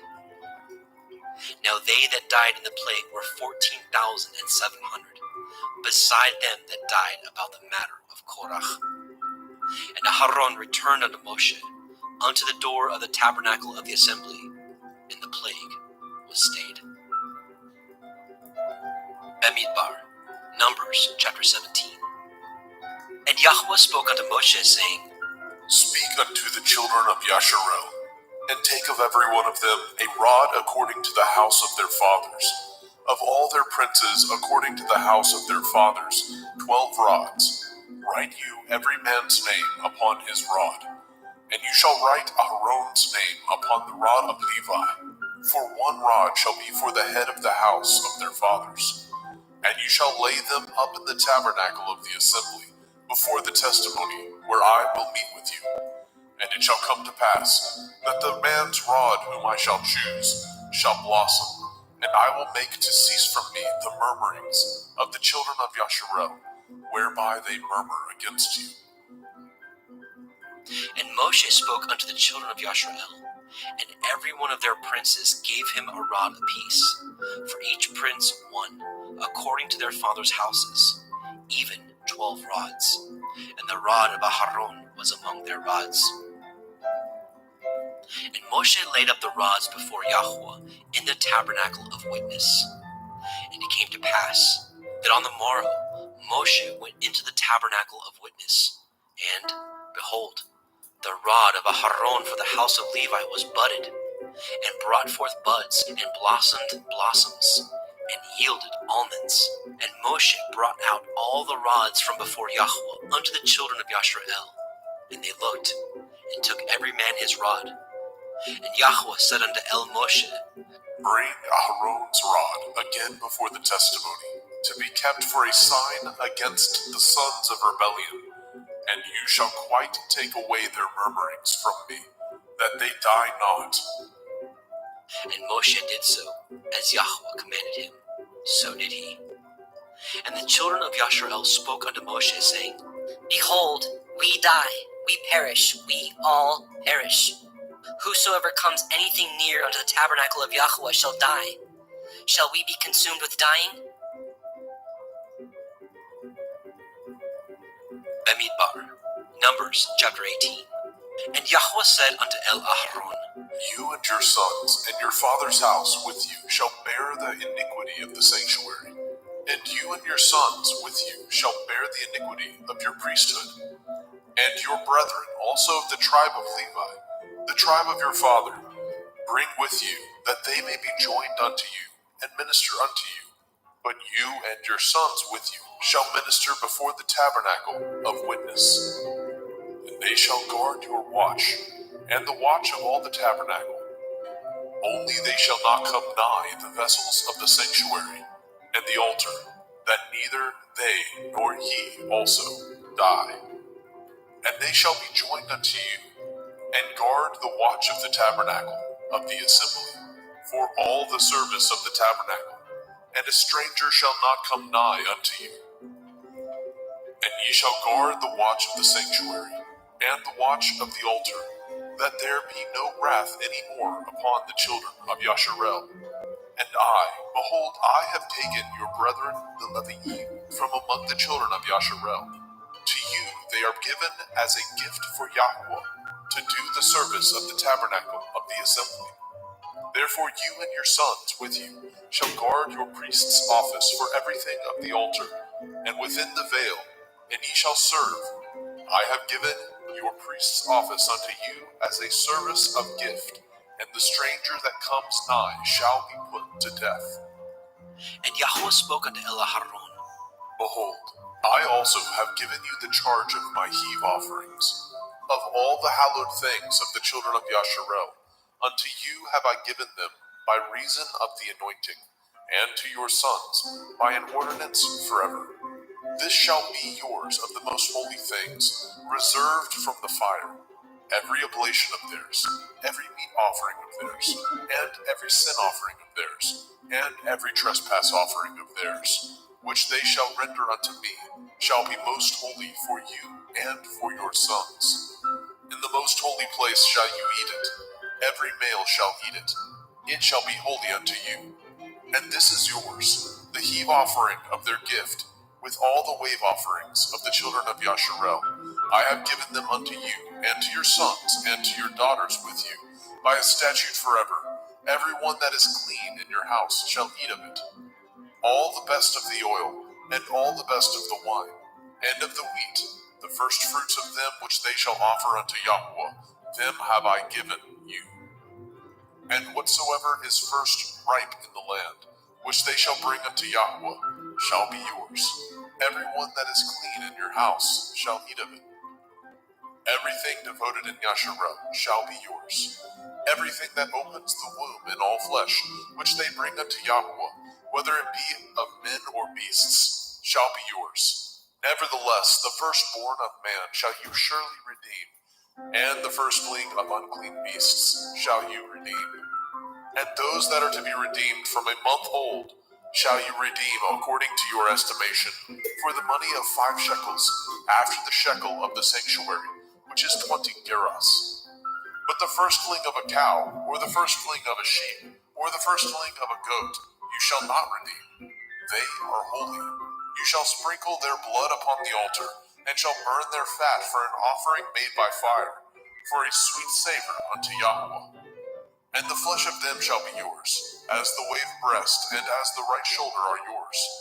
All the heave offerings of the holy things which the children of Yasharel offer unto Yahweh have I given you, and your sons and your daughters with you, by a statute forever.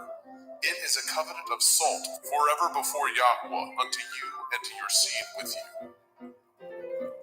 And Yahweh spoke unto Elaharon, You shall have no inheritance in their land, neither shall you have any part among them. I am your part, and your inheritance among the children of Yasharel. And behold, I have given the children of Levi all the 10th in Yasharel for an inheritance, for their service which they serve, even the service of the tabernacle of the assembly. Neither must the children of Yasharel henceforth come nigh the tabernacle of the assembly, lest they bear sin and die. But the Leviim shall do the service of the tabernacle of the assembly, and they shall bear their iniquity. It shall be a statute forever throughout your generations, that among the children of Yasharel they have no inheritance. But the tithes of the children of Yasharel, which they offer as a heave offering unto Yahweh, I have given to the Leviim to inherit. Therefore I have said unto them, among the children of Yasharel